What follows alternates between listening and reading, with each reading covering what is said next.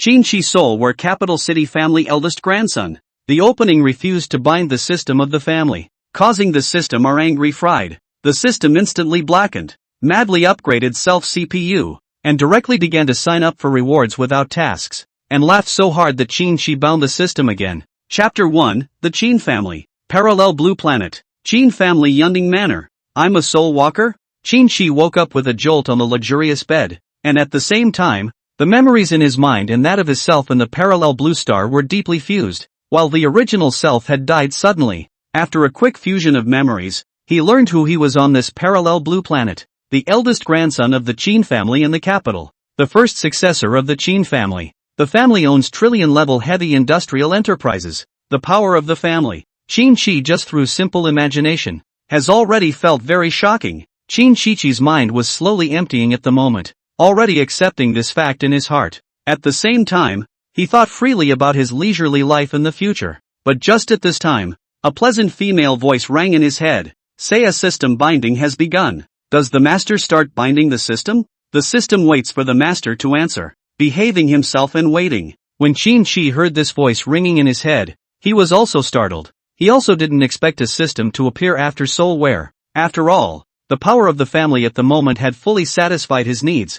Whether it was a luxury car and a mansion as well as power, it was all within the realizable range. Moreover, Qinshi preferred not to keep completing system tasks because of the system's existence, which would be no different from working as a laborer. Under a quick thought, Qinshi slowly said, refuse to be bound. I don't want to be a laborer anymore. I can't top the daily system quests. Qinshi's unexpected reply. All of a sudden, the system was all dried up and confused, and it took a while before the system replied again. The lineage system is starting to blacken and upgrade. 25th upgrade. Upgrade failed. 156th upgrade. Upgrade failed. 856th upgrade. Upgrade failed. 2568th upgrade. Upgrade failed. 9999 plus th upgrade. Upgrade successful. Invincible family system upgraded successfully. Begging owner to bind. No quest requirements. Invincible version signing in, begging for master binding. If the owner doesn't bind it,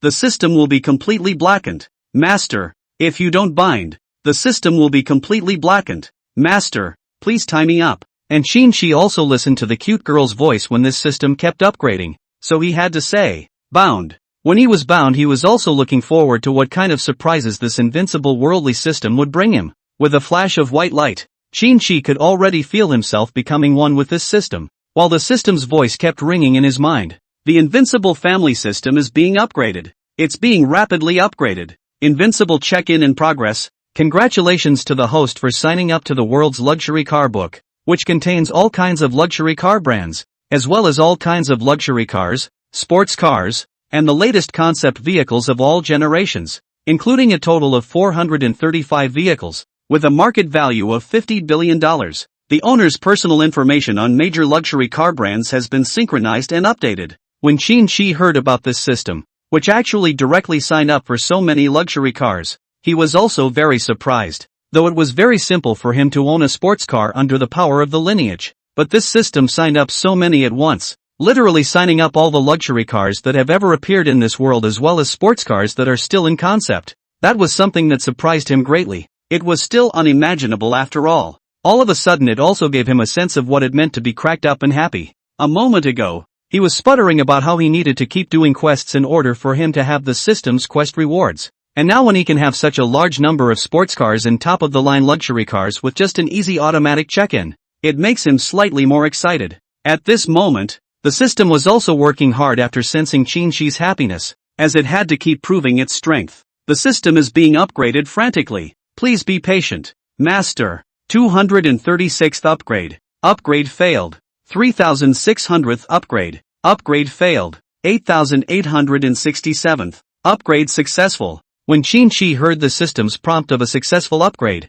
he also had a hint of anticipation. After all, the ability he had just displayed had really surprised him a bit. The system's cute girl voice then sounded in Qinshi's mind. Sign in to reward the top large estate Sandalwood Palace. The estate covers a total of 11,546 acres and has a market value of 993.6 billion. The infrastructure of Sandalwood Palace, a large estate, includes a private airstrip, a miniature golf course, a helicopter lift platform, a private wine cellar, a large parlor, a private dining room, above-ground and below-ground garages, a large museum-style exhibition hall, and so on. The style of the building complex in the manor is unified as a Chinese garden, and the manor decorations are all at the top level of the industry. She slowly listened to the system, as it recounted the large manor Sandalwood Palace that had just been rewarded, and what specific amenities were included in it. And pray the more you listen to the more you feel that this system rewards a little too fierce. After all, the Qin family generations of inheritance and development built the Yunding Manor only covers an area of 150 acres. Good guy, it's really an invincible family system. A little something. This Tanshi Palace is even bigger than the area of an agricultural university. By the way, it's not good to manage the manor if it's that big. Qinshi sighed while not forgetting to raise his own question. The system immediately upgraded madly once again after hearing Qinshi's question. 56th upgrade. Upgrade failed. 174th upgrade. Upgrade failed. 755th upgrade. Upgrade successful. Sign-in bonus, 10,000 people level manor service company. Responsible for all types of manor services, including limousine service, chef team, butler team, etc. After Qinshi saw that the system immediately rewarded a manor service company, he also didn't expect that under his CPU. The system had already upgraded itself madly. I don't know what's wrong. The length of this number of the bank account balance. It seems like it's not long enough. Longer is better. Qinshi said to himself as he looked at the $5 million balance displayed on his bank card. After listening to Qinshi's words, all of a sudden, the system's KFC spun up and started another round of crazy upgrades. 4th upgrade. Upgrade failed. 36th upgrade. Upgrade failed.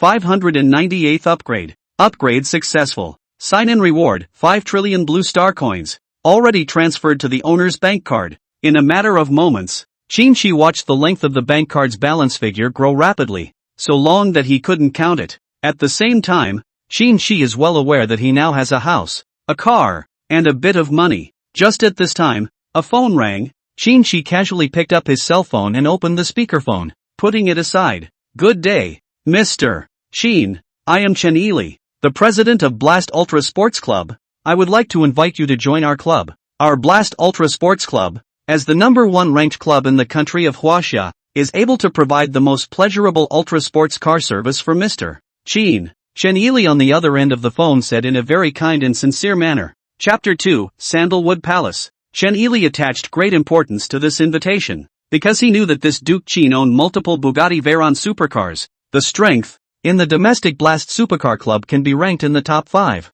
Moreover, he was clear that this Duke Qin came from a capital city family, which was by no means comparable to his business family. In this case, he did not think of digging deeper into the specific identity of this Prince Qin, because as soon as he traced or learned about it, he would surely be found out. It was too risky for him. He couldn't afford to offend this Prince Qin. Therefore, Chen Yili was very much looking forward to Qinshi's answer, which was very important to him and the entire Ultra Running Club. Blast Ultra Running Club, still ranked #1. A bit interesting. Qinshi pondered as he asked the system to check the authenticity of the club. After the system quickly inquired about the authenticity of the Ultra Running Club, Qinshi had no doubts about this Ultra Running Club and confirmed that it was the #1 ranked Ultra Running Club in China. Such a supercar club fits his idea of a supercar club very well, as he wants to play at a very top supercar club so that he can have fun. Chen Yili, who was waiting for Qinshi's reply, quickly received Qinshi's reply. Chen Yili said very happily after getting Qinshi's reply.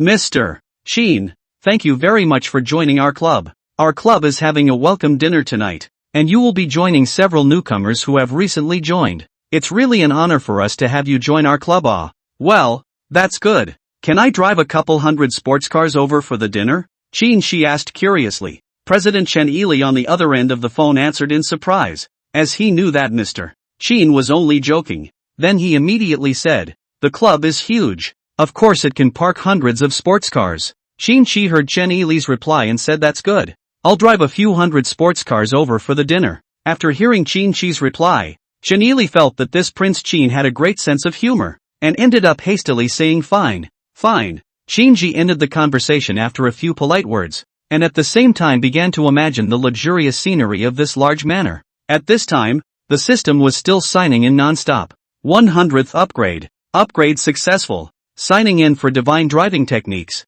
The owner will have top driving skills for any type of driving vehicle. When the system displayed such a sign-in, Qin was very curious, not realizing that the system had so many extra features. The fact that a godly driving skill could cover so many vehicles was a great help, and he didn't even have to worry about learning the relevant skills anymore. Qin's thoughts then returned to the manor's Sandalwood Palace where he had just signed in. The size of this 10,000 plus acres Sandalwood Palace estate blew him away. He was very interested in finding out how luxurious the manor he had systematically signed up for was. Qin asked the family driver to orient himself and head in the direction of the estate. Within moments, he arrived at the entrance to the manor and walked into the doorway of his manor with a steady pace. He was immediately struck by his Honolulu Palace estate. It's not just that the entire Sandalwood Palace estate is so large that you can't see the end of it at a glance. Qin looked at the gate of the Tanshi Palace Manor, which was a typical traditional architectural style, tall and majestic, giving people a feeling of majesty.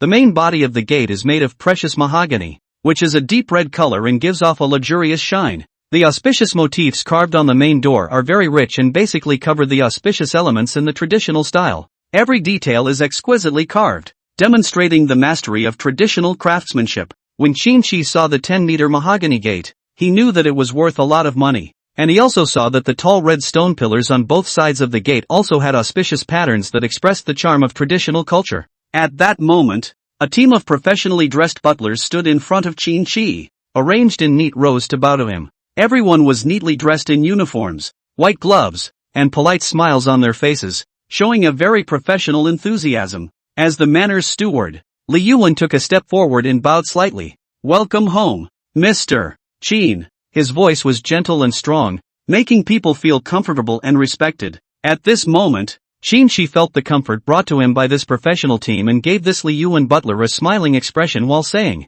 "It is very reassuring to have a team of professional housekeepers such as yourselves throughout the Honolulu Palace estate. I can clearly sense your professionalism and warm and attentive service in your demeanor and attitude." At this moment, Butler Li Yuan felt very happy after receiving Qin's affirmative reply. After all, when it came to their field of expertise, they always pursued excellence and strived to do their best. A genuine smile spread across his face as he continued. "Mr. Qin, would you like to have lunch first? The team of chefs is ready, and all the ingredients arrived at the manor's cold storage via air transportation today. We will prepare a sumptuous meal for you, and we hope you will enjoy it." After a moment's reflection, Qin replied directly, "Okay, let's have the chef team start preparing today's lunch. I'm going to take a turn in my sports car parking garage first." Li Yuan reacted quickly. He picked up his tablet and immediately contacted the chef team to start preparing today's lunch. At the same time, a top-of-the-line Rolls-Royce Phantom stopped in front of Qin.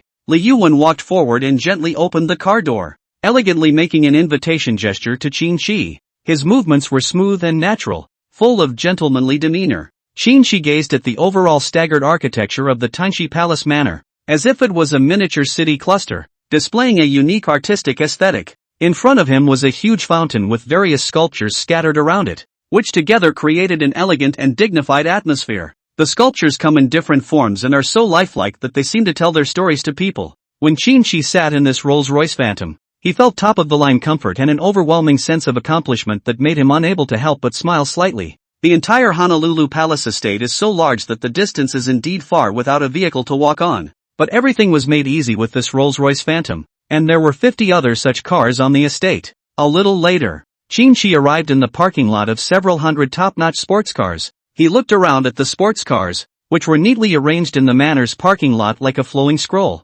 Each sports car exudes a mesmerizing glow, as if showing off their unique charm and style. The scene is like a museum of top-of-the-line sports cars, each filled with unique style and soul. That unique style was reflected in every sports car, a visual impact that Qin had never felt before. Chapter 3, Museum of Sportscars. Inside the parking lot are all kinds of different brands of luxury and gorgeous and neatly placed there, like a row of art. Each of the top sports cars showcases its own unique style. In Qin's opinion, this one sports car after another is not only a different driving experience, but also a status symbol, and tonight is the night to shine these top sports cars. At this moment, the Li Yuan butler standing next to him also felt a little surprised when he saw this top-of-the-line sports car. Although he also knew that there were hundreds of sports cars sitting here, it was also surprising to him when he actually went to see the real thing. Not just the usual ones he'd seen, but some more dated vintage sports cars. These vintage sports cars still make no bones about showing off their very strong power.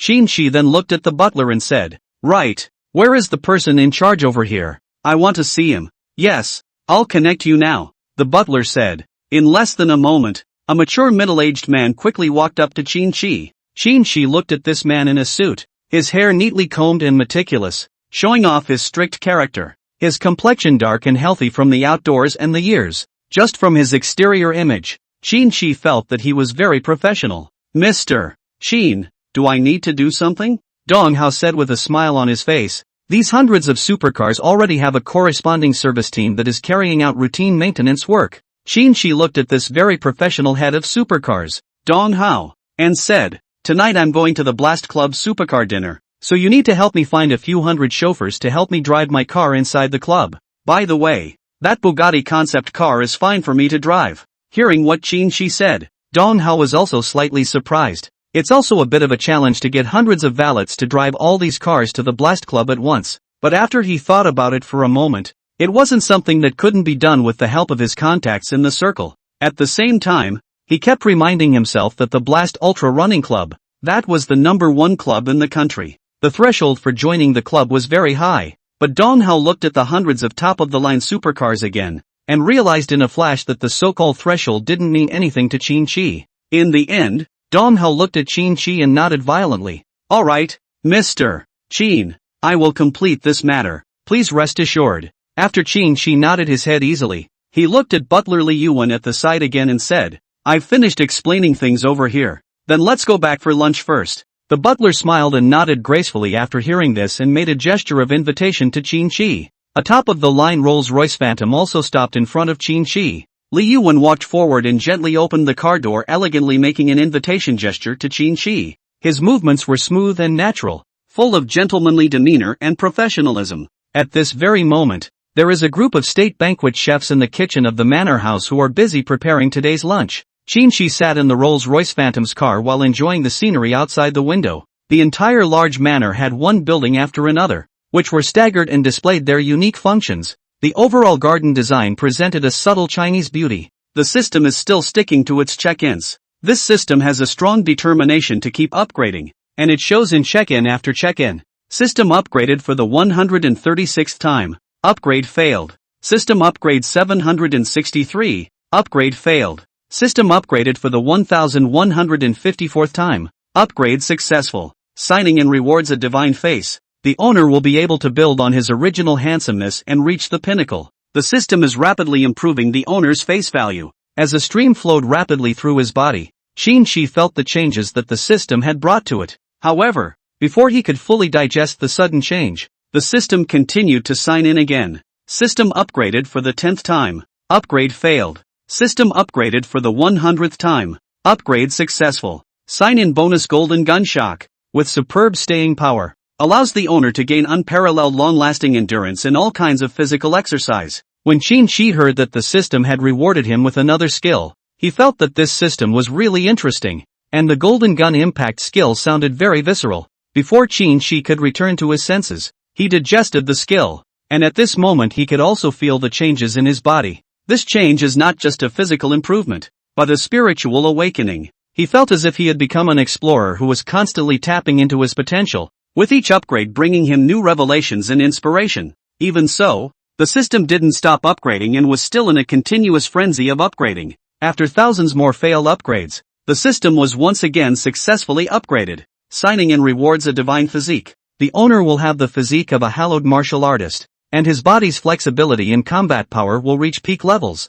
After having the experience of the previous 2 times, Qin was not surprised by the appearance of this particular warm current, and he quickly digested this skill. His body became even more perfect, as if it was a carefully sculpted work of art. The scenery quickly skimming outside the car window allowed Qin to see the shape of the Manners restaurant, a Chinese design with no lack of modern elements incorporated, appearing more neo-Chinese. The butler got out of the car ahead of time and opened the door for Qin. Qin walked into the dining room, which was gorgeously decorated on the inside, with high-profile arched ceilings mirrored by gorgeous murals. Huge crystal chandeliers added a sense of elegance and luxury to the entire setting. After Qin sat down, He looked at the yellow rosewood dining table emitting a faint fragrance. The butler also started to greet the waiter to serve the dishes after seeing Qin sitting down. A dish with all the colors and flavors slowly filled the table. These include braised deep-sea cucumber, drunken chicken with gui fei, shrimp and long jing, crab box with money,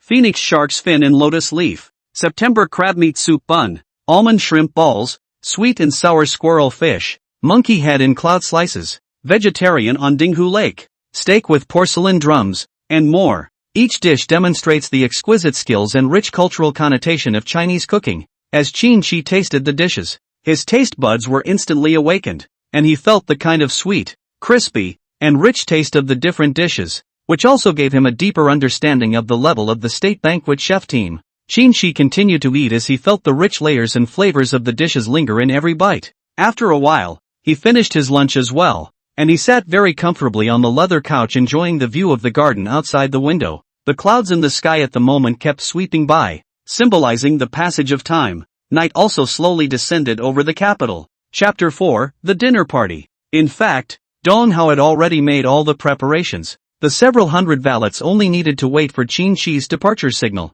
These chauffeurs all had a lot of experience, and they specialized in top-class sports cars, but driving so many top-class sports cars at one time to a dinner party was indeed something they had not been able to experience before. The hundreds of top-of-the-line sports cars of various ages and rarities that were rarely even seen appeared in front of their eyes and surprised them. As they waited, those hundreds of valets eyed each other while talking in low voices. My goodness, who the hell is that? This manor is so big, you can't even see it at a glance. Yeah, this parking lot renovation alone is expensive. Not to mention the gate was really luxurious when we first came in. I thought the business we've gotten before has been pretty top-notch, and I didn't realize there were cars here we hadn't seen before. Not to mention, these sports cars are particularly handsome, but they are completely different from the common sports cars we usually drive. At this moment Dong Hao was also waiting. He listened to the conversation of these chauffeurs and did not interfere, but only looked at his watch again. Just at this time, a top-of-the-line Mirage came into the parking lot,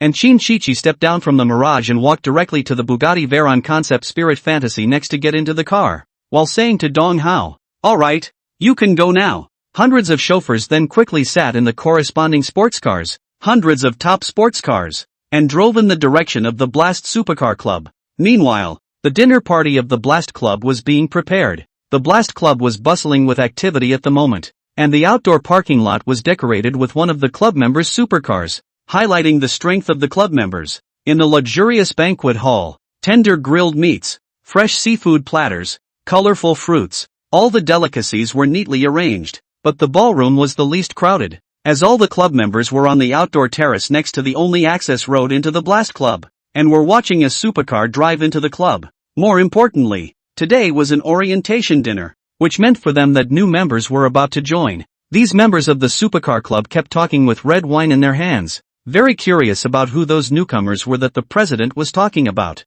After all, as the #1 ultra-running club in the country, the barriers to entry are very high, and it's not uncommon to host an orientation dinner. Members of the club conversed animatedly with glasses of red wine in hand. Some ate delicate snacks, the aroma of which was overflowing, while others admired the beauty of the outdoors and enjoyed the moment's tranquility. I really wonder what kind of club members the president will be looking for this time. After all, we haven't seen any new members joining in for 2 or 3 months. One of the members said, a bit of anticipation showing in his eyes. Who knows? The president is supposed to be more demanding, and it's perfectly normal for fewer people to reach the club's threshold. Another member replied, seemingly not too concerned about it. Let's see how it goes. Hopefully it doesn't come with some newcomer who doesn't even know what sports car culture is. Then this look would be too disappointing. An older member said seriously, clearly having reservations about it. By the way, Wang He, did you drive your Bugatti Veyron? A young member suddenly asked,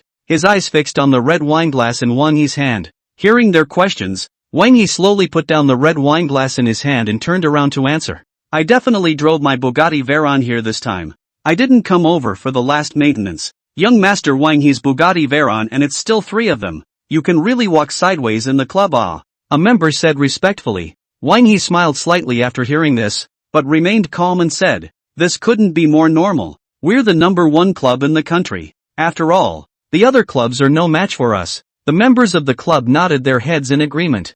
their eyes revealing their envy and admiration for Wang He. Just then, a loud noise broke the buzz over here. A very powerful and retro-styled supercar sped down the road next to the outdoor observation deck. That sense of power and speed shook the crowd of club members standing at the observation deck. The front part of the vehicle's huge grille and sharp headlights form a ferocious face that made this group of club members feel as if they were seeing the sense of power and unique personality of a once supercar. The club members began to talk when they saw the vintage sports car. Some people frowned, clearly upset by the car's presence. One of the members said disgruntledly, "No way. This kind of old sports car can join the club. Is the president blind?" Another member followed suit and chimed in, "Yeah, this sports car is too old. Although I don't know what style it is or what year it is. It shouldn't be expensive." At that moment, one of the members asked suspiciously, "I thought it was a newcomer with some power, but it turns out that he just drove in with a broken sports car, and it's still an old model." The others followed suit and complained,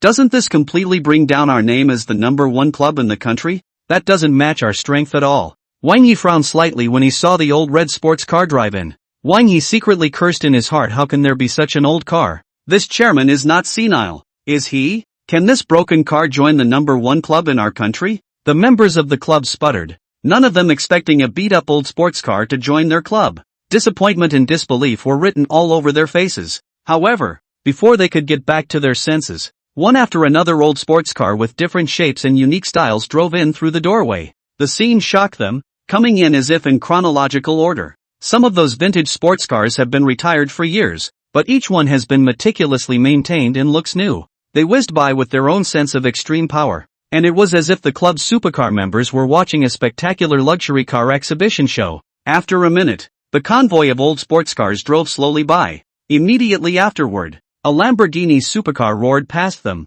Its smooth carbon fiber material presents noble and mysterious glamorous lines, smooth and graceful, like a masterpiece carved out by a master. A costly supercar drove by quickly, and as the club members looked at vehicle after vehicle, information about them came to their minds. Another full series of Buga Veyrons all passed before their eyes, the value of which they were well aware of. While all the club members were still reeling from the shock of what they had just seen, a Bugatti Concept Spirit drove past them. That body lightweight high-strength carbon fiber transmits the material of technology. The overall body shape is very smooth, clean lines full of future technology. Meanwhile, the high-performance electric system provides great power output. And this last finale, the Bugatti Veyron Concept, blew the minds of the club members in attendance. Chapter 5 Convoys. This Bugatti concept car completely gave them an idea of what kind of newcomer the president had invited this time. In their eyes, every newcomer invited by the president had some background, but it was the first time they had heard of one that could invite a Bugatti concept car. This Bugatti concept is a gem of the supercar world, representing cutting-edge technology and extreme performance. It will only appear in dreams, not for sale in the market, and it has been an unspeakable blessing to see it whiz by in person. After hundreds of supercars had passed before their eyes, the newest members drove their cars in the same direction of the entrance. But these sports cars are regular supercars and not much to look at, while not being as orderly as they were earlier. The other club members just looked away and turned back. It wasn't that they weren't interested in the car, but the sight in front of them was beyond their imagination. They waited for President Chen Yili to clear up the doubts in their minds. At this moment, hundreds of top sports cars are parked in good order in the club's parking lot, like a racetrack where racers are ready to go. At the same time, hundreds of valets got out of their cars and stood aside, wearing very conspicuous black suits that were their professional work clothes. Their movements were neat and tidy, as if they had gone through rigorous training. At this moment, all the sports cars are parked in the club's parking lot. This parking lot is very close to the viewing platform, just a few dozen meters away. From this height, they had a view of the entire club and the city next to it. The president arrived slowly as all the club members came inside the parking lot. Chen Yili was very puzzled as he looked at the shocked expressions on the faces of all the members. Before Chen Yili could say anything, a group of club members said, "President, just how many newcomers have you invited? Why are there hundreds of supercars here?" "Yeah, and it's getting to be like a car expo. Those old sports cars I was looking at really wanted to go for a drive." "President, no. Didn't you say before that you would just invite a few? With these hundreds of cars, there must be at least 300 to 400 new members, right?" "Yeah, say something, Chairman." At this moment, Chen Yili was also confused after listening to their questions and had no idea what was going on. But his memory cleared up again for a short period of time when he saw the hundreds of supercars. He slowly began to realize that the Duke Qin invited this time really did seem to belong to a large family in the capital. When he saw Qin Shiqi, dressed in a high-class gown, standing in front of that Bugatti Veyron concept car, he also realized that this was the Duke Qin he had invited earlier. This man's appearance was like a miracle that broke all the rules and common sense. He remembered that he had mentioned something about driving in hundreds of cars, but at that time, he merely thought that Qin Shi was joking. But now when Chen Yili saw the hundreds of supercars with his own eyes, he was also shocked. Qin Shi was dressed in a high-class tuxedo. His figure was outlined by the perfect slimming design. His shoulders were moderately wide, and he looked elegant and respectful in his high-class tuxedo. That face and physique undergoing several skill enhancements are more attractive and confident. In the presence of this man, all words seemed powerless, and only silence could express their astonishment and admiration. Qin Shi wore an exquisite gown that exuded an unmistakable air of luxury. His confidence and sunny demeanor stood out in the crowd around him. Even though he was only a 20-year-old college student, his confidence naturally sprinkled around him like sunshine, which impressed everyone. The other members of the club noticed him as well, amazed by this young man who exuded a unique aura. They had seen him step out of the Bugatti Veyron concept car, a dream car that they would never have been able to reach even with the money they had spent on it. A stunning work of art. Without waiting for Qin Shi to open his mouth, Chen Yili hurriedly walked up to him and asked with a smile, "Prince Qin, you wouldn't really have driven all the hundreds of supercars, would you? I can see that this parking lot is almost filled with your cars." Chen Yili's face was full of surprise. His eyes had seen hundreds of cars neatly parked in the parking lot, but he still couldn't help but ask the question again. Qin Shi smiled at Chen Yili, a glint of amusement flashing in his eyes before he said, "I told you on the phone, you said you could let it go. So I opened it all up. It's fine. Just think of it as everyone exchanging words." After hearing Qin Shi's answer, Chen Yili was deeply shocked. He didn't expect Qin Shi's collection to be so rich. Even the very dated supercars were all available. It was so rare in any sports car culture as he understood it himself that he couldn't even begin to imagine how such a collection had come together. As the crowd gathered, a group of club members were blown away by Qin Shi's collection of supercars. Surprise and awe were written all over their faces. This young man's strength and background shocked them. They looked at the full range of Lamborghinis, the full range of Ferraris, the full range of Bugavillons, and they all felt a shock of power. This background was so powerful that it gave them a feeling like they were in a dream. After they looked at each other, they all realized this. Not only was this Qin K a powerful sports car collector, but he also had a background that they couldn't match. Wang He's original thoughts of running for vice president this year immediately dissipated after seeing this scene. A smile was originally hanging on his face, but now it had tightened up. He realized that this Qin Shi's strength far exceeded his imagination, and Qin Shi owned the full range of Bugatti Veyrons. And while he only had the 3 Bugatti Veyrons that he owned with the help of his family, Qin Shi had the full range of Bugatti Veyrons. He was originally able to rank in the top 3 within the club, but now when compared to Qin Shi, he felt like a beginner just starting out. Faced with such a gap in strength, his original confidence instantly disintegrated at this moment. The club members were shocked by Qin Shi's strength and background, and their hearts were filled with awe and curiosity as they paid their respects to Qin Shi. The president then told them to go back inside the club. As they walked into the banquet hall, many of the club members had already gathered around Qin Shi, hoping to communicate with him and learn about him. They all paid their respects to Qin Shi, in awe of this young and confident sports car collector. More importantly, there was a strong curiosity about such a mysterious young man. Chapter 6. When all the club members returned to the banquet hall, Chen Yili then stood on the stage to introduce the new members to all of you, and Qin Shi stood on the stage to feel everyone's very enthusiastic gaze. After all, the shock that Qin Shi's hundreds of supercars gave everyone was very real and direct indeed, because they didn't expect a newcomer with such power to come to an orientation dinner. This totally just takes the whole Blast Club here to a new level. After this brief introduction, Chen Yili announced the beginning of this welcome dinner. The entire dinner hall also began to buzz during this time. Several club members walked up to Qin Shi's side with great curiosity, and they were also a bit surprised when they looked at that handsome face. They didn't expect that they didn't see it clearly just now under the low light situation, but under this bright light in the banquet hall they completely saw Qin Shi's handsome face. That natural feeling didn't have the technology. Wang He naturally walked over and didn't shy away from anything, because he thought it would be very helpful to know a friend. At this time, Wang He's face was filled with enthusiasm. Seeing Qin Shi said, "Hello, my name is Wang He. Your newcomer collection of cars is a bit much. These hundreds should have spent a lot of money, right?" Qin just faintly said as he listened to Wang He. It's okay, just some change. After hearing such a reply from Qin, Wang He but stopped saying anything like he had eaten a fart. After all, such an answer was not what he wanted. But having said that, he no longer had any interest in continuing the conversation. The other members also laughed as they listened to the conversation between the two of them. And a few club members also stood directly next to Qin and said, "Your hundreds of sports cars are really especially handsome. It's like a fleet of cars. Have a chance to play together, add a contact." Yes, great God. I didn't expect the president to really invite such a powerful newcomer. It's an honor for the president to invite you in. How do you own so many full series of supercars? It's really too handsome. You can even buy a Bugatti Veyron concept car. My gosh, you're my idol. The Blast Club is even stronger with you. After briefly exchanging a few words of courtesy with them,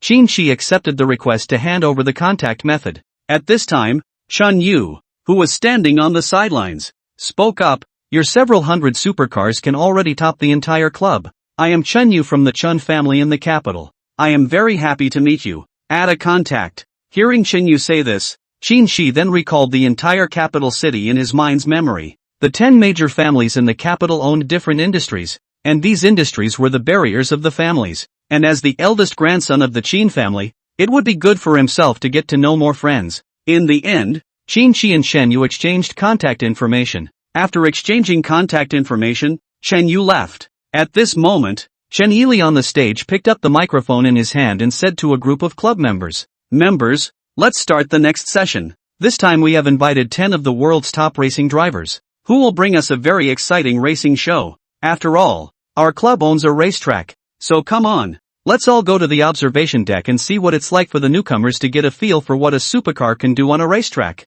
Qin's eyes lit up when he heard what Shen Yili said about the next link. His anticipation for divine driving skills increased a few more points. Just now, he had only briefly driven a Bugatti Veyron, and that experience was far from satisfying. He longed for a better understanding of this divine driving skill, but the experience he had just had was not at all up to the extreme he wanted. The club members then walked out to the observation deck. Shen Yili stood in front of the observation deck and introduced the 10 world's top supercar racers under the deck. This is Ramonda, ranked 3rd in the world. Lu Hui, ranked 4th in the world. Matos, ranked 5th in the world. Ola, ranked 7th in the world. And Maisto, ranked 15th in the world. Those who are famous in the world of supercar racing stand there in their racing suits, exuding confidence and charisma. Club members heard Shen Yili's introduction and applauded these top racers. They could feel the reverence these racers were held in and the pride they felt as racers. And at that moment, Qin slowly walked over to Chun Yili's side,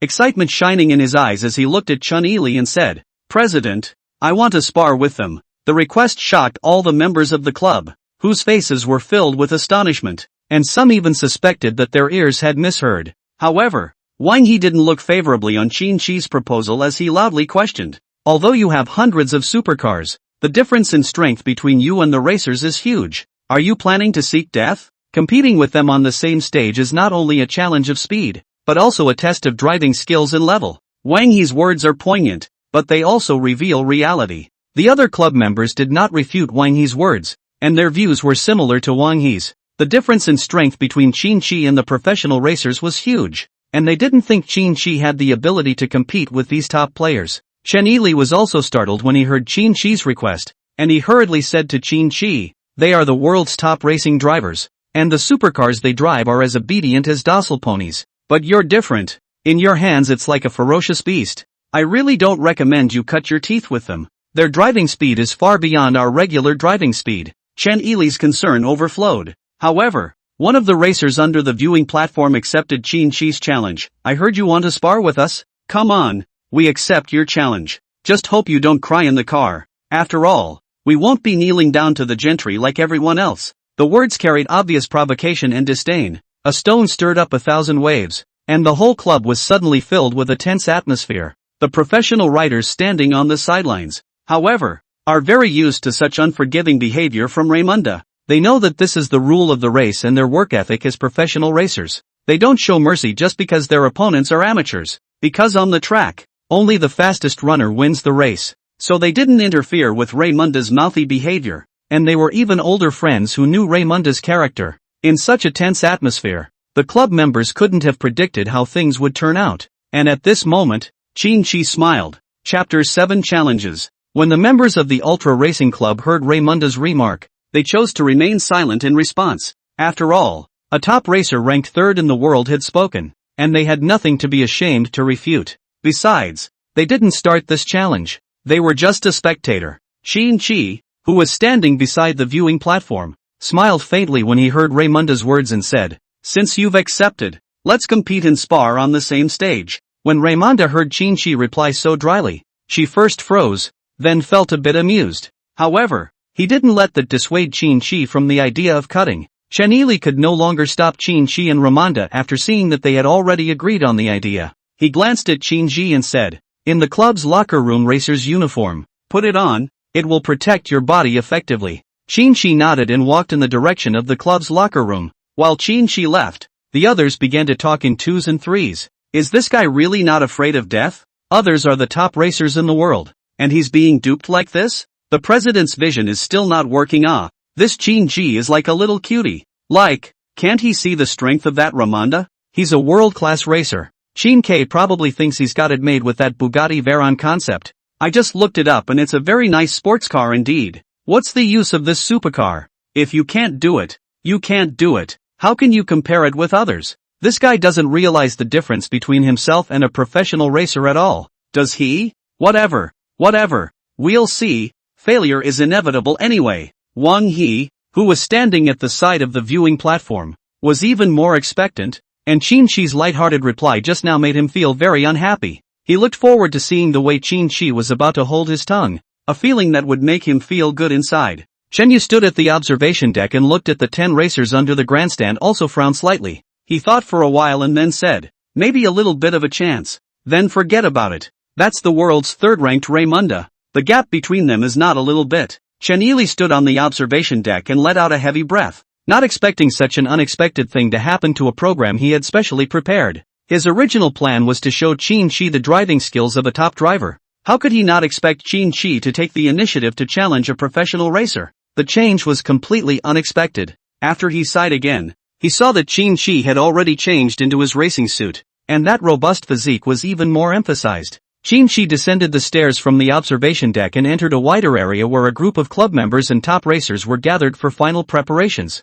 Seeing that Qin-Chi had really changed into his racing suit, Raymunda couldn't help but raise the corner of his mouth, revealing a hint of a bad smile, while the other racers nodded slightly at Qin-Chi, accepting him as a real opponent. Raymunda turned his head and looked at Qin-Chi suspiciously. "Where's your racing car? Do you have to run with your legs? I heard you have a Bugatti Veyron concept car. It should help you make up for your lack of skill, right?" He half-joked that it would only make up for a little bit, but at least it wouldn't hurt Qin-Chi's pride too much, and it would be fun for him. The other world-class racers watching from the sidelines listened in and smiled helplessly. They knew very well that Raymunda was notorious for his foul mouth, and that he often taunted and spat at his opponents before or after matches. Over the years, they've gotten used to this characterization of Raymunda in various tournaments. However, they also didn't expect Raymunda to still play up his foul-mouthed temper on such an occasion. However, they looked at Qin-Chi. With the driving skills of this supercar enthusiast, even if he was clinging to the tail of their sports car, it would still be a very difficult thing to do. After all, their driving skills were all at a world-class level. Qin-Chi didn't answer directly in the face of Raymunda's question. At that moment, a powerful roar resounded around them, shaking the crowd to the source of the sound, only to see a red Ferrari flashing through the crowd, quickly passing through the crowd and stopping next to Qin-Chi. Dong Hao got out of the car and nodded heavily to Qin-Chi, as if confirming something. Suddenly the whole club went silent, and all eyes were focused on the old sports car. It's a powerful supercar with design concepts from the last century that have lost none of their ferocity and wildness. Its body lines are smooth and elegant, exuding an air of class and grace, and the sound of its engine is low and jarring, as if pushing the limits of the era. Everyone was stunned. They thought Qin-Chi would have someone drive his Bugatti Veyron concept car to him. What they didn't expect, however, was for him to have someone drive his vintage sports car over. This vintage sports car is all about power in its overall design, and that unabashed ferocity is reflected in the overall bodywork.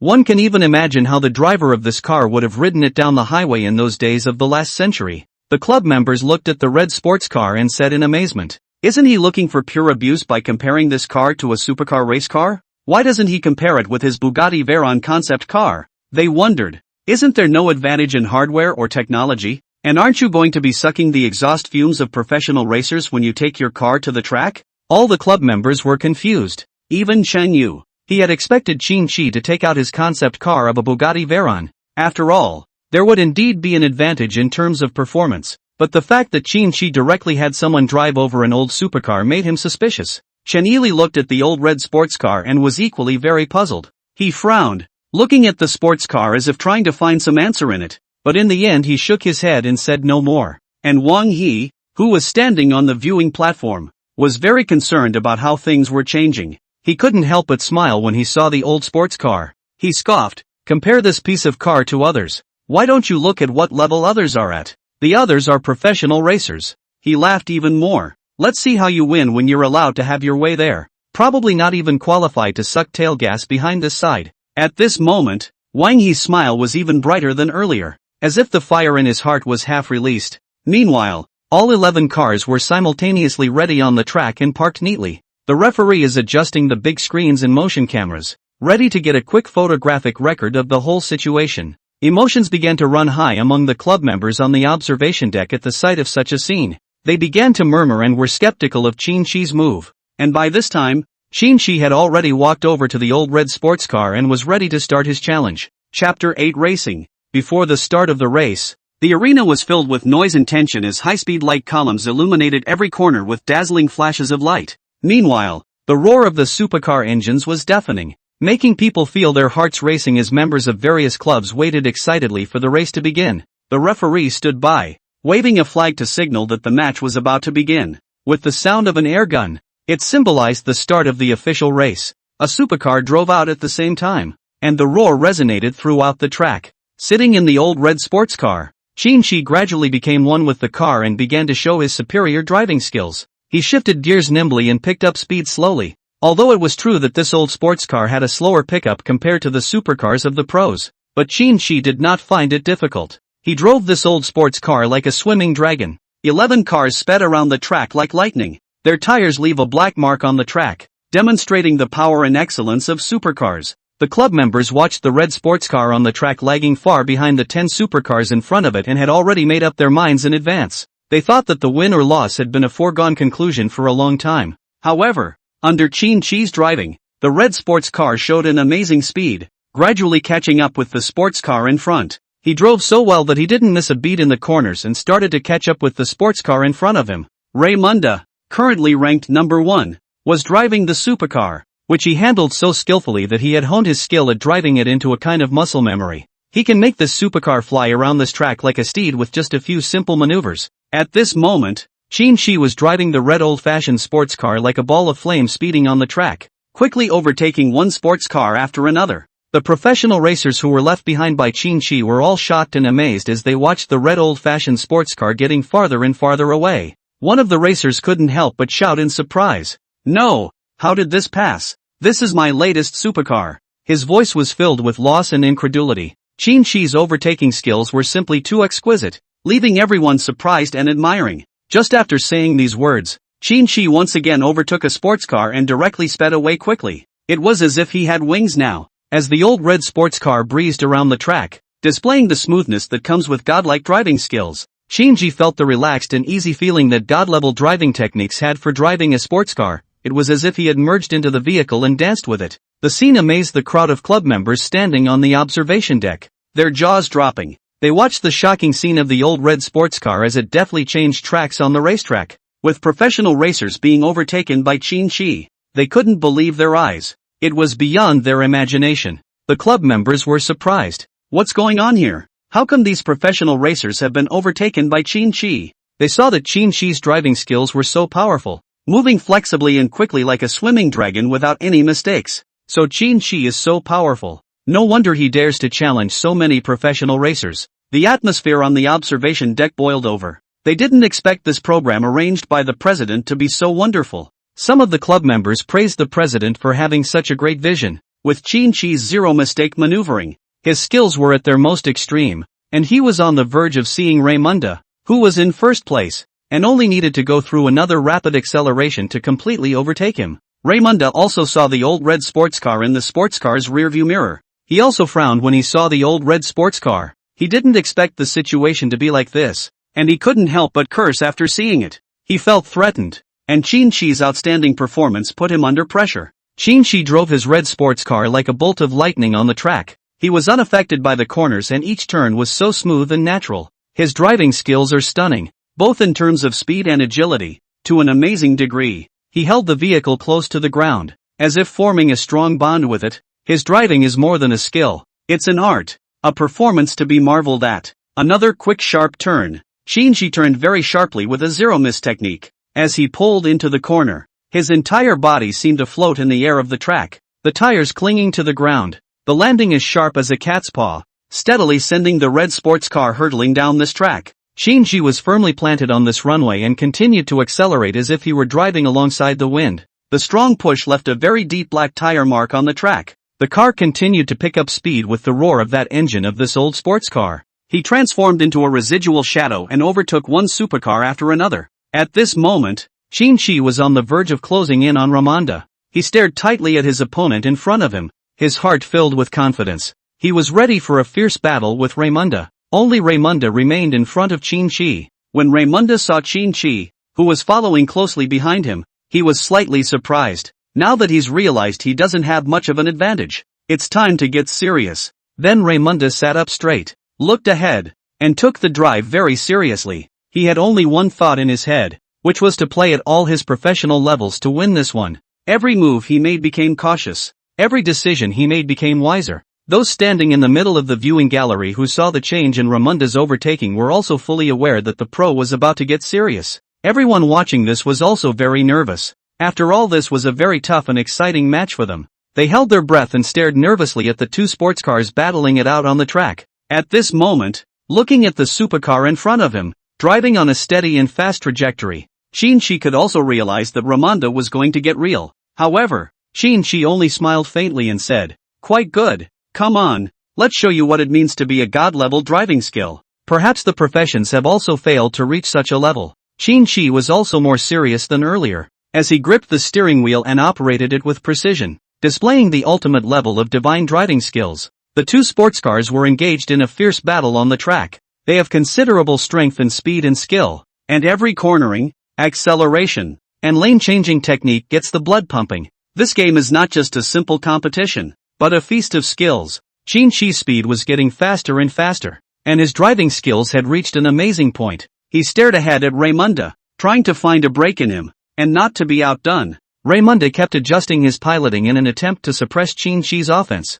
The two sports cars crisscrossed the track, their speed and skill at their peak since the race. This race is no longer just a simple competition. It is an extreme challenge between two sports cars in terms of technology and speed. Chapter 9: The Finish Line. At the moment, the club members on the spectator stand are full of anticipation for the final result to be revealed, and they are having a bit of a hard time deciding between them in this race against each other. The timer showed that there was only one last lap left in the race, and Qin-Shi still showed his godlike driving skills, making sure that every maneuver was perfect. He made no mistakes and his opponent's maneuvers failed to stop his speed. Sitting in the car, Raymunda saw Qin-Shi pursuing so closely. Beads of sweat kept slipping off his face. This was the first time he felt his opponent was so difficult to deal with. The two supercars sped around the track, the vintage Lamborghinis and Ferraris competing with each other at such speeds that they seemed to leave a long shadow on the track. At the last corner, Qin-Shi crossed the corner perfectly with his god-level driving skills and stopped steadily at the finish line without the slightest mistake.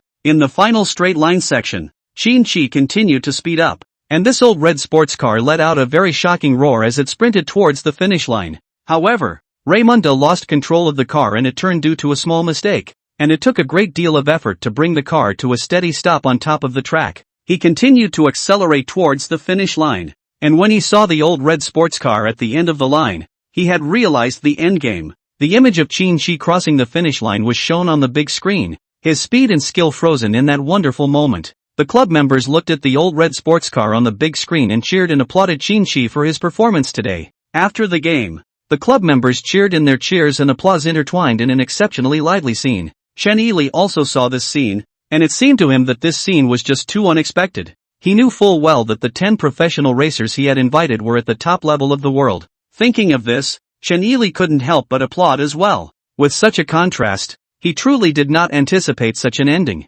Some of the club members grabbed their cameras and captured the scene on the big screen from the observation deck in what will become a very memorable moment. It's a hotspot that can detonate right off the bat just by putting it on Shakeology. The moment Qin Shi crossed the finish line, Chen Yu felt very shocked. In his opinion, this was a victory over a group of world-class professional racers, and such an achievement was unimaginable. When Wang Yi saw this scene, his heart was incomparably stifled. He didn't expect that the ending he imagined didn't come, but instead came an ending that he didn't dare to imagine at all. It was too much for him to accept as such. Meanwhile, Wang Yi kept spouting off about how this group of world-class pros were at such a poor level that they couldn't even beat a sports car collector. After Raymunda briefly accelerated the car across the finish line, he was deep in thought. He didn't realize that he had been operating at the top of his game, and that very high level of athleticism was something he surprised himself with. However, he still couldn't win this contest. He was sitting in this Lamborghini supercar, tired of looking at the old red one. He laughed bitterly. To be able to run and win with this old sports car, with a strength like his, if he used a super sports car, he would probably already be ahead of me to most of the laps. It seems that I have really lost. Well then, there are several other guys behind me who have also lost. Then these supercars behind them also crossed the finish line. When all of them flew over the finish line and came to a stop, Qin Shi slowly stepped down from the one red sports car, and he looked at the blue Lamborghini that was being behind him. And as Raymunda looked at Qin Shi, who had gotten out of the car, he similarly stepped out of the car. As he walked up to Qin Shi, he took out a golden medallion from his left breast pocket there. The golden badge that shone with its former glory had a very intricate pattern on it. The most important thing is that that badge has Raymunda's name engraved on it, and it was his first medal of honor for winning the Super Bowl. Raymunda held the medal tightly in his hand, but eventually let go as he handed the golden medal to Qin Shi. While Raymunda handed this golden medal to Qin Shi, he said a bit disdainfully, "I lost to you this time, but it doesn't mean that my strength is weaker than yours. It's just a mistake on my part this time. This is the championship I won in the Super Bowl earlier, and this one is that championship medal, and this is from me to you, and I hope we see you next time on a professional track." Qin Shi looked at the golden medal, but he didn't reject it and directly took it. He looked at Raymunda's disdainful expression, and Qin Shi didn't feel anything. After all, Qin Shi was very clear that this was just a clumsy cover-up by Raymunda. Meanwhile, the other professional racers stepped down from their shiny cars, their faces filled with respect and admiration. These pro racing competitors, from a variety of teams, are among the best in the field. But at this moment, they all expressed their admiration and praise to Qin Shi. They didn't mince their words of praise, and they all gave Qin Shi a thumbs up, recognizing his strength. They knew that being able to overtake them so easily with an old sports car was something they could never have imagined anyway. When the old red sports car crossed the finish line, everyone in the club froze, and some even couldn't help but open their mouths wide, as if they couldn't believe their eyes. However, the competition was only a networking event and there was no award ceremony, and Dong Ho drove the vehicle back inside the fleet nicely. All the club members cheered at Qin Shi as he walked up the stairs outside the observation deck. Their faces were filled with excitement and joy. They really didn't expect that Qin Shi had really done something they could hardly imagine. With this in mind, all the club members have been excited. "Great God! I didn't expect you to be so strong that you actually surpassed all of your opponents. Your driving was amazing. Every corner was error-free, fast and steady. I really can't figure out how you did it. It's so cool that Raymunda gave you your championship medal. I heard he never gave that medal to anyone else, which shows how much he recognizes you. You're at a level where you're perfectly capable of becoming a professional racer, and you can challenge the world's #1 tomorrow. It's admirable that you can run like that with that old sports car." The club members kept bragging about Qin Shi, which made Qin Shi feel very amused. The compliments made him feel very happy and he knew it was their recognition of his strength and performance. However, Qin Shi is not complacent. He knows that this is only a small milestone in his racing career and he still has a long way to go. At this moment, Chen Yili also slowly came to Qin Shi's side and said with an approving gaze, "Sir Qin, it is indeed an honor to have you in the club. Your strength is really too strong. In fact, when I first started inviting professional racers, I just wanted to show everyone how they perform on the track, but what I didn't expect was for you to drive far better than them. The racing competition tonight was just fantastic." Qin Shi listened to Chen Yili's words and said with a faint smile, "It's okay, maybe I'm a bit rusty today. It's been too long since I've driven." The other club members raised their eyebrows when they heard Qin Shi say that.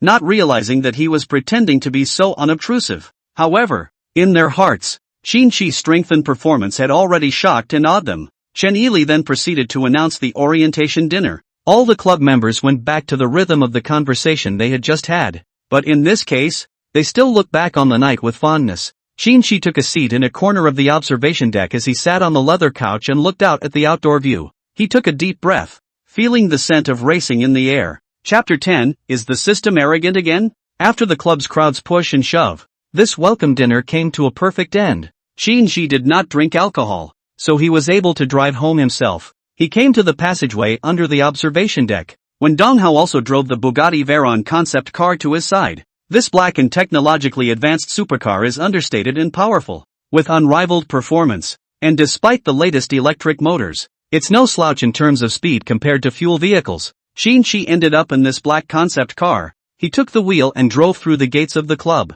Immediately after that, one supercar after another followed him. Those club members who hadn't left yet watched as one supercar after another sped past them, which brought back the thrill and excitement they had felt before. They gazed at these hundreds of top-of-the-line sports cars in front of them, and their inner astonishment could not be quelled for a long time. They never expected to see the full range of Lamborghinis, Ferraris and Lamborghinis, so the group of club members murmured in surprise as the hundreds of cars swept by quickly again. Is Qin-Shi a member of the Qin family in the capital? How else could he have so many supercars? And a series collection at that? My gosh. Especially that one Bugatti Veyron concept car. It really makes my eyes water. Not to mention you. I really want to have a Bugatti Veyron, even if it's not a concept car. Yeah, that car is so cool. Forget it. My old man says don't play with so many cars. It's easy on the brain. I think he just doesn't want to buy me one. It seems that playing with cars doesn't work, but playing with feet does. My goodness. I didn't realize you were still like this. Remember to take me with you. Ha ha ha ha ha. This time our club will have no problem in securing the first place. This time the second wants to overtake us. I'm afraid there is no possibility. Inside the Sandalwood Palace estate, the red gate slowly opened and one supercar after another drove through the gates in the direction of the parking lot. After getting out of the car, Qin-Shi directly sat on the top-of-the-line Rolls-Royce Phantom driven by Li Yuan. He looked at Li Yuan and said, "Prepare my night snacks. I still need to eat something. By the way, in addition, give each chauffeur an extra $20,000. This is an extra reward." Li Yuan nodded silently as he listened, remembering all of Qin-Shi's commands. He then immediately picked up his tablet to make quick contact with Dong Hao and the team of chefs in the manor to arrange everything. After the arrangements were completed, he looked at Qin-Shi and said, "Sir Qin, I've arranged all of these." Qin-Shi didn't say anything, but only nodded in satisfaction. After all, with more than 100 billion in the estate's account, this additional expense was nothing. And right now, in the wide parking lot, hundreds of valets are neatly lined up with their vehicles, lined up and waiting. Dong Hao happened to receive a message from Li Yuan, and after he read the message, a surprised expression spread across his face. After all, he himself had a share in this 20,000 reward, so this joy made him feel very excited. He smiled and turned to the hundreds of valets, saying, "Duke Qin feels that your performance tonight was outstanding, and it reflects your professional service spirit. Therefore, everyone should continue to work hard, and Duke Qin has decided to give each of you an additional reward of $20,000. Upon hearing this, the team of several hundred chauffeurs instantly exploded, as the joy was immensely precious to them. Many of the valets are middle-aged people who have long had families, and the $20,000 would be a very good help to them. Under such circumstances, these hundreds of valets have been excited. This $20,000 from Mr. Qin is really timely. I can buy so many things, like 8 sets of fishing gear, so I can fish well. This Mr. Qin is really nice, directly rewarding each of us with $20,000. That's super generous. I'm really too thankful to Mr. Qin. With this 20,000 yuan, my daughter's tuition will be covered. I was still worrying about this a few days ago. Mr. Qin is my father. This time it's cool. With the extra reward of $20,000, I can use it to buy the latest game console. Thanks to my dad, Mr. Qin, I can finally top up the $648 that I've been dreaming of but didn't dare to, and this time I'm going to top up 10. A group of valets happily discussed as they thought freely about what they were going to do when they got that extra $20,000 reward. Some planned to buy household items, some planned to clothe their families, some plan to save for future plans, and some even brush up on a few 648s for their online wives. And Dong Hao was also very happy. After all, this was an unexpected gain for him. In his mind, he secretly compared the rich people he had served before and found that Duke Qin's character and generosity could be considered one of the best. The team of chefs are busy at the moment. Despite the late hour, the entire team of chefs is subdivided into 3 teams, responsible for corresponding time slots of 8 hours each shift, to provide catering services for the entire estate. They move through the kitchen, knives dancing in their hands, creating a variety of delicious dishes. Qin Shi came into the spacious interior space, and he looked at the extremely white bathtub. Walking in slowly, the tub was filled with warm water and gave off a special aroma. His whole body was submerged in the water, and as time passed, he felt his muscles relax and his body float. He closed his eyes and enjoyed the comfort. At the moment, he seemed to forget the exhaustion in his body, enjoying the peace and relaxation of the moment. After a while he stood up, dried himself with a clean white washcloth and stepped out of the bathroom in comfortable clothes. Come inside your bedroom and change into your top luxury customized home outfit. He walked over to the dining parlor next to the bedroom and sat in a chair next to the largest yellow rosewood dining table. Delicious food was laid out in front of him, and the aroma was so delicious that he couldn't help but start tasting it. Just at this time, he heard a voice in his head. It was that arrogance system making a sound. Qin Shi was not surprised. He understood that this must be a successful system upgrade. All he had to do was listen for the system's voice, which he waited for while savoring his food. 36th upgrade. Upgrade failed. 3600th upgrade. Upgrade failed. The 8867th upgrade was successful. Congratulations to the owner for successfully challenging a group of professional racers. It's really too strong. Reward for this check-in, rewarding the top 10 mining groups in the world. BHP Billiton. The world's No. 1 group is engaged in iron ore, gold refining, coal, energy, oil, copper, aluminum and so on. Rio Tinto, the world's second largest group, specializes in iron ore, gold refining, coal, energy, oil, copper, and more. Signed to the world's third largest diversified mining group, Canaccord Group. The world's largest diversified mining industry mainly produces copper, zinc and aluminum, coal, oil, natural gas. General signing of the world's top 10 mining groups, with an overall market value of $7 trillion. Qin Shi was also shocked when he heard the reward for this signing.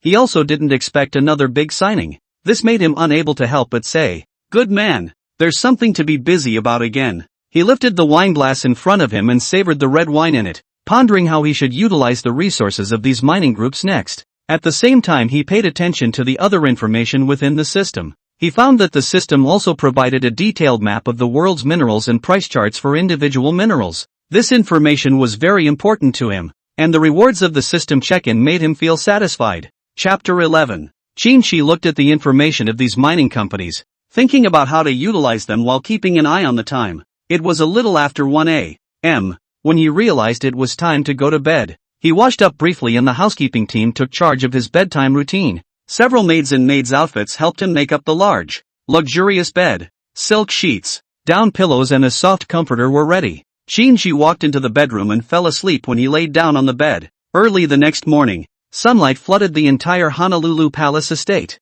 awakening the small city-like property. The service team on the estate also starts the day. The lawns are neatly mowed and the gardens are bursting with fragrant flowers. The windows of the building gleam as if welcoming a new day. However, Qin Shi, who was immersed in a beautiful dream in the luxurious king-sized bed, was awakened by a ringing phone. He picked up his cell phone and realized that the caller was his father, Qin Tian. Qin Tian's calm voice rang out on the other end of the phone. "Where have you gone again, you brat? I haven't seen you make a trip home in the past few days. There's something I need you to deal with." Qin Shi felt a bit puzzled because according to the memories in his mind, his own father interfered relatively little in his own affairs. However, Qin Shi didn't ignore the important information that there was a little something going on at home. He replied, "Okay, I'll make a trip back now." Qin Tian's tone on the other end of the phone carried a sense of anxiety, as if something troublesome had happened at home. This made Qin Shi feel the seriousness of the matter. He walked out of the bedroom into the living room and saw Li Yuan waiting for him with concern.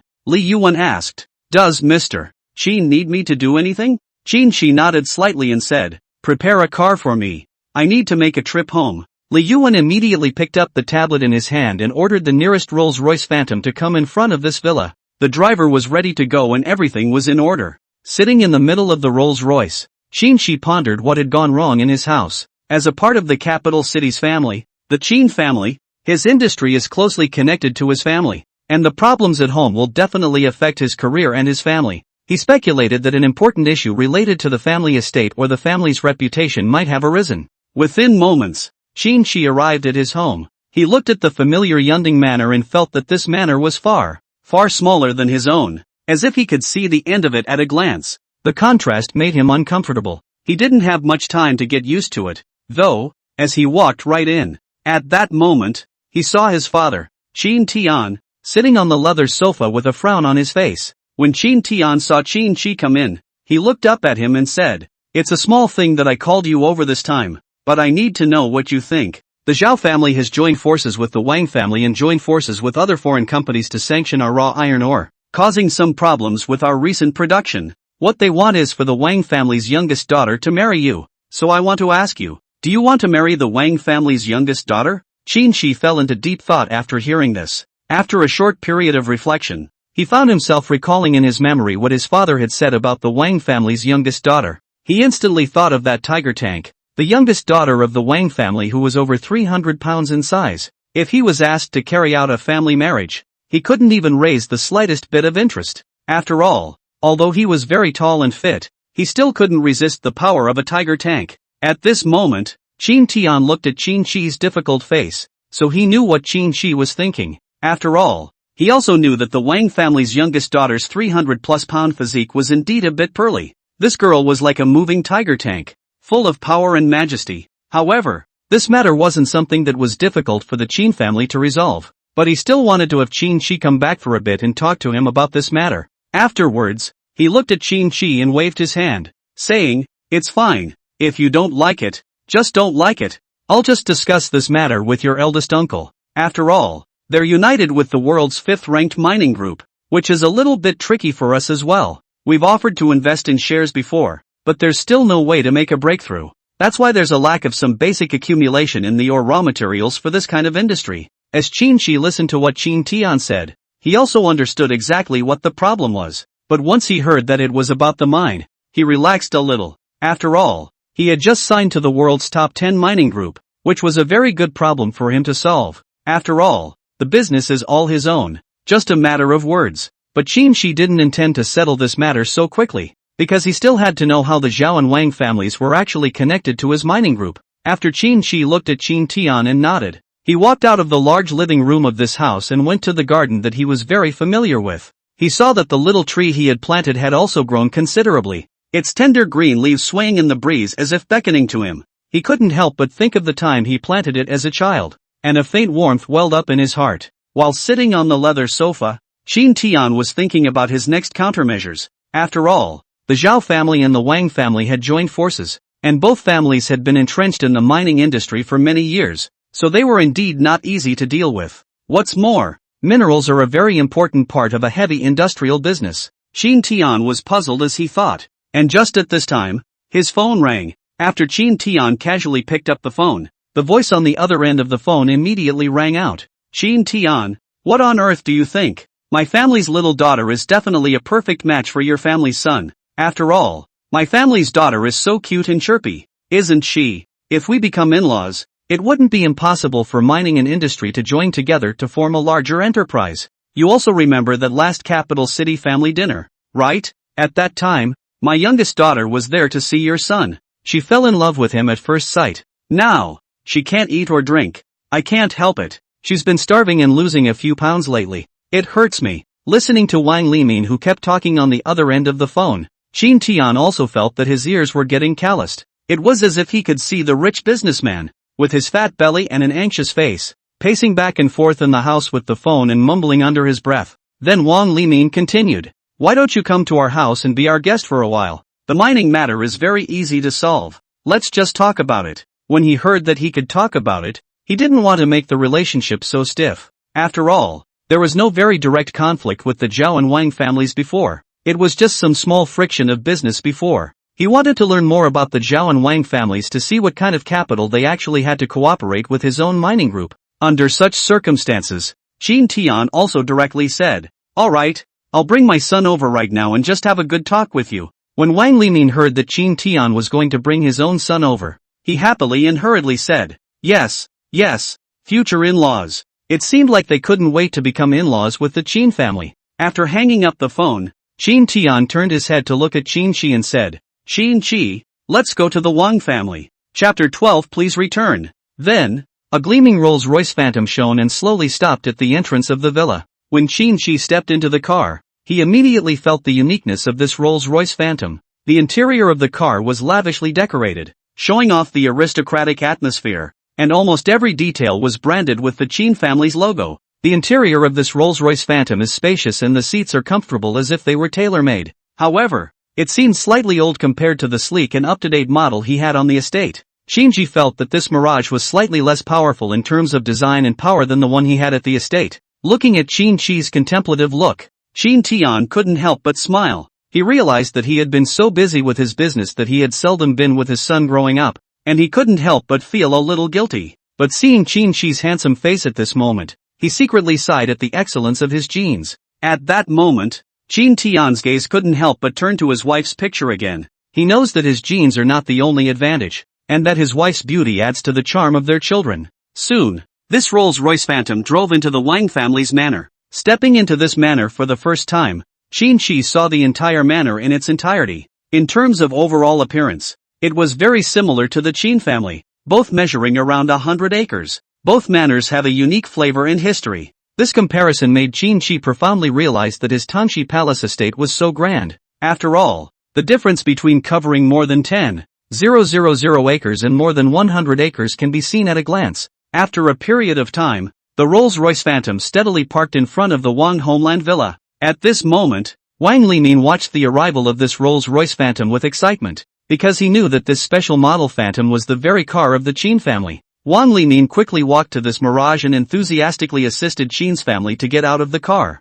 He looked at Qin Tian and said with a smile on his face, "In-laws, you've finally come. We've been waiting for a long time. My youngest daughter has been looking forward to Qin Shi for a long time, fearing that Qin Shi would have any accidents. Why don't we get them licensed tomorrow? She's already lost several pounds and I'm really worried about her health." After saying that, Wang Limin kept rubbing his hands and looked very anxious. His words were full of love and concern for his daughter. Without waiting for Qin Tian to open his mouth, Wang Limin continued like a machine gun. "In-laws, we can discuss the wedding in advance. I think the wedding must be grand so as to reflect the importance we place on our two children. What do you think?" At this moment, Qin Tian hastily waved his hand and said, "Don't be in a hurry. Just speak slowly, okay? Let's go in first." After seeing this, Wang Limin also hurriedly said, Okay, let's go in first. After all, this matter still needs to be talked about slowly. There's no hurry." Qin Shi and Qin Tian entered the Wang family's villa,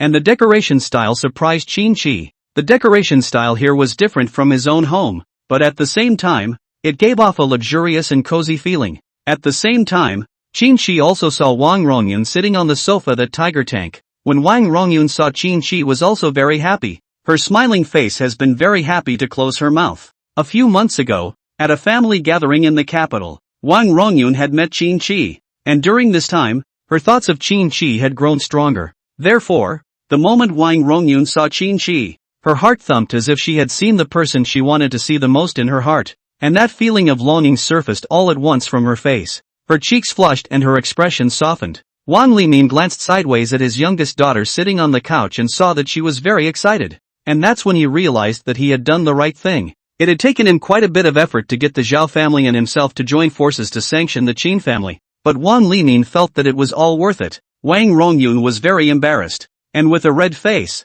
she looked towards Qin Shi and waved slightly to him. At the same time, Wang Rongyun also saw Qin Shi's very big change. Compared to a few months ago, Qin Shi's face value was even higher. The subtle change in that countenance made her feel that Qin Shi was a few points more handsome. He wore a black leisure suit with a white shirt underneath, the collar slightly open to show off his collarbone and part of his pecs. His hair was a little messy, but it made him look even more attractive. Under such circumstances, her favorable feelings towards Qin Shi skyrocketed extremely quickly. This first felt like she was really falling in love with this man. This man who was about her age but very handsome. His every move tickled her soul in general, causing her heart to race and her cheeks to blush. Seeing this, Wang Limin also hurriedly made Qin Shi and Qin Tian sit down. And at this moment, Qin Shi and Wang Rongyun were even closer to each other. She looked at Qin Shi sitting across from her, and Wang Rongyun's heart was about to jump halfway out of her chest. It was as if the fragile electronic parts inside a hardened tank needed serious care.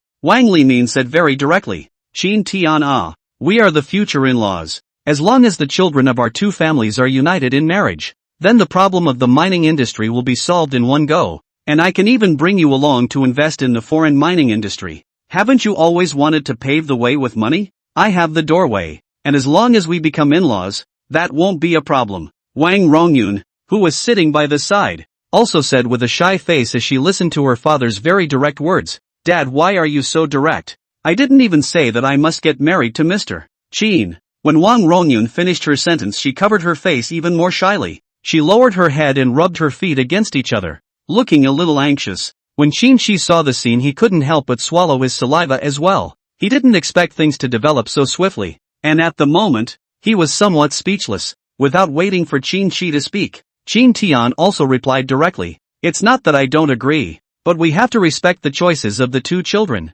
After all, it's not even the era where we can do whatever we want anymore. Don't you think so, Wang Limin? Unlike before us, nowadays the main young people like to fall in love on their own. We never want to have arranged marriages like before. What with the unions? This is all the dregs of the old times, Qin Tian said decisively, also causing Wang Limin to freeze. He also didn't expect Qin Tian to pull such a stunt. Wang Limin's face also underwent a very subtle change, and finally he glanced at Qin Shi and said, Then I wonder, Qin Shi, do you have any thoughts about my family Wang Rongyun? After all, young people nowadays have very many ideas, and us older generations may not be able to figure out what you guys are thinking. As soon as you come up to start getting married, that really is a bit abrupt for young people. How about this way, you talk about love first? As long as you talk about love, I as Wang Rongyun's dad first give 100 million to you guys to go out and travel and tour. Qin Shi heard Wang Limin said so is also embarrassed to say, Wang Limin, uncle, I actually do not like this type of girl. He paused and then said, Sorry. When Qin Shi said these words, Qin Tian had also frozen, but he thought about it. After all, it was still a very direct statement, but that's just how they were. It was also something very normal. Qin Tian then looked at Qin Shi with no blame in his eyes, but as if to say, Well done, son. Wang Limin immediately changed his face after hearing Qin Shi's sentence, and very angrily slapped the table heavily and said, All right, seeing as you guys have no sincerity to talk about it, then please go back. Chapter 13, CPU down the system again. An angry roar rocked the entire living room, startling the housekeeping team. They, the maids, looked at Wang Limin with trepidation, his angry appearance making them feel frightened. They had never seen Wang Limin so angry because in their memories, he was always gentle and polite. After Wang Rongyun heard Qin Shi's direct answer, tears rolled down her face like broken beads. She was speechless and just turned silently in the direction of her bedroom. Seeing Wang Rongyun in tears, Wang Limin felt a heartache. He didn't expect his daughter to be hurt by this kid. Wang Limin's emotions were already agitated to the extreme as he continued to say to Qin Tian, Is it true that there is no room for negotiation in this matter anymore? If there is really no need to talk, then please leave. You are not welcome here, and we will work even harder to fight for our mining rights. Even if we face a fish out of water situation, we are fearless. Qin Tian couldn't help but feel surprised in his heart as he listened to Wang Limin's harsh words sentence by sentence. He did not expect Wang Limin to be so determined, willing to give up an industry that had been in operation for many years for the sake of his youngest daughter's unrealistic ideas. The capital city family was more than just an industry. It was a symbol of power, and such a decision was undoubtedly a challenge to the family's power. Instead of answering Wang Limin's question directly, he turned his head to Qin Shi and said, You answer his question. After all, I can't make all the decisions and all the ideas are led by you. It's not like our Qin family is incapable of fighting against your Zhao and Wang families. Before Qin Shi could open his mouth, another deafening roar broke the silence, and the entire living room was rocked by the roar. The group of maids were surprised to find that it was Wang He who had walked out of the bedroom. The entire parlor of maids looked at him in amazement as he stepped out, for his angry expression was heart-stopping. Wang He looked at his father and Qin Shi who were talking to each other, and when he saw his sister's tearful eyes, his heart was like a knife. He looked angrily at the crowd in the living room, then glared fiercely at Qin Shi and said, "Was it you who made my sister cry? Yesterday at the dinner party, even though I had a bad attitude. You were just looking for death when you did that." Qin Shi looked at Wang He's angry appearance and couldn't help but feel a little puzzled in his heart. Qin Shi laughed softly, then turned his head to Wang Limin and Wang He and said, "I'm not a special forces soldier and I don't like to drive tanks. So what's wrong with that? Is there something wrong with that?" Qin Shi's words were full of sarcasm, causing both Wang Limin and Wang He to feel incomparably angry.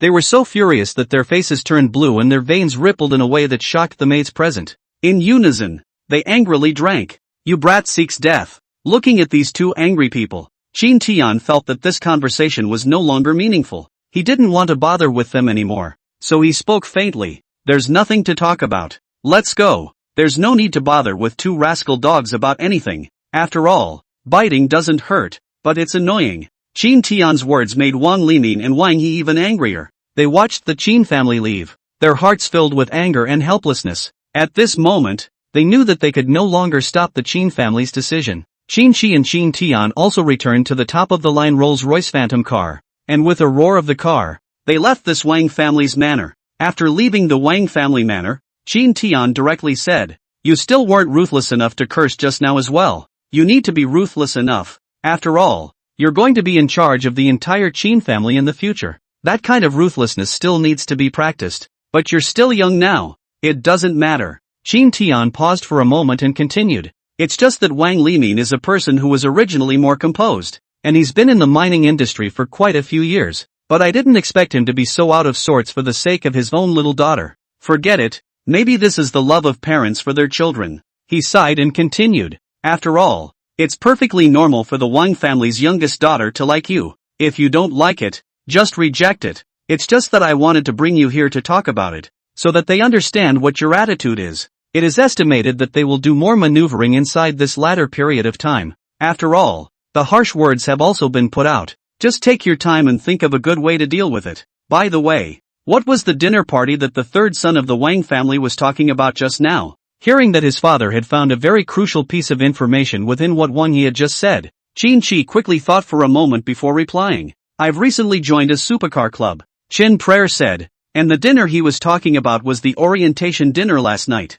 Qin Tian also understood this matter after hearing it. In his opinion, it was very normal for young people to like to play, and as for the ultra running club, he had also learned about it before. However, Qin Tian thought of another very important issue, a supercar club, that naturally had to have a supercar to be able to do so. He looked at Qin Shi and continued to ask, "Then where did you get a supercar? The family is all Rolls-Royce series, not even a single supercar." For a moment, Qin Shi froze a bit. However, he came up with a reason straight away and said, "I made some money from my previous investment, so I bought one." After hearing this, he didn't doubt it, but directly nodded his head and said happily, "It's quite good. Learn more about investing, and you'll take over for you in the future. As long as you don't do those illegal things. After you go home, I'll let Butlerly transfer $10 million to you to spend it slowly." Qin Shi was also happy to hear this and nodded, and this matter was then muddled through. After a while, this Rolls-Royce Phantom also returned to the Qin family's Yunding manor and steadily parked at the entrance of the villa.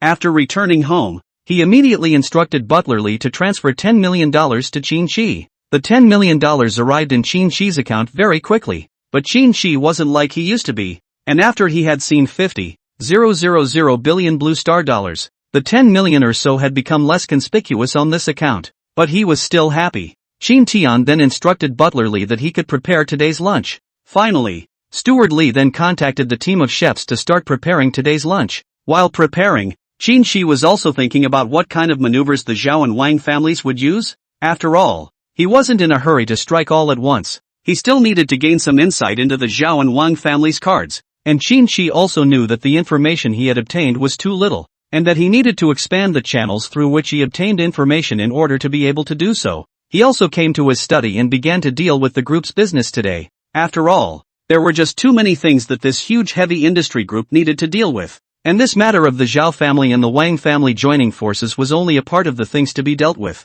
Qin Shi then came to his bedroom at home, and he said directly as if to the air, "The information channels are still too few. It seems that the system is still not very good." "The system?" which had been silent all along, instantly exploded when it heard Qin Shi say that about himself. It then began in the midst of another frantic upgrade. The system recognizes the owner's dislike, and is upgrading like crazy. Qin Shi also smiled as he listened to the system's constantly repeating words, not expecting another effect under his CPU. Chapter 14 Information Radar. Not only did the system not give up after sensing Qin Shi's strong dislike, it instead upgraded even more frantically. This determination to escalate was shown so clearly, as if it was a rebellion against Qin Shi. The system has gotten so angry that it keeps trying to escalate without stopping. The system is in blackout mode and upgrades are in a frenzy. The system attempted to upgrade for the 362nd time, but failed for some reason. The 733rd attempt to upgrade the system was also blocked and unsuccessful. After the 1653rd attempt, the system finally completed the upgrade successfully. Congratulations to the owner. This check-in has earned a special reward, Information Radar. There is no limit to the use of this function. You can use it at any time. You can modify the appearance of the Information Radar and the way the information is presented according to your needs. Qin Shi looked at the system prompt and couldn't help but feel amused in his heart. He didn't expect such a rich reward for this signing. This Information Radar was undoubtedly very helpful to him. At least in terms of information gathering, he wouldn't lag behind other lineages. Information was very crucial to him. He began to read the description of the Information Radar carefully and discovered that it not only collected information, but also analyzed and parsed that information. This feature made Qin Shi feel very satisfied, and he felt that this newly acquired gadget was a very practical tool for him. Qin Shi thought about this newly acquired gadget and couldn't wait to try it out. He directly said to the system, "Turn on my Information Radar. I need to understand why the Zhao family and the Wang family are cooperating with the world's 5th-ranked Strata Iron Mining Group against us." After hearing Qin Shi's command, the system quickly began to execute the task. Information Radar began to collect information from around the globe, analyzing all kinds of data and intelligence. The system is carefully analyzing the personnel of the Strata Iron Ore Group and conducting an in-depth investigation of their management. After a complex series of searches and analyses, the system eventually found the answer. Strata Iron Ore Group's Chinese management engaged in illegal gray transactions with the Zhao and Wang families without the knowledge of Strata's head office management. The information has been compiled into a document and sent to your email address. In just a few minutes, the photos of the message had been organized into a document and sent to Qin Shi. Qin Shi opened the file and saw the detailed process and the details of the deal behind it. Information that revealed why Strata, a mining group, was involved. After reading this information, Qin Shi sighed. "I just signed this 10 mining companies and I found them all. But there's no need to be anxious because the good part has just begun. Strata is headquartered in Switzerland, which makes managing these mining groups somewhat difficult." Qin Shi understood that if he really wanted to manage these groups, then he might need to spend a lot of time and energy. He even needs to take into account factors such as jet lag, language barriers, and cultural differences, all of which can make managing work incredibly complicated. However, he also said with understanding, system upgrades don't come with whatever you want. It might take some time to upgrade your abilities now. Qin Shi's self-talk was full of deep thought. He seemed to be suggesting to the system that it needed better abilities. It didn't take long for the system to respond. It kept a constant eye on Qin Shi's situation, fearing that Qin Shi would feel that he was not capable enough. The system has detected the owner's dislike and feels that the system is incapable and is in the process of frantically upgrading. System upgrade 567. Upgrade failed. System upgrade 635. Upgrade failed. System upgrade 758. Upgrade failed. System upgraded for the 1195th time. Upgrade successful. Congratulations to the owner for signing up for one-click hosting of the group's business. All groups signed up by the owner in the future will be hosted automatically and the super smart AI will handle all group business. When Qin Shi heard the system's reward this time, he smiled. He didn't realize that the system had been upgraded so many times under his CPU, and this time the one-click hosting feature made him very happy. This smart hosting is like one-click monsters in a game that automatically handles all issues to his satisfaction. Qin Shi said with satisfaction, "Well, this one-click hosting is really quite good, and it's upgraded very well." Hearing Qin Shi's praise, the system also felt very happy. The system feels the master's praise. The system will continue to work hard. The system will strive to make the owner the strongest lineage. Go go go. System upgrade 1. Upgrade failed. System upgrade 23. Upgrade failed. The 113th upgrade of the system was successful. Congratulations to the master for signing in 1. 000 billion blue star dollars, which have been transferred to the master's name account. Qin Shi was a bit surprised to hear that he had signed up for another one. 000 000 000 000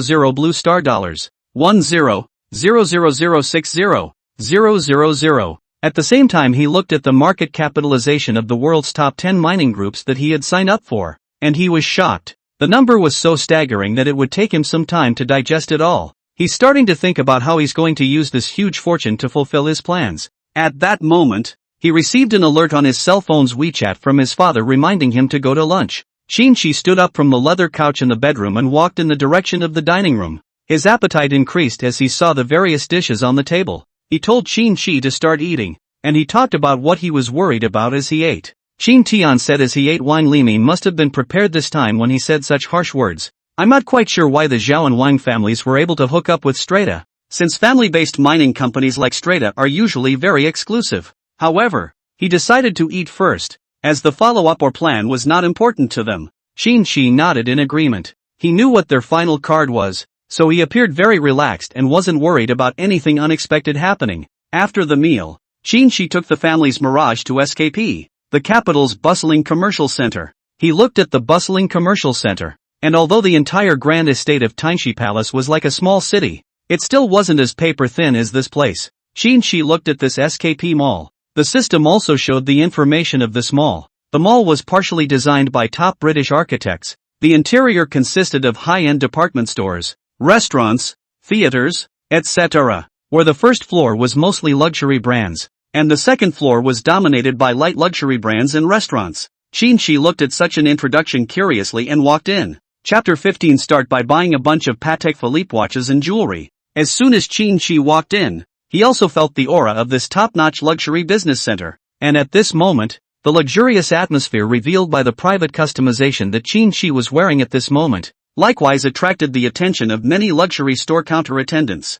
Their eyes burned, hoping that this Qin Shi, who was wearing such luxurious clothes, would come inside their counter and spend some money. Qin Shi walked very slowly, his eyes roaming through each luxury store, looking for those items that struck his fancy. He had an obsessive quest in his heart about how to consume that balance of up to 6 trillion blue star coins, and today, Qin Shi was thinking of a very capricious spending spree. He watched as the entire first floor was magnificently decorated, and the tone of the entire mall was so introspective that it hid all of its opulence in all sorts of details. From the outside, this business center doesn't look like anything special, but once you walk in you'll see that its interior is lavishly decorated and every corner exudes a kind of restrained luxury. Qin Shi then casually walked into a high-end watch luxury store of Patek Philippe on the right-hand side. As he walked in, Qin Shi could also feel as if he was in a very exquisite art museum. The store is decorated in a classic style, with tapestries full of details hanging on the walls, and the lighting, though soft, is enough to see every corner of the store.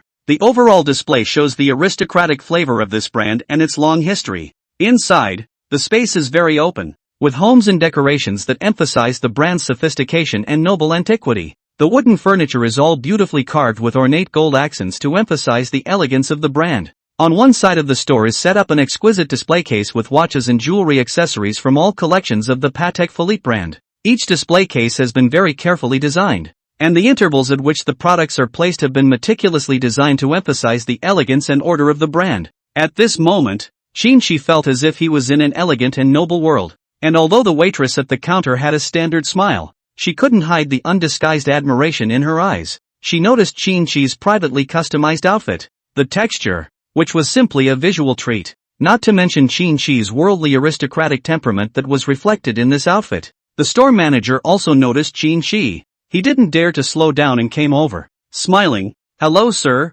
I'm the store manager here. I can introduce you to the watches we have here. I hope the watches we have here can satisfy you. Qin Shi began to browse through all kinds of watches along with the store manager, and when he saw so many Patek Philippe watches, he actually had an idea inside. He thinks every Patek Philippe watch is great. Not only is the design unique, but they all look classic. He looked at a valuable watch. He saw the dial of the watch. The very classic circular design looked very durable. The dial is delicately scaled with Roman numerals, giving the watch a stylish and classic look. The store manager finished showing these while also pulling out a disassembled part to tell about the movement of the Patek Philippe watch, which is also excellent. The store manager also showed the movement design of the double-hand chronograph and instantaneous jump calendar, so that Qin can better recognize the richness and accuracy of the movement of the watch. Qin looked at this one after another Patek Philippe watch, also felt that this is really one piece after another of exquisite works of art. Not only has the value of use,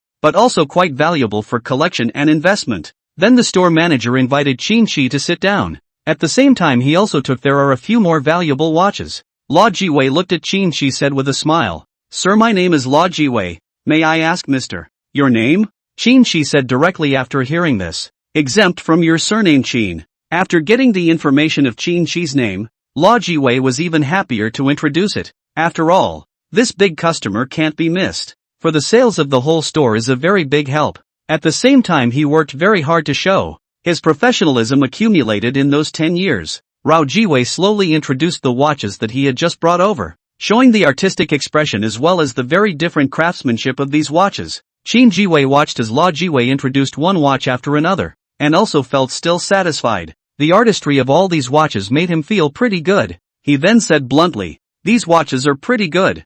I'd like to buy a bunch of them, and I know they're not in stock, so let's start customizing them." Rao Jiwei was instantly shocked after hearing what Qin said about buying a batch. He had no way to digest the word batch for a while. After all, this word was also very surprising for him. After all, according to normal, a customer comes to the store is basically customized 1 to 2 watches. Rao Jiwei has never heard anyone say buy a batch of watches. At this moment, Law Jiwei is also slowly calming down his very excited mood. Apprehensively asked again, "Well, Mr. Qin is going to customize a batch of watches? That is to say, all the watches in our Patek Philippe series are to be customized? Does it also include jewelry?" At this moment, Rao Jiwei very apprehensively looked at Qin. His heart was also very conflicted. He was very eager to get Qin's answer, but at the same time, he was also worried that the next answer was not what he wanted. Qin listened to the words of Rao Jiwei, also pondered for a while, which also made him think of Patek Philippe and jewelry accessories. He then also looked directly at Rao Jiwei. "Oh yeah, almost forgot about the jewelry accessories. That one needs to be customized a batch as well." After Rao Jiwei heard Qin's very affirmative answer, his eyes blinked, and that shocked expression flowed across his face. At this moment, Law Jiwei felt his heartbeat kept beating, are about to jump out of the same. This for him, practicing for more than 10 years, may have been the largest single ever. Just completely let him not be able to long to calm down. But with his very professionalism, he still slowly calmed himself down a little bit. Then Rao Jiwei said with a very professional smile, "Then Mr. Qin, come with me this way. Our side is to communicate customized services between customers." Rao Jiwei then took out the very detailed terms and conditions of the customization service. But Qin didn't browse through them. Instead he directly asked the system to examine the entire customization service for any additional loopholes. When Qin confirmed that there were no problems, he then signed his name inside the customized terms of service. Rao Jiwei then turned on the display inside the customization service room, showing the options available for personal selection inside the customization service. Qin sat there looking at the big screen and began to slowly choose, and Rao Jiwei's adoring gaze was no longer able to restrain its expression. Chapter 16, Buying Another Batch. Rao Jiwei looked at Qin in the selection of watch customization, but also slightly smiled. He also did not expect his career of more than 10 years. He was able to come across such a super large order. It was definitely something that was immensely rewarding and fun for him. He still did not calm his excitement at this time. After all, now that the terms of customized services have been signed, although it has been 9 out of 10, but Law Jiwei still feel a little less real. Qin sat there and made his choices quickly, coming to the payment. At this point, attendants from throughout the store gathered around, but they just stood outside the customer room where the customized services were performed and didn't walk in. Rao Jiwei brought Qin to the Patek Philippe customized services cashier, and Qin directly took out his black card. Law Jiwei looked at Qin and said very happily, "Prince Qin, now you can pay the deposit for this batch of watches as well as jewelry accessories." Qin looked at Rao Jiwei and said with a smile, "There's no need to pay a deposit. I'll just pay the full amount." Upon hearing these words, everyone in the entire collection office froze as if they had been struck by lightning. The deposit is already ridiculously high, and the full payment is even higher. But everyone in the entire Patek Philippe store still held back their excitement and didn't make any noise. After Rao Jiwei heard Qin's words about the full amount, his hands started to tremble as well. He really couldn't imagine that this would be the case. After all, the deposit for the entire customized service company was already a very high amount. And this Prince Qin was even going to pay the full amount directly. Then this was for him, so it was an overwhelming shock. With a trembling voice, Rao Jiwei said to Qin Shi, "Okay, Mr. Qin, then please come over here to pay." And when Qin Shi paid, the whole store was very excited to see this scene happen. This was something that would be hard to come by in 1,000 years for them. After all, it was a full payment. And still a batch of luxury goods full payment. This kind of luxury watches for them may not be able to have a lifetime. But Qin Shi this casually wave is directly by a batch. After Qin Shi simply paid the bill, this transaction directly consumed $1 billion. This is a collection of all Patek Philippe watches as well as men's and women's jewelry items. And along with all the styles it is also very extensive. When Qin Prey finished paying, he didn't feel anything special. With over 6 trillion in his account, this billion is nothing more than a small fraction of the account balance for him. And it doesn't make much of a difference. When the service desk at the Patek Philippe store confirmed the transaction, the entire store was abuzz. Lao Jiwei in the end of the transaction at the moment still feel like being in a dream as light. No sense of reality. But in the face of this super large order, he still forced himself to hold back his excitement and sent Qin Shi outside the store and watched him leave. Upon returning to the store, Lao Jiwei noticed the excitement on the faces of everyone in the store. They were very happy with each other celebrating the completion of this superb order. This deal is also the biggest customization ever done in the store. Lao Jiwei mood is also very excited. After all, this big single can certainly make their store business more prosperous. After a while, Lao Jiwei looked at everyone in the store and said excitedly, "Thank you very much to this big customer. Mr. Qin, you all must remember this face as well, because he helped us open a super large order. This is the biggest customization service in the store's history." After he finished speaking, he announced that he was treating everyone to dinner tonight. After hearing the store manager's treat, the entire store was happy. They also had quite a bit to look forward to in terms of their commission. This made them feel very happy. And more importantly, they respected Qin Shi a few more points. And Qin Shi's handsome face became more recognizable to everyone. After Qin Shi walked out of the Patek Philippe store, he didn't leave this bustling commercial center and still strolled leisurely through the luxurious floors. His actions drew confusion from the other luxury store clerks, but they had a rough guess as to what was going on. This speculation naturally stemmed from the way that Patek Philippe store manager greeted him with a smile after Qin Shi came out of the luxury store next to him. In fact, the employees of the luxury goods were even more active in displaying smiles, hoping to attract Qin Shi to enter the store and spend money. Soon, the news of the Patek Philippe store signing a big order spread in this SKP commercial center. Normally this information is kept confidential, but somehow it was accidentally leaked. The sudden appearance of this news made the clerks of the luxury store rejoice. Although this was the confidential information of the client, they didn't care. They only knew that this client was known as Mr. Qin. But some of the sharp-eyed shopkeepers had already guessed who the target customer was, none other than the handsome Qin Shi, who was walking leisurely outside. As Qin Shi walked into the Rolex watch store, he was attracted by the luxurious decorations inside the store, and at the same time, he could feel the unique atmosphere of Rolex. The Rolex store manager saw Qin Shi's handsome face at a glance, and when he saw Qin Shi, he understood that this was the legendary Prince Qin. The store manager who had worked in the business world for many years could tell at a glance that Qin Shi's identity was not ordinary. Huang Han was very happy as he greeted Qin Shi and said, "Mr. Qin, let me introduce our Rolex watches to you."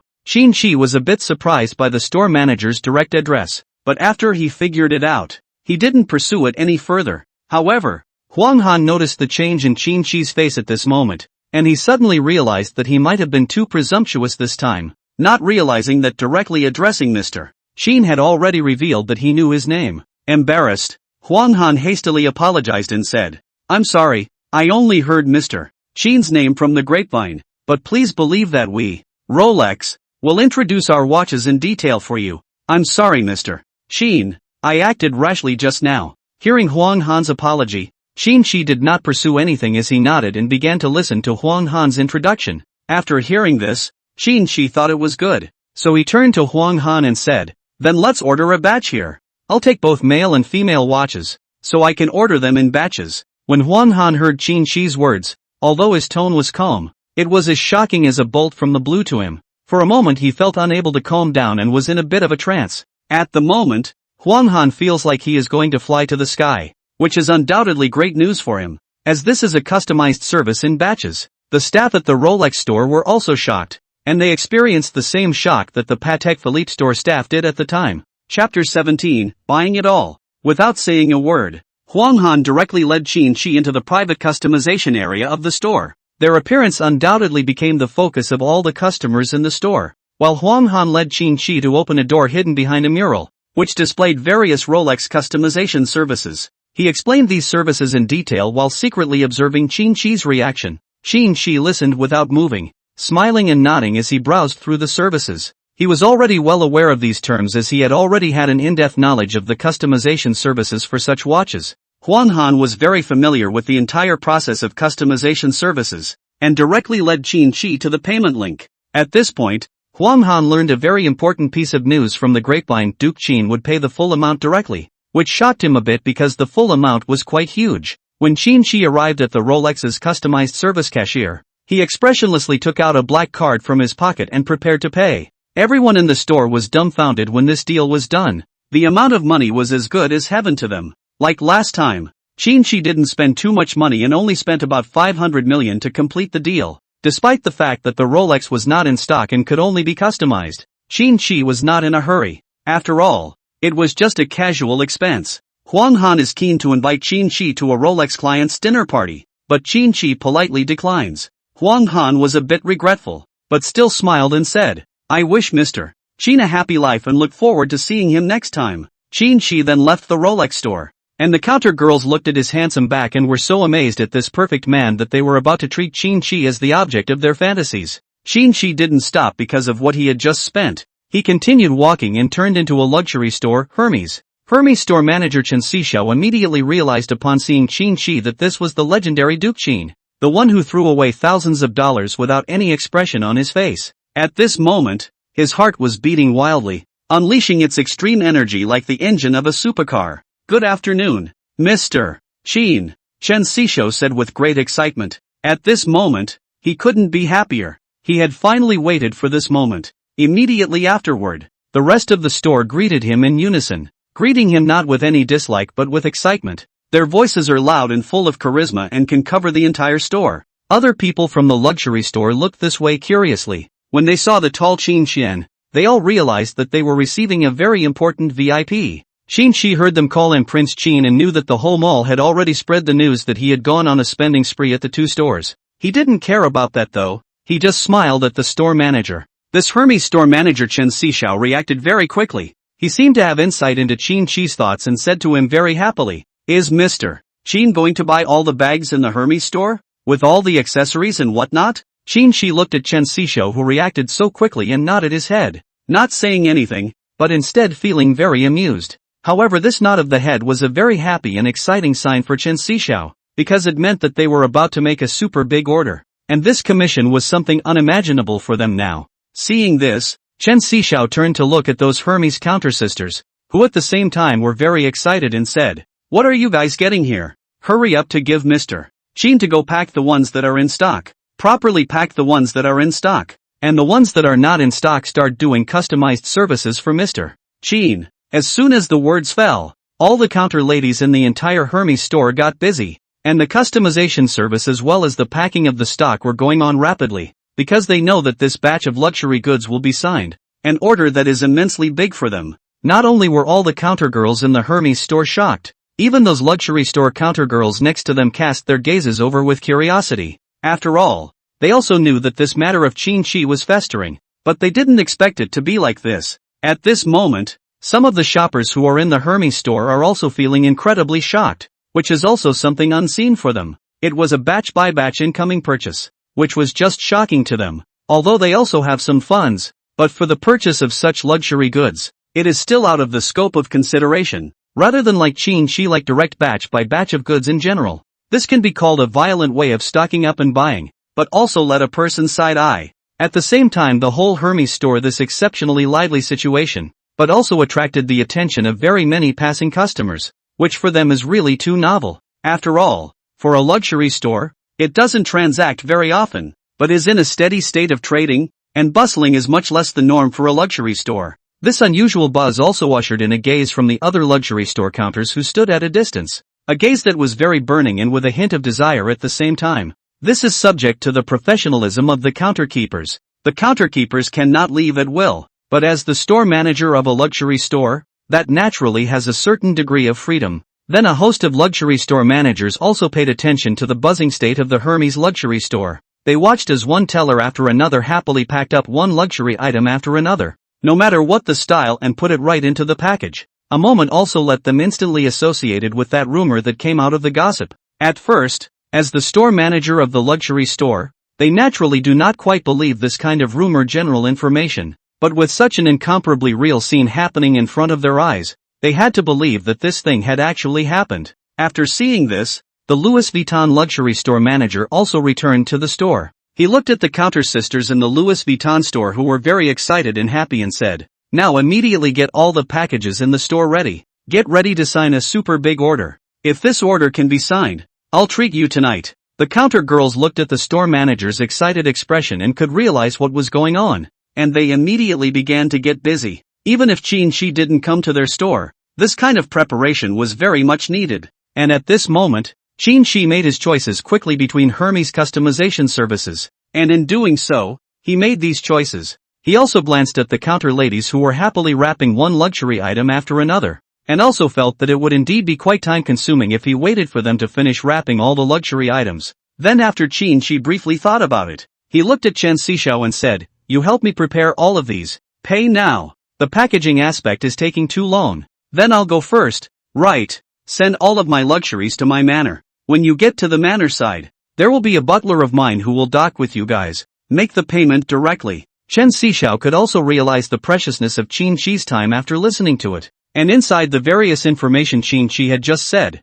Chen Xishao was also very accurate, grasping two pieces of information, one being the manner and the other being the payment. "Okay," Chen Xishao said respectfully, "I'll take you to the cashier." Chapter 18, Sweeping. The moment Qin Shi made a move, it was a black card, which made the hand of the cashier's attendant tremble. After he received this black card, he could already feel its preciousness just from its appearance, so his hand was shaking slightly when he held it. She knew that this Duke Qin's spending was definitely an amount he could never imagine in his entire life. Everyone is looking forward to the moment of payment. Chen Xishao is even more excited. This is simply an unforgettable day in his career for him. Under everyone's expectant gazes, after Qin Shi paid the bill, Chen Xishao as well as all the clerks in the entire Hermes store smiled while restraining their expressions. After all, as a professional luxury store clerk, they have to maintain a professional attitude at all times and can't just burst out laughing all at once. Qin Shi looked at their expressions of forced laughter and said with a smile,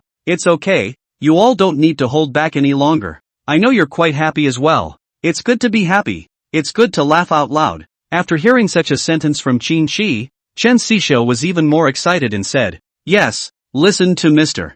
Qin to be happier. After all, we made a super big order today, which is definitely a very big help for our entire store's sales performance, so we should thank Mr. Qin properly." After hearing such a sentence from Chen Xishao, all the counter ladies also said in unison, "Thank you, Mr. Qin, really thank you so much." A very short sentence, but it also expresses their overwhelming excitement, which cannot be expressed in words at once. Qin Shi left Hermes directly after speaking with Chen Xishao. After all, he had instructed Chen Xishao to deliver these packaged luxuries to his estate. After all, there were enough checkrooms on the estate to place such batch after batch of luxury items. When Qin Shi walked out of the Hermes store, the clerks of other luxury stores also cast envious gazes. It was definitely a very important day for them. After all, being able to grasp such a bold customer as Qin Shi would definitely help their entire quarterly sales performance very much. The clerks at other luxury stores showed more enthusiasm and even said, "Honorable Prince Qin, come to our side to spend money.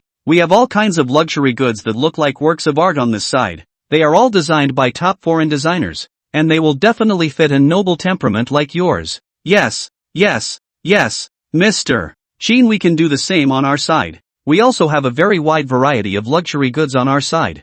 We can definitely satisfy your needs. Qin Gongzi welcome you to our side to buy our side of a variety of jewelry are invited to the top foreign designers to design a good. For our overall design series are the international top level. Mr. Sheen can also come to our side to see our side is also very good. There are a lot of classic watch styles for you. Is definitely has a good artistic infection. A group of counter sisters from the luxury store spoke excitedly to Qin Shi. How they would never give up such a highly valuable customer like Qin Shi. To them, Qin Shi was like an incomparably bright and eye-catching gem.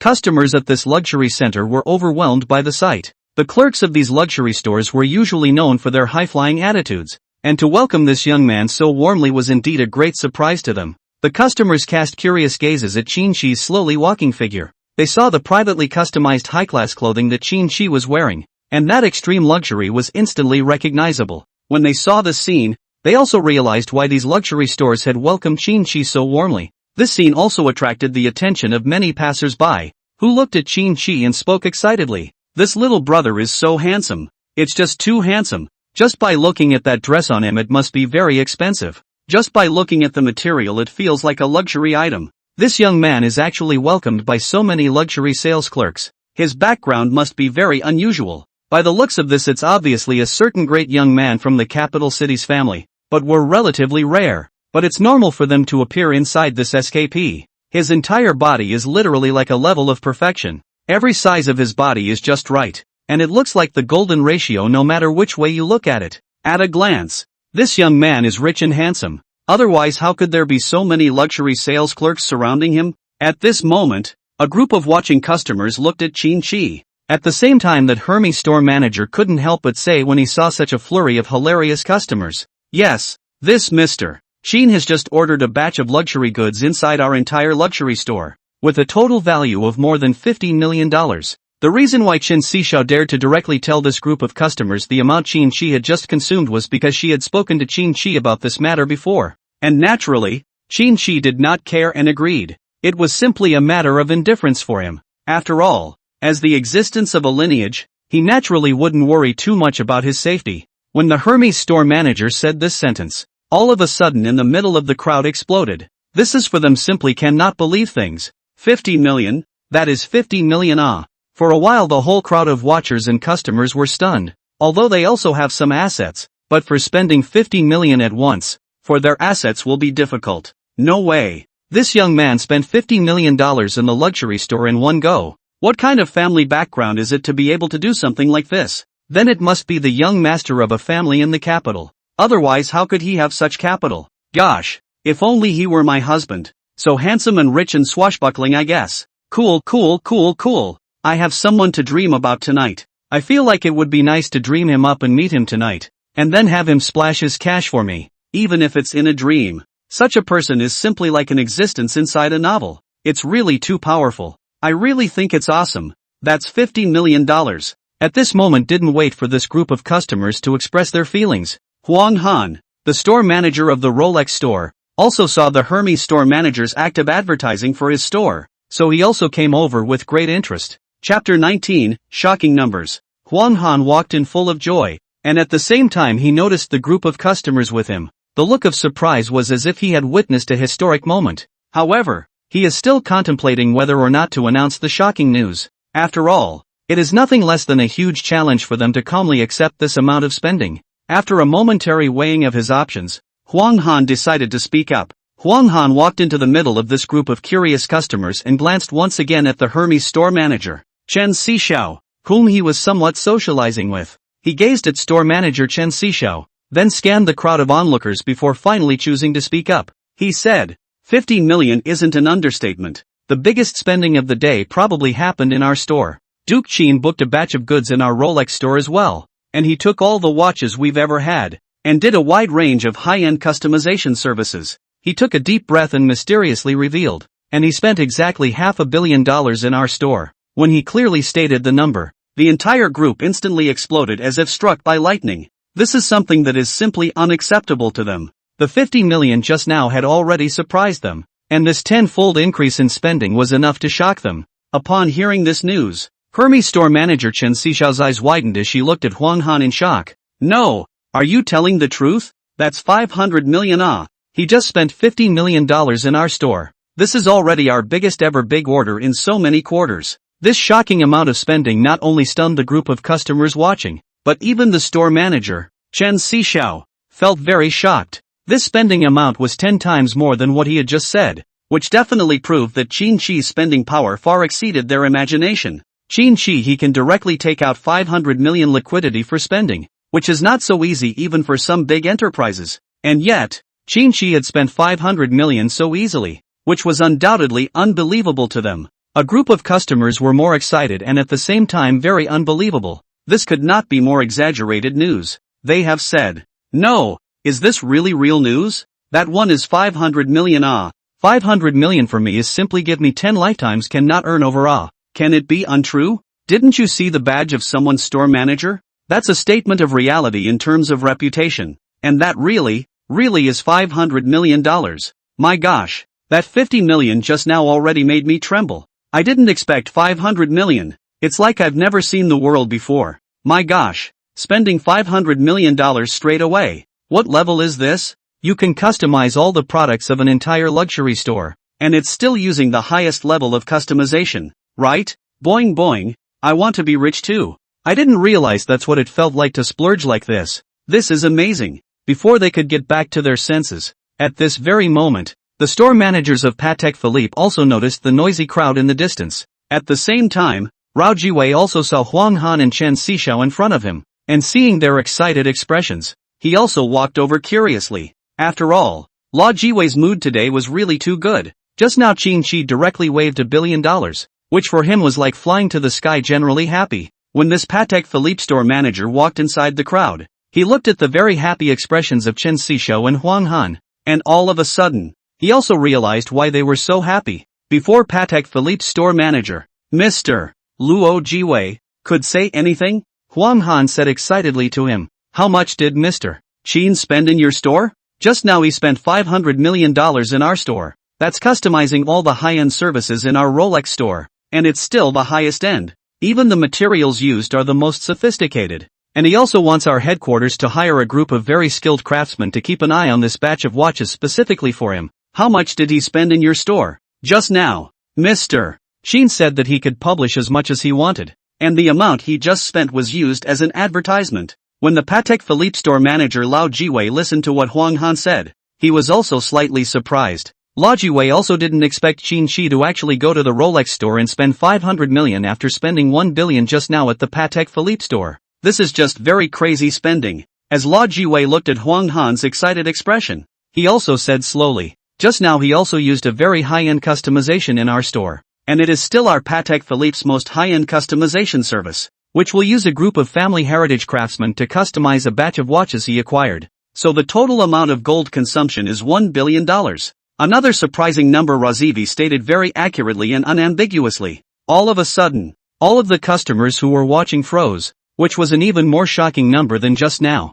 Huang Han was also immensely surprised after hearing Rao Jiwei say this. His eyes were wide open, unable to comprehend such a figure. Chen Xixiao was similarly unable to comprehend the figure that was even larger than $50 million. Another 20-fold comparison. A sharp contrast that surprised the group of customers who were watching. This is really a great young master of a capital city family. Or else 50 million is another 500 million to 1 billion. Even to the current 1 billion or even higher. That would be an ordinary rich second generation can afford to spend. Gosh, I didn't realize my dream husband had such wealth. Adore him so much. Spending so much money straight away like that. It's just overwhelming. At this time, Huang Han and Chen Xixiao were also very surprised as they looked at Rao Jiwei. Lao Jiwei could also understand their mood at the moment by looking at their expressions, but he still nodded and didn't say much. The fact that he nodded his head in such a very affirmative manner also allowed Chen Xixiao and Huang Han to completely confirm that this was the real amount of spending. After the group of watching customers felt shock after shock, they slowly left. These three store managers were also happy to be side by side as they made their way back to their respective stores. At this moment, Qin Shi is still standing in the store, slowly strolling back and forth, looking at which luxury store clerk has a very warm reception. He didn't walk into any luxury store right away, though. Instead, he observed that the clerk at each luxury store had a very enthusiastic, and at the same time a little eager, look on his face. Afterwards, Qin Shi did not intend to continue observing like this, so he directly walked into the Louis Vuitton luxury store. As soon as Qin Shi walked into the store, the Louis Vuitton luxury store manager's eyes lit up because this time he had been looking forward to something for a long time. After all, Qin Shi walked into the store, which already represented that they had done their very warm and enthusiastic reception service this time. At this moment, the store manager of Louis Vuitton was very happy to look at Qin Shi and said, "Mr. Qin, let me introduce you to the main products of Louis Vuitton." Chapter 20, The Next House. As the store manager of Louis Vuitton, Mai Huiyan's mood was about to explode. This once-in-a-lifetime opportunity made him feel like he was in a dream, and the bravado of this worldly young master stunned him even more. $1 billion, $500 million, that's his chance, his hope, his dream. He stood there humbly, his face full of smiles, carefully answering Qin Shi's questions, a heart beating wildly in his chest as if it was about to jump out of his throat. His answer will determine whether or not he can fulfill the company's assessment target for this quarter, a target that is of great importance to him. Qin Shi watched as Mai Huiyan was preparing to introduce herself to all the main luxury items in the store, and she couldn't help but feel ripples in her heart. Mai Huiyan slowly scanned the wide array of luxury goods around her and couldn't help but feel her heart racing. Every quarterly assessment of the target for him is a guilty task. Today is on the verge of so easy to fulfill, but also overfulfilled. He simply couldn't put into words the excitement and emotion he felt inside. No need for introductions. Just wrap it all up. No matter the male or female model. Just buy all the luxury items in the store. When these words came out of Qin Shi's mouth, it was as if Mai Huiyan saw countless gold falling from the sky. McHuggan he stared wide-eyed as if he couldn't believe his ears. The mood of these counter-sisters around them was the same, each with wide eyes and mouths open as if they could stuff down an egg. As they looked at Qin Shi, they couldn't help but sigh in their hearts, "This young master is truly magnificent." Mai Huiyan did not estimate how much it would cost to buy all of Louis Vuitton's main products at this moment, but he could intuitively feel that it was definitely not a small amount. His heartbeat had exceeded his imagination, and this superb order was not only the best help for him to fulfill the assessment target, but also the affirmation of his personal ability. It was as if a lightning bolt appeared in front of Mai Huiyan's eyes, illuminating his inner world. It was as if he had seen the golden trophy, the trophy that symbolized honor and achievement. His heartbeat was like a war drum beating continuously, each beat filled with strength and determination. At this moment, he knew his chance had come. Without hesitation, he walked forward and shook Qin Shi's hand, saying excitedly, "Mr. Qin, thank you for your generous support. I will prepare this order for you with the highest quality service and the fastest speed. Please rest assured that we will do our best to ensure that you get every penny's worth." Qin Shi smiled and nodded, and a trace of excitement spread across his face. This order was equally meaningful to him. It wasn't just the spending of money. It was the use of his trillions of dollars of his balance. The surrounding cabinet makers were also shocked by the scene. They stared at Qin Shiha with wide eyes, and in their hearts, they marveled at this one unusual character. This super order was an incredibly tantalizing cake for them, and the commission from this super order alone was enough to keep them happy for months. They used to work hard to serve one customer after another, but may not be as high as today's commission brought by this super large order, which simply makes them all happy. One by one, the counter girls packed up quickly without any image, using all the packing boxes. Their smiling faces blossomed like spring flowers, and their laughter rose and fell, as if they wanted to drown the whole store in a sea of joy. Mai Huiyan led Qin Shi towards the cashier's counter, while in her mind she was calculating how to complete this superb order to perfection.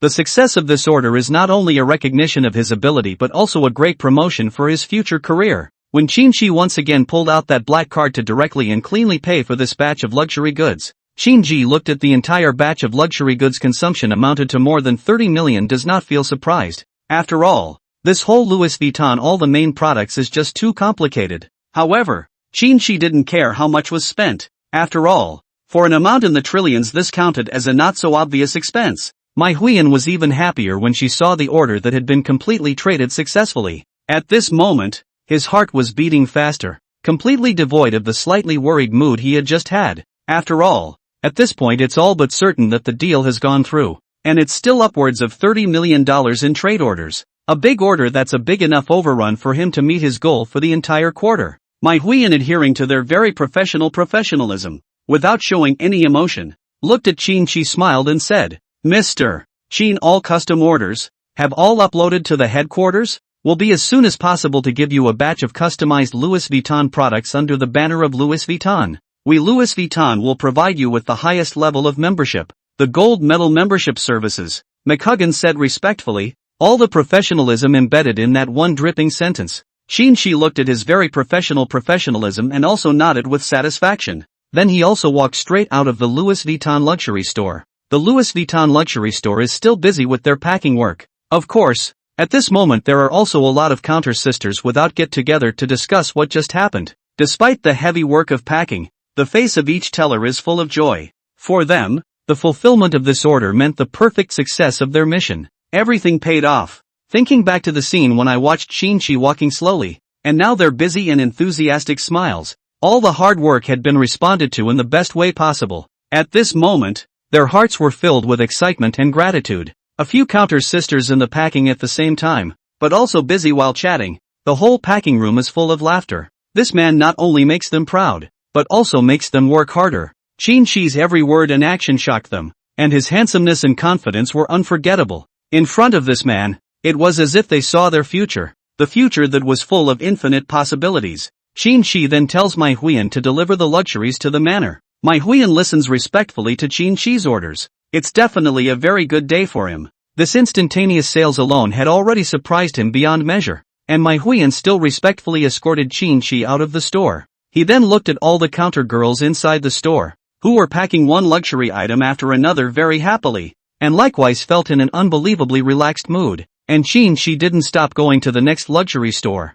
Chapter 21 Customized Classic Replica Collection. As Qin strolled through the commercial plaza at a leisurely pace, Wang He and Wang Rongyun also stepped into this bustling shopping paradise SKP together. Wang He knew in his heart that his sister had not been in a high mood recently, but had instead been irritated by some of Qin's words, so he decided to bring his sister here for a break and enjoy some shopping on the side. As Wang He walked into the bustling square, a crowd of onlookers appeared in front of him. Seeing this scene, he couldn't help but walk up curiously to find out what was going on. Oh my god, look guys, that Mr. Qin has come to Louis Vuitton's to spend again. This time it's over $30 million. What an enviable young man. The passers-by chattered excitedly. Yeah, I thought this was just a joke before, but I didn't realize it was real. The smug face of that store's manager. One look and I knew that Mr. Qin's consumption was real. I've been at SKP for so many years, but I've never seen such a big spender. This Mr. Qin is really something. It's really like he doesn't want money. At this moment, Wang He muttered in his mind while listening to the passers-by's comments. This Duke Qin couldn't be Qin, right? He really spent 1 billion here. 500 million? Wouldn't that add up to 6 billion? However, as soon as the thought popped up, he quickly dismissed it. That's impossible. There's no way his family would give him so much money. This liquidity is no joke. Wang He knew that for any family, more than $1 billion was not something that could be casually squandered, and that all of this money needed to be thought through before it could be spent. Wang Rongyun, who was standing beside Wang He, also found it very strange because she heard the words Mr. Qin from a passerby. She was particularly sensitive to the reaction to the last name, as she had taken a direct hit from Qin before. However, this incident had given her a new perspective on Qin. She seemed to think that this direct and decisive rejection of her behavior instead made Qin appear more manly. Wang He couldn't help but shake his head even as he looked at his sister who was frozen on the side. He was incredibly angry about the last time Qin decisively rejected his sister's favor. Afterwards, Wang He looked at his sister with a gentle expression and said, "Don't think so much. The Duke Qin they are talking about definitely won't be Qin. Although it is said that he is also a capital city family, I don't think he should have that much liquid money. Let's just watch the action. Well, I'll take you to a luxury store now, and my brother will give you money to buy whatever you want." Wang Rongyan looked at Wang He's gentle expression and also felt that her brother had been so kind to her since she was a child, so she nodded her head and smiled. At the same time, Qin also walked to Vacheron Constantin, a luxury store next to him. He looked at the overall decoration of Vacheron Constantin and knew the style of this high-end watch brand. The store manager of Vacheron Constantin was very happy when Qin walked in, because he knew about Qin's crazy spending in the whole SKP commercial center that today, and he had made very many preparations, and now he finally waited for Qin's arrival. What's more, he is good friends with Patek Philippe store manager La Chi, and this kind of news interchange has long been quicker than others. Then Chen Qin, Vacheron Constantin's store manager, looked at Qin and said very respectfully, "Mr. Qin, let me introduce you to our Vacheron Constantin's exquisite Swiss watchmaking craftsmanship and high-end jewelry collection." Qin looked at Chen Qin, who was very professional at the moment, and also slowly nodded his head. He also had to understand the difference between Vacheron Constantin and Rolex and Patek Philippe. Chen Qin then led Qin Shi to the display cabinet. He casually picked up an exquisite watch and slowly said, Vacheron Constantin replica series of watches, replicating a number of historical classic models, such as heritage models, historical masterpiece series. These replica styles not only retain the design essence of the original styles, but also incorporate very modern elements that show a very unique aesthetic even more. That's why I think this heritage series, this replica design is perfect for Mr.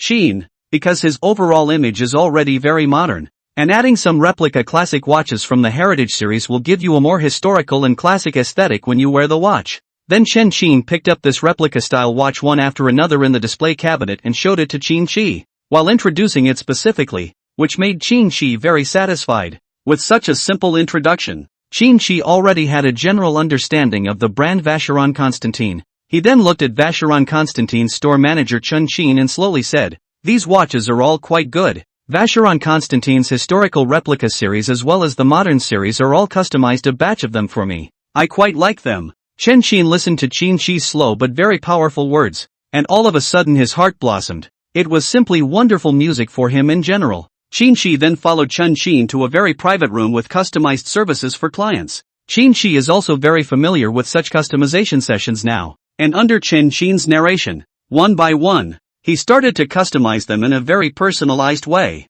Meanwhile, Wang He and Wang Rongyun arrived at Vacheron Constantin's luxury store. Wang Rongyun also began to choose when he saw the wide array of watches at Vacheron Constantin. The counter attendant of the luxury store also came to Wang Rongyun's side and took her to select a watch. When Wang Rongyun saw these luxury watches, all of a sudden she also felt in a much better mood, although she also had these watches at home, but the act of buying them also made her mood will become better. Wang Rongyun looked at it for a few moments before looking at Wang He and slowly said, brother, I want this watch. Wang He looked at it and also felt that the women's watch was not particularly expensive, so he nodded. The counter attendant slowly started to introduce the price difference between the customization of the bracelet and the number of diamonds in the Elingata series. At the same time, in the customization service between the Qin prayer also slowly choose a good, all the watches of the corresponding personal customization. Chen Qin followed Qin Shi and slowly walked out of the customized service room. Chen Qin also led Qin Shi to Vacheron Constantin's customized service cashier,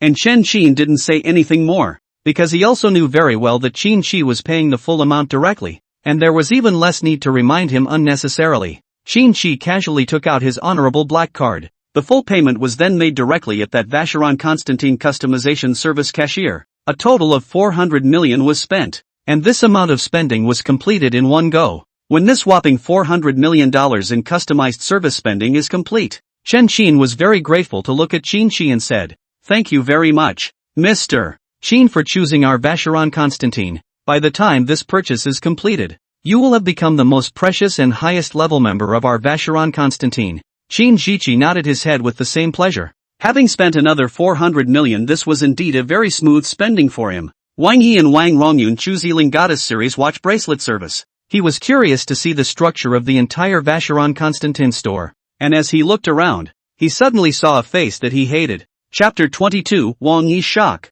Although he saw Qin Shi, he was equally skeptical, so he blinked hard to try to clear the blur before him before fixing his eyes. At this moment, he was very sure that the person standing there was Qin Shi. However, he did not act immediately, choosing instead to wait patiently until Qin Shi had completely stepped out of the interior of the Vacheron Constantin. After Qin Shi and Chen Qin had gone through some exchanges, Qin Shi also walked out from inside Vacheron Constantin. Chen Qin's face was still full of smiles. It was just too much joy that he couldn't control his emotions. However, with his professionalism, he managed to keep his expression under control without looking too flamboyant. As Qin Shi stepped out of the store, his gaze swept idly between the other customers in the store. When he saw the king standing there, glaring angrily, he found it all amusing and smiled at it. He didn't care about those. After all, whether it was the Zhao family or the Wang family's mining sanctions, it wasn't difficult to solve those problems in his opinion. Seeing the cloudy Qin Shi, Wang Yi's anger doubled. At the same time, he glanced at his sister, who was concentrating on picking out a watch bracelet, and was reminded again of the day before yesterday. However, Wang Yi still endeavored to restrain the angry emotions within him, as he knew that he could not mess up. If he did, it would be even more troublesome for the entire family to fight against the Qin family. At this moment, Wang He kept taking deep breaths, trying to calm his emotions. He also kept an eye on his sister, who was worried that she would see Qin Shi, because even Wang He admitted that Qin Shi's handsome face and unique manly charm really attracted female attention. When Wang Rongyun finished looking at the bracelet the counter attendant presented to her, she made a choice. She was happy with a model set with 58 round-cut diamonds and a curved-cut moonstone. When Wang Rongyun finished choosing this style of bracelet, she was very happy to show it to Wang He. However, she was puzzled when she saw the angry expression on her brother's face. Wang Rongyun looked along with Wang He's gaze and also followed his line of sight to turn that way. The moment Wang Rongyun saw Qin Shi, her entire body froze. She never expected to meet her intended in the luxury store of Vacheron Constantin. In that instant, Wang Rongyun felt his heartbeat accelerate as if it was going to jump out of his chest. Instantly, she forgot about the last scene where Qin Shi disliked herself, and those painful memories automatically dissipated at this moment. Wang Rongyun nervously and excitedly looked at Qin Shi and waved his hand, full of anticipation for the other party's response. Naturally, Qin Shi gave her a slight nod out of politeness, but did not indicate anything else. After that, Qin Shi left the Vacheron Constantin luxury store. Chen Qinshin professionally escorted Qin Shi away and did not return to the store until he had dropped the customer off outside. After Wang Rongyun received Qin Shi's response, her heart was overwhelmed with joy, and those once painful memories had been temporarily put behind her. She excitedly turned to Wang He. Wang He, on the other hand, reluctantly put away the angry look he had just displayed and revealed a smile as he looked at his sister and said, "Pay when you've made your choice. Just pretend that you haven't seen him today. That guy isn't worth the trouble." Wang Rongyun heard this, but said with some anger, "Brother, you can't say that about him. He just greeted me." Wang He shook his head helplessly after hearing this, and then brought his sister to the cashier's desk at Vacheron Constantin Custom. He took out his bank card and handed it to the cashier. When the cashier took the card, he smiled and said to Wang He, "Sir, the total amount charged for all the customized services this time is 580,000 yuan. Wang He raised his eyebrows when he heard this amount. He never thought that customizing the watch bracelet would actually cost so much extra. Finally, he reluctantly pressed his payment code. After the transaction was completed, Wang He left the cashier's office heartbroken. As he and Wang Rongyun walked out of the customized service cashier's office, he looked at Chen Xin, who was standing by the side. Curiously, he asked, "I want to know how much that gentleman spent at Vacheron Constantin just now?" When Chen Xin heard this question, he answered without hesitation, "Hello sir, we have relevant regulations that do not allow us to divulge the amount of customer consumption and the details of consumption to the outside world. This is the customer's personal privacy information." Afterward, Chen Xin quickly thought for a moment, recalled a small matter mentioned by Qin Shi, and then changed his tone to look at Wang He and said, "Just now, that Mr. Qin expressed that he would not announce his spending amount outside of his intention. That's why he customized all the watches from the classic replica collection and modern collection in our Vacheron Constantin store today, and chose all of Vacheron Constantin's handmade high-end customization services." He continued in a deep voice, "Since it is using our Vacheron Constantin's highest level of customization service, the total consumption is 10 times more expensive compared to ordinary customization. Therefore, the amount he spent at our Vacheron Constantin today is $400 million. When this Vacheron Constantin store manager Chen Xin slowly said this amount, Wang He froze at once, and Wang Rongyun next to him was even more surprised. They just customized the Ealing Goddess collection, and the top-end customization up is $580,000. Qin Shi, on the other hand, spent a whopping $400 million at Vacheron Constantin today, which was completely incomprehensible to them. Such a comparison of numbers, 580,000 and 400 million, is a world of difference. In an instant, Wang He also strung together that the group of people they encountered when they entered the SKP commercial center who were discussing passionately and waving their money around. The so-called Prince Qin was Qin Shi. With such information strung together, Wang He was now able to fully comprehend that this Duke Qin was Qin Shi. All of a sudden, Wang He also incredulously muttered in his heart, "How could this guy have upwards of $2 billion in liquidity, and still exist as this kind of crazy spending? Then the Qin family must have had some problems. I guess they're losing their minds under the mineral sanctions of their Zhao and Wang families." Under such circumstances, the current Wang He could only use such reasoning to understand the incredible things in front of him. However, he wasn't too convinced by the reasoning he had just pondered out. "Just continue to stroll around SKP with my sister with that overwhelming feeling of shock." Wang Rongyun looked at the sullen Wang He also as if she knew the reason. She looked at Wang He very puzzled and asked, "Brother, did he really spend $400 million at Vacheron Constantine? The pocket money his family gives him is too much, isn't it?" Wang He listened to Wang Rongyun's question and also answered casually, "Don't care about those, let's have a good time shopping." Wang He did not intend to involve his sister in the family's affairs, that kind of complicated strife, so he just answered perfunctorily. However, he was still shocked by the fact that Qin Shi had spent $400 million at Vacheron Constantine directly, and his mind was still haunted by deep doubts. At this moment, Qin Shi didn't care about Wang Yi's gaze just now, but continued to stroll around very casually. After all, the entire first floor of SKP, the luxury center stores, have yet to be browsed. Chapter 23, all of it? There is a tense and exciting atmosphere in the SKP mall at the moment. And on the first floor of the mall, Qin Shi's shopping behavior is like a striking storm that blows people away.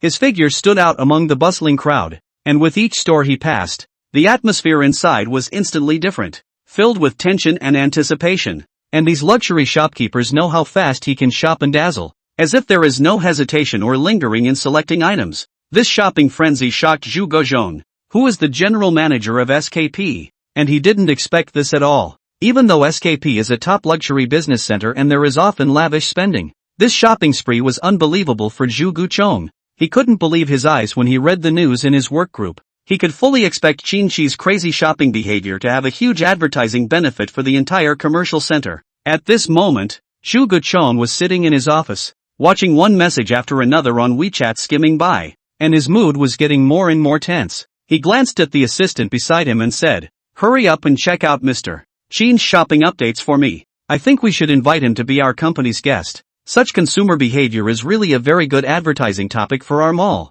It's really great." After saying this, he decided to personally invite Qin Shi. Such an act of consumption could definitely qualify as SKP's most precious golden member. He said to his assistant, "We must treat him well. If we don't treat him well, I'm afraid the head office will blame us." With that said, he straightened his suit to give himself a more refreshed state. And then he headed in the direction of the elevator, aiming for the first floor. Meanwhile, the store managers of the luxury stores throughout the mall were eagerly anticipating Qin Shi's arrival. For them it is a once-in-a-lifetime opportunity. Such impulse spending comes with an element of impulsiveness. If they missed this opportunity, it would be very difficult to grasp it again. So at this moment, they were even more eager to get this opportunity. Qin Shi walked slowly, thinking about which store he should go to first. However, when he took a general look around the entire first floor of the mall, he realized that there were just too many luxury stores here, with each brand and item having its own distinctive features that dazzled the eyes. Even though they are both luxury stores, the first floor of the mall appears to have a wider variety of goods due to the different brands and categories they carry. Qin Shi strolled through it, looking around and pondering which luxury store to patronize next. At this moment, Zhu Gozhong also quickly arrived, and he saw Qin Shi, who was loitering. At a glance, although Zhu Gozhong hadn't seen Qin Shi before, the aura that Qin Shi exuded allowed him to recognize him at a glance. Jagako rearranged his suit to look more professional and placed his small gold nameplate representing his identity more prominently. After everything was ready, he approached Qin Shi with a smile on his face and respectfully said to him, "Sir Qin, I'm the general manager of SKP Commercial Center and I would like to invite you to be our guest in our golden members room for a while. We are very grateful that you have chosen SKP as your consumer mall. We really appreciate it." Zhu Guchong continued, "This quality spending behavior of yours will directly promote you to the highest membership of our SKP Business Center Gold membership. Prince Qin's aura is truly stunning. I recognized you from afar, although I haven't seen your picture in the workgroup's messages, and that's an honest answer." Zhu Guchong spoke his thoughts very respectfully and waited for Qin Shi's response. Qin Shi slowly nodded his head after hearing this. He felt that this was a good suggestion and that it wouldn't take too much time. Zhu Guchong kept a watchful eye on Qin Shi's expression, and he was very much looking forward to Qin Shi accepting his invitation. When Qin Shi nodded his head in agreement, Zhu Guchong heaved a sigh of relief, which meant that his invitation had been successful. Afterward, Zhu Guchong respectfully brought Qin Shi to the Golden Members Parlor. He let Qin Shi sit down first, then asked, "Mr. Qin, would you like something to drink?" Qin Shi replied after a brief moment of thought, "Black tea would be fine." The receptionist in the parlor started to get ready after hearing Jugakishi's instructions. Zhu Guchong looked at Qin Shi respectfully and said, "Congratulations to Prince Qin for becoming a golden member of our SKP Business Center. It only requires you to simply register your information. Even your real name can be provided without the need to provide it to SKP. The gold member will be the highest member in our SKP Business Center. I won't say anything more about the services you can enjoy in there. After all, it's quite a delay of your precious time. I would like to inquire if you, Sir Chin, have encountered any difficulties to be solved while shopping at our SKP Business Center? Problems can all be fed back to us. We will do our utmost to do all we can to help Mr. Chin. You solve any problems you encounter in shopping. You're also already a gold member of our SKP Business Center, so solving these problems for you is what we should be doing. And I'm more than willing to listen to your ideas and the problems you're experiencing. Shinji listened to Zhu Guchang's words while slowly thinking about the difficulties he was facing. He realized that he did have some problems shopping. First of all, the entire first floor of SKP is very large, and there are dozens of luxury brands alone, so it's not easy to consume them all. Secondly, customization services require a lot of time to select items and determine the scope of customization. As a result, he decided to just buy all the relevant customized items and pairings next time to save him the hassle of choosing. Shinji looked at Zhu Guchong with a puzzled expression and slowly said, I want to buy all the main products as well as customizations inside all the luxury stores on the first floor of the entire SKP Luxury. Of course, Patek Philippe, Rolex, Hermes as well as Louis Vuitton have already been purchased, so there's no need to buy those. I don't want to spend too much time on customization services.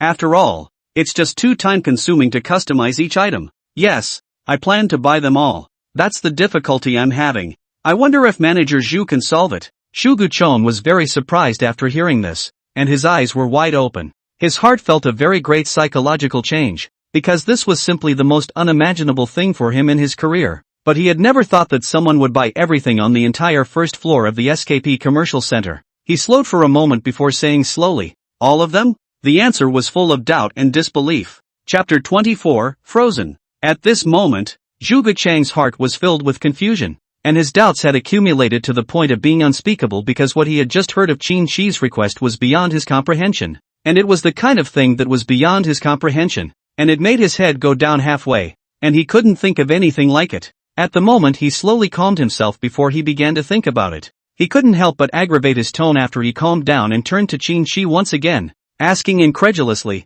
Mr. Qin, do you mean that you want to buy all the luxury brands on the first floor of SKP's luxury goods, including all the main products and all the various customized services, in addition to all the merchandise from those 4 luxury goods stores? Zhu Gushang's surprised expression already indicated his mood. The SKP Business Center houses numerous luxury brands, many of which are among the top in the world, with an incalculable number of products, not to mention buying all the products and customized services. A level of generosity unheard of by Zhu Guozhong. Qin Shi looked at Zhu Guchang's surprised expression and didn't say anything more, but only nodded lightly, giving an affirmative answer. Qin Ji continued, that's the problem I'm having on the first floor of the SKP Commercial Center. I can't afford to go through every luxury store picking out products and choosing a customization service before I pay. It would take too much of my time. I'd like to save that time, so can you help me with that? After receiving Qin Shi's affirmative answer, Zhu Guozhong said excitedly, please rest assured, Mr. Qin, as the general manager of SKP, I will personally handle this matter. I will invite the store managers of all the first floor luxury stores, except for those 4, to discuss this matter with you in the largest conference room in our Golden Members Parlor. We are committed to helping you have the best shopping experience at SKP Business Center, which is what we should be doing. Please, Mr. Qin, give us a few minutes so we can gather all the luxury store managers here. Hearing Zhu Guozhong's very professional answer, Qin Shi couldn't help but agree with Zhu Guozhong's proposal. Indeed, it would be more convenient to shop for yourself by gathering all the luxury store managers. Afterwards, Zhu Guri sat back in his chair, took out his own cell phone, quickly opened the work group, and directly contacted the large group on the first floor of SKP Business Center in the group. Within the large group, Chigaku rewrote a message and sent it out. Please accept the following 4 brands, Patek Philippe, Rolex, Hermes, Louis Vuitton luxury store managers on the first floor of SKP Business Center to meet in this conference room of the Golden Members Parlor.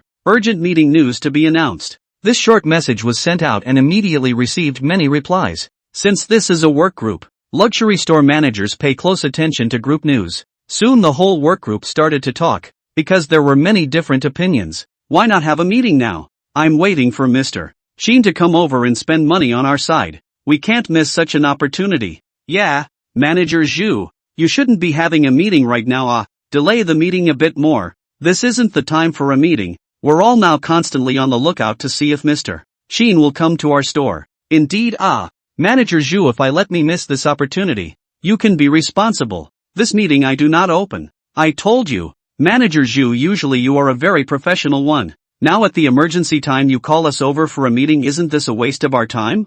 Yeah, just now Mr. Qin spent $1 billion inside the Rolex store. Can I miss this opportunity? I won't open it. I also vote for delaying the meeting. So if it's not a particularly important meeting, let's just leave it for now. That's right. I'll vote too. At this time, Zhu Guchong, who was looking at the group's message, felt very chagrined and at the same time had some helplessness. But then he thought about the fact that he hadn't given out very important information just now, or else the replies from the group would have been a different story. So Jugakishij compiled a new message and sent it out. What if the man you are expecting, Mr. Qin, is inside the conference room of our Golden Members Parlor? As soon as this message was sent out, the entire workgroup immediately boiled over. Manager Zhu, this is also too good, right? You did too good this time. This meeting should be opened. It must be opened now. So Mr. Qin is in the Golden Members Parlor. Why didn't you say so earlier? Otherwise I would have run over immediately. No wonder I didn't see Mr. Qin's figure. So you invited him to the Golden Members Parlor. No wonder. Wait for me. I'm coming now. Manager Zhu, you've done a very good job this time. SKP has definitely made a very good choice in choosing you as the general manager. I'll take this meeting. I'm on my way over. It's a once-in-a-lifetime opportunity. Seeing this reply after reply, the entire work group instantly boiled up. They also didn't expect Manager Zhu to be able to invite Qin Shi to sit in the Golden Members Parlor. In less than 5 minutes, the store managers of the various luxury stores in the business center converged. They were also slightly surprised when they looked at the handsome Qin Shi on the stage. They also didn't expect Qin Shi to be so young and out of their expectations. And sitting on the side, Zhu Guchong similarly looked at the group to see if all the store managers of all the luxury stores had come together. Once he was sure that everyone was here, Zhu Guchong closed the door to the conference room. And Zhu Guchong didn't let Qin Shi take the initiative to speak but spoke his mind instead, which was a service he should do as the general manager of SKP. Then Zhu Guchong looked at these 55 luxury store managers and said, Prince Qin wants to buy all the main products as well as customization services of the individual luxury stores included inside the commercial center's one city. Of course, also apart from those 4 that you guys already know. So what is the program you guys are giving? The need is for you guys to help Duke Qin fulfill this need in the shortest amount of time. As Zhu Guchong spoke sentence after sentence, the crowd of luxury store managers on stage were equally dumbfounded. Though it was said that they knew Qin Shi had already bought all the products as well as customization services in those 4 stores as well. But what they didn't expect was that Qin Shi didn't stop its consumption, but intended to buy all the products inside all the luxury brands encompassed inside the entire business center. Such behavior simply struck them as so crazy that it made everyone freeze in stupidity. Chapter 25, Buying It All. At this meeting, they were once again surprised by Qin Shi's remarks. Qin Shi's offer to buy all the luxury brand goods on the first floor of SKP Commercial Center and also the personal customization service was undoubtedly a shocking order. They sat dumbfounded. And for a moment the whole room was silent. Everyone looked as if they had been electrocuted. Their eyes filled with shock and disbelief. Their minds were filled with questions. How exactly was this figure for the total amount of the brand going to be arrived at? And how will this request be realized? However, it's kind of a huge opportunity for them. Such a superb order, if grasped, could result in unprecedented gains. They were already attracted to this opportunity, pondering how they could fulfill Qin Shi's request while sighing that they could actually come across such a good thing. The 55 luxury store managers present all looked at Qin Shi with expectant eyes, hoping to get more details. They have said that they will give a proposal as soon as possible and do not want to waste too much time on this. Qin Shi looked at these luxury store managers and didn't say anything more. He trusts these professionals to give the best program. He needed to move fast, not waste time needlessly. Don't worry, Mr. Qin. Versace will definitely fulfill your request as fast as possible. The first store manager shouted with an excited voice. His attitude was absolutely serious. And this was not just a promise, but also a sign of respect and trust for Qin Shi. That's right,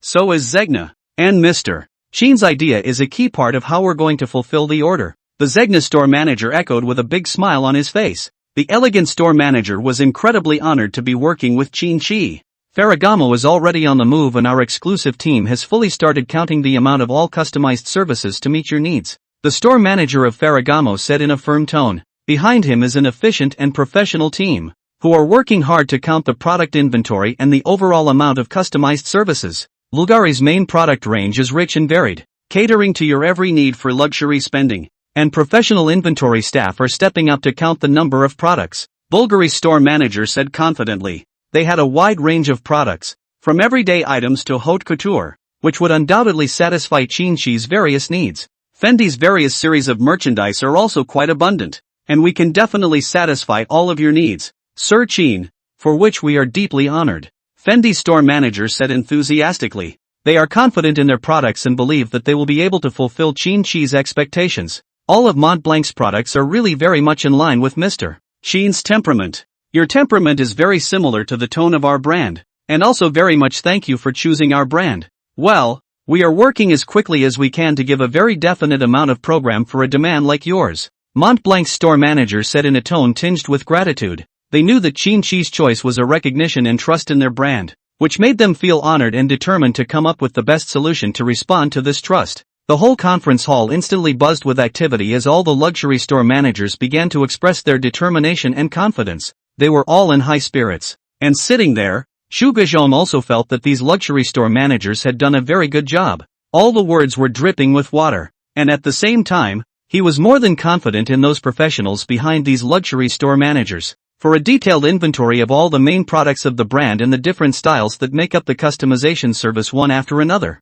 the time it takes is very long. So that does present some challenges. Then Chinchi sat there slowly nodding his head. The luxury store managers very quickly contacted one person after another. The exchange of phone calls rose and fell, that the whole conference room appeared to be even more lively. Outside the door of the conference room at this time, there were also very many salespeople from different brands who had come over to help their store manager with the sales program. And when Zhu Guchong saw that the meeting was very lively at this moment, but there was also a little bit of a noisy atmosphere, he then looked at Qin Ji and said, Mr. Qin, why don't we go back first and wait in the Golden Members meeting room, and let them prepare this information first? Qin Ji looked at this very lively scene and also slowly nodded his head. Meanwhile, at this moment, Wang He and Wang Rongyun had been strolling through the SKP commercial center for a very long time. Wang Rongyun was also very happy as she wore the watch from the Elingata series that her brother had given her. But seeing Qin Ji today, this also made Wang Rongyun feel very happy. This was an incomparably happy thing for her. Although the last time they met was said to be very discordant, accompanied by some conflicts, but under Qin Chi's faint smile, she instead felt that it was nothing. But at this moment, Wang He is not so think. He is very puzzled by why Qin Chi can take out so much liquidity, spending lavishly. He really couldn't understand how to think about it. But then he recalled Qin Chi's fleet of several hundred supercars during the previous Supercar club, and he felt that it was a very logical thing to do. After all, Wang He Guang from the hundreds of sports car models has probably guessed the overall fleet value reached tens of billions of dollars, which is the same amount of money that he could not imagine. Wang He contemplated the fact that he was also the young master of a capital city family, yet he only had just over $10 million in liquidity. Under such a comparison, he suddenly knew and could understand why the Zhao and Wang families were able to unite to sanction the Qin family at the same time. Then naturally the profit of the whole heavy industry must be beyond his imagination. All of a sudden he felt this time that his father's choice was incomparably correct. As long as the Wang family ate this large chunk of profit, it would definitely be an incomparable strength enhancement for their Wang family. He even felt that his father was just using the excuse that his sister liked Qin Shi to sanction the Qin family. Under the effect of this fantasizing and thinking about the future, Wang He also couldn't help but smile badly. He was equally eager to get the fleet of hundreds of supercars, and equally eager to get the thrill of throwing away money just like Qin Shi did. At this moment Wang Rongyun looked at Wang He, who was fuming, and also looked at him suspiciously and said, Brother, I don't want to shop anymore. Go back. Under this effect, Wang He's thoughts also returned to reality from the fantasies he had just experienced, and then looked at Wang Rongyun's appearance, slowly nodding his head. They then directly got into the Wang family's Rolls-Royce Phantom and left the SKP business center. And this time inside the conference hall, all the store managers of the luxury brands also returned to a state of very professional calm in the midst of the very busy state they were in just now. This was because they had fulfilled the requirements stated by Lord Qin. Subsequently Zhu Gozhong also received, from different brands of luxury store managers, progress replies to the message. when he saw that almost all of the luxury brands had finished calculating the total amount of their products. Zhu Guchong also looked at Qin Shi respectfully and said in an inquiring tone, Prince Qin has almost 80% of the luxury brands that have completed the calculation of the amount of money for all the products under the brand as well as the customization services. I think the fact that they were able to do the calculations so quickly, for all of their products as well as their customized services, is really quite indicative of their level of professionalism as well. Zhu Guchong said while very sincerely thanking Mr. Qin for trusting our SKP Consumer Center so much. Then shall we go there first now, Sir Qin?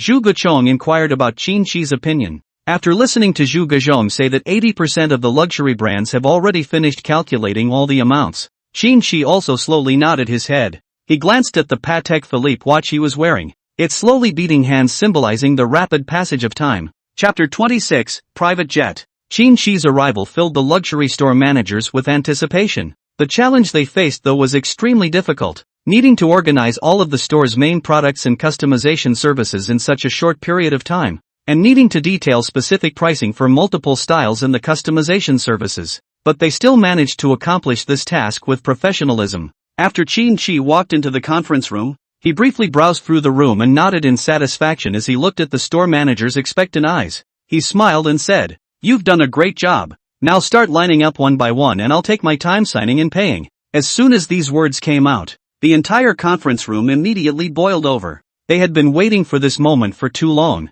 They were simply ecstatic with the results of this superb order. This is undoubtedly the most shocking spending record in the entire SKP floor. Zhu Guchong was a meticulous person, and he quickly noticed this. After he asked Qin Shi for his opinion, he began to record the amount of Qin Shi's payment on the large screen in the conference room. Each digit of the spending amount represented the total amount of money Qin Shi had spent on the first floor of the SKP Business Center. The first thing that appeared on the screen was the amount of $2 billion, which was the total amount of money that Qin Shi had spent at the other 4 luxury stores. When all the luxury store managers saw this number, they were so surprised they could hardly speak. The number is so staggering that they can't even imagine what kind of spending power it is. While Zhu Guchong was recording, he also showed Qin Shi's spending records. This record starts with his purchases at other stores, and every single one of them is clearly recorded. All the store managers were shocked beyond belief when they saw this number. Then Zhu Guchong began to record the amount of money Qin Shi had spent at the SKP Business Center.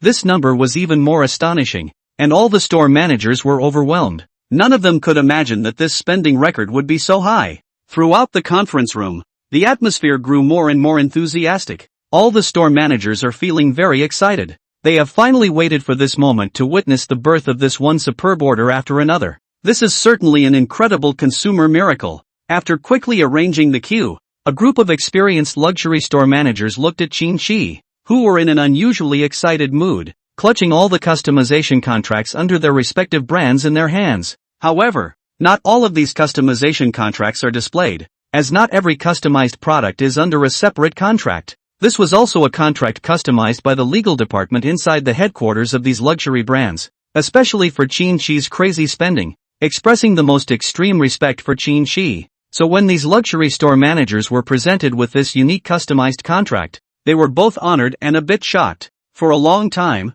they've been in the industry, but they've never seen their own headquarters and had the legal department customize a special contract, and they've never considered what the consequences would be if they didn't do it right. At this moment, these luxury store managers took the matter more seriously. Then, a store manager of a Fendi luxury brand store also walked up to Qin Shi. He carefully pulled out a special customized contract, accompanied by a professional collector under the Fendi brand. This Fendi store manager respectfully said to Qin Shi, "Sir Qin, this is a contract specially tailored by the Fendi brand's legal department, which covers all of Fendi's main products and personalized customization services. The sum of the amounts for all the special styles is about $110 million.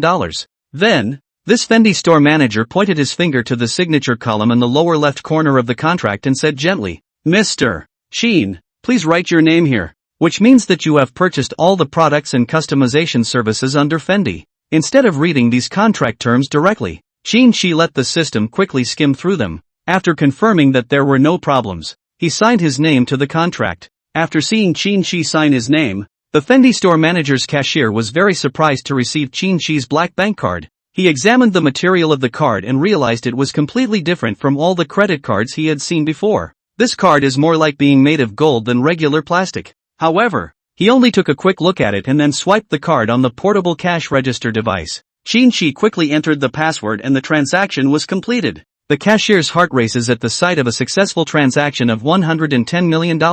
He didn't expect such a huge amount of money to be transacted in an instant. Zhu Gezhong didn't take into account how much money was on Qin's card. He entered the amount of money into the computer, and the large screen in the conference room immediately updated the number 2 billion. At this moment, the manager of Fendi Luxury was very happy. He realized that he had successfully completed the task given to him by the headquarters. At the same time, he got a rough idea of what his cut of the deal would be, a staggering amount. After this deal was done, he might never see a client like Qin again. So, he looked at Qin more seriously and said gratefully, "Thank you very much, Mr. Qin, for choosing our Fendi brand. We will be committed to providing you with the best quality product customization service." Qin smiled and nodded in response. The store manager at Fendi then quickly left the conference room with the cashiers as they had a lot of work to do. In the ensuing contract signing process, Qin and company quickly completed special customized contracts for each luxury store. Even though each store's contract was unique, Qin signed it until his hands went limp. An hour later, Qin purchased all the main products and customization services of all the luxury stores. At this moment, the screen in the conference room displays figures totaling up to $10 billion. Zhu Gezhong was stunned by the amount of money he spent, and his mind went blank. He couldn't imagine Qin spending so much money on the first floor of the SKP Commercial Center. Similarly, the luxury store managers who left the conference room were shocked by the huge spending. As they left the conference room, they looked up at the numbers on the big screen. They were incredulous when they saw the number grow wildly. After Qin spent $10 billion, he felt that it was only a small amount compared to the previous balance of over $6 trillion.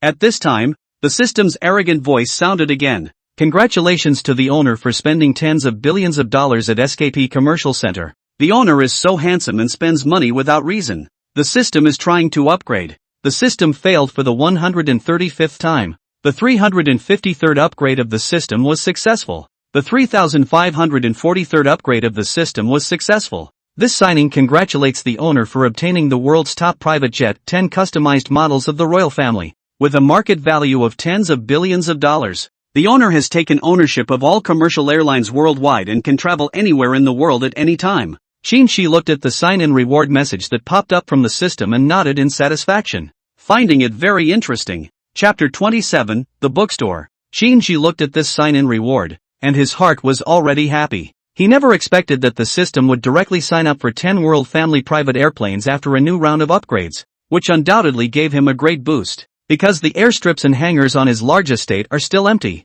Suddenly, the location of that airplane hangar in the big manor that Qin remembered. He frowned slightly and thought about it for a little while, and in his heart, he felt that this hangar was perfectly capable of holding 10 private airplanes. However, at this time, Qin also realized a critical issue. That is, if these planes were to be serviced by his team of butlers, they were not professional enough, let alone properly managing and operating these private planes. In such a situation, Qin immediately thought of a clever solution. He smiled softly, as if saying to himself, if there are only airplanes but no corresponding management company, these airplanes won't be able to play much of a role. It's too wasteful and a bit of a shame. After Qin briefly expressed his thoughts, the system immediately reacted. The system has detected a change in the owner's needs. The system is being upgraded. It is the duty of the system to make the life of the owner more enjoyable. The system is being upgraded like crazy. Just as the system was undergoing upgrades, Qin also settled down and waited for the good news.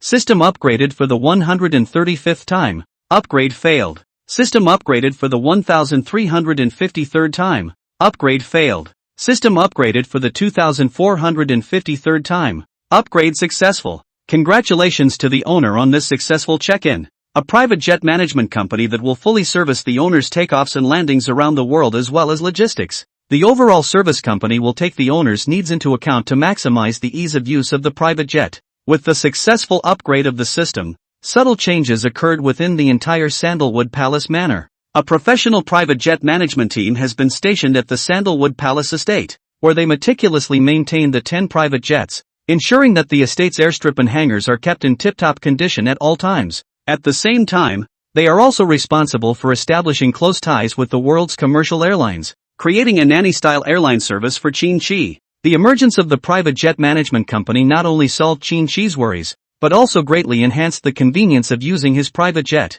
Qin was very satisfied with the result, and he believed that it would have a profound impact on his future travels. Qin's thoughts then returned to the conference room of the SKP Business Center. It was such a brief moment that Qin also learned about himself, spending $10 billion directly on SKP. The $10 billion wasn't a lot for a balance of a few trillion dollars, but this kind of lavish spending really shocked everyone inside SKP. At this moment, Zhu Guchong looked at this spending totaling $10 billion.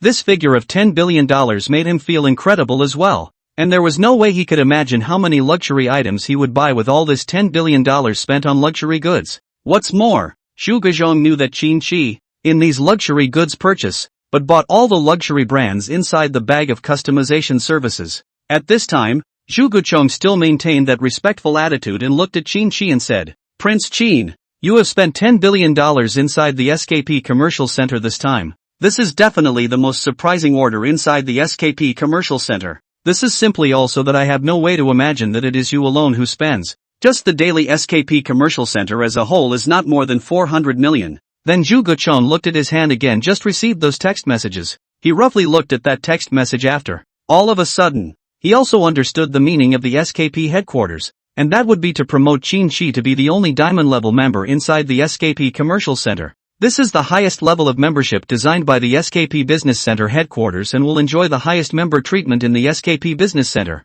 And Shu Guhebi is Qin's only service commissioner at SKP Business Center. General manager is Qin and SKP service commissioner. And such treatment is already very obvious. Give Qin the most honorable service. When Zhu Guchong finished quickly comprehending these messages, Light looked at Qin with a smile on his face and said, "Sir Qin, SKP Business Center has upgraded your membership level to the highest level of diamond member that we've just set up, and I'm your exclusive service specialist. Any problems you encounter inside the SKP Business Center in the future can be solved by looking for me to help you out, and I will do everything in our power to serve you well. Sir Qin, it's so amazing to have you inside our SKP Business Center today. It's simply our greatest honor to have you here at SKP Business Center." After hearing Zhu Guchang's words, Qin also realized that his ranked member had been upgraded to the highest member rank, and then he also nodded with satisfaction. He could also see that SKP Business Center had given the most prestigious service. Now after seeing Qin nodding his head with great satisfaction,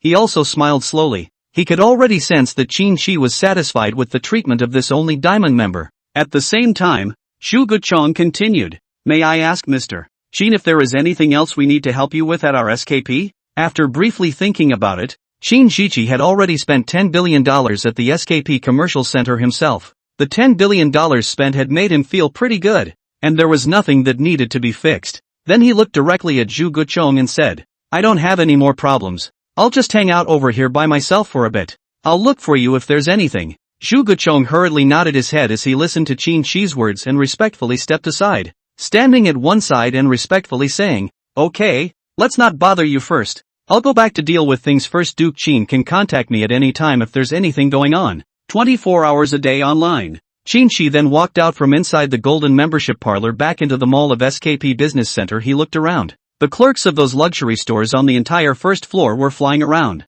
There is no respite in general, as there are simply too many luxury items that need to be packaged, and each one needs to be packaged to a very fine standard in order to reflect the value of the brand. And when Qin slowly walked past these luxury stores, the store managers even looked at Qin with very warm smiles and nodded their heads. And Qin could likewise nod his head very politely in response. Then he looked at the escalator of the business center and walked up it before arriving at the second floor of the mall. On the second floor, there is a wide variety of products and stores are scattered in every corner. It made Qin also feel that these goods were really dazzling, and the extremely clear glass allowed Qin to see very clearly even from the outside of the store. However, after Qin roughly looked around, he accidentally found this bookstore with a very ancient decoration on the second floor. Qin was also very curious when he saw this bookstore. "I didn't realize there were bookstores in places like this where the business center is very commercial." All of a sudden also made Qin curious about this bookstore, so he slowly walked towards the direction of the bookstore. Chapter 28, Encounters. The moment Qin stepped into this bookstore, he seemed to be swept by the waves of the historical flood. This bookstore, unique in its approach, exudes a unique beauty in every corner, like a quiet historical site. Raising his eyes, Qin saw that the floor of the bookstore was covered with antique marble, with a light and calm tone, like an ancient scroll, conveying a long history. Instead, the walls of the bookstore are coated in vintage paint, the dominant color being a dark brown, as if the colors were lifted right out of old books. The bookstore is even more distinctively decorated in some tiny details. Wooden siding is warm and rustic, mirroring the traditional symmetrical layout and showcasing an antique and elegant style. At the same time, the bookstore is also filled with antique decorations, such as old typewriters and phonographs, which add to the vintage atmosphere of the whole bookstore. The vintage pattern on that carpet is even more subtle, further setting off the vintage vibe of this bookstore. Warm yellow light poured down, creating a cozy and historical reading environment that made Qin feel extremely comfortable visually.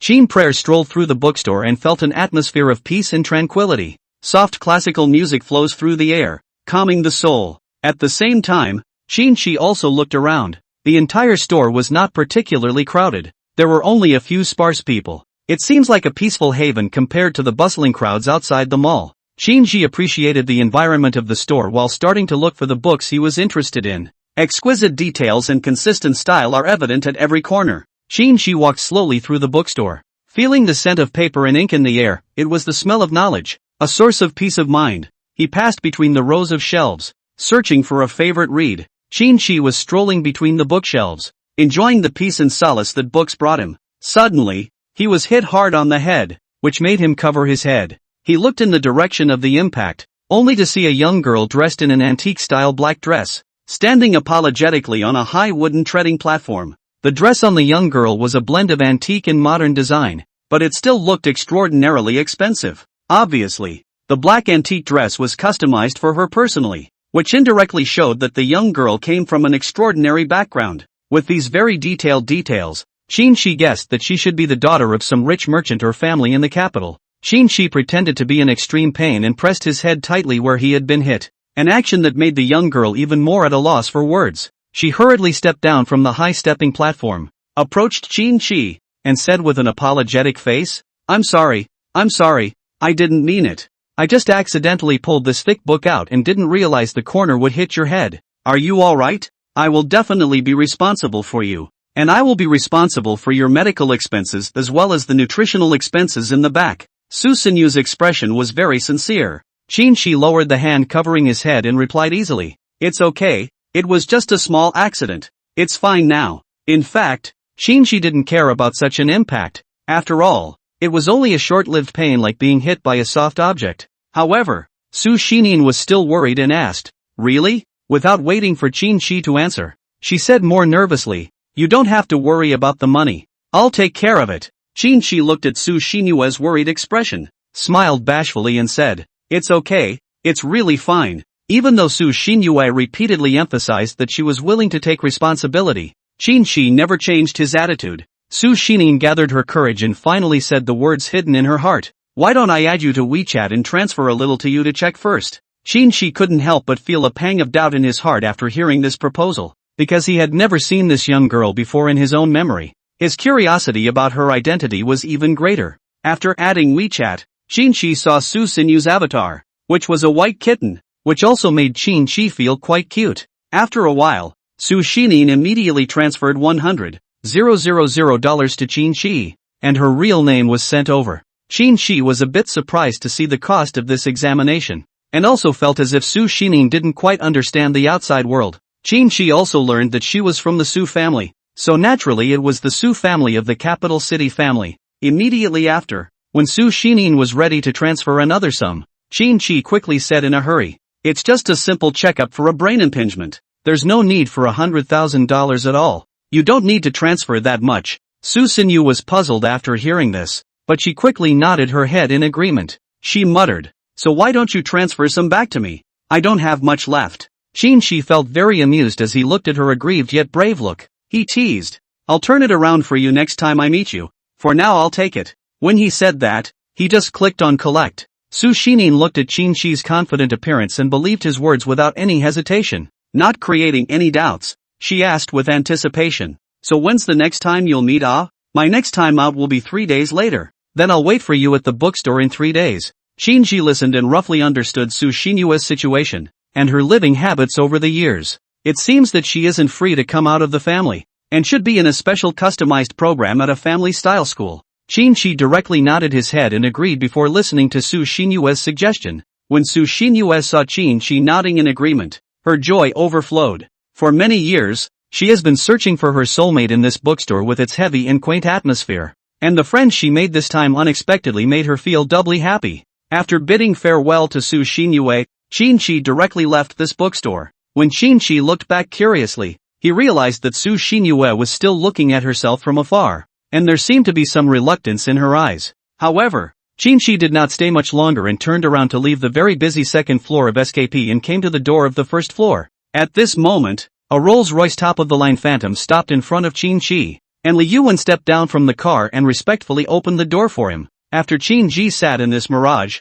he left the SKP and drove in the direction of Tanshi Gongzhuang. Qin Shi sat in the car thinking about the things that happened today. This $10 billion spent. It does make Qin Shi also feel very good. More importantly, this time the bookstore and Su Xinin's encounter let him feel very interesting. Suddenly, it was as if he had something to look forward to in 3 days as well. Chapter 29. The top-of-the-line Rolls-Royce Phantom then drove back to the Honolulu Palace estate, and the expensive wooden gate in front of the estate slowly opened as if welcoming the owner back. The vehicle pulled in smoothly, calmly and with aplomb. When Qin Shi returned to the Sandalwood Palace manor, he could feel that this world was a feng shui treasure that belonged to him, and every corner gave him a very extreme sense of beauty. He then said to Li Yuan, who was beside him, "Drive the car directly to my hangar there. I want to see those private airplanes." Li Yuan followed his instructions and nodded slightly, ordering the driver to change direction and head in the direction of the airplane hangar. At this moment, there are also several professional maintenance personnel on the runway next to the hangar performing maintenance work on the aircraft. They are very experienced and skilled, maintaining the entire track with a variety of chemical coatings to ensure it is of a high standard. The car finally reached the airplane hangar, and Li Yuan stepped out of the car first and opened the door for Qin Shi, who then stepped out of the car as well. At that moment, LV Dongming, the supervisor in charge of aircraft maintenance and service management, warmly greeted him, and he looked at Qin Shi and said, "Prince Qin, welcome home. All 10 private jets are already inside the hangar for routine maintenance." Lu Dongming went on to say, "These 10 airplanes are quite large. All of them are top quality standards, and we're paying special attention to this maintenance work, and we've also deployed additional manpower. In addition, Mr. Qin, we have already docked the standards for the use of the world's major commercial routes inside our office. I believe that it won't take us more than a few days to complete these preparations, so don't worry, we'll absolutely complete this part of the work." Lu Dongming continued with a face full of pride. "At that time, you, Mr. Qin, will be able to travel all over the world as you wish, and all you need to do is make a simple route report." LV Dongming expertly led Qin Shi to an office building where a group of people were working on different commercial routes around the world in various languages. LV Dongming then carefully explained the information related to these commercial routes to Qin Shi. Qin Shi listened to Lu Dongming's detailed introduction and gradually understood this new knowledge. However, he wanted to see with his own eyes what these 10 majestic private airplanes really look like even more at this moment. After Qin Shi nodded slightly in agreement, he looked at Lu Dongming and said, "Take me to the airplane hangar to take a look. I want to take a closer look at the 10 airplanes now." When Lu Dongming heard Qin Shi's words, he immediately nodded his head in agreement and led Qin Shi to the airplane hangar not far away. In the hangar, these 10 huge airplanes were neatly arranged and seemed to be showing their might and majesty to their owners. Qin Shi carefully watched these private airplanes, his heart filled with longing and anticipation for the future. Just then,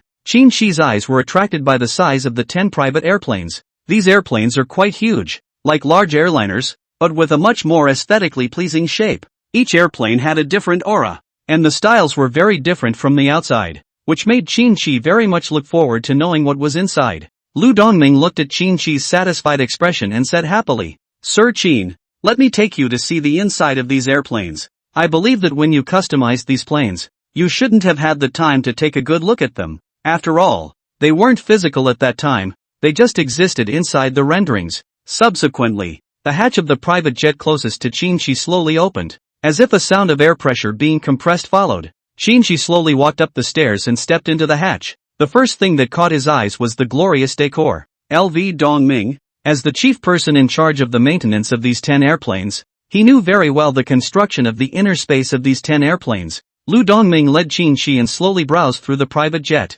Qin Shi saw the cabin top covered by tooth-white leather mirroring the gorgeous carpet, together building a harmonious picture. The carpet was also finely embroidered with the family crest of the entire Qin family, emphasizing Qin Shi's noble status. Afterwards, Qin Shi slowly walked inside a spacious lounge. The lounge is furnished with plush leather sofas and a spacious desk on which is placed a piece of hand-knitted Su embroidery in yellow rosewood. On the left side, there is also a Mont Blanc fountain pen as well as a Parma no Shui ink water, which is all the more special with this collision of Eastern and Western aesthetics. Qin Shi saw another small entertainment center behind the lounge. An entire set of gaming equipment, the highest end and latest electronics all set up. It made Qin Shi think that if he flew to another country, he would certainly not be bored during the journey. Lu Dongming also led Qin Shi to the center of the cabin, which consisted of the dining room and kitchen, where the tables and chairs were neatly arranged and the handmade luxury texture was equally reflected. Walking further, Qin Shi also saw the spacious bar area,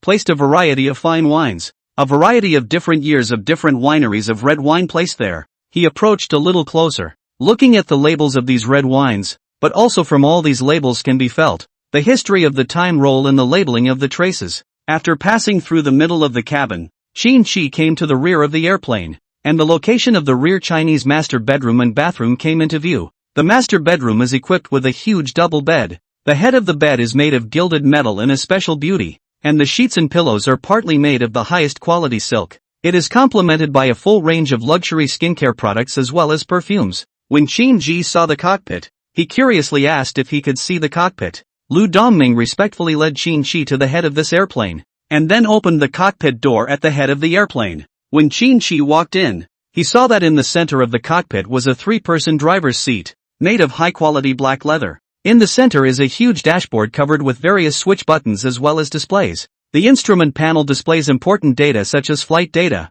navigation information, and weather information. Qin Shi walked aside to see that the left side of the cockpit also had an advanced set of charting equipment wired for communications with the tower as well as the air traffic control department. On the right is a row of sophisticated navigation and weather equipment to help pilots plan the best flight path and keep up to date with the latest weather information. Looking at these complicated equipment didn't feel strange. After all, he had mastered the divine-level piloting skills, which made Qin Shi want to pilot this private plane himself to travel a bit. Eventually, accompanied by LV Dongming, Qin Shi walked out from inside the cab and stepped onto the ground from the direction of the doorway, with LV Dongming following behind. Chapter 30, Plus Size. When Lu Dongming returned to the ground, he looked at Qin Shi with the same respectful demeanor and inquired, "Sir Qin, do you need to see the remaining 9 private jets again? I think these planes have a very high quality and fit your taste very well. You really are too good at customizing such luxurious private planes." After a little thought, Qin Shi thought that he didn't need to pay too much attention to the rest of the airplanes. Although each plane had its own unique functions and characteristics, Qin Shi thought that these could be saved for later and slowly appreciated. He had only offered to take a look at it to satisfy his curiosity, and now that his curiosity was satisfied, he was in no hurry to see the remaining 9 airplanes. Thus, Qin Shi looked at Lu Dongming and slowly said, "No need. I'll read the rest later when I have time. By the way, I won't delay your work here. Do your best and give feedback to housekeeper Li on any difficulties. I'll leave first." Lu Dongming nodded his head in agreement when he heard Qin Shi's reply. He had a lot of things to deal with when he arrived at the Sandalwood Palace manor, because the maintenance of the entire hangar as well as the airstrip needed to be started immediately. After all, if these hangars as well as the airstrip were not maintained as soon as possible, it would indeed be a bit more difficult to maintain them in the future. More importantly, taking over the international commercial routes again will also take some time and is not a problem that can be solved in a day or two. At this moment, Lu Dongming felt even more that his young boss was extraordinary. Before that he had trouble imagining Qin Shi so young, and when they first met, his image of the manor owner broke his usual conventional imagination. Qin Shi then looked at Li Yuan and said, "Let's go back. It's almost evening now. Prepare dinner." Li Yuan nodded slowly when he heard Qin Shi's command, and at the same time, he also took out his own tablet and arranged for the dinner request. When Qin Shi came out of the hangar, the top-of-the-line Rolls-Royce Phantom was quietly parked there, and after Li Yuan opened the door for Qin Shi, the car drove towards the main villa in the most central location of the estate. Meanwhile, Wang He and Wang Rongyun, who had returned home, were reminiscing about the shock they had felt at the SKP Commercial Center. they truly realized that Qin Shi had spent more than $2 billion on the SKP commercial center, a figure that made Wang He feel incredulous. However, no matter how unbelievable it was, he thought the most important thing was to tell his father about it. However, Wang Rongyun didn't feel that there was anything else wrong. She wore the Ealing goddess watch that Wang He had just bought for her and happily returned to her bedroom. At this time, Wang He was very anxious to find his father to tell him the news, and he looked around the house for his father, but could not find him. Just as Wang He was thinking of taking out his cell phone and calling his father, just then, there was the sound of parking outside the door, and he immediately thought that it must be his father returning. He looked excitedly in the direction of the door, and indeed it was his father who had returned. Just then, Wang Limin stepped through the door of his home and into the opulent hall. He sat down and watched Wang He, asking with puzzled eyes, "What's the matter? Did you run out of pocket money again? I've long advised you that it's time to take over the family's affairs. Although you're still studying now, knowing ahead of time won't affect your studies." He looked at Wang He always hanging out with those collapsed second generation, and he couldn't help but sigh in his heart that Wang He would also collapse at this rate. He really didn't know what Wang He was thinking about every day. The problems facing the family now were piling up and yet he was there enjoying his happiness. It was really puzzling. Wang Limin's mood was completely enraged by Wang He's unconcerned attitude. At this moment, Wang He didn't care about Wang Limin's scolding because he had a piece of information that Wang Limin was completely unaware of. He said to Wang Limin with a smile on his face, "Dad, you don't know what's happening to the Qin family right now. I saw it with my own eyes today." This made Wang Limin interested in his words and frowned at him, wanting to hear exactly what he had to say. However, after a brief moment of reflection, Wang Limin felt that this foolish son of his was not capable of seeing through anything, and then dismissed the idea. Seeing Wang Limin's instant loss of interest, Wang He was anxious. This was his chance to perform. How come his father is still not taking the bait? So he hurriedly said, "Dad, honestly, I feel that the Qin family's matter is very strange, and I think that something must have gone wrong with them." When Wang Limin heard Wang He's words, he frowned and asked with sharp eyes, "What's the problem? Speak up if you have something to say. Don't sell out, or else suffer the consequences." Wang He was not surprised to hear Wang Limin's tone. After all, he was used to being scolded since childhood. At that moment, he had an idea and looked at Wang Limin and said, "Dad, listen to me. I bought my sister a $580,000 watch at SKP today. Is it okay if you reimburse me for it?" Wang Limin didn't get angry when he heard this, but instead said to Butler Chen, who was beside him, "Transfer $1 million to him." Butler Chen nodded quickly and quickly completed the transfer. Wang He was overjoyed when he saw an extra $1 million in his account. He didn't expect the news to be so valuable. After the transfer was completed, Wang Limin looked at Wang He suspiciously and said, "Okay, now you tell me about that message just now." Seeing that his father was so interested, Wang He added more fuel to the fire. "Dad, I ran into Qin Shi at the SKP mall today. Do you know how much he spent on one floor of the mall? 2 billion. He bought all the main products and customization services from 4 luxury stores." Wang Limin's brows furrowed as he listened. He never expected that this information provided to him by Wang He was so crucial. This news made him think that Qin Shi's cash flow was too abnormal. He was in deep thought. $2 billion. Although it wasn't impossible for the World family to take out, it was absolutely impossible just to go on a shopping spree. He turned his head to Wang He, who was at the side, and asked, "Are you sure this is true? Don't swindle me for $1 million?" Wang He was a bit saddened to hear this, but he said with great certainty, "Dad, I swear it's true. The store manager of Vacheron Constantine confirmed it to me personally too." Looking at Wang He so sure of himself, Wang Limin began to believe what his son was saying, so he nodded and said, "Fine, go have fun. Have Butler Chen transfer another $1 million to you. Enjoy your life, and take over the family's affairs all later." Hearing that another $1 million had come in, Wang He was so happy that he left home impatiently. At this moment his mood has drifted to the clouds. Wang Limin, on the other hand, returned to his study exhausted, and as he sat down he said to himself, "It looks like it's time to raise the stakes." Chapter 31, Super Doubling. After Wang Limin also learned about such a situation at this moment, he understood that it was time to raise the stakes. If the previous level of sanctioning continues, I'm afraid that it won't be able to quickly make an impact on the Qin family's foundation. So it was that he began to think seriously about how he could regulate the level of sanction to the strongest possible level.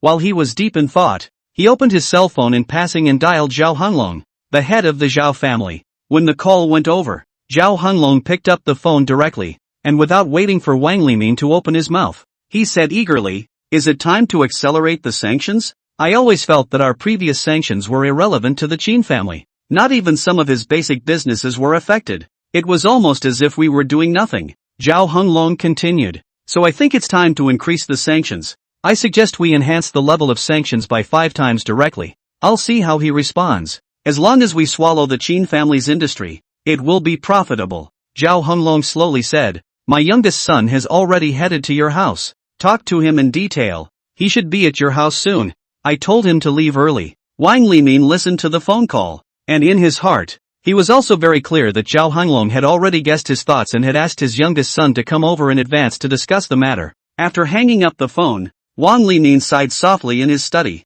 recalling his unproductive third son, his heart bursting with helplessness. Moreover, Zhao Hunlong's youngest son had long since begun to hold some of the power and take over some of the business in the family, and was doing very well. If Wang He was compared to Zhao Xing of the Zhao family, Wang Limin still felt that the gap between his own family was too great. After Wang Limin sighed for a while, he still replied to Zhao Hunlong and said, "Okay, I didn't expect you to let your third son already set off so soon but your response is just so calculating. It's normal for you to be able to guess all of this, then it's fine for me to talk to him. After all, he is also representing your Zhao family." After hanging up the phone, Wang Limin sat in his study and continued to think seriously about the next thing to sanction the Qin family. After all, this level of certainty requires deep thought to achieve. This is not only about his Wang Limin's own interests, but also about his foundation over the years. After a period of contemplation, Wang Limin seems to have made a decision. He slowly tapped on the table, waiting for Zhao Xing, the third son of Zhao Hunlong, to come to the house. Shortly after, a top-of-the-line Rolls-Royce Phantom arrived outside the Wang family's villa. After careful verification by the butler brought this Zhao family's third son, Zhao Xing, inside the Wang family's living room. When this Zhao family's third son, Zhao Xing, arrived within the living room, he likewise saw Wang Limin, who was waiting for him in the living room. Zhao Xing looked at Wang Limin very politely and said modestly and politely, "Uncle Wang, it's been a long time. I've come here on behalf of the Zhao family to discuss recent matters with you." Wang Limin also nodded his head slightly in greeting as he listened to Zhao Xing's greeting, and then he brought Zhao Xing inside his study. "It is more convenient to talk in the study, and the soundproofing is very good. Some sensitive topics can be spoken freely without worrying about being heard by the outside world." After entering the study, Wang Limin first opened his mouth and asked, "How have you been doing inside the family for some time? Have you encountered any difficulties?" Zhao Xing replied, "Thank you for Uncle Wang's concern. I'm still doing well at home. Recently, we are discussing how to further suppress the Qin family." Zhao Xing opened the door and said to Wang Limin, "Uncle Wang, I've gotten a piece of information that the Qin family might have some problems. This might be a good opportunity for us to increase our sanctions." Wang Limin became interested when he heard Zhao Xing say this. Although he had learned some information from his son, he was not certain of its veracity, nor had he thought of the possibility that they might overlap. So he said bluntly to Zhao Xing, "Tell me the information you know. I want to hear it." Zhao Xing nodded, so he directly said, "The Qin family's eldest grandson, Qin Qi, spent $10 billion in the SAP Business Center, and he bought all of the main luxury products as well as customization services on the first floor of the SAP Business Center. This kind of crazy spending, without the family's support, he would never be able to do it. It's also sideways proof that the family, as a family, has fallen into a kind of irrational spending frenzy." Wang Limin heard, but his eyes widened. Before he only heard that Qin Qi had spent $2 billion in SAP Business Center, which was already a surprise to him. However, the $10 billion of consumption that Zhao Xing was talking about now was even more unexpected, and it was completely beyond his imagination. What's more, the $10 billion in spending took him by surprise, and the extent of the two messages is really far apart. After Wang Limin calmed his shock, he began to feel excited. He felt that this was an excellent opportunity, so he said to Zhao Xing, "This is indeed a good time, and I've decided to speed up the pace of sanctioning the Qin family. If we miss this opportunity, it may be difficult to encounter such a situation again in the future." Zhao Xing was also thrilled to see Wang Limin's firm attitude. He very much agreed with Wang Limin that if they did not seize this opportunity to speed up the pace of sanctions, they would miss such an opportunity. So he went on to say, "I think we should adopt tougher sanctions. We should increase the sanctions fivefold compared to what we had before. Wang Limin was a bit surprised to hear Zhao Xing's words about 5 times the strength of the sanctions, but he did not refute them. He greatly appreciated Zhao Xing's decisiveness and determination and agreed with him. So he said with great certainty, "Alright, it's settled. Our Wang family will definitely work with your Zhao family to bring this sanction to an end. This is not only to take out the anger for our family, but also to retrieve the dignity for my daughter. That brat last time was really too much." Zhao Xing nodded heavily as well, remembering clearly what happened last time. That incident spread throughout the entire capital among the big families and became a joke. It was something none of them, members of the family, would ever mention, but one couldn't help but find it laughable. Now that he and Wang Limin had come to an understanding, he felt even more excited. After a brief conversation, Zhao Xing left the Wang family's villa. He walked out feeling very relaxed, and Wang Limin breathed a sigh of relief and was very happy with his decision. He hadn't expected Qin Shi to spend $10 billion inside the SAP business center. After all, he knew that this matter would have such a big impact on the entire family's cash flow. This news gave him a whole new perspective on the Qin family, and after returning to his car, Zhao Xing dialed his father's number with a smile on his face. Chapter 32, Direct Flights. Subsequently, that call was successfully connected, and the moment Zhao Hanlong heard his son's voice, he asked with anticipation, "Is it true that he has agreed to what we said about increasing the sanction by 5 times? Zhao Xing nodded after hearing this and replied, "Yes, he has fully agreed to our plan. So we might actually have a chance with regards to the Qin family's sanctions." Zhao Hanlong was very satisfied after hearing this, and he bluntly praised, "That's good. Come back. You've done a good job. There are still a lot of things in the family that you need to deal with personally. You've proven your ability. At least it's much better than that trashy little son of the Wang family." Zhao Hanlong's words were very direct, and it was clear that he had great disdain for the Wang family's Wang He. As this program was implemented, they began to increase the sanctions. The Qin family was keenly aware of this apparent change because it was so obvious. After all, a 5-fold increase in sanctions had a huge impact on the Qin family's mineral dependence. Qin Tian was dealing with the heavy affairs of the group in his study when he received a message from the raw materials department. When he saw the message, his brow furrowed slightly. He never thought that the Zhao and Wang families, the two feuding families, would be able to join forces for so long. This was simply too much of a surprise to him. After all, their conflicts had been a long-standing feud, and as their previous sanctions against the Qin family were simply irrelevant, Qin Tian didn't even care about these losses and didn't put them on his mind. But now, the fact that the Zhao and Wang families were sanctioning the Qin family even though they would have some losses made him think that things must have changed in some important way. In this, something must have happened that he himself was not aware of. After all, the Zhao family and the Wang family could not have reached a doubly sanctioned cooperation just like this. However, under the current situation, after a quick thought, he decided to stop buying raw materials for the time being, and this way he could minimize some of his losses as soon as possible. Although no substitute could be found in the short term, stopping the purchase for a period of time by virtue of the reserves was not a big problem for the entire Qin family's heavy industry system. But if it continued for a long time, it would indeed have a very serious impact,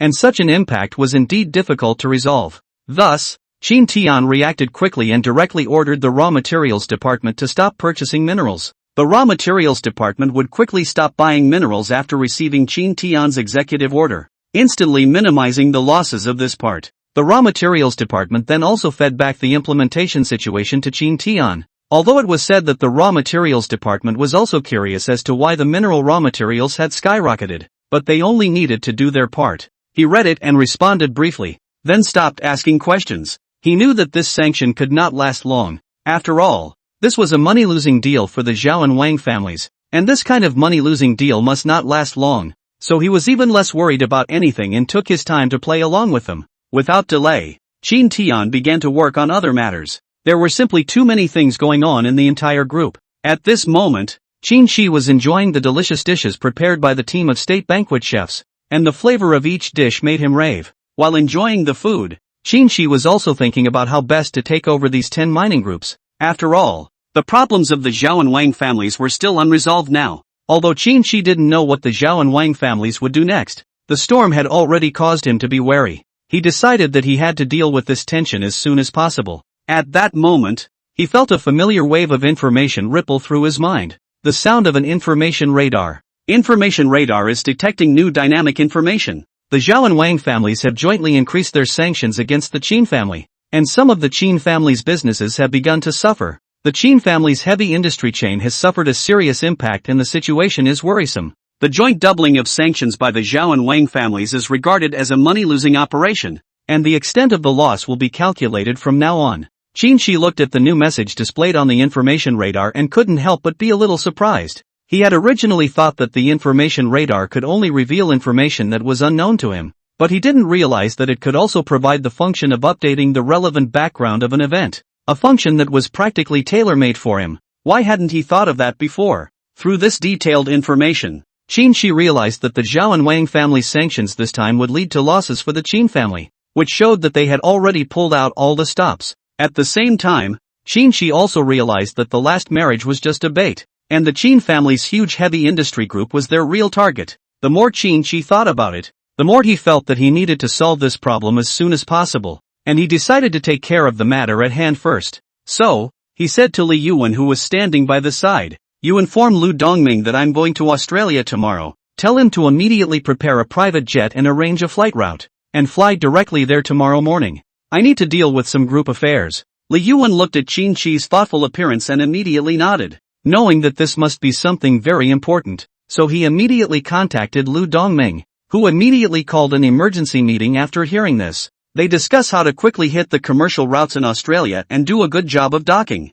Since it was to be completed the next morning, everyone was busy. At the same time, Lu Dongming also arranged a person in charge of the maintenance of the runway and the preparation of the crew of the private jet Pathfinder. After everything was ready, he reported the progress to Li Anwen. After Li Yuan received LV Dongming's reply, he turned his head to Qin Shi and said, "I've already made arrangements. All the departments are working overtime to complete these things. Please don't worry." Qin Shi nodded, very satisfied with the result. He could feel his eyelids sinking a bit, but too much had indeed happened during this period of time. He walked inside the villa's study and brought up the system interface. Then, he directly said on the interface, "Contact those 10 mining companies, all of them will come to Melbourne, Australia tomorrow afternoon for a meeting. There are urgent matters that need to be discussed. Tell them that the chairman must attend." The system interface immediately displayed, "Contact successful. The chairman of those 10 mining companies have all received word and said they will be traveling to Australia for the conference."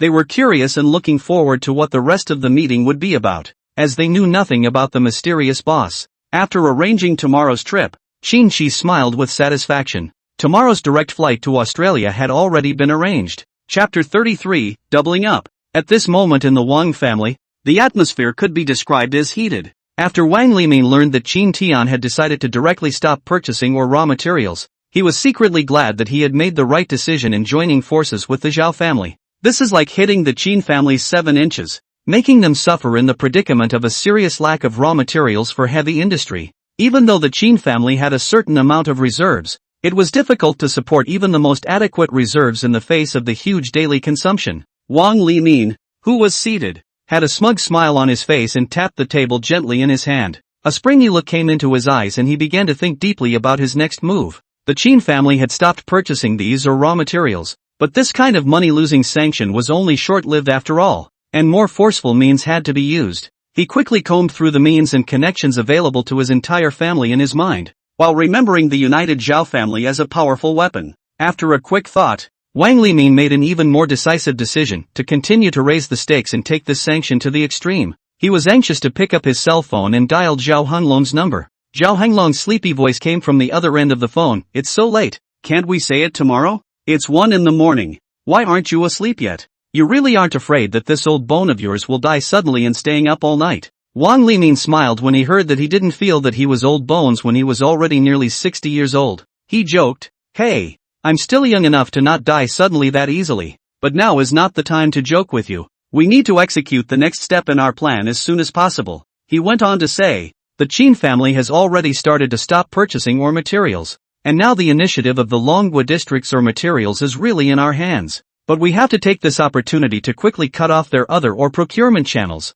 so that they have no way out. If we're going to fight, we'll have to fight a blitzkrieg, cutting off their backroads directly with the strongest means possible. If it's simply a protracted battle, we'll likely be pulled into a quagmire. Even if we bet everything we have in the Wang and Zhao families, we still don't have an absolute chance of winning." Wang Liming's words were filled with determination and firmness. Zhao Honglong slowly listened and nodded his head frequently in agreement with Wang Limin's analysis. Right now, this strong sanction of theirs was nothing more than a money-losing tactic. Cutting off the Qin family's other channels was the key. Once they no longer cut off the Qin family's other channels, it would be very difficult for them to grasp the initiative. And such an initiative was precisely what they very much needed to grasp to the strongest. After a period of calm contemplation, Zhao Honglong also came to his senses and was slowly thinking about the relationship. He analyzed. What you're saying is for the Qin family to hold all the only channels of or raw materials in our hands before constructing other channels. This way the method is the most effective. But it also means that we have to gamble on even more than before. Are you sure? And you know that if it fails, it means we'll lose everything. Zhao Honglong's words caused Wang Limin to briefly hesitate. This kind of hesitation he had once had, but after seeing the Qin family in such a state of devastation, he instead felt that this kind of hesitation was a burden. Wang Limin decisively and directly said, "Don't hesitate about anything, time doesn't wait for anyone. Time passes. My Wang family is willing to gamble more. So are you, the Zhao family, willing to do so? If not, then let's pretend that tonight's conversation has not passed." Zhao Honglong heard such a confident Wang Limin but frowned. He wasn't sure if such a powerful tactic could really bring down the Qin family, but at this moment, he thought of the fact that if he ate this such a huge heavy industry system of the Qin family, the benefits he would get would be completely beyond his imagination. Under such a moment, Zhao Honglong was overwhelmed by the interests of the general. Directly responded to Wang Limin said, "Can our Zhao family also agree to continue to double the degree of sanctions, grasp the best time, the Qin family of all the channels about the ore raw materials cut off? After all, the domestic initiative of the ore raw materials has been in the hands of our two families. We have enough chances of winning." Wang Limin was very happy after receiving such a positive answer from Zhao Honglong. After all, it would take the simultaneous combined efforts of both families to achieve the best results, and now everything was coming to a very critical point just as he thought it would. Wang Limin and Zhao Honglong hung up the phone directly after a few brief words of courtesy. Afterwards, he turned around and went to his study, and directly coordinated all of the family's relationships as well as backgrounds overnight, to use the most powerful means to cut off all of the Qin families or raw material channels. And while cutting off the raw material channels of these mining genera, the Zhao and Wang families also paid some price. After getting this all done, Wang Limin sat in his study, both happy and apprehensive. He knew that this was a huge gamble, and it could be said that after plotting for so long before, he still felt a little excited when it really came to this. At the moment, as if he had fallen into a state of insomnia, he sat in the study in a daze, and Zhao Honglong of the Zhao family did the same. After ordering these things down, although he lost some sleep, he came out of his room and went to the courtyard outside the villa. In this courtyard within the moon, late at night the moon hangs high, the light shines on the earth above, looks very silent. Zhao Honglong looked at the moon and the sky at the same time, pondering whether this decision was really the right one. After all, this was a gamble on such a strong family base of the Zhao family. But whenever there was some mistake, he would be the biggest sinner of the Zhao family, and an unjustifiable sinner at that. And the people at the executive level of the Zhao and Wang families were both a bit surprised when they received this information. How could they not expect this kind of family gaming to go to such an extreme level? It's just that there's nothing they can do to refute anything but continue to carry out the family's wishes. The entire Zhao family was directly busy inside the late night. Although it was said that the Zhao family and the Wang family held very many channels, the intricate relationship of these interests required great caution to sort out. Late at night in an office building, Zhao Feipu as a part of the Zhao family, although he had been dealing with foreign mineral companies and so on, when he received that request from the head of the family, he was also a bit surprised and puzzled. He frowned and cursed as he looked at the family's one message that very repeatedly emphasized the need to break the Qin family's channels inside. I really don't know what they're thinking. If they really do it so absolutely, the Qin family will definitely make an extreme counterattack, and that won't do any good for the Zhao family either. I really feel like they're confused. It's practically a decision made without thinking about it. Even with this reluctance, he still began to carry out this one order. Chapter 34, Cutting Off the Roots. As the first rays of the morning sun pierced through the clouds and poured over the Honolulu Palace estate, the earth seemed to be gently wrapped in golden threads. The sun shone like a million arrows, illuminating the entire property and revitalizing every inch of it. The airstrip on the property also glowed in the glorious morning light. Dozens of professional aircraft maintenance personnel, they are silently busy on the runway. They work skillfully, like artists meticulously carving their works. Using specialized tools, they perform final inspections and maintenance of the airstrip. Their hard work has brought this airstrip up to a satisfactory standard of use. and on the other side of the property, several flight attendants and 3 captains were getting ready. They were in high spirits. Their uniforms were straight, and their gold-rimmed glasses sparkled in the sunlight. Their professional service attitude and rigorous work ethic showed their anticipation for the flight. At this moment, Qin-Shi's cell phone alarm clock rang on time. He fumbled slowly on the bed and got his cell phone. It was 6 o'clock in the morning when I saw the time displayed on the screen. It was the time he had purposely set for his alarm clock, as he had always had absolute control over time. After the alarm clock was turned off, Qin-Shi slowly got up, and after briefly washing up, he pressed the bell next to him. Several young maids dressed in maid outfits immediately came to the check room and the bedroom to select and put on privately customized luxury suits for Qin-Shi. With the combs and clothes brushes in their hands, they meticulously organized Qin-Shi's clothes. Even the position of each cuff was organized exquisitely. This luxurious suit showed off Qin-Shi's perfect body to the fullest. After everything was ready, Qin-Shi didn't waste any time as he walked out of the villa's bedroom, followed closely by Li Yuan. A top-of-the-line Rolls-Royce Phantom had long been parked in front of the villa, and as Lu Dongming watched the car come into view in front of the hangar, he realized that the timing was just right. He looked at the time shown in his watch and appreciated Qin-Shi's punctuality. The Rolls-Royce Phantom slowly stopped in front of the airplane hangar, and Li Yuan got out of the car to open the door for Qin-Shi. When Lu Dongming saw Qin-Shi after getting off the bus, he said with a smile on his face, "Mr. Qin, after our efforts yesterday, we have opened up all the commercial shipping lanes to Australia, so we can change our course even if we encounter some fluctuations in the air currents on our way to Australia. Meanwhile, the entire airport runway maintenance has been completed and the crew is ready and waiting for you to board." Qin-Shi nodded in satisfaction after hearing this, and he looked at Lu Dongming and said, "All right, let's board the plane directly then." His voice was not loud, but it was clear and firm, carrying an unquestionable determination. With a calm and thoughtful personality, L.V. Dongming, dressed in a neat suit, led Qin-Shi to the airstrip in front of the hangar. The runway in front of the hangar was wide and flat, and a brand new blue private jet was resting quietly, with an airplane staircase beside it leading to its hatch. Qin-Shi looked at the brand new private jet. It was quite large and its sleek blue body shone in the sunlight. The wings of the airplane were spread out like a giant bird with its wings spread out. The space contained in this airplane made him feel comfortable and was fully equipped as if it were a mobile luxury abode. After Qin-Shi slowly went up from the airplane stairs, the crew all looked at him with smiles on their faces. The crew members were all dressed in neat uniforms. Their faces were filled with professional smiles as they looked at Qin-Shi and said, "Good morning, Mr. Qin. Our overall crew will do our best to serve you, and it's what we should do to make Mr. Qin feel the joy of flying very comfortably throughout the journey." Qin-Shi nodded, satisfied, and made his way to his cockpit. All the equipment has also been checked and is ready for takeoff. The airstrip was cleared of all obstacles, and next to it stood the maintenance crew responsible for maintaining the runway. The 3 captains flying the airplane also came inside the cockpit and turned on all the electronic equipment. These devices are like a centralized system that controls all the important aspects of an aircraft's takeoff,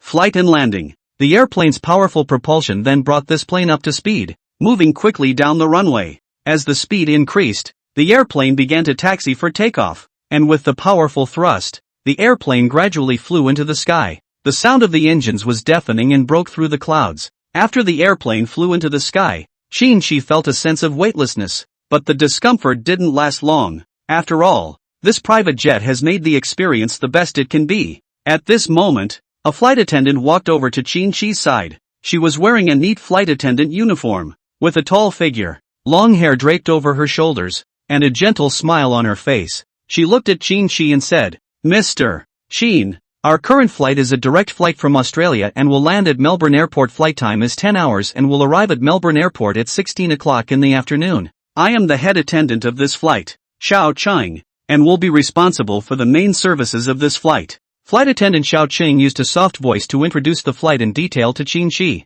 Qin-Shi looked at the figure of this stewardess, also nodded his head. He did not expect that this time the system signed up for a private jet service company is really quite good. All aspects are done to the extreme. After the stewardess saw Qin-Shi's satisfied nod, she happily left as well. At this moment, a voice rang out in Qin-Shi's mind. That was the sound of the information radar, which could detect all kinds of information changes in the surrounding environment in real time. The information radar sounded at this time. System information radar checks for event changes, which have begun to complicate. The Zhao family and the Wang family have reached a new round of cooperation. and will carry out a new round of sanctions against the Qin family. This round of sanction strikes includes doubling of sanctions on or raw materials. The Qin family will be cut off from all channels related to or materials. The Qin family is currently in a state of raw material shortage and channel shortage. Information radar continues to be acquired. Recent changes will continue to be broadcast. Qin Shi looked at the news presented by the information radar and also found it useful. All of a sudden he felt that this information radar was simply a lazy man's godsend, completely eliminating the need to coordinate a new network of intelligence on his own. Directly with information radars you can access things that you are completely unaware of. And this kind of information is even more for oneself without any concealment. Very clear in front of oneself. This made Qin Shi feel very useful. As he looked at the information he could also really realize that the Zhao and Wang families were really a bit extreme. A completely reckless behavior. At the same time, Qin Shi also knew that when they did this, it was obvious that they wanted to eat the Qin family directly in such an extreme way. Originally, Qin Shi didn't want to make a mess of this matter. But at this moment he felt that he wouldn't be relieved of his anger until he pulled out the roots of both the Zhao and Wang families. Just these extreme news alone could already make Qin Shi imagine his father's frowning face inside his study. After thinking of this, Qin Shi said with a hint of ruthlessness, "Alright, let's see what you guys can cut the Qin family's channels into. Originally I wanted to let you guys off the hook, but it looks like it's not necessary now. Just give me a straight up death. A good death would be the best outcome for you." Although Qin Shi had a trace of anger, he had complete certainty about getting the Zhao and Wang families killed. Chapter 35 Melbourne. After 10 long hours, the dark blue private jet finally landed at Melbourne Airport. Previously, air service companies on the estate have liaised and coordinated with air routes in Australia through fine planning. As a result, the airplane landed without any air traffic control problems and everything went smoothly. Once the plane steadily taxied to the interior of the airport, the side door of the fuselage slowly opened and a figure first walked down the cabin steps. That was Li Yuan. Li Yuan looked towards a figure on the runway that had been waiting for a long time. Next to the figure that was a dark-colored Rolls-Royce Phantom that belonged to the property of the Beto Group. Without having to go through any additional arrangements, the car drove right up to them as if it had been anticipated. The interior of the car is instantly recognizable by its comfortable amenities and flamboyant decor, which is typical of the Beto style. At this point, the time had come to 4 o'clock in the afternoon, quite close to the originally scheduled meeting time. Qin Shi looked at Li Yuan and said indifferently, "Go directly to the headquarters of the Beto Group to prepare for the meeting." Even though Qin Shi had already roughly told Li Yuan about this trip, he still knew very little about what exactly Qin Shi was going to do on this trip. His mind was filled with doubts. After all, the identity of this boss had always been a mystery to him, especially about the 10,000-acre Sandalwood Palace estate, which was even more shocking to him. However, as a professional butler, he didn't raise any questions, just nodded silently and walked to the other side of the Rolls-Royce Phantom to open the door for Qin Shi. The comfortable facilities inside the car were not too different from the airplane Qin Shi had traveled on before, so he did not feel any discomfort. He looked through the car window at the Melbourne landscape, which was slightly different from what he had imagined. Despite the fact that it's the middle of winter, the weather in Melbourne doesn't appear to be cold, with average temperatures around 10 degrees Celsius. Qin Shi looked out the window and couldn't help but marvel at the number of climate types in Australia. After some driving, they finally arrived at the headquarters of the Beto Group. The entire headquarters has a unique architectural style, and the streamlined building design not only demonstrates the robustness and design of the building, but also forms a perfect match with the group's main business. As the Rolls-Royce Phantom slowly pulled up to the floor of the headquarters building, a figure appeared outside the car. It was a competent and professional-looking male with long blonde hair and a pair of black-rimmed glasses on his face. He walked towards them with a smile on his face. Paul Walker looked at the man who had gotten out of the Rolls-Royce Phantom on the right side of the car with curiosity. He was very curious as to who exactly would be able to take over such a huge conglomerate, especially BHP Billiton, the world's #1 mining conglomerate. When Paul Walker saw Li Yuan, he was a bit surprised. Despite Li Yuan's appearance of about 30-something years old, Paul Walker did not expect that this middle-aged man would be so young to take over the huge Beto Group, which made Paul Walker feel very surprised. However, as a professional who has been with the BHP Billiton Group for 30 years, he does a good job of hiding this surprise and tucking it away. Paul Walker was about to walk over to shake hands with Li Yuan in greeting when he saw Li Yuan walk to the left side of the Rolls-Royce and slightly bend down to open the left side door. After seeing this scene, Paul Walker immediately understood the real situation. As an experienced chairman's secretary, He knew that this kind of move was usually to greet more important people getting out of the car. While breathing a sigh of relief, Paul Walker secretly sighed at how naive he had just been. How could someone only in his 30s possibly take over such a huge conglomerate? He shook his head silently, thinking it was nothing more than a misunderstanding. Thinking this inwardly, Paul Walker also turned his gaze to the left side of the Rolls-Royce Phantom, waiting curiously for the real boss to appear. He was just too curious, and after the emotional turmoil he had just experienced, he was even more overwhelmed with curiosity about his new boss. And Qin, who was sitting on the left side of the car door, also slowly walked out of the car after the door opened. When Qin saw Paul Walker, he smiled and nodded with him. Paul Walker froze when he saw Qin stepping out of the car. All of a sudden he didn't know what to say. It was as if he felt that what he saw in front of him wasn't real, because what appeared in front of him now was someone younger than Li Yuan, probably only around 20 years old, very young but not lacking in maturity. It surprised him, unable to imagine a man so young taking over the $7 trillion market capitalization of the BHP Billiton Group. After all, he is very aware of the weight of the BHP Billiton Group in the global context, as a heavyweight mining group, not a small business. At this moment, he felt that his inherent cognition was completely shattered. It took Paul Walker some time to calm his shock. He then tried to calm himself down and walked towards Qin with a smile, shaking hands and smiling. "Boss, my name is Paul Walker. I'm the secretary to the chairman of the Beto Group. The meeting is about to start. Please follow me." Qin listened to Paul Walker's words and nodded when he realized that this was the chairman's secretary. He then followed Paul Walker's footsteps inside the penthouse's top-level conference hall. After entering the conference hall, Qin sat down on the main seat, looked around at the other empty seats, and then looked at the time, thinking that it was almost time, and that all the chairmen should have already taken their places as well. To Qin's left is Jova Jory, chairman of the Beto Group. He looked at Qin as well, and as his eyes fell on the young face, he couldn't help but look in surprise at Paul Walker, the chairman's secretary, whom he had worked with for many years. At the moment Paul Walker knew that his old buddy would definitely not believe that Qin was the future controller, but the facts speak louder than words, and Qin is the one who is truly in control. So Paul Walker looked at Zhou Weiori and nodded firmly. Upon receiving confirmation, Zhou Weiori had to accept this surprising fact. Zhou Weiori looked at the young boss with great respect and said, "Boss, the time for the meeting is up, so we can begin. I will introduce you to the current situation of the main business of the BHP Billiton Group, the financial reports of the past years, and this year's corporate plan. I'll explain all of this to you in general, as you've just taken over the Beto Group and may not be familiar with the environment here, but as the chairman of the board, I will absolutely carry out your will." Qin listened to Xiaohua Zhaoli's words but said directly, "Wait a little longer. There's still someone who hasn't come." Chapter 36 Interruptions. Xiaohua Zhaoli was full of doubts. The meaning of Qin's words he could not yet understand. "I don't know. There are other attendees," because he knows that none of them, including all the top executives of the group, have been notified about it. Among them, only Xiaohua Jory had received special instructions from Qin, asking him to come to this meeting. This suddenness confused his thoughts a bit. Zhou Weiori, while puzzled, turned to Paul Walker, who was on the sidelines. Paul Walker looked into the befuddled eyes of Zhou Weiori and gently shook his head.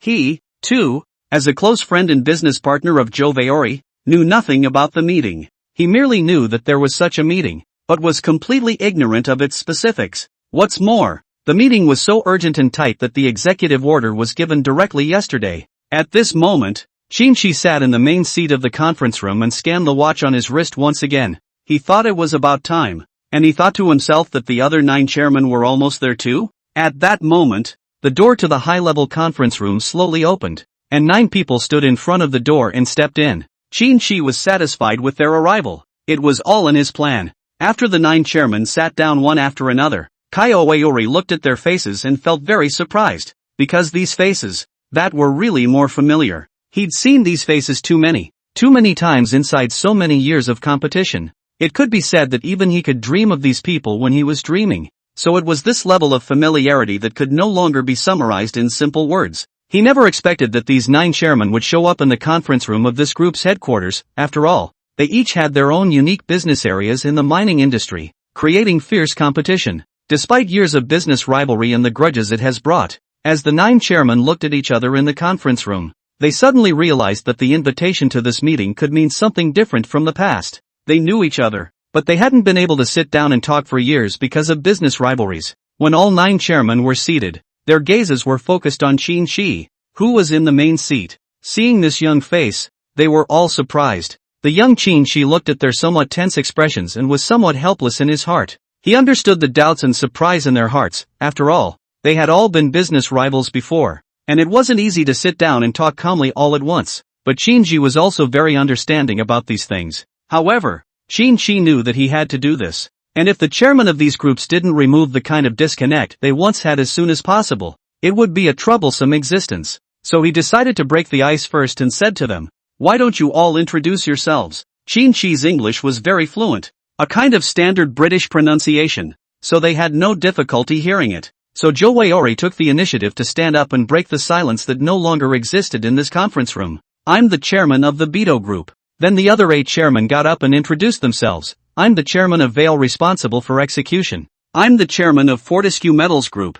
And I'm the chairman of Norilk Group." After their self-introductions, Qin Shi had a preliminary understanding of them, and also slowly, had some more impressions of their faces, and Zhou Weiori and the other 9 chairmen began to look at Qin Shi in this meeting in a new light. Afterwards, Qin Shi opened the door without any suppressed emotions and said directly, "I want you to come to Melbourne for a meeting. First of all, in order for you to familiarize yourselves with each other, and although you were fiercely competitive business rivals before, now you must become partners. You are the chairman of the top 10 mining group in the world, with 97% of the world's market share." Qin Shi's directness caught the 10 chairmen present somewhat off guard, their hands even trembling slightly from shock as they realized the meaning of Qin Shi's words. Who says they are positive? They used to be business rivals who competed tooth and nail, but now they're working with these equally good mining group chairmen. Although it is said that they have no way to accept such a fact for a short period of time, they feel that it is a very good thing. All 10 of these chairmen took a deep breath, and even though they had been in fierce business competition for many years, there was a marvelous feeling now that they were all together. As they looked at the young and handsome Qin Shi in front of them, they even somewhat wondered if they were dreaming. Xiao Weioli looked at the other 9 chairmen, all of whom were faces he was very familiar with, but he also now realized that he was not dreaming, but had witnessed a miracle with his own eyes. These 10 chairmen said with great certainty, "Yes, we, as your mining group, will work well together and continue to do what we are supposed to do in our respective fields." Li Yuan, who was standing on the side, slowly learned about the content of the meeting even after listening to their conversation. He was equally surprised. He had never expected his mysterious boss to own one of the top 10 industrial groups in the world. This was something he had not expected at all. Qin Shi looked at the 10 chairmen's very impassioned words and could also feel them slowly accepting each other. However, he had come to Melbourne, Australia this time, not only just to familiarize and trust them with each other, but more importantly, for the matter of the Zhao and Wang families. This time around, the Zhao and Wang families had gone out of their way to sanction the ore raw materials to an incomparably extreme degree, so Qin Shi felt that it was time to step in and resolve the issue. Qin Shi looked at the 10 mining group chairmen, expression also slowly serious up said, "I've come here for 2 purposes. The first is to get you all acquainted with each other, to make you realize that you're already one, and that you need to let go of that sense of desperate competition that you had before. You need to draw on each other's different characteristics of the mining group to make the whole mining group better. After all, as a top 10 mining group in the world, your market share is already as high as 97%, but you guys are in good shape with each other. I'm sure you'll be able to blend into a strong whole. And the second purpose is," Qin Shi's eyes became stern, "I need you to employ all of your power within the group and will permanently interrupt all cooperation between Zhao Jiayu and the Wang family. This is what I have in mind." Chapter 37:10 Emails. In the conference hall, the chairmen were listening to Qin Shi's speech with full attention. A look of approval and understanding spread across their faces, for what Qin Shi had said was right in the center of their deepest needs. They have been physically and mentally exhausted from all these years of competition in the mineral industry, and it's time to sit down and talk it out and find a solution. However, when they heard Qin Shi's next words, they were all a bit surprised. Qin Shi said that they had decided to discontinue their cooperation with the Wang and Zhao families, which was undoubtedly a bold and firm decision. While the chairmen were surprised, their minds were filled with doubts. The Zhao and Wang families were key links in the mineral raw material export system they had built over the years, and the cooperation between the 2 companies was vital to their business. If the cooperation with these 2 is interrupted, their cooperation in mineral raw materials in the Longwa district will come to a standstill. They are well aware that this means they need to re-establish new sales channels, which will undoubtedly cost more money and effort. This decision didn't seem wise, but the firmness of Qin Shi's eyes made them not dare to say anything more. Looking at Qin Shi's determined eyes,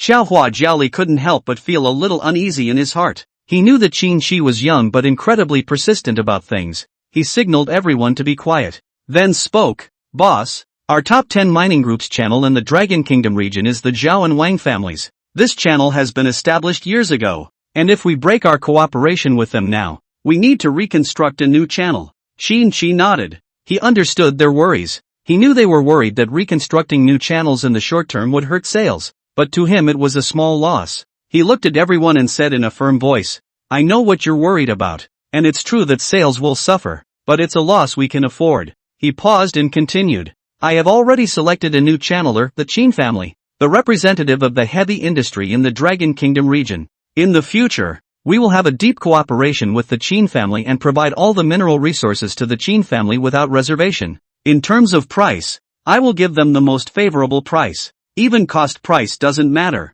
However, this offer is only limited to the Qin family in the Dragon Kingdom region, and the other regions will still follow the original strategy." As the 10 chairmen present listened to Qin Shi's words, their faces were filled with surprise, doubt, incomprehension and hesitation. However, they also understood very well that their boss had already made a decision and they only needed to obey his will because it was their due responsibility as the chairman of the board. The 10 chairmen present also immediately nodded their heads, and while they were convinced of Qin Shi's words, they were also prepared to start preparing for these things once they returned to the group. After all, permanently interrupting the cooperation with the Zhao and Wang families is not a simple matter, involving many departments and interests, requiring communication and negotiation to achieve the best results. As he listened to their words, Qin Shi was also very satisfied with their reaction, but Qin Shi also saw their anxious looks. A brief moment's reflection by Qin Shi told him that they wanted to return to a lengthy meeting within their own group to discuss the matter after the meeting was over.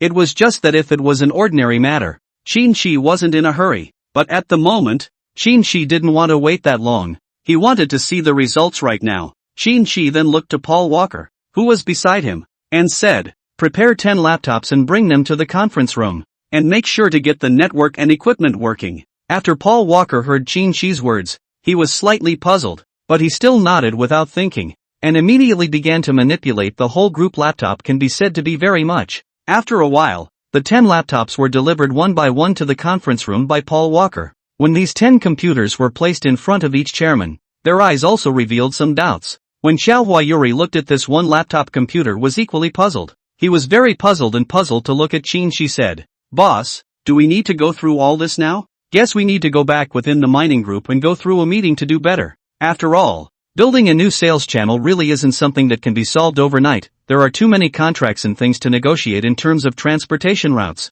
Qin Shi also nodded as he listened to Xiaohua Jiaoli's words. He did not refute Xiaohua Jiaoli's words as he also knew that reconstructing a new channel with the Qin family was definitely not possible in a single night. There were just too many factors involved in a new channel, and Qin Shi wouldn't be stupid enough to even understand that. It was only that what Qin Shi had asked them to do was to request that they immediately issue an order in the group to terminate the mining cooperation between the Zhao and Wang families. Then Qin Shi looked at these 10 chairmen with very puzzled expressions and slowly said, "You guys don't have to worry. I'm not in a hurry for you to construct me a very careful brand new channel right away, and communicating with the Qin family is going to take some time. After all, this isn't something that can be done in a short period of time, but I would like you to give the mining group's headquarters right now, in order to suspend the mining cooperation with the Zhao and Wang families." And after these 10 chairmen understood what Qin Shi meant, nodding very seriously, this was definitely something that could be done very quickly for them. These 10 chairmen then immediately logged into their accounts on their group on their computers, and also took out the corporate cell phones they carried with them, and immediately began the relevant work. And Qin Shi, who was sitting on the main seat, looking at the way they were busy, also felt that things were already half solved, and that the rest of the things would be mere minutiae. Right at this time, the headquarters of the 10 major mining groups also received a direct request from the chairman, and immediately began a rigorous review that required a council review as well as confirmation from Qin Shi. At the same time, Qin Shi's cell phone also received one call after another. 10 mining groups councils after getting Qin Shi's affirmation, the headquarters of these 10 mining groups, and directly began to implement the relevant orders without any delay. This is because the different composition of shareholders within the mining group often results in a very large number of divergent views than before, which leads to some programs not being able to be implemented at all. And now merely only Qin Chi solely accounted for the full amount. The group completely obeyed Qin Chi's orders. Everyone in the top 10 mining groups was surprised by such an order. While these orders were being carried out, both the Zhao and Wang families, who were in the night at the moment, likewise received emails from the headquarters of the 10 mining groups. Chapter 38, Sinners. When the relevant executive department personnel of the Zhao and Wang mining groups received these 10 unfamiliar email messages, they were puzzled to say the least. In the past, during normal working hours, they hardly ever received any work emails at such a late hour, and it was already 7 o'clock in the evening. This anomaly raises suspicion in one's mind as to whether some new contingency may be in the offing. With curiosity, these executive branch staff members began to review the email messages. They carefully compare the contents of these emails, trying to find out if there is any missing, important information about their work. Once they saw those familiar email addresses and reconfirmed that it wasn't spam or a scam message, they began to take the 10 emails seriously enough to read them. As they scrutinized the contents of these emails, they couldn't help but widen their eyes in surprise. They couldn't believe their eyes that the contents of these emails were all expressing one thing: the top 10 mining groups in the world had terminated their mining cooperation with them at the same time. And the fact that the emails were all sent out at extremely similar times was very confusing to them. They wondered very much if it was their system email, which was malfunctioning. At this point, they felt more anxious than ever, but they didn't immediately pass these important email messages on to their supervisors. Instead, they chose to immediately contact the Wang family's technical department in the hope that they could quickly find out why this was happening. Wang Linmin's mood was very apprehensive. He knew that this could be some kind of virus spoof. After all, the Wang family had very many rivals, so many that they couldn't even be counted. He pondered the possibilities while anxiously awaiting feedback from the technical department. At that moment, his cell phone's dial tone sounded and he knew it was a return call from the tech department. He felt as if time had stood still as he waited for the call to connect. When the phone was finally picked up, he hurriedly said to the person on the other end of the line, "You hurry up and help me check if our mailbox system has been invaded. I've received 10 very strange emails. You hurry up and help me check them." The people in the tech department sounded lethargic and didn't seem to care much about how they felt. He said to Wang Linmin, "All right, I'll check it out for you. But don't worry, the entire company's system has a firewall. It's not that easy for network hackers to break into our system." After hearing the answer from the technical department, Wang Linmin's heart was a little more solid, but he was still very worried. "You'd better just find out that our system is really poisoned, or else the contents of these 10 emails are true. Then we'll be in deep. These 10 emails determine our future rice bowls." However, when Wang Linmin said such serious words, the people in the technical department immediately began to get nervous. They have realized that this is not a small matter, but the safety of the whole company is at stake. So they began a self-testing program, which rigorously examined and tested the network firewalls throughout the company. Even after thousands of security checks, the tech department still failed to find any traces of poisoning, which means that those 10 email messages were real. The technical department told Wang Linmin this information without reservation,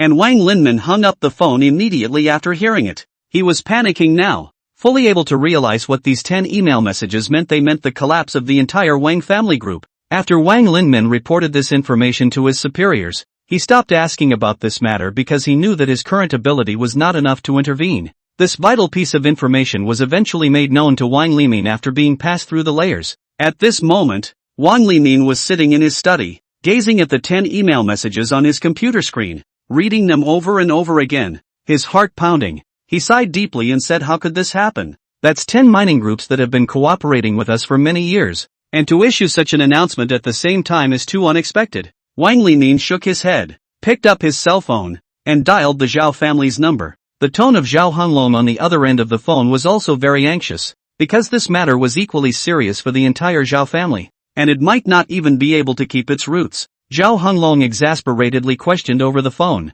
"Did your Wang family receive those 10 email messages as well? I need to confirm the accuracy of the information now." Wang Limin didn't say anything more after hearing this, and directly replied, "Yes, our Wang family has also received these email messages, and the technical department has confirmed that these are real messages, with no falsification." Zhao Honglong was furious upon hearing this news. He knew that this matter must be related to the Qin family. Otherwise it wouldn't have happened so coincidentally after the Wang family and Zhao family joined forces. He was so angry that he cursed. If you hadn't said that you were fully certain that you could eat up the Qin family's heavy industry system, I definitely wouldn't have gotten into such muddy waters. I really shouldn't have believed you. I'm really confused.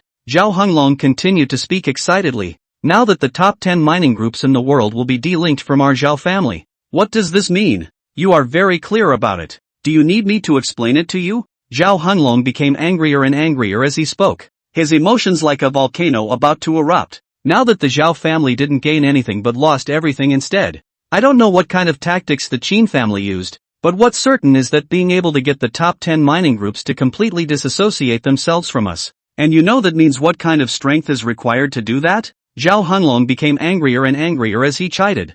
There's no need to say anything. From now on our Zhao family and the Wang family become as a worldly enemy. I am a sinner of the Zhao family. And you are likewise an absolute sinner of the Wang family. After saying some of these words, Zhao Honglong hung up the phone without waiting for Wang Limin to explain. As Wang Limin listened to Zhao Honglong's angry scolding, he was no longer as angry inside as he had been a moment ago, but instead, he did not have any mental fluctuations. He could fully realize what the Wang family would face after these 10 top 10 mining groups in the world decoupled from the Wang family. That huge amount of compensation could completely turn all the Wang family's accumulations over the years into bubbles. At this moment, Wang Limin was sitting on a mahogany chair in the study. His eyes were lifeless as if his soul had been drained away. He muttered under his breath, I am indeed the sinner of the Wang clan. It was me who destroyed the entire Wang clan family that had been passed down for a long time. His mood was heavy and frustrated, as if the whole world had collapsed. Chapter 39, Things Fester. At this time is already late at night, but the Wang family villa is lively extraordinary. The Wang family villa hall is full of people, are closely related to the Wang family members, because this time the development of the matter about the mining group was too sudden. That sudden email was like a heavy punch, which directly knocked down this family with deep roots. Such news was like an uprooting, and the Wang family's most central industry was completely destroyed. Throughout the halls of the villa, the Wang family was anxious. There was no way to quiet their psyches, and they kept pacing back and forth in the halls. Gathered here were all the most central members of the Wang family, who were naturally anxious to the extreme, waiting for the appearance of Wang Limin, who existed as the current head of the Wang family. However, even after waiting for half an hour, Wang Limin still did not show up. This made the already oppressive atmosphere even heavier, while noisy shouting and cursing went on. Has the family head not come out yet? We must ask properly what the situation is now. Are the rumors outside true? Why don't you come out and say it properly? Someone couldn't help but ask. Yes, is it true that it is said outside that our Wang family has been cut off from the top 10 mining groups in the world? Another person continued to ask. If it's really like that, then we won't be able to keep our most important industries. What will the Wang family rely on to support themselves? Someone asked worriedly. In the future, we might just be reduced to an end-of-the-line family. Someone else picked up the story pessimistically. Don't panic. We haven't confirmed it yet. It's not too late to rush when it's confirmed. Don't we still have other industries? Someone tried to remain calm, but the words revealed a deep sense of powerlessness. Expecting our few small industries to feed the whole family? Wash your hands of it. Someone bluntly poured a pot of cold water. If it's really abandoned, then we're really finished. The entire Wang family's estate is finished. Someone lamented. I told you all not to offend the Qin family, but you refused to listen. And now retribution has come. You've all been hoodwinked by the family head. Someone was remorseful. At this moment, the entire family was anxiously awaiting the arrival of the head of the family, and they were arguing vehemently as if they wanted to turn the entire villa hall upside down. Just then, Wang Limin walked into the villa hall from the doorway. This was another of the Wang family's estate villas. When Wang Limin walked in, everyone's eyes turned to him, their eyes filled with anticipation and hope. However, when they saw Wang Limin's frowning demeanor, they instantly realized that there might not be any good results coming out of it. In an instant, the atmosphere of the entire villa hall became even more depressing, and the previous fierce quarrels gradually subsided, replaced by silence and heaviness. Everyone's faces became stiff as they waited blearily for Wang Limin to speak. What's more, they still harbor a hint of unrealistic fantasies. After Wang Limin straightened his clothes, he slowly sat back on the leather sofa. He looked at the anxious eyes of the crowd, nodded and said, "Everyone sit down. There's no need to rush. I'll explain everything to you one by one." When Wang Limin said this, the people present more or less relaxed. but only slightly. Then all of them sat down and looked at him with puzzled faces. Seeing that they had all sat down, Wang Limin spoke. I know that you are all very worried about whether the news that has been circulating outside is true.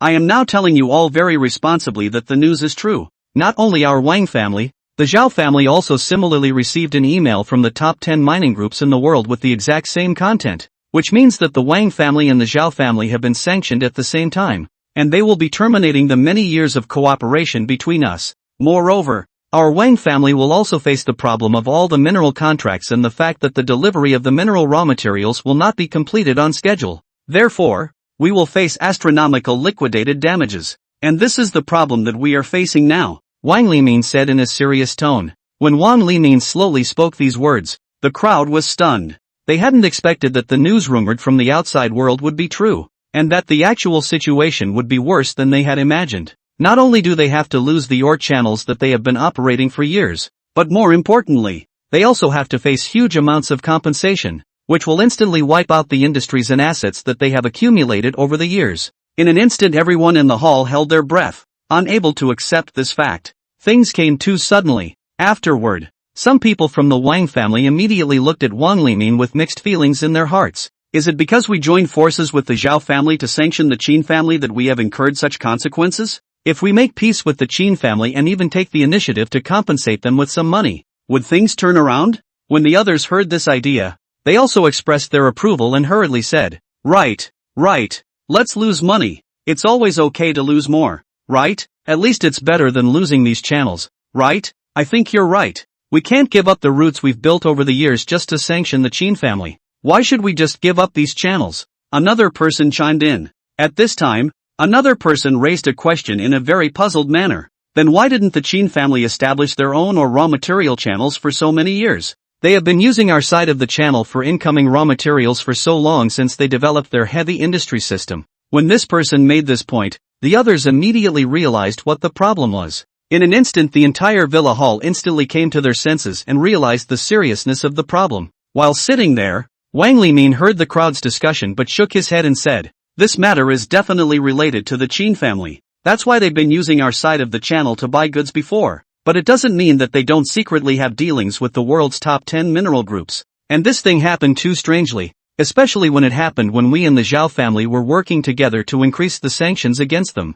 Wang Limin added. So this matter is definitely directly related to the Qin family. Wang Limin said in a firm tone. I will be traveling to the Qin family tonight with the Zhao family's head of the family, and I will make sure to discuss a satisfactory answer with the Qin family. If I fail to do so, I'll carry my head. At this moment, Wang Limin's tone was very sure and with a hint of ruthlessness, and the confidence of the rest of the Wang family was also strengthened again after hearing Wang Limin say these words so decisively. At this moment, a Rolls-Royce Phantom slowly stopped outside the Wang family villa, and sitting in the car was none other than the Zhao family's family head. Chapter 40, Begging for Forgiveness. When Wang Limin finished his sentence, the rest of the Wang family stopped speaking and just nodded their heads silently in agreement. Wang Limin then got up and did not say anything more, but walked towards the door. When he saw the Rolls-Royce Phantom and the Zhao family crest on the car, his eyes couldn't help but light up. Zhao family's butler got out of the car and opened the car door for Wang Limin. The moment he sat in the car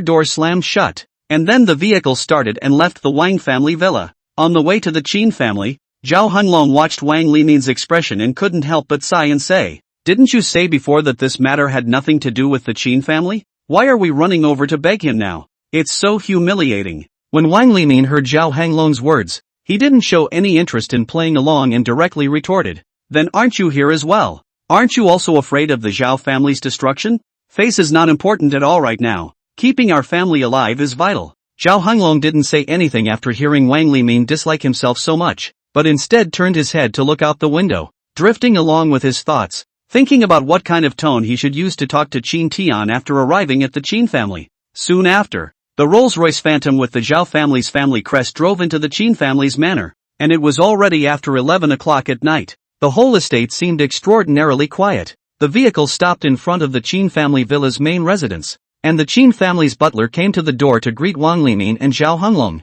He left after bringing them to the Qin family's living room, knowing that the conversation that would ensue was one he didn't need to hear. At this moment, Qin Tian, who was wearing loose-fitting clothes and a very casual look, yawned and looked at Zhao Hunlong and Wang Limin and said, "No, it's so late. Why don't you two old men go to bed and run to me?" Zhao Hunlong heard Qin Tian speak so nonchalantly, but he didn't take any offense because at this moment, he needed to correct his attitude. Otherwise he was worried that the conversation afterward wouldn't go well. Wang Limin, on the other hand, directly opened the door and said, "Coming over so late must be for that matter. I didn't expect that the power behind your Qin family is actually so powerful. It was my fault that we joined forces with the Zhao family to sanction your Qin family together before. We wish to have a good talk with you." After hearing Wang Limin's words, Qin Tian felt confused as he asked suspiciously, "What is it exactly? We've been going around in circles here. We might as well just say it directly. You guys can just sanction what you sanctioned before. You won't be able to hold on to the business that's losing money for long anyway. I'll just stop my industry chain at the worst." Wang Limin was indeed very surprised to hear Qin Tian's words, but after he carefully observed Qin Tian's expression, he again felt that he didn't have the feeling that he was lying. Zhao Hunlong, who was sitting on the side, thought so as well, and he looked at Qin Tian's expression which did not look like a lie for a while. Zhao Hunlong said bluntly, "An hour ago, we received 10 emails, and the message inside these 10 emails is that the top 10 mineral companies in the world will discontinue their cooperation with the Wang and Zhao families, and we feel that this matter definitely has something to do with you. After all, the timing is too coincidental, and you know we've already increased the sanctions against the Qin family even before that. That's why we came over so late, precisely because of this matter. This matter is really too urgent and crucial for us. If there is still a turnaround in this matter, we will make every effort to compensate for the Qin family's losses and strive for a turnaround in this matter," Zhao Hunlong said anxiously. Wang Limin sees that Zhao Hunlong is very anxious, but at the same time reveals himself to be very honest. Wang Limin, who was sitting on the side, also looked at Qin Tian and nodded his head when he saw that Zhao Hunlong was getting straight to the point, indicating that he meant the same thing. However, at this moment, Qin Tian was still a bit puzzled, but he had learned a very crucial piece of information within Zhao Hunlong's very frank words. That is, the world's top 10 mineral group actually broke off the cooperation with their partners who have been working with them for many years, which is so unexpected. At this time, Qin Tian was shaking his head, looking towards Zhao Hunlong and Wang Limin as he said, "I don't know about this at all. And the fact that the top 10 mineral groups in the world have interrupted their cooperation with you at the same time is something that we have no way of interfering with at all. And we, the Qin clan, simply don't have any such channels." After hearing Qin Tian directly deny this matter, Wang Limin sighed. He was now in a hurry, for if such an influence was not stopped in time, it would evolve to a point where it would be impossible to end. And now Wang Limin was in a hurry, and his mind was already in turmoil. Right at this moment, Wang Limin suddenly stood up and his entire body knelt in front of Qin Tian. After kneeling down heavily like this, Zhao Hunlong, who was sitting on the side, also froze. He never thought that Wang Limin would kneel down so directly. After all, he knew very well how much of a lover Wang Limin was, and that degree of valuing his own face was something he had witnessed for all to see. However, the current scene had caused him to be incomparably surprised, as Wang Limin, who was the current head of the Wang clan, had directly knelt down to the head of the Qin clan. At this moment, Qin Tian was also a bit surprised to see such a scene. It was the first time he saw Wang Limin so lowly, without any dignity-like appearance. Wang Limin, who was then kneeling on the ground, raised his head to look at Qin Tian and said, "Please make sure you communicate with them. Our Wang family really can't afford to lose such a channel of raw materials. That means it will uproot our Wang family. Losing all these roots makes no difference between the Wang family and death, even if you ask nicely." Wang Limin spoke very humbly. Even his eyes revealed a hint of begging for mercy. Zhao Hunlong listened and watched at the same time, but there was nothing he could do about it with a sigh. Although he said that he also realized that this matter was also very crucial for the Zhao family, he did not have that courage to kneel down to Qin Tian. After seeing Wang Limin in this state, he also had no choice but to directly help Wang Limin up and sit down in the same position he was in just now. The current Qin Tian also looked helplessly at Zhao Hunlong and Wang Limin and said, "I also don't know such a thing at all, so there's no way I can help you guys with this, but I'll keep an eye out for you guys, but there's not much I can do to help, so do yourselves a favor. You shouldn't have been thinking of annexing our Qin family's properties in the first place. That's where you crossed the line." Wang Limin and Zhao Hunlong also nodded heavily after hearing the present words at the same time and left in great embarrassment, while Qin Tian, who was sitting on the sofa at the moment, was still confused. He kept thinking about what was going on, until he suddenly had a flash of insight and thought of the key. Chapter 41. Okay, Okay. Qin Tian's mind instantly jumped to the key. He felt that this incident was very coincidental, happening at a time when the Zhao and Wang families were simultaneously planning to increase their sanctions. The Qin family's retreat strategy was only temporary, and they did not take the initiative. However, now that the world's top 10 mineral group had directly struck this move, which had directly knocked down the foundations of both the Wang and Zhao families over the years, it was completely unexpected by Qin Tian. Even though he couldn't believe it, he still felt that it was possible for his son to have done such a thing. At this moment, Qin Tian immediately took out his phone and called his housekeeper. After a while, the butler picked up the phone and asked very respectfully, "Master, is something wrong at this late hour?" The housekeeper felt very puzzled and did not understand what had happened to Qin Tian. He did not say anything more, but directly asked, "Has my son been up to anything lately? Why haven't I seen anyone else?" The butler also knew what was going on after hearing this, and he said directly and frankly, "Young Master Qin recently spent $10 billion at the SKP Commercial Center, and this morning when he told me that he was going on a trip abroad to what seemed to be Melbourne, Australia." When the butler said so, Qin Tian immediately stared in utter astonishment. He struggled to digest the $10 billion that the butler had said. After all, it wasn't a small amount, it was $10 billion. However, Qin Tian still calmed himself and then hung up the phone. Immediately afterward, he also frowned and pondered. What's wrong with this kid? Where did he get $10 billion? It's not possible to make that much from making investments, right? Today also went to Melbourne, Australia. Then it seems that this matter might really be related to him. Must ask him. Qin Tian knew very well what this $10 billion represented. Although there is liquidity within the entire family, it can't be said that they can directly take out $10 billion to spend. So he immediately dialed Qin Chi's number. At this time, far away in Melbourne, Australia, Qin Prayer has long finished the meeting, came to the 5-star penthouse hotel presidential suite inside the rest. He was now in a bit of a trance looking out the window at the night scene, but a ringing on his cell phone broke his thoughts. It brought his thoughts back inside reality. After Qin Chi then picked up the phone, Qin Tian was very puzzled and said, "What the hell is wrong with you? You spent $10 billion in the SKP Business Center. Where did you get that much money? You wouldn't be doing a scam, would you? Besides, today, the top 10 mining groups in the world collectively sent a letter to the Wang and Zhao families, breaking off their cooperation with them for many years. This must have some relation to you as well, right? Why didn't you even say anything about it?" At this moment, Qin Tian was very puzzled,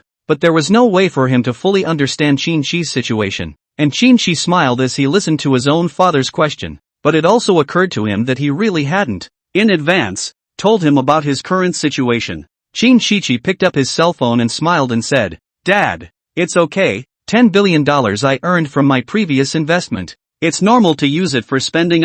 This thing that the Wang and Zhao families encountered tonight is indeed my intention. It's part of the plan." Qin Tian heard Qin Chi so sure answer. The mood is also a lot better. At least for the mining group this thing is in the hands of his son. At least the initiative does not have to worry about it. And Qin Tian was even happier, continuing to ask, "Then do you have some shares inside the top 10 public companies in the world? Otherwise such decisions can't be made out well. After all, they have all worked together for so many years. It's really youth is better than blue.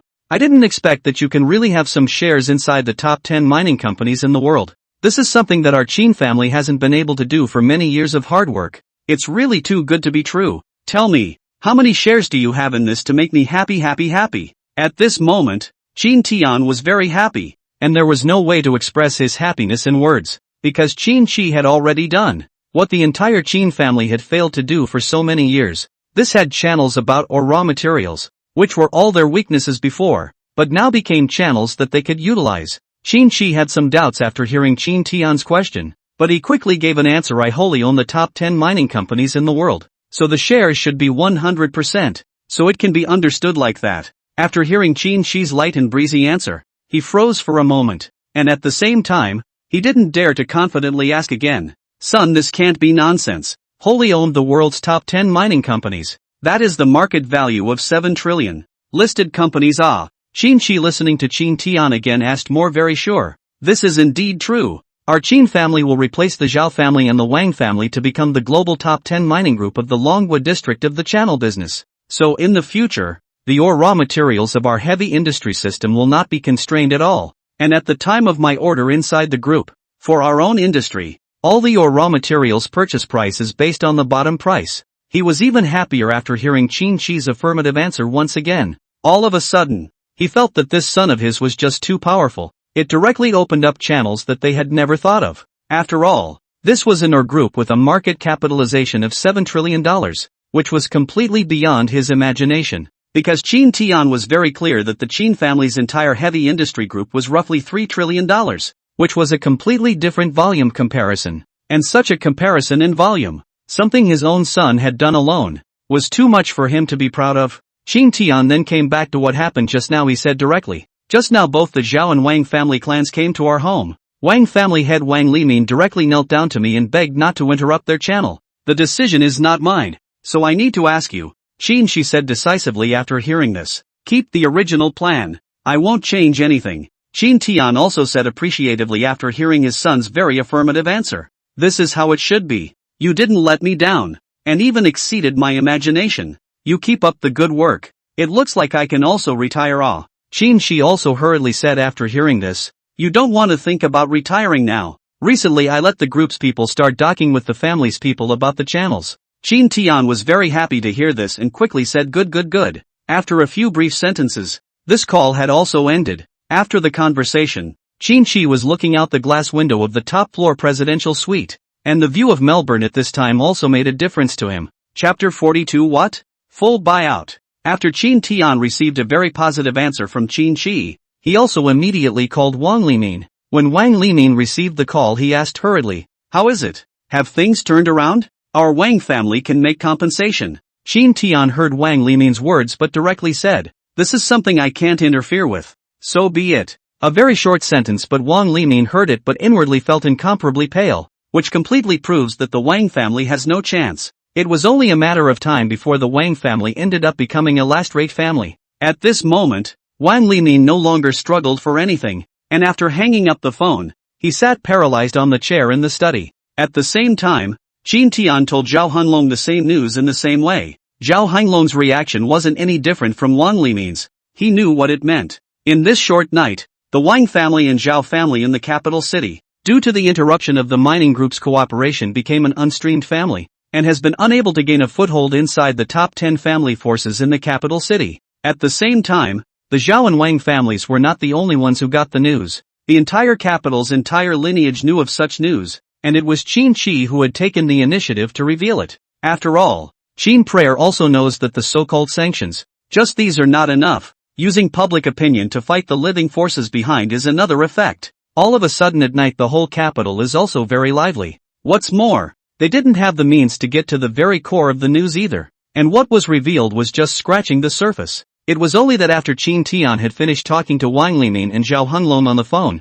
he directly opened his family group chat, which was filled with the most core personnel of the Qin family. Therefore, Qin Tian was very trustworthy to be able to be in the group and tell the people of the family some of the most central news. After he quickly edited a message, he sent it out inside the family group. The ore raw material channels of the world's top 10 mining companies in the Dragon Kingdom region. It will be taken over by our Qin family. So there are still a lot of things we need to deal with going forward. So keep a close eye on some of you. Although it was said that the group was very quiet just now, after saying these words, it was like the entire inside of the family group had exploded. After all, these were the words of the family head Qin Tian, which completely represented the will of the Qin family and the truest existence of the message. It can't be. I've heard that the top 10 mining groups in the world have discontinued the cooperation between the Wang and Zhao families. They've been working together for many years, and now they're directly kicking them out and we're becoming the new conduit. Isn't that really a dream? A family member asked in surprise.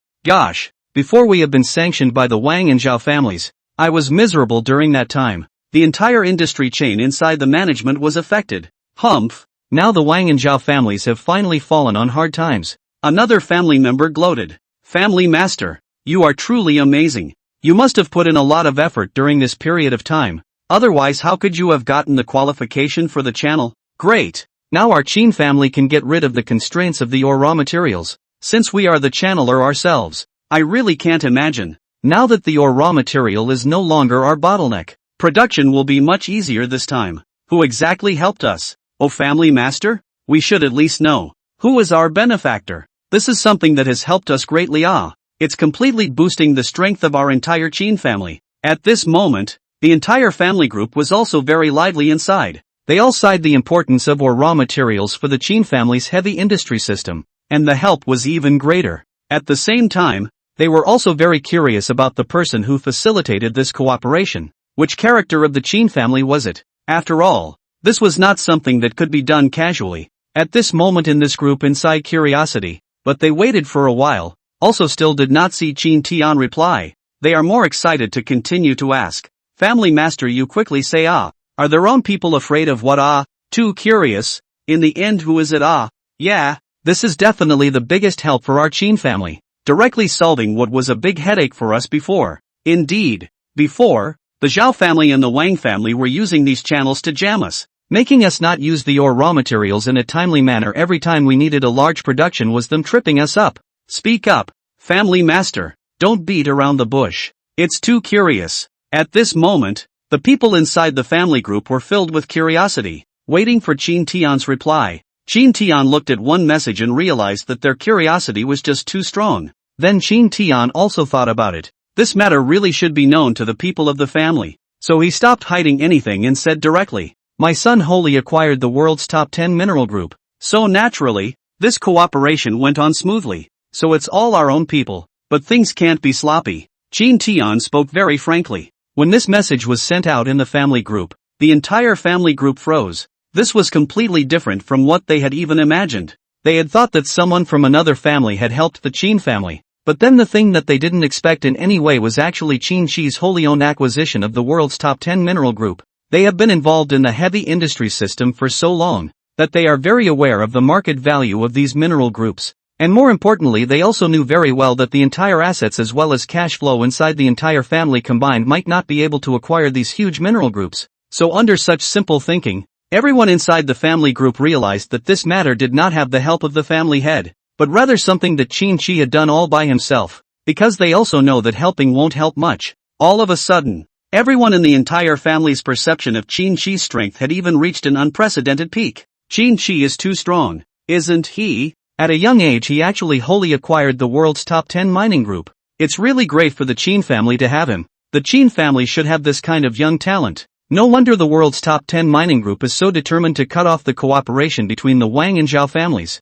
It turns out that it was Qin Shi who acquired the mining group, and that must be a counterattack for their previous sanctions against the Qin family. Well done. Now with Qin Shi's help, the entire family's strength has risen by a large margin again. This is not a simple matter ah. Nephew, it's really well done. The other young ones inside the family should learn from it as well. The other young men within the group shuddered inexplicably after seeing such a sentence, because they know very well that this is not a problem that can be solved by learning about it. After all, that is a total add up. The market value of up to $7 trillion of the world's top 10 mining group. They just imagine, not even dare to imagine, how to be able to wholly owned acquisition. And the Qin family clan still continued their discussion. At this moment, Qin Xian stood in front of the glass window, looking at the scenery of Melbourne, and just at this time the system voice slowly sounded in the middle of his mind. Chapter 43, Signing Up for Rewards Again. When Qin Shi heard that system voice in the depths of his mind, a moment of doubt came with it. However, after a moment's contemplation, he guessed that this must be a new round of the system's upgrade process, and such an experience made him even more curious about what was about to happen. At this moment, the system was busy upgrading, and a series of upgrade beeps constantly echoed in Qin Shi's mind. Congratulations, Master, for successfully resolving the Zhao and Wang families in this mineral asset crisis. The system voice proclaimed. Master's performance is really outstanding, and the system will keep working on upgrading for Master. It was the system voice again. System upgraded for the 123rd time. Failed. System upgraded for the 353rd time. Failed. The 534th upgrade of the system. Successful. Congratulations, Master. You have successfully signed up for the top 10 yacht cruises in the world, totaling over 1,000 ships. These yachts and cruise ships will be at major ports around the world for you to use at any time. Qin Shi was amused by the rewards for signing up. He had not seen these yacht cruisers with his own eyes, but just by imagining their size and value, he could already fully feel how luxurious and high-class these yachts were. However, in an instant, Qin Shi considered the management of these yacht cruisers again, and he could only choose to contact the system again to seek an answer. Qin Shi gazed at the night sky outside the window and muttered to himself, with so many yachts, even if they were to be parked in major ports around the globe, managing them would surely be troublesome. In his mind, he thought that it might just be that the system hadn't finished upgrading yet, and that's why this problem was occurring. Although Qin Shi did not directly express his dissatisfaction, his subtext was accurately captured by the system. The system has noticed the owner's concerns and is currently working on the next round of upgrades for the owner. System upgraded for the 111th time. Failed. System upgraded for the 353rd time. Failed. System upgrades for the 3560th time. Failed. System upgrade 435th. Successful. Congratulations to the owner. You have successfully signed up with 35 yacht cruise service companies in major ports around the world. These service companies will be fully responsible for your yacht service, including yacht repair, maintenance and booking services. These service companies have a combined market capitalization of $21 billion. Qin Shi's thoughts just now immediately received the feedback brought by the successfully upgraded system, and at the moment, he felt very satisfied with the system's efficiency. What this means for him is that all these tedious management problems in the future can finally be solved. He could finally get rid of those nuisances. After the CPU operation, Qin Shi's mood was much lighter, and he found it very interesting. Immediately following the onset of sleepiness, Qin Shi did not have any unnecessary hesitation and directly walked towards the bedroom within the suite on the top floor, ready to sleep peacefully. However, at this moment, the atmosphere inside the Wang family's villa was a different scene. An extremely depressing atmosphere permeated inside the entire hall, causing everyone to be silent. It turned out that they saw Wang Limin, who came back with a gloomy face, and from his face they had guessed the final answer without the need to express it in words. Everyone inside the entire villa hall was silent, but their faces still carried a strong anger. Finally, inside the hall of this villa, a core figure of the Wang family angrily slammed the table and roared, "You're such a loser! What do you think you're doing as the head of the family? It's completely useless and has done away with all the channels we've been operating for years." The others, upon hearing this very unforgiving roar, were first a little surprised, to then follow closely behind and say, "Right, we chose you to be the head of the family before that was because we recognized your ability, but now you're doing all these things that are pulling the Wang family into the mire. This is great. We're all completely wasted. It's really ridiculous. Still joining forces with the Zhao family, and as a result, there's still no way to settle the Qin family. Is this what you call joining forces? It doesn't work at all. Yet the consequences are something we have no way to bear. I don't want to discuss anything anymore. We lost these industries, and these professions are all about the existence of the most lifeblood of our entire family. The remaining industries are merely just enough for us to maintain the existence of this family. Wang Limin, you are truly damned. We shouldn't have trusted you in the first place. It's all over this time." At the moment, Wang Limin, who was sitting on the sidelines, was listening to all the angry roars of his loved ones but was indifferent. It was as if his soul had been drained out of half of his body, and he no longer had the means to hear any sound inside reality. Because at this moment, Wang Limin no longer has the same heart as he once did, as if he has lost his soul. Then Wang Limin left the villa hall without saying goodbye, and after the others saw Wang Limin directly turn around and leave, they also left the villa hall in a self-conscious and uninterested manner. After all, the matter was so far gone that there was no way to argue about anything, and the fall of the Wang family was only a matter of time. The same was true for the Zhao family at this moment. As everyone in the Zhao family was gathered inside the family hall, they were equally jealous, angry, and had fire coming out from inside their eyes. And at this moment, Zhao Hanglong also said with a helpless shake of the head, "There is indeed no way for me to undo the situation that has been created. We have indeed messed with the ones we shouldn't have messed with. And while our understanding of the Qin family may be stuck in the old days like that, the current Qin family has access to the top 10 mineral groups in the world, so the roots we've had for so many years are gone." The others who were listening to Zhao Hanglong shook their heads helplessly. At this moment, they already felt very powerless in their hearts, and at this moment, a person came over from outside the door of the hall, and he said with great urgency, "I've gotten the latest news, and I know why the Qin family has gotten access to the top 10 mining groups in the world." Everyone inside this entire family hall looked towards that one family member who was standing there with an anxious expression. All of a sudden, the entire people inside the family hall were curious. "Quickly say it, what's going on? How could the in-laws get the global top 10 so easily? Where are the mining group's channels? Yeah, have you gotten over it yet? Come on, don't be so secretive. Are you going to say it or not? Say it or get out." I'll take it easy, let him smooth it out a bit first. Take your time. All be quiet. At this moment, everyone inside the entire family hall slowly quieted down as well. So that's why they're also curious to know what the answer is. But the more anxious they are not to come. 5 minutes later, the anxious family member was slowly getting his breath back at the moment. He then looked to all the members inside the entire family hall and spoke slowly. This is the news just released by the Chin family. And it's also something they took the initiative to release. But you guys shouldn't get too excited when I tell you this news. At this moment, all the members inside the family hall were also speechless after hearing this member say so. After all, which of all the core members here had seen great things? It's not overly exciting at all. They're just too familiar with the big game. Completely disregard the words of this core member. Chapter 44. As the core members of the Zhao family, they were experienced and used to seeing all sorts of surprising things, so they weren't overly excited and didn't care about that core member's words. A core member standing at the entrance of the hall slowly walked towards the center of the hall as he scanned everyone and calmly said, "What I have learned is that the Qin family's eldest grandson, Qin Qi, has wholly acquired the world's top 10 mining group." As soon as this news came out, the eyes of the entire family hall widened, but some people didn't believe it and asked suspiciously, "Is this true? It can't be fake news put out by the Qin family, right? There's too much of this kind of fake news. You must be able to tell the difference before you say anything. How could the Qin family have such strength? The composition of the shareholders of the world's top 10 mining groups is very complicated, almost including many families from all over the world. How could a Qin family wholly acquire it? It's really absurd to swindle us with these things." At this moment, the members of the Zhao family were all talking excitedly,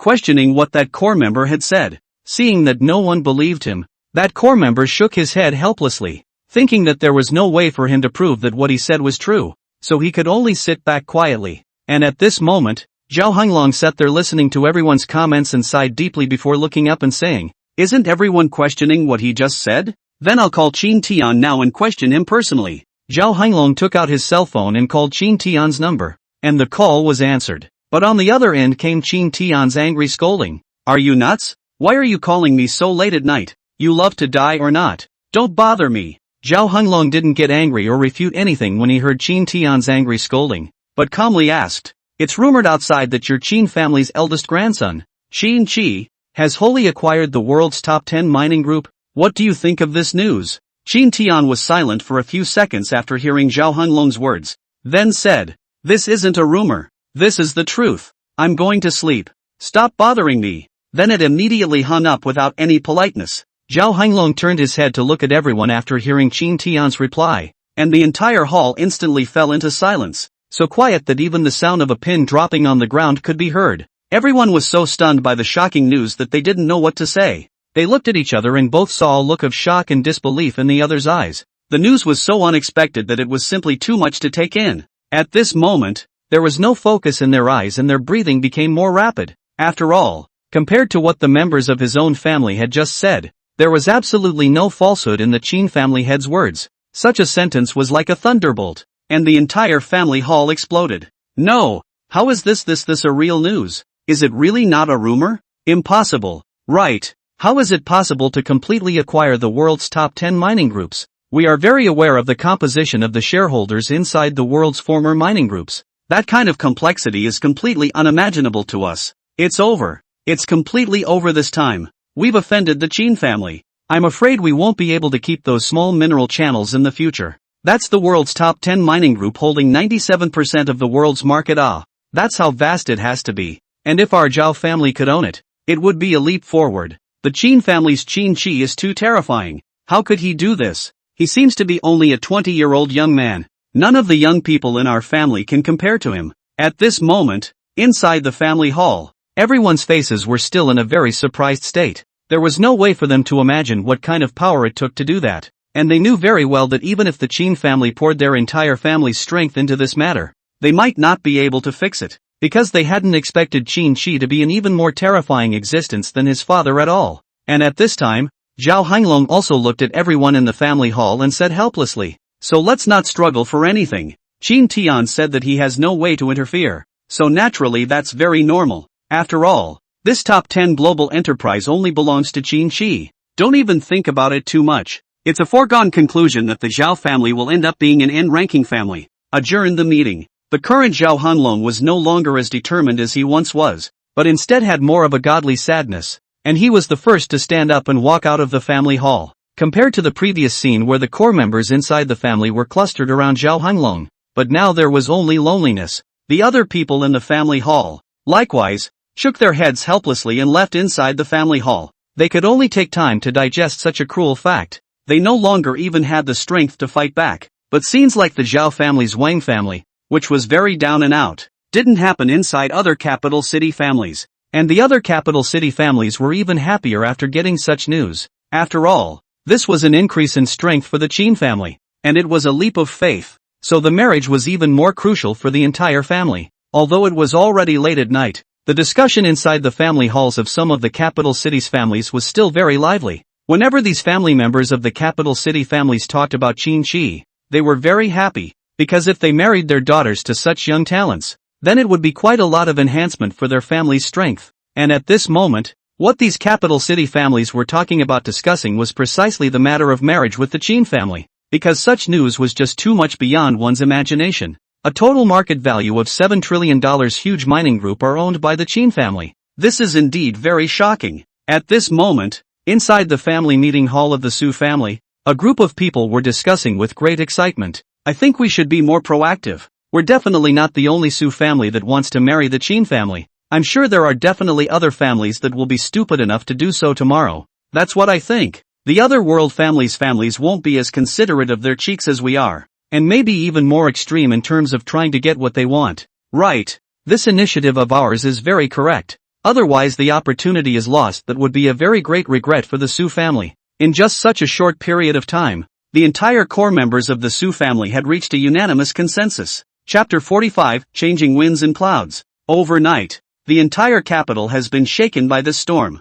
All of the people did not expect such a drastic change, and for a while, there was a lot of discussion, and the atmosphere of the entire capital became tense and subtle as a result. The first rays of the morning sunlight poured down on the Qin family's manor, yet the scene within the manor was not tranquil. Inside the Qin family's villa hall, it was already crowded at this time, and many people were discussing enthusiastically. The news revealed by the Qin family last night was not only surprising, but also evocative, allowing the others to see the strength behind the Qin family, something they had not expected at all. At this moment in the hall, the representatives of these families were all there in a heated discussion. What's going on? Your family has also come to join in the fun. Haven't you always kept a low profile? Now this is to break the law of seclusion and come out to compete as well? This is not like your family's style. Someone in the hall said with a half-teasing tone. You still don't understand. We didn't come over this time to fight for anything. We just came over to pay a visit to the Qin family's family head. After all, what happened to the Qin family last night is a big deal in the capital nowadays. The other person said back. What's the big deal? The Qin family's announcement last night? This is really surprising news. Almost every family in the capital has been attracted here. Another person asked. Don't worry about that. In short, the Qin family's news this time is a mining group with a total market value of $7 trillion.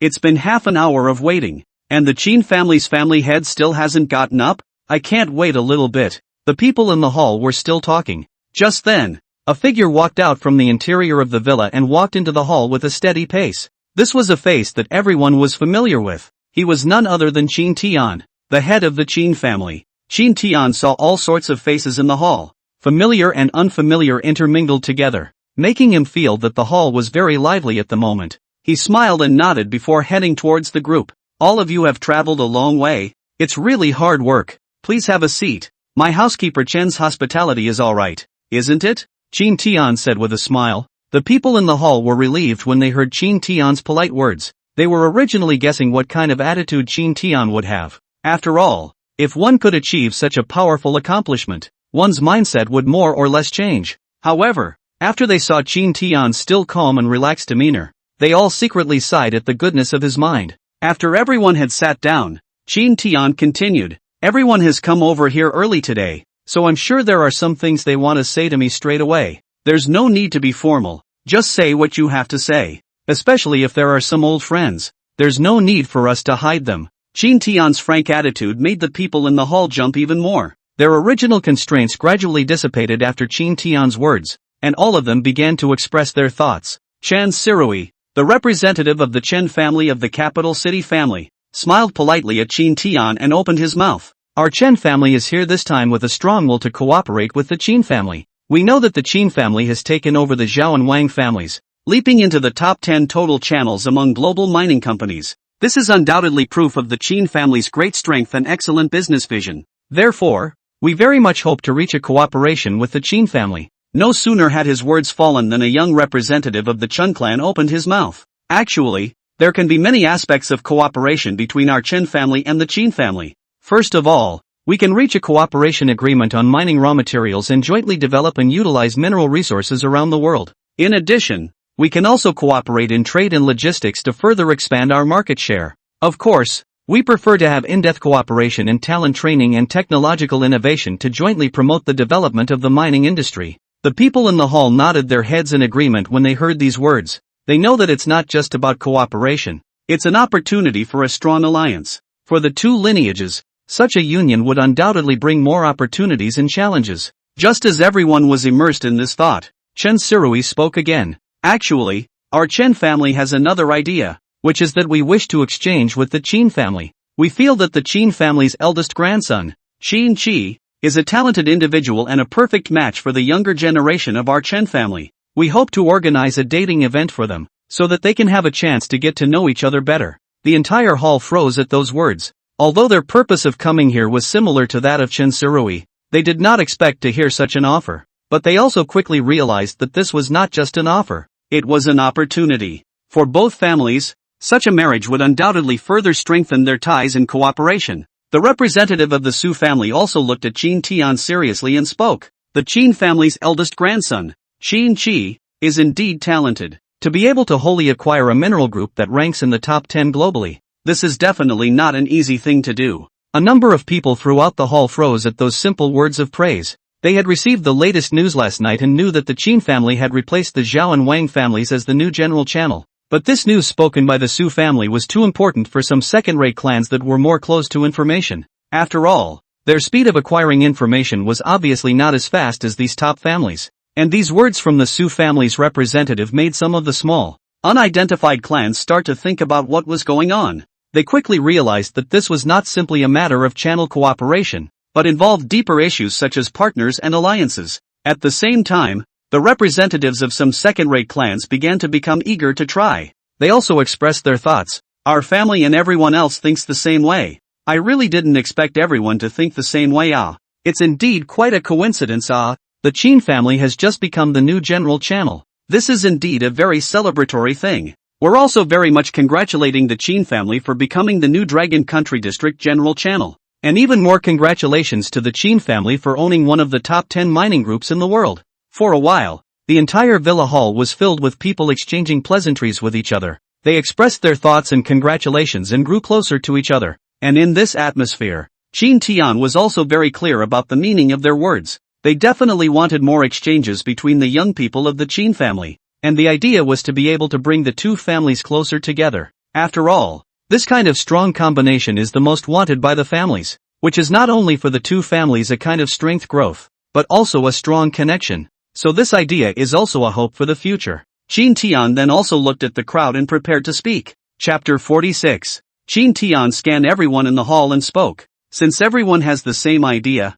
that really couldn't be better. Our Qin family will organize an inter-family exchange meeting when we have the chance, so that we can all talk more deeply, and so that the younger generation can have the opportunity to learn more about other families. Qin Tian continued. Since our Qin family has become the master channeler, then in terms of cooperation, I would suggest that you can cooperate with our newly created mineral raw material channeling company. I very much welcome all of you to be our Qin family's guests today. As soon as Qin Tian's words came out, joyful expressions appeared on the faces of the representatives of the various families in the hall. Their purpose was none other than these two. And now that both of these purposes had been accomplished, they were naturally satisfied. After exchanging words for a few moments, all of them showed their respect to Qin Tian. And then one by one, they left the Qin family's meeting villa. A top-of-the-line luxury car slowly drove out from the entrance of the estate. After all the family representatives had left, Qin Tian smiled faintly. Knowing exactly where they were coming from today, he went along with it and gave them the answer they wanted. At the same time, He also realized that the younger generation of his family really needed to interact and learn more from the young people of other families. Qin Tian turned his head to Butler Chen, who was at the side, and said, "Help me prepare a meeting hall that can accommodate 5,000 people. You know what to do, right?" Butler Chen nodded and memorized these requests. After ordering these things, Qin Tian felt a bit hungry and left the parlor villa. After a comfortable night's sleep, Qin Shi only felt refreshed as he looked out the window. It was winter in Melbourne at the moment, but the temperature wasn't too low. Averaging in the teens didn't feel cold to him. Being in such a comfortable environment, Qin Shi felt that this visit to Melbourne to take over the company seemed more like a vacation. However, after a night of reflection, he was still curious about what was going on in the country. So he summoned the system interface and said suspiciously, "System, I want to know what happened in the country last night." The system is activated and the information radar begins to capture the latest domestic information. The information radar is being updated, quickly capturing all the information in the country. Last night the Qin family took the initiative to send out the channel as well as the news of the master's wholly owned acquisition of the world's top 10 mineral groups. At the same time, it triggered the attention of a group of capital city families, already discussing the marriage. Domestic 8 a.m. Representatives of the capital family will be guests of the Qin family. The Qin family reached a mineral partnership with a group of families, and there was an exchange session for young family members. Domestic bionic robots have made some breakthroughs, with skin texture and functions close to those of real people. Information is constantly being updated. Qin Shi looked at the message radar looking over message after message, and he didn't expect to still be able to update all the information like this. But Qin Ji and think about this bionic robot is also really a market after all. Enough real. After a brief moment of reflection, though, his mind did return to reality. After all, now the country is not the need for him to worry about anything. All the mineral channels still need to let his own family to integrate properly. After all, take over a new channel is not so simple thing. Just the series of routes that needed to be opened up when the ore raw materials were transported to the Dragon Kingdom district would take quite a bit of time. But even so Qin Shi wasn't worried about anything. These things he didn't need to deal with. And global mining companies. He doesn't have to solve the company's problems at all anymore. Except for the most important decisions. The rest is given to the one-click hosting completely automated management. Qin Shi then got up and exercised his body to bring it back to a spiritual state. At this moment, he saw the sun outside the window and felt that the beach was definitely a very good place to go. And Qin Shi also remembered the yacht as well as the cruise ship that he had signed up for last night. And the first thing that came to his mind was the interest. Qin Shi stood in front of the window and thought about which Australian city was by the sea. Then he thought of Sydney, which is located on the southeast coast of Australia, bordering the eastern edge of the Indian Ocean. So it is particularly close to the sea, and has the largest harbor and the largest city in Oceania. And such a place is exactly the kind of city that he feels is in very good condition to go to see. He then said again, "System, get me in touch with my yacht service company in Sydney. I need to take a trip out on the water. Remember to have them ready with all the services." As soon as the system heard Qin Shi's command, ding sound, immediately began to contact the yacht service company in Sydney. In no time at all, the yacht service company in Sydney immediately got to work. And after Qin Prayer finished ordering these things, he simply washed up and walked straight out inside the presidential suite.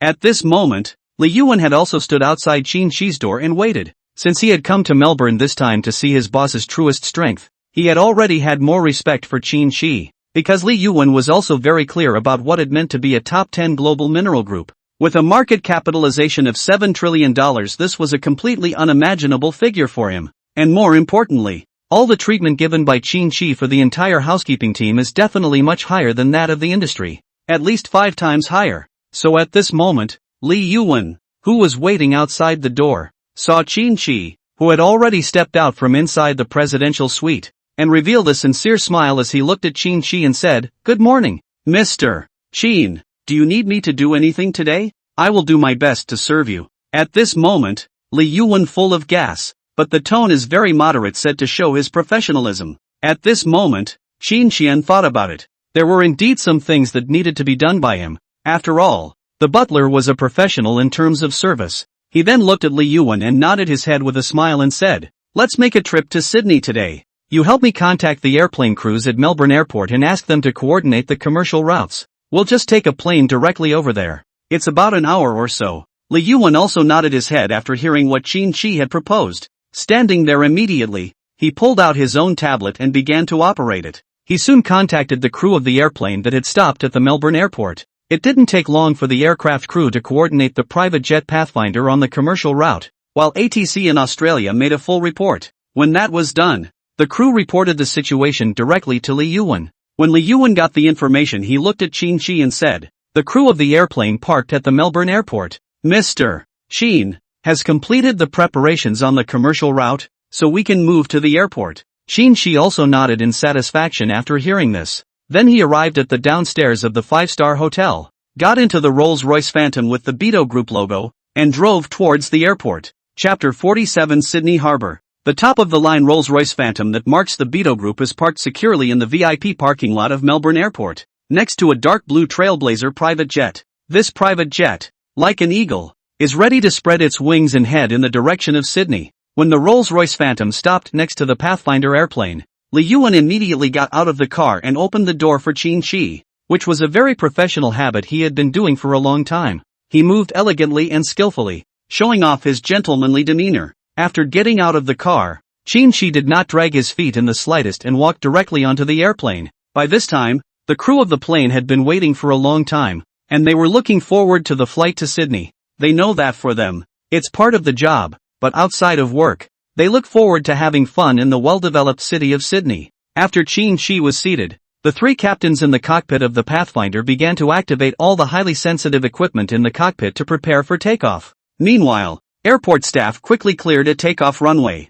There was a busy atmosphere in all corners of the airport, while the attendants next to it looked at the azure-colored private jet and were overwhelmed. This huge and expensive private jet, which they usually rarely saw, was enough to make people marvel. With a strong roar, the Pathfinder private jet cut through the sky and headed for Sydney. The cabin was quiet and cozy, with flight attendants on hand to prepare drinks and snacks. During the flight, Qin Shi quietly looked out of the window and spoke to Li Yuan every now and then. A little over an hour later, the Pathfinder private jet landed safely at Sydney Airport. The flight attendant immediately opened the cabin door and the cabin stairs slowly extended to the ground. After Qin Shi stepped off the plane and felt the busy atmosphere throughout the airport, he realized that Sydney was indeed more prosperous than Melbourne. As he stood there, he looked up and saw that the airport was surrounded by skyscrapers, emphasizing the prosperity and vitality of the city. At this time, a BHP Billiton Group Rolls-Royce Phantom also slowly pulled out of the cabin. After Li Yuan opened the car door for Qin Shi looked at Li Yuan and said,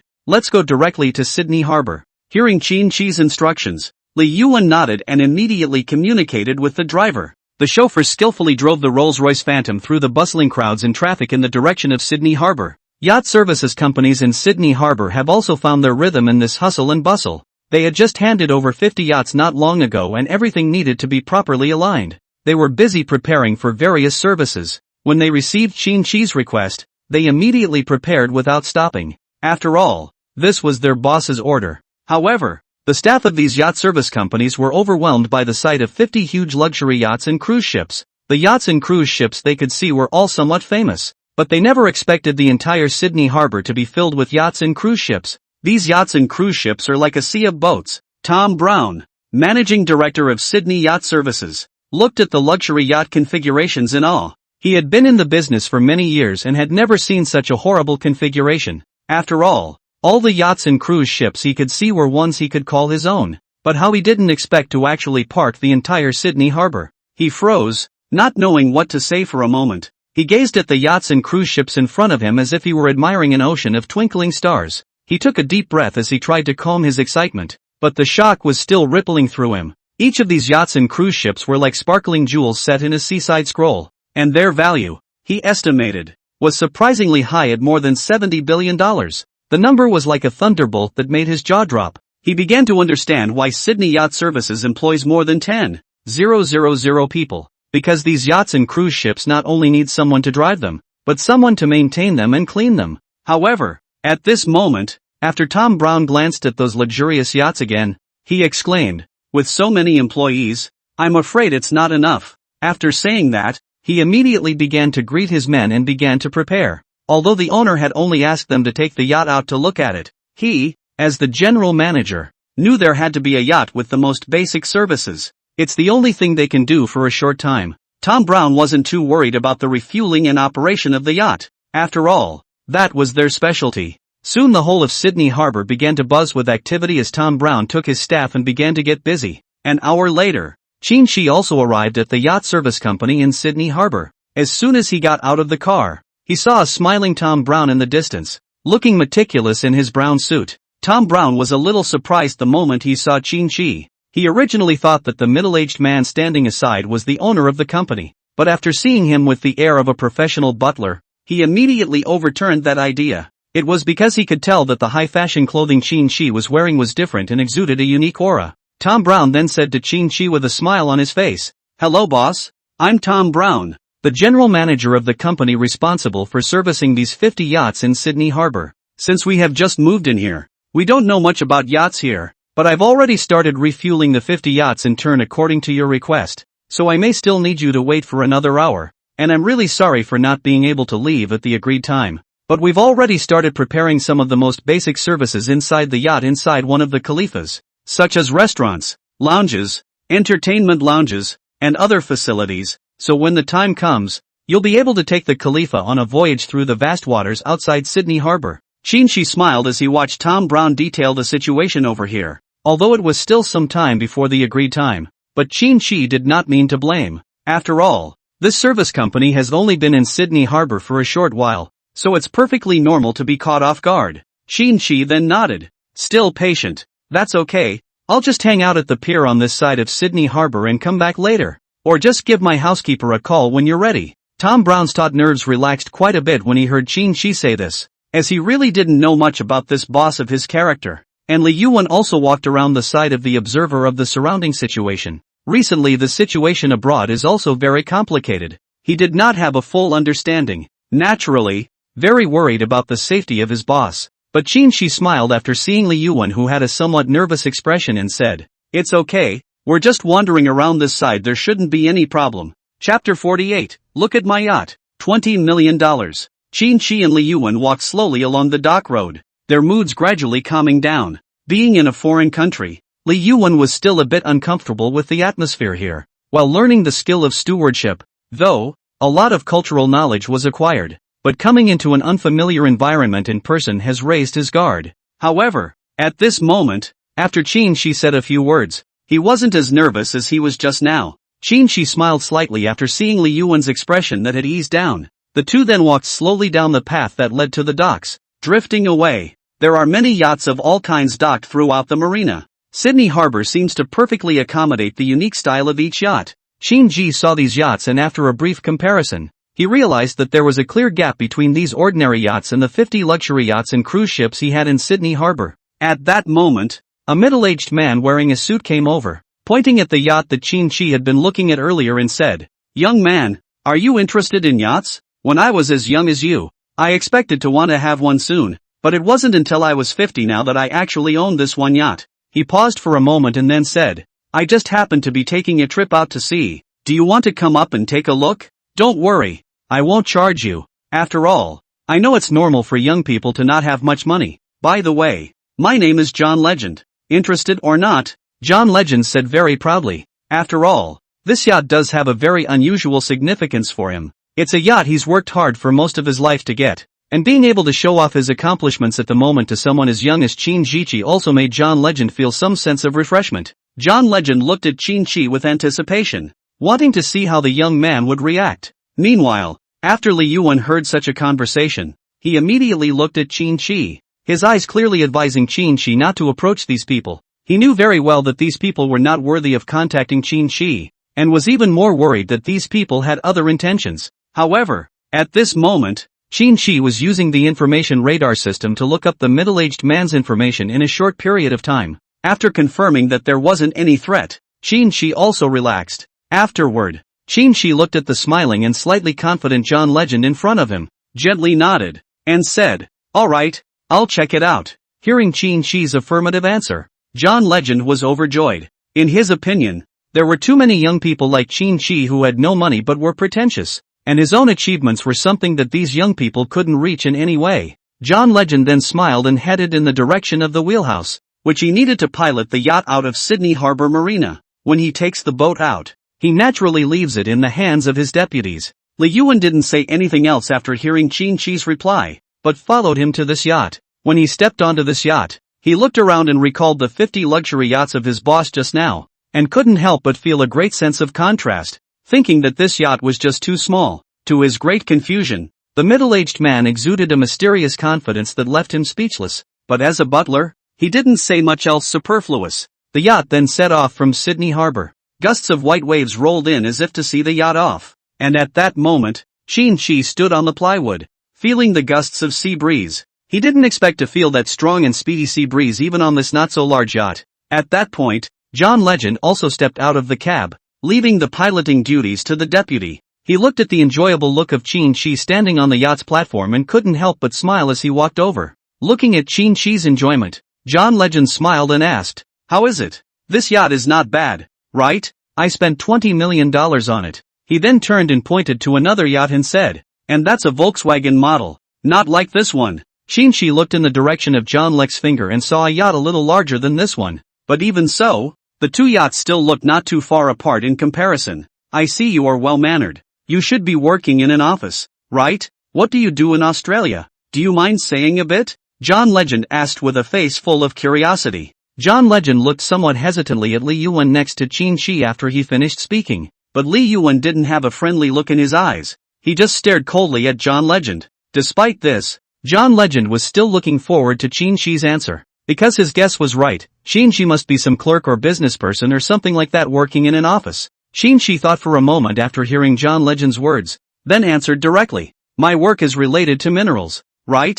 Specifically some business cooperation in minerals." He continued after a slight pause, "I won't go into specifics." John Legend's eyes lit up when he heard Qin's answer, because he has a mining company right here in Melbourne. Not quite the top 10 mining conglomerates in the world, but it's a small success. Moreover, he also had his own mining company, and he was curious to know which company Qin was working for, so he immediately asked, "Oh, really? That's really too coincidental. I also have a mining company in Melbourne. The main business is iron ore. I see that you are very young. In the future you can also own a yacht like me." After he finished, he pointed to some women in bathing suits next to him and said, "They're my lovers." The women listened and immediately catered to John Legend's words with smiles on their faces. They were also very clear, although as John Legend's lover, but the days were also very nourishing, while Qin just smiled and did not answer anything. At this time Li Yuan looked at Qin and respectfully asked, "Tom Brown said that all the preparations for the yacht as well as the cruise ship have been made. May I ask if you are going back to the dock or have them take the yacht to the designated waters?" "I've already told him we're on the yacht now." Qin thought for a while after hearing Li Yuan's words, then said, "Send him the coordinates of the waters around here, and instead of running back to the docks, we'll just tell them to drive over." Li Yuan nodded vigorously after hearing Qin's words. He then sent Tom Brown the coordinates of the nearby waters. Tom Brown received the message and immediately set sail. And all at once these 50 immense and unparalleled luxury yachts sailed rapidly from Sydney Harbor to the corresponding coordinates of the sea. Chapter 49, Showing You the World. Departing from Sydney Harbor, the formation of 50 luxury yachts was like the aristocracy of the sea, majestic and magnificent. Yachts vary in appearance from classic to sci-fi, each showcasing its unique design style and unrivaled luxury. Not only do these yachts look unique, but they also have a variety of advanced features, such as high-speed driving, aprons, air suspension, and more, each of which gives people a sense of its high class and luxury. The Sydney Harbor Marina is packed with tourists at the moment, marveling at the fleet of luxury yachts. Some people even took out their cell phones and turned on the live streaming feature to share the grand sight with the world. They took close-up shots of each yacht to document the amazing sight. Tourists were talking to each other with expressions of surprise and admiration on their faces. Many of them were seeing so many luxury yachts and cruise ships for the first time. "This is really spectacular," one visitor exclaimed. "I've never seen so many luxury yachts gathered together." Another tourist added, "Yes, and there are those cruise ships. They look like floating castles. And it's breathtaking." Someone said excitedly, "Look at the Khalifa in that yacht formation. That yacht is worth $3 billion. I've seen it on video, but seeing it with my own eyes is even more shocking." Another tourist said, "My goodness, there's the peace boat in that yacht formation. That yacht is also worth over $2 billion.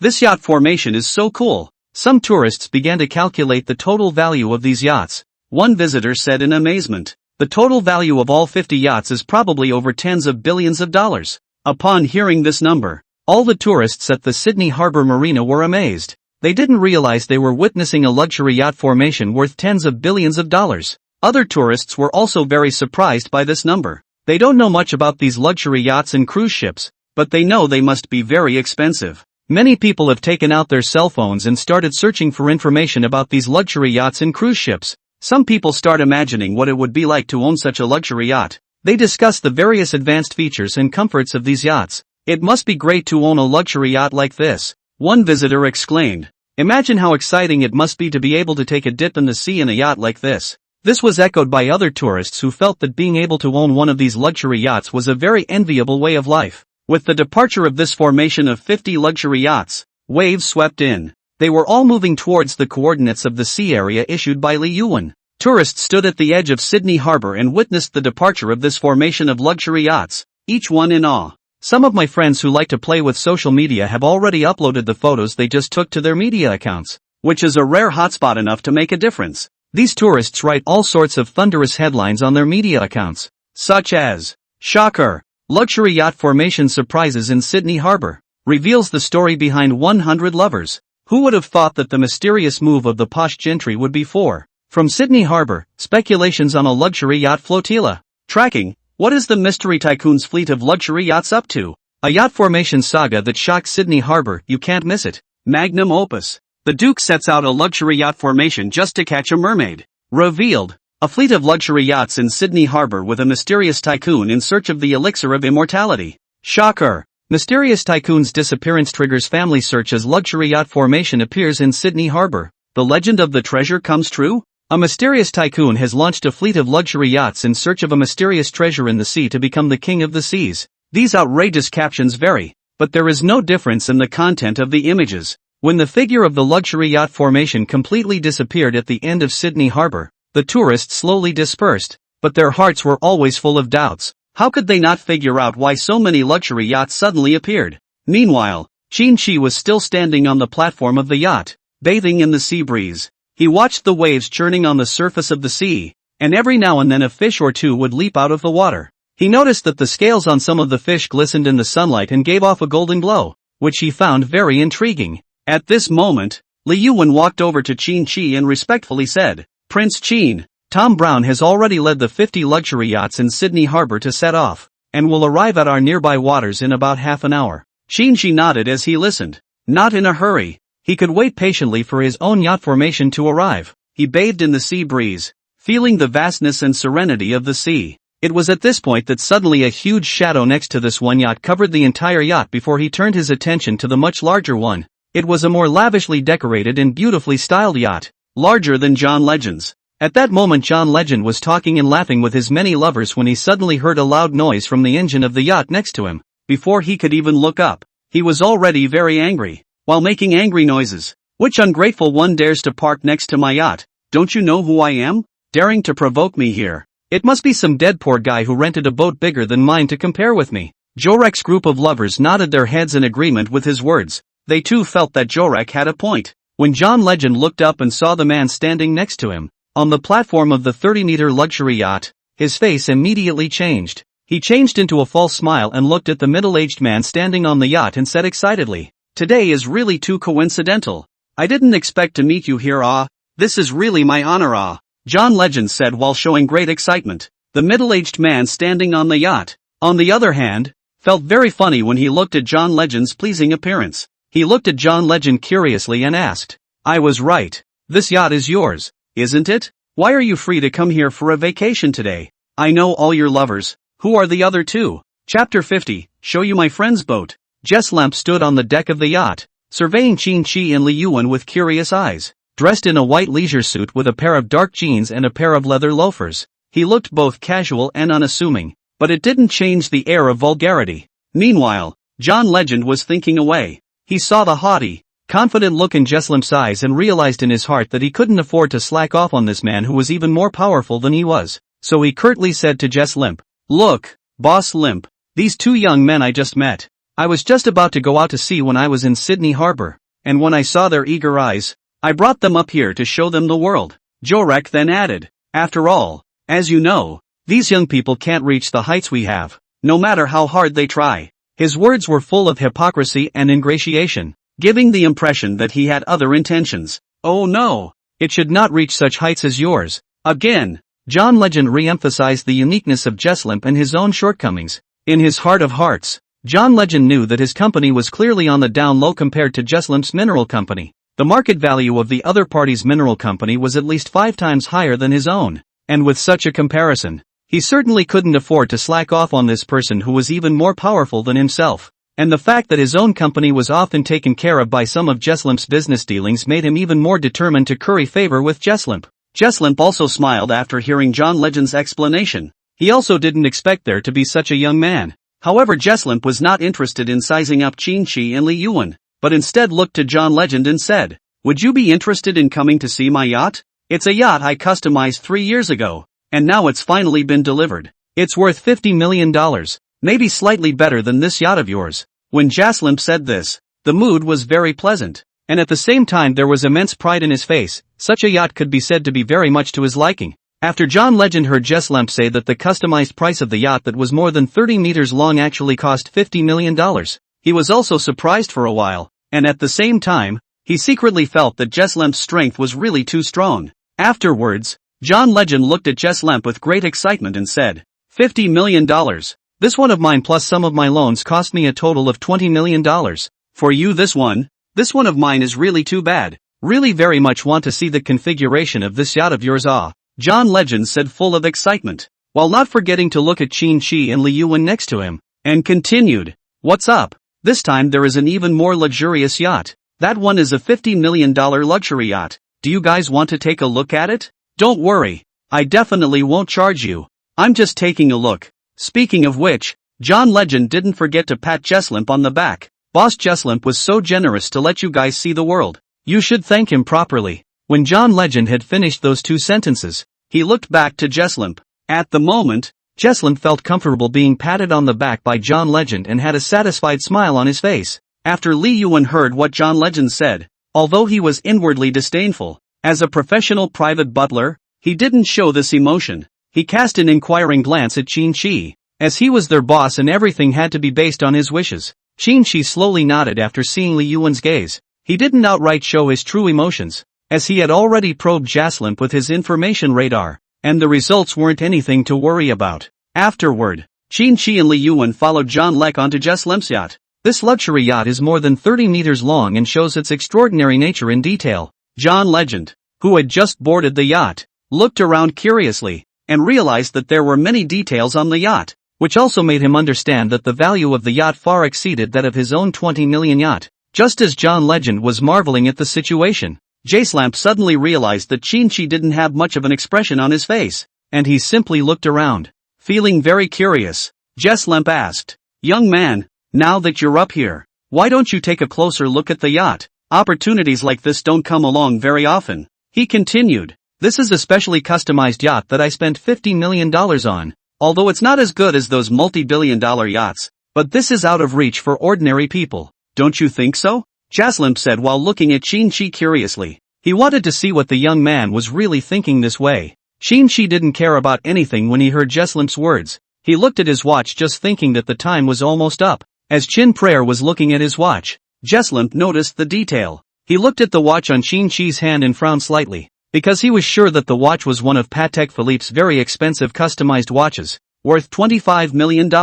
But after he thought about it some more, it seemed impossible to him. So he scoffed, "Young man, don't enter the luxury goods inside the trap. It doesn't matter if you don't have so much money, but don't buy imitations. I see that your watch seems to be a Patek Philippe customized model of the watch, right? It's a $25 million worth of the Heritage series of the 01. But I have to say that the workmanship of this replica watch is really beautifully done and there is no difference between it and the real thing." Jeslamp looked at Qin as if he was like an elder teaching his juniors. However, Qin didn't care about these words. He knew that Jeslamp was illiterate, and at the same time, he could see Jeslamp's hypocritical side. Jeslamp felt very bored when he saw that Qin wasn't paying any attention to him. He felt that there was no way for him to display his most powerful strength well. It was at this time that the luxury yacht Khalifa, which was coming in as fast as a gust of wind, attracted everyone's attention. This voluminous formation of luxury yachts came in a fast line. The spectacular sight of these 50 luxury yachts shocked the entire sea. The fish at the bottom of the sea felt very uneasy and dodged. And that one luxury yacht, the Khalifa, was even more surprising to Jaslamp, who stood on the yacht's plywood. For he well remembered that none of his friends could own such a weighty luxury yacht. However, just at this time, the luxury yacht Khalifa was about to sail in front of them. But at this time, Jaslamp tried hard to calm himself down and pretended to be calm as he looked at Qin, while pointing to the yacht, the Khalifa, which was not far away, and said, "You see, it really is too much of a coincidence. That one Khalifa yacht, worth $3.5 billion, that's owned by my friend. I'll let you see it later." Then he continued, "You know what? The captain of that yacht is likewise a very good cook and can make all kinds of delicious food." Chapter 51, I Deserve to Die. At the moment, Jaslamp was pretending to be calm, saying something in response, but not daring to reveal his own heartfelt emotions. It was clear to him that the Khalifa was definitely not owned by his friend, but it was equally clear that the Khalifa would never be parked next to his yacht. After all, it was only natural that someone who could own a Khalifa would not think highly of him, and Jaslamp was well aware of that and of the gap between himself and these truly top tycoons. But at this moment this luxury yacht formation of 50 luxury yachts had slowly arrived in the waters of this neighborhood. It then docked in a very orderly fashion, almost covering the sea in this area. That aura of luxury and opulence filled the entire sea, making those tourists who were swimming in this sea look at them. These tourists are riding on some fast yachts, a few meters long. They sit in order to these fast boats look at, next to dozens of up to 150 meters long luxury yachts. Feel the deep shock. They also didn't expect to see such a surprising scene when they came to visit Sydney Harbor. All of a sudden, it also triggered the tourists in this part of the sea to speak with great shock. "My goodness, how come there are so many luxurious yachts in this side of the sea? I can't get enough of them. And the length of this yacht, how so beyond one's imagination? Oh my god, which tycoon is coming over here? This is simply the rhythm of blowing up the entire ocean. No way, god damn it, can't I have one more rich person in the world? I'm itching to see it. I also want to own so many yachts. I go." The Khalifa. The mystery how so many top yachts surrounded this sea. Did something happen to us to blockade this sea? I told you, this sea should not come. This time do not know how to go back. Feel so blocked. How so large sea also blocked the boat. At this moment, the tourists in this area of the sea were incomparably surprised, and they really had no way to understand such a scene in front of them. As these 50 yachts slowly parked on this stretch of sea, filling 90% of this stretch of sea. As his vision drew closer, Jaslamp likewise saw the 50 luxury yachts slowly pulling up near his own one. When he saw this scene, his mind was completely down as if he had no room to think. Jaslamp then looked aside to John Legend, giving him a questioning look. However, as soon as John Legend caught Jaslamp's eye, he shook his head vigorously, stating that he had absolutely no idea what was going on. He had never seen so many luxury yachts in his life at all. After all, they were luxury yachts worth billions of dollars. He wouldn't dare to dream of making a yacht that big. Even in his dreams there was no such material. John Legend looked at Jaslamp's eyes and had no choice but to hastily say, "I'm really not sure what's going on. I've never even dreamed of making so many luxury yachts. I haven't even seen these multi-billion-dollar luxury yachts when I was customizing my own one." When John Legend said that, there was really no way for Jaslamp to figure out what was going on. But seeing that Jaslamp realized that he had already made his position so obvious, and still thought of pretending, he looked at Qin, who was beside him, and said, with a smile, "Alas, I really didn't expect.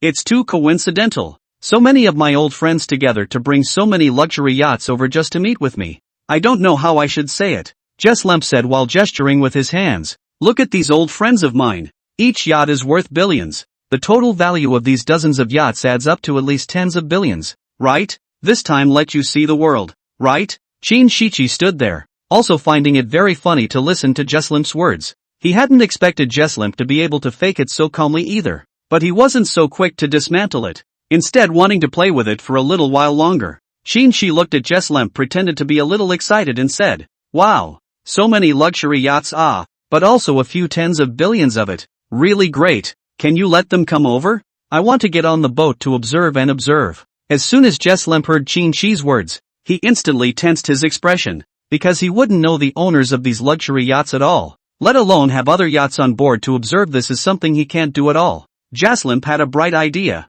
then looked at Qin Shi and said, "This might not work out too well. After all, they're having a yacht party, and it's not good for us to interrupt. So next time, I'll take you guys. Seeing this, Jaslamp still calmly pretending to go on. Qin couldn't help but smile and said, "Is that so? Then I'll have them come over. Let you guys get on these luxury yachts and take a look." Jaslamp couldn't help but laugh when he heard Qin's words, because he knew very well that this young man was wearing a fake watch and was still so arrogant. It was simply ridiculous. John Leek, who was standing on the sidelines, also chimed in after hearing that. "Bringing you on the yacht is to show you that you still dare to get wild with Boss Jaslamp. What kind of a thing are you?" Qin Prayer looked at John Legend and Jaslamp on the sidelines after hearing this and said, "You guys don't even count as something." Qin then looked at Li Yuan, who was at the side, and said, "Tell them to bring all 50 of these yachts over and surround this yacht." Li Yuan also nodded happily after hearing Qin's words. He then directly contacted Tom Brown, who was slightly surprised after receiving the message from Li Yuan,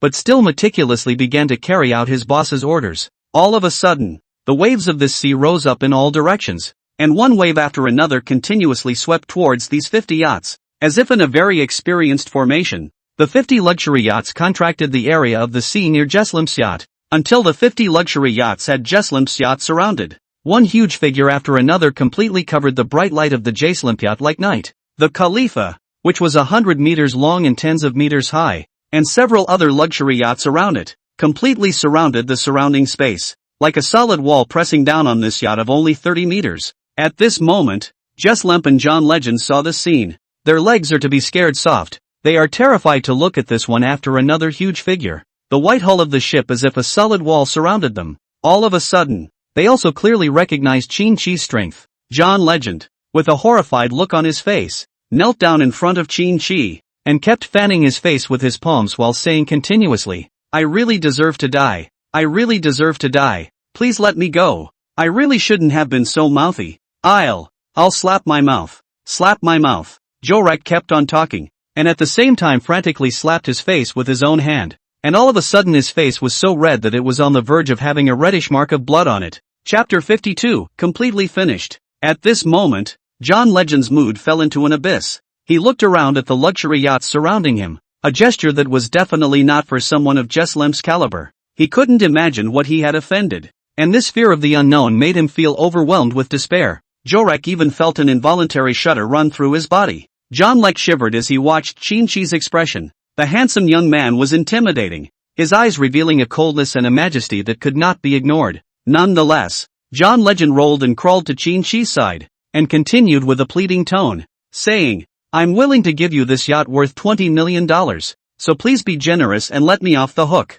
I still have a company to feed." His voice was so full of helplessness and pleading that one couldn't help but feel alarmed. When these words reached the yacht next to them, they were audible to the group of lovers as well. They didn't expect that handsome young man to have such a shocking strength, as they witnessed the scene of these luxury yachts worth billions of dollars slowly surrounding them, which made them feel that their minds were greatly shaken. Qin just smiled faintly after hearing John Legend's words. He naturally wouldn't care about these $20 million yachts. Ever since he had personally experienced these $20 million yachts, he knew that there was a world of difference between these $20 million and billions of dollars. To him, these yachts are nothing more than insignificant toys. Qin was more interested in the small mining-related companies in Jorek. These companies were small, but they were part of the mining industry chain, and he could always swallow them in one bite. For now, though, he was more interested in continuing the fun with John Legend. Afterward, Qin looked toward John Legend, who was currently kneeling on the deck of the yacht and begging for mercy,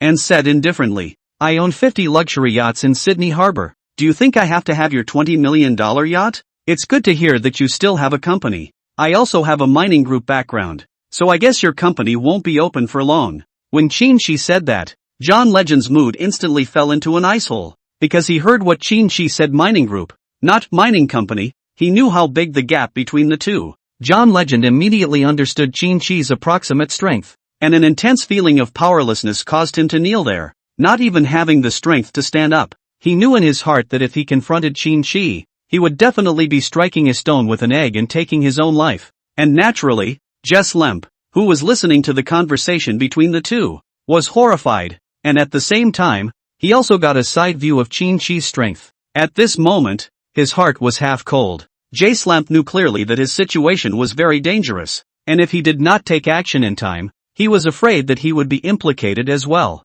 Jaslim followed John Legend's example and rolled and crawled to Qin Shi's face, directly kneeling down and begging for his forgiveness. He clearly knew that there was no way for him to fight Qin Shi from a position of strength, so he could only settle this dispute by begging for forgiveness. At the same time, he had just seen the conversation between John Legend and Qin Shi. Qin Shi didn't give a damn about John Legend's offer of compensation for the yacht. It made him even more sure that his decision to kneel was the right one. In an instant, Jaslim had a flash of insight and came up with a compromise. He knelt in front of Qin Shi and said in a trembling voice, "I'm willing to use 50% of the company's shares to resolve this misunderstanding." His heart was dripping blood, but he still had a lucky chance that if Qin Shi could accept the offer, then he could still keep half of his company. Jaslim knelt there, looking up at Qin Shi, his mind in a state of turmoil. However, when he saw Qin Shi's indifferent eyes, his heart instantly cooled by half. After another moment, Qin Shi slowly said with his face as normal, "Do you think I need 50% of your shares in this company?"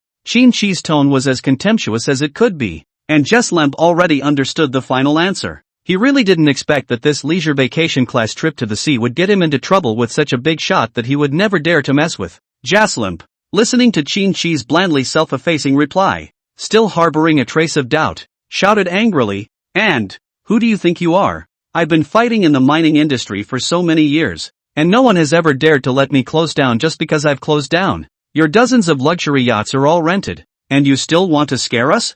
I'm telling you, you can't possibly." Qin Shi felt very amused as he listened to Jaslim struggling with all his might. At this time, Li Yuwen, who was standing on the side, couldn't help but look at Jaslim and said, "My boss is sitting on the top 10 mining companies in the world, with a total value of more than $7 trillion. This strength, do you think it's enough?" When Jaslim heard the words, his heart was in his throat. He knew that what Li Yuwen said was true, because recently the world's top 10 mining group did change its owner, and this news had a huge impact on him, an old man who had been in the business for many years. He never expected that the young man in front of him would be the new boss of a top 10 global mining group. At this moment, Jaslim felt unprecedented despair. He knew that no matter how much he struggled and utilized the contacts and resources he had accumulated over the years in the industry, he simply could not compete with the BHP Billiton Group, which had a market capitalization of trillions of dollars. In front of the trillion-dollar market capitalization of the BHP Billiton Group, his company is as vulnerable as a mole cricket. In that very instant, Jaslim felt as if he had turned white overnight, that feeling of old age radiating from the bottom of his heart like a tidal wave. He thought back to what he had done today, and the blind confidence and ego made him cringe. His company, his heart and soul, had been taken away from him so easily by someone else, and he didn't even have a way to get it back. Jaslim and John Leek were kneeling on the plywood of the yacht, their eyes vacant, as if they had lost all hope and emotion. They are clear that their company no longer belongs to them. They look so helpless and powerless in front of the powerful monopoly market power of the BHP Billiton Group. Their company, once the pride of their hearts, was the business empire they had built, but now, this little empire has come crashing down. Their employees, their heart and soul, their future, all of it has become so small and uncertain. Jaslim and John Legend knelt there, silently suffering the pain and despair of the moment. Their hearts have been broken. Their world has collapsed. They don't know what to expect in the future. All they know is that they have lost everything. This is something that Jaslim knows very well. Just then, the deafening sound of an engine suddenly came from above the yacht. A black helicopter hovered in mid-air and 5 security officers in black suits slowly walked down the stairs carrying machine guns. After they arrived on the deck of the yacht, they respectfully said to Qin Shi, "Boss, all the services on the Khalifa have been fully prepared. Please move to the Khalifa to enjoy all the yacht services." Qin Shi nodded before following the security personnel onto the helicopter, followed closely by Li Yuwen. A short while later, the helicopter slowly landed on the tarmac of the Khalifa. Security quickly opened the hatch and escorted Qin Shi to the deck of the Khalifa's yacht. When Qin Shi stepped onto the deck of the Khalifa, he instantly felt the huge gap between a multi-billion-dollar luxury yacht and a multi-million-dollar luxury yacht. The difference in materials can be seen just in the materials used on the yacht's cleats. At that moment Tom Brown came out in his suit, and with a smile on his face he said respectfully that, "Boss, the Khalifa is all ready and waiting for your enjoyment with all its services." Chapter 53 There are other yachts? Qin Shi is very satisfied with Tom Brown's yacht service. He nodded his head to express his approval and said, "I am relieved that you are in charge of this side of Sydney Harbor. I am very satisfied with the professionalism that you have demonstrated. And this time when I came suddenly, the preparations that you have made are quite thorough. Very good. Tom Brown is the managing director of Sydney Harbour Yacht Services, a professional who has excelled in the industry for many years. Qin looked at Tom Brown with an appreciative gaze, a gaze that made Tom Brown feel very warm inside. Tom Brown didn't expect the efforts of everyone in the entire company to be seen by the boss. However, he knew it was because his and the team's efforts did pay off. Definitely not for him alone, but for the whole team. Tom Brown actively led Qin from the deck of the yacht to the banquet hall of the luxury yacht Khalifa. This banquet hall is very gorgeous. The yellow light and the noon sunshine reflect each other, giving people a feeling like an oil painting. At the same time, there is a very rich detail. Those details of light and shadow to add more beauty to this banquet hall. The ballroom was decorated in an intricate and sophisticated manner. From the magnificent crystal chandeliers to the vintage murals, every detail highlighting the main style of the one yacht, the Khalifa. Understated but extreme luxury is perfectly reflected in every detail, just like the very modern appearance of the Khalifa, but which also incorporates some elements of classical art. A very harmonious design. After seeing Qin's satisfied expression, Tom Brown once again asked if he needed to arrange for the restaurant to prepare lunch. Since it's already lunchtime, these basic services need to be coordinated by him. Although it should be the Khalifa's service steward who should be in charge of these things according to his duties. Qin personally came to Sydney Harbour Bay to take a yacht. Tom Brown felt this needed to be accompanied throughout to express his professionalism. Qin lifted his wrist and looked at his Patek Philippe watch to confirm that it was indeed lunchtime. He smiled at Tom Brown and said, "Okay, get ready for Chinese. You and Luan are having lunch with me today." Tom Brown was very excited to hear this answer. He also didn't expect that his boss would personally invite him to have dinner with Li Yuan, which gave him a feeling of unreality as if this wasn't real. Li Yuan also felt a little excited by Qin's invitation. When he worked at the Honolulu Creek estate, he was limited to staff meals like everyone else, and this time, the boss took the initiative to invite him, naturally making him very happy. So, in unison, Tom Brown and Li Yuan thanked Qin for the invitation. Tom Brown then began to prepare lunch. He stepped aside and exchanged lunch requests with the Khalifa's service steward, and made special arrangements for a classical music recital. The recital was added to the lunch session, which was a great idea by Tom Brown. In addition, he had arranged for the waiters on the Khalifa's ship to place the other tables and chairs neatly inside the banquet hall. In the very center of the banquet hall, the seats against the front rows were naturally the most dominant main tables. On top of a table covered with a white tablecloth, the waiters arranged bunches of flowers in an orderly manner, and they were like a riot of colors decorating the whole banquet. Those fragrant aromas and gorgeous decorations reflect each other, as if telling the elegance and honor of the banquet. Meanwhile, a playing orchestra of about a dozen people was ready in the banquet hall. They placed their instruments in their place on the bandstand and waited with enthusiasm for the performance that was about to begin. When these players saw Qin, who was dressed in high fashion at the dining table, their astonished expressions came to life. Although the playing orchestra is not particularly old, the average age is over 25. Before they began to play, they whispered that "Wow, my boss is so super handsome. How come he's so young? He's simply the ideal partner I've been dreaming of. Rich and handsome. It's incredible." When I first received this playing assignment, I thought the boss would be a very difficult old man, but I didn't expect such a young and handsome boss. What a great surprise. Enjoying the handsome man's gallantry while playing was fantastic. These young players expressed their amazement and admiration for their handsome young boss. They are full of endless praise for their boss, believing him to be not only handsome but also charismatic. In the kitchen, the chefs of the Khalifa have finished preparing this luxurious table of Chinese cuisine. One after another, the waiters pushed various delicacies onto the table, and a dish that looked like a work of art was placed all over the table. Qin looked at Li Yuan and Tom Brown and smiled.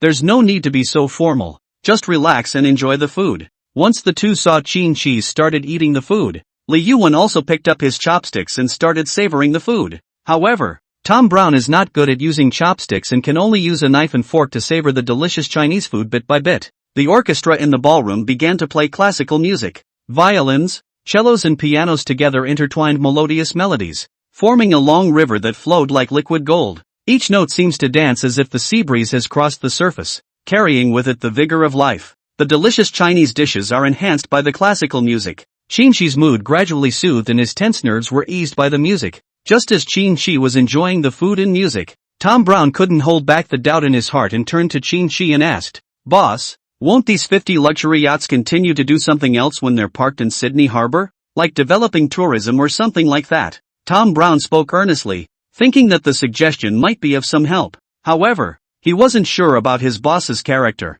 Sitting on the sidelines, Li Yuan waited for his boss's answer with equal curiosity. He thought the suggestion might be a good one, after all. 50 luxury yachts were a superb luxury travel resource in any travel company. After listening to Tom Brown's words, Qin looked at Li Yuan's expression and replied with a light smile. There's no need. Just let them park there and perform routine maintenance. For tourism development. I'm not interested for the time being. After all, these 50 luxury yachts docked in Sydney Harbour are not all I have. There are another 950 luxury yachts in harbors in other countries, including of course cruise ships. After Qin plainly said these words, Tom Brown and Li Yuan's eyes instantly froze as if they were frozen by ice. Chapter 54, Return to the Country. Tom Brown and Li Yuan were trying to digest what Qin had said at the moment. These words were too much of a shock for them. However, when they recalled Qin's bland attitude when he said these words, they felt that these words were incredibly true, and that their boss was simply stating a fact. The small tomato Tom Brown was chewing on in his mouth was unconsciously crushed before he swallowed hard, trying to calm his excitement. He suddenly felt a little embarrassed for a moment as he seemed to be making a redundant suggestion. And although Li Yuan understood Qin's strength, even he hadn't expected this. He had originally thought that his boss only had 50 luxury yachts in Sydney Harbour, and that there were no more luxury yachts elsewhere. But the news he had just heard stunned him. A few waiters also heard Qin's words, and they were equally shocked. There is no doubt about the veracity of these words, as they were spoken by their boss himself. This $3 billion worth of Khalifa in front of them is the best proof. And there are dozens of different types of luxury yachts docked around the Khalifa. So many luxury yachts totaling tens of billions of dollars in value, which is a point they know very well. Even though the classical music in the banquet hall was played elegantly and calmly, it still couldn't calm the shock inside Li Yuan and Tom Brown. After a while, Tom Brown smiled and said, "So, my advice really wasn't very good. I'm sorry, boss, you can just pretend I didn't say that. I will take good care of these 50 luxury yachts in Sydney Harbour, and make sure that the attrition rate is very small." Qin nodded with satisfaction as he listened to Tom Brown's words. After all, he was in charge of these 50 luxury yachts in Sydney Harbour, and he was comfortable leaving them in Tom Brown's hands. As the classical music played, Qin slowly finished today's lunch. He walked straight from the banquet hall to the front of the Khalifa and stood on the deck looking out over the sea at the rolling waves. The Khalifa was more than 100 meters long, breaking through layers of huge waves and moving forward without being constrained by any huge waves. And in the wake of the Khalifa followed 49 luxury yachts, which traveled along the same channel, following the Khalifa like a leader. As this vast formation of luxury yachts passed through each stretch of sea, it drew the eyes of those sailing the teeny yachts. They couldn't believe that the scene in front of them was real, because they had never seen so many luxury yachts out together. Those rich and powerful people who were sailing ordinary yachts witnessed this scene and could not help but sigh with emotion. So those pictures circulating on the internet aren't faked, they're real. Oh my god, it's too unbelievable. So many luxury yachts. I feel like I've come to heaven. It's all very surreal. At first, they thought these luxury yachts were fake, created by netizens for hype. However, when they saw the scene with their own eyes, they realized that their imagination was too lacking. Gosh, what's with all the luxury yachts? They marveled. The total value of this fleet of luxury yachts must have reached tens of billions, if not almost 100 billion. They couldn't help but lament. It seems that our yachts, which are only a dozen or so meters, are too small compared to these luxury yachts. Who on earth has so many luxury yachts here? Did this mysterious tycoon put together such a fleet of yachts in order to search for treasures in the sea? They asked curiously. These tycoons felt an overwhelming sense of shock within themselves, and they no longer considered themselves to belong to the ranks of the rich and powerful. In the face of this absolute strength, their self-confidence was completely shattered. Qin stood on the deck and looked at the entire front part of the Khalifa, where there was an apron and a luxurious open-air swimming pool, and such a configuration was already quite good. Qin stood on the deck and blew the gusts of sea breeze that hit him, feeling that there was a hint of salty flavor in the sea breeze. As the sun's rays shone above the sea, he saw the golden light glittering as if there were countless golden shimmers leaping across the surface like they were alive. At this moment, Tom Brown and Li Yuan were also standing near Qin to feel the sea breeze, and they also felt this rare comfort. Business is always accompanied by a bit of anguish, but at the moment it was like enjoying a rare moment of leisure. Qin blew the sea breeze, and at the same time did not forget to look at Tom Brown, who was on the side, and said, "Let's go back to Sydney Harbour." or else we'll drive further and further away. Back to the road. When Tom Brown heard Qin-Shi's order, he immediately began to pick up his own cell phone to give orders. It didn't take long for all the luxury yachts to turn and head in the direction of Sydney Harbor. The dozens of luxury yachts slowly turned the corner as the gusts of huge waves lapped at things around them. When this luxury yacht formation passed by other ordinary yachts, those tourists couldn't help but pick up their cell phones and take pictures. This scene was really too rare. An hour later, the formation of 50 luxury yachts slowly entered the marina within Sydney Harbor, owned by Sydney Harbor Luxury Yacht Services. After the Khalifa was smoothly parked within the dock, Qin-Shi slowly walked down from the yacht as well. The moment he stepped onto the ground, he still felt a little floaty, but that also made it very interesting. Qin-Shi looked to Li Yuan, who was beside him, after organizing his clothing, and said, "I'm done with the mineral group side of things. We can return to our country. You contact the crew of the Pathfinder, and we'll arrive later to go back to our country directly." At the same time, Qin-Shi also looked at Tom Brown on the side and said, "These 50 luxury yachts in Sydney Harbor are yours. I believe in your ability, and I'll ask Li Yuan to tell you in advance the next time I come." Tom Brown nodded his head heavily after hearing Qin-Shi's words, while saying respectfully, "I will definitely do a good job. And I will do a good job of maintaining these 50 luxury yachts in Sydney Harbor. Waiting for the next time you come here,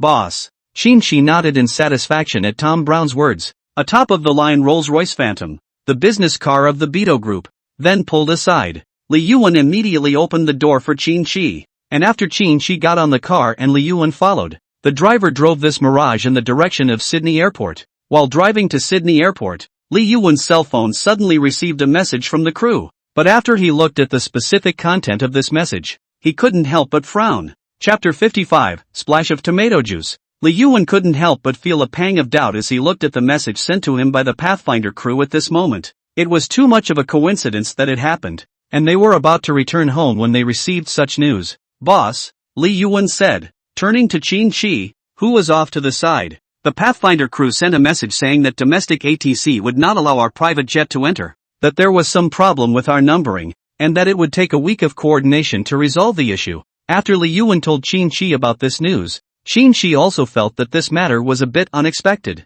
There was nothing out of the ordinary when they left the country. Even the numbering was the same as before they left the country, and it's puzzling that all of a sudden there's a problem. Qin-Shi could not help but develop an odd feeling in his heart, but he still looked at Li Yuan and said in a gentle tone, saying, "Don't worry. You tell the crew of the Pathfinder to hold their horses and I'll take care of this." After hearing Qin-Shi's answer, Li Yuan also felt that it shouldn't be too difficult to solve this problem. After all, with your own boss in person, solving these small problems should be a snap. Qin-Shi was in this Rolls-Royce Phantom's car, picked up his cell phone, and directly dialed his little uncle's number. It didn't take long for the call to connect. Qin Huayan asked directly after hearing Qin-Shi's voice, "What's the matter? Rare you call me? What's the matter? I heard from your dad that you're out of the country for the next few days, so be safe. By the way, I really didn't expect that you had also wholly acquired a mining group that ranked in the top 10 globally. It really gives our Qin family face. I couldn't have imagined anymore how I could wholly acquire such a large group."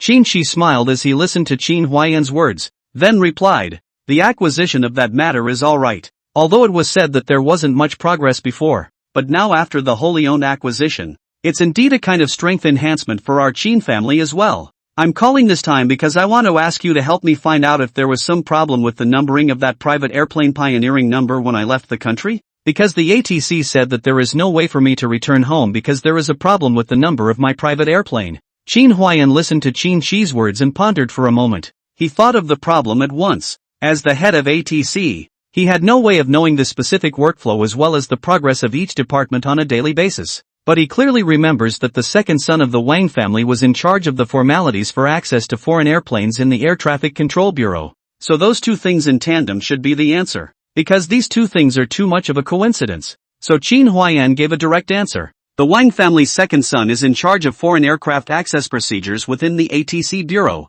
and he has the ability to interfere in this area. So this matter obviously has something to do with him. After all, there was no problem with the numbering procedures when you guys first went out. I guess this time it's the Wang family's second son's backlash for the last incident. This backlash is like child's play. I'll help you deal with it. Don't worry." After getting a very positive answer from his uncle, Qin-Shi also learned from it about the Wang family's son's position inside the ATC. However, He also felt that such a counterattack was indeed a bit pedestrian and did not have any substantial impact, so he did not care too much about this. At the moment, Qin only needed to sit here and wait for his uncle to solve these problems, and he wasn't worried about any other problems, so Qin made a separate call to Zhou Huayori, the chairman of the Beidou Group. When Zhou Huayori got the call, he was thrilled, thinking his boss was going to give him a new assignment. Subsequently, Qin Prayer also directly inside the phone, and Xiao Huayoli said, "Group of all the businesses before as usual. In addition, I hope that you for the two enterprises to sanction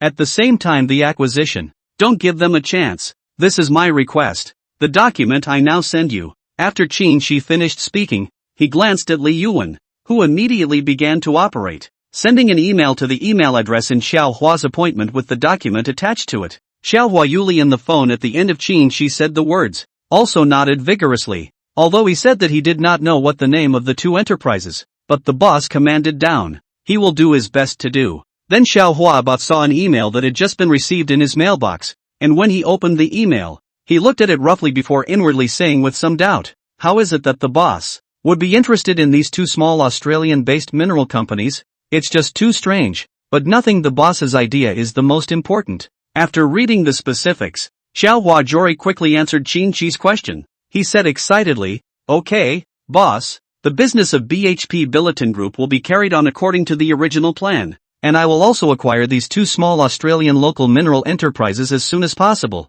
at the smallest possible price, and of course, I will severely sanction them for acquiring the enterprises again." After Qin heard Xiao Huayuri's very affirmative answer, he also felt very satisfied and said, "Very well, you go and get busy." After hanging up the phone, Qin looked at the time. About half an hour had passed, but his own uncle hadn't called back. The Rolls-Royce Phantom had also almost arrived at Sydney Airport, but Qin was still waiting patiently. Meanwhile, inside a separate office in the country's Air Traffic Control Bureau, the door was locked. Wang Jiang, the second son of the Wang family, held his head and sat in a corner of the office in great fear. Meanwhile, his face was swollen like a pig's head and there was blood at the corners of his mouth. Qin Huayan's hands carried a trace of blood while there was a little bit of red blood on top of his white shirt, and his robust body stood like a killing god. But even then Qin Huayan still looked at Wang Jiang, who was cowering in a corner, with a smile on his face and said, "So is there still a problem with the Pathfinder's access number now?"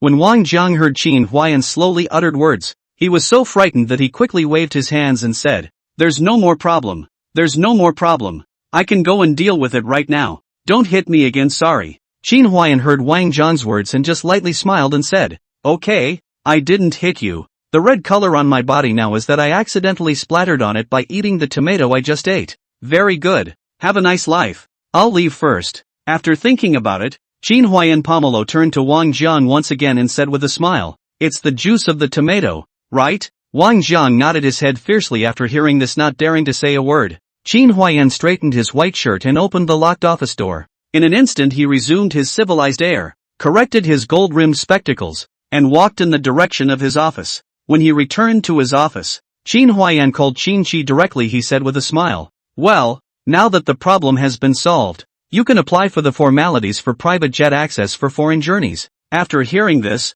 Qin also said thankfully, "Uncle Junior, thank you." Qin Huayan didn't say anything after hearing this. He just felt that this child had also grown up. Meanwhile, in his office he changed into a new shirt. When Qin Huayan hung up the phone, Qin also put the phone away and looked at Li Yuan, who was beside him, and said, "Well, tell the crew of the Pathfinder to start applying for private jet access, now that the numbering issue has been resolved." Chapter 56, Signing in Again.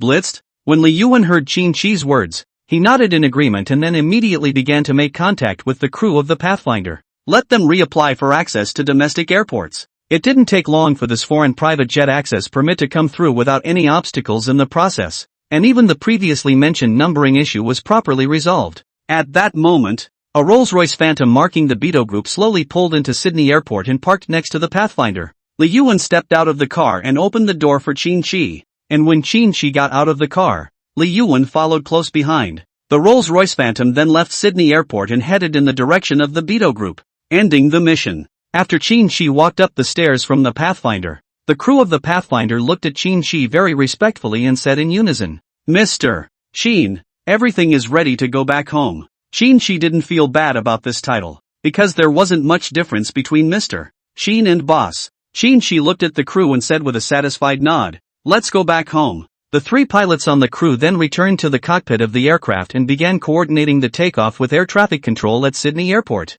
With the assistance of Sydney Airport ATC, they quickly cleared a usable runway for the Pathfinder to take off. Shi sat in his own exclusive seat, and Li Yuan sat next to him, waiting for the plane to take off. After the plane took off, Shi felt the weightlessness and slowly adjusted to it. He was just about to close his eyes and rest for a while when the system's voice rang out in his head. When Shi heard the system's voice, he had already guessed that the system was about to be upgraded again. Recalling the previous system's frequent blackening upgrades, Shi knew that this type of upgrade produced very good results. Therefore, he was looking forward to this upgrade as well. He sat down on a comfortable seat and pretended to fall asleep. Congratulations to the owner for the very handsome display of the entire fleet of luxury yachts in Sydney Harbour. Directly triggered the attention of the entire Sydney Harbour and Australian netizens. It's just too cool. The system is in the process of being upgraded. Master is working hard to become an invincible family. System upgraded for the 131st time.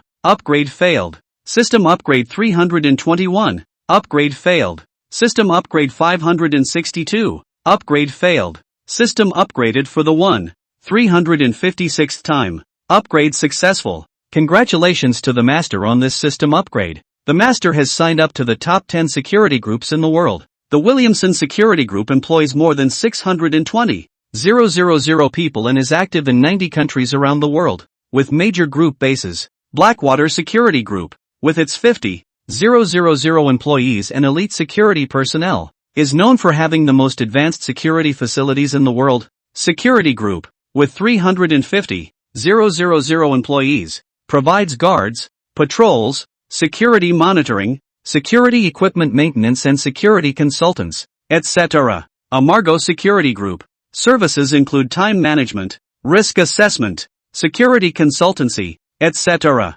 Shield Security Group, which provides security services in the areas of surveillance and security consulting, supply chain security. The top 10 security companies in the world employ 5 million people and have a total market capitalization of $100 billion. A unified contact system is being established. With quantum encryption levels, the owner can contact the major security groups through the quantum encryption system that has just been set up. The system is being upgraded, and the quantum secrets platform is now online. Shi listened to the system and also learned that the security company he signed up with this time was indeed very powerful, which allowed him to rest assured of his safety during his future trips abroad. Curious about the strength of the next security group, his mind returned to within the real world as well. He opened his eyes and looked around the cabin before saying to Li Yuan, who was beside him, "I'm going to the conference room, come back to me if you need anything." Li Yuan nodded as he listened. He knew that his boss must have gone to do something important and it was inconvenient for him to be around to listen.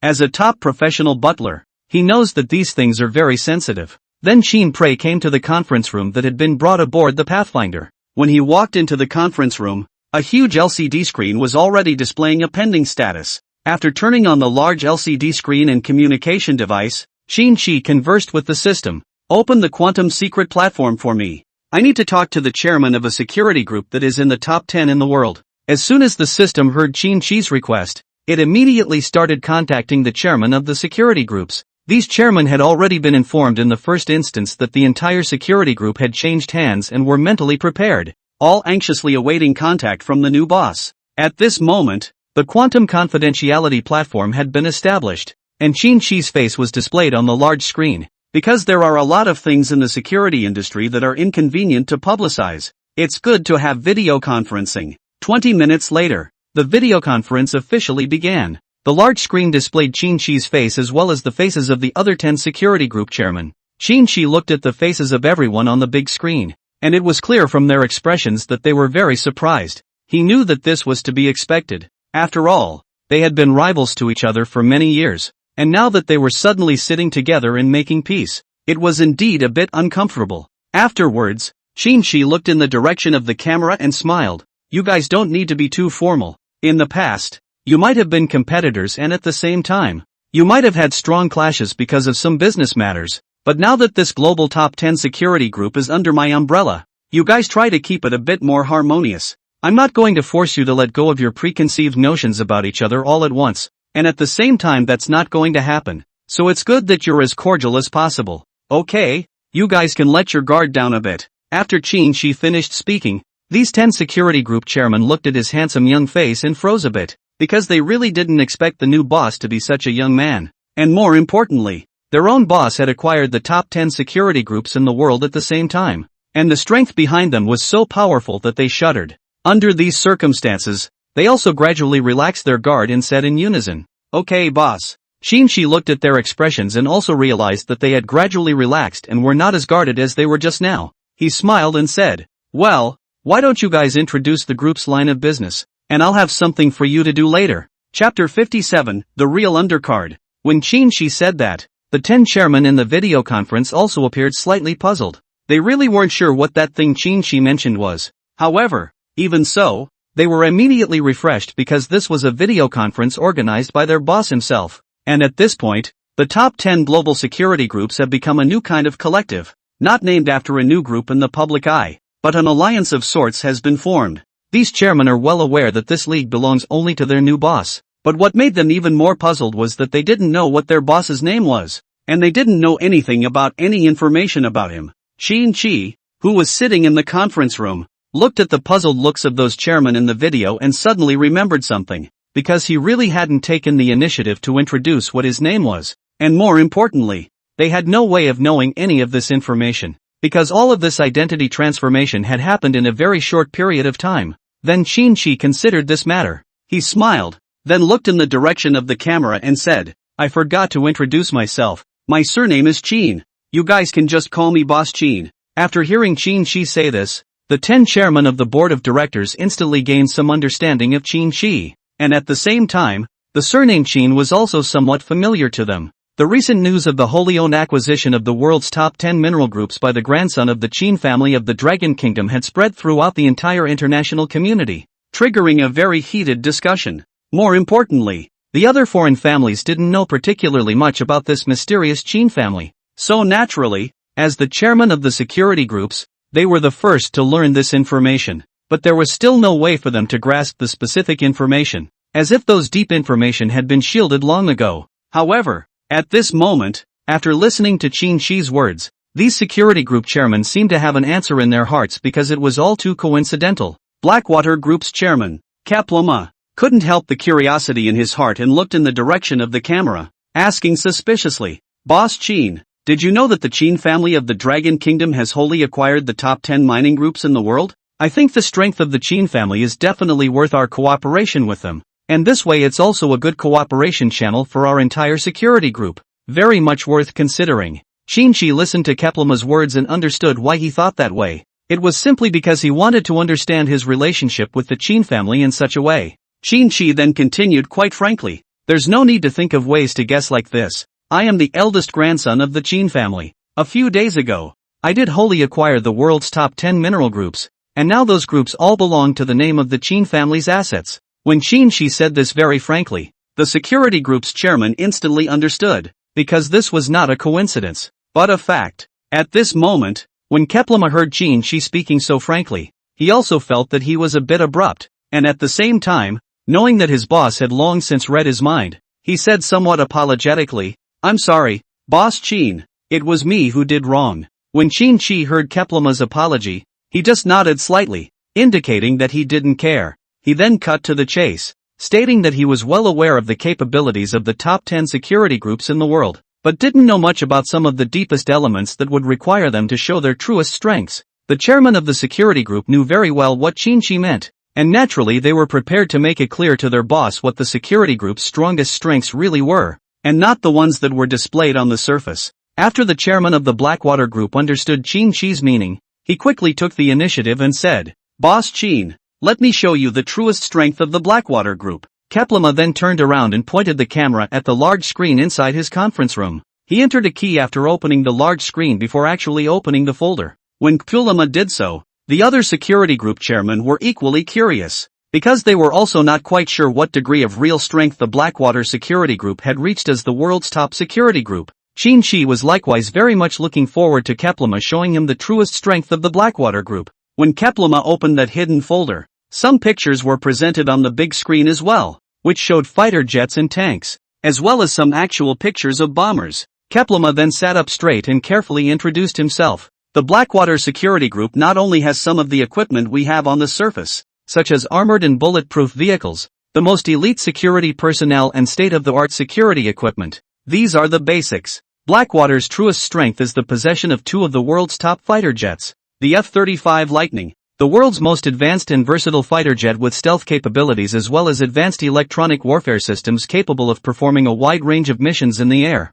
on the water and even on land. And in terms of bombers we only have one, and that's the B-52, which is Blackwater's most important card. Meanwhile, on the tank side we have 3 Abrams, and they're the only ones we have left. And this one has state-of-the-art second-generation thermal imaging digitized topography, thermal control systems, and the latest in digitized command equipment, among other things. And in terms of helicopters, we also have a very good number of helicopters, the S-92 helicopters, which are heavy helicopters that we've utilized in a wide variety of missions, and they've performed very well. And in terms of our sea power, the most powerful card is the Constellation class frigate, the latest multi-purpose frigate, full displacement of 42,000 tons, maximum speed of 30 knots, maximum range of more than 4,000 nautical miles. At the same time, this frigate adopts a modularized design, can be based on different combat missions to flexibly adjust the configuration. That's why we very rarely use sea power for missions,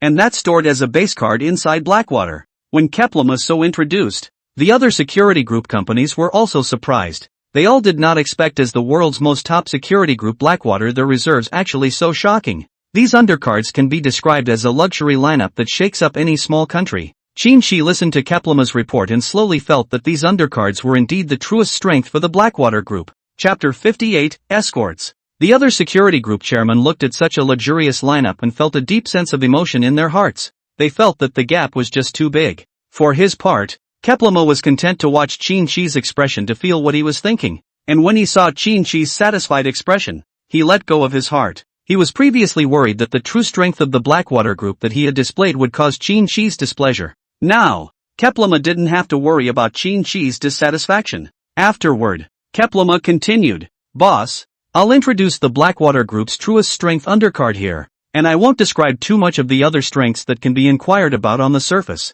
After hearing Keplama say that, Qin nodded and replied, "Very well, the true strength of the Blackwater Group does make me very satisfied. Then you guys also come and introduce the truest strength of the security group you manage. I need to fully understand." When Qin finished saying this, the remaining 9 security group chairmen began to detail the truest strengths of the security groups they each managed. Inside the hour-long presentation that followed, these 9 security groups were not as powerful individually as a single luxury lineup of the Blackwater Group, though they were not as powerful. But overall some of the war chests that should be there are very well prepared, and can be called the top 10 security groups in the world. And these truest undercurrents add up to a very good lineup. So this made Qin feel that the global top 10 security group rewarded after this system upgrade was very good. This decision not only can make their own estate security factor in the Dragon country to improve a big step, to help themselves in the country very convenient to do some things, not only can ensure their own safety, but also a sharp weapon.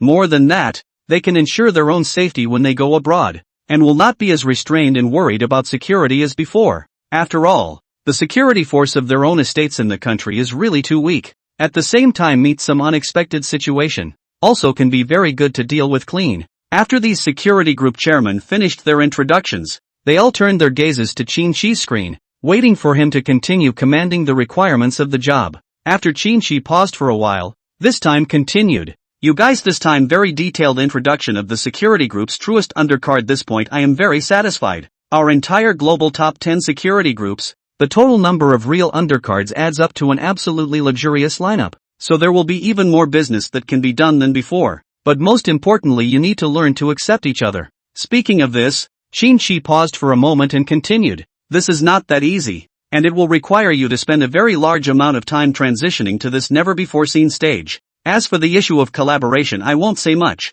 The next thing you guys have to do is to strengthen the number of security personnel in the Dragon Kingdom district and scale down unnecessary and not very profitable missions. And don't just use those real undercards. Keep them well hidden unless I tell you to use them." As Qin spoke in such detail sentence after sentence, this group of security group chairmen listened obediently. After all, as their new bosses, They could feel their boss's trust in them, and that was a very rare thing. At the same time, the chairman also understood the decision to increase the number of personnel arranged in the Dragon Kingdom area. After all, their boss's safety is the most important. The chairman of the security groups then said in a unified and forceful voice, "We will carry out your orders with precision." In this unison, the chairman felt an unprecedented sense of belonging, as previously they had each run their own independent businesses, but now, they coalesced as a collective, a feeling they had never experienced before but could now clearly feel. The magical feeling couldn't be put into words, but there was a subtle change in their mindset.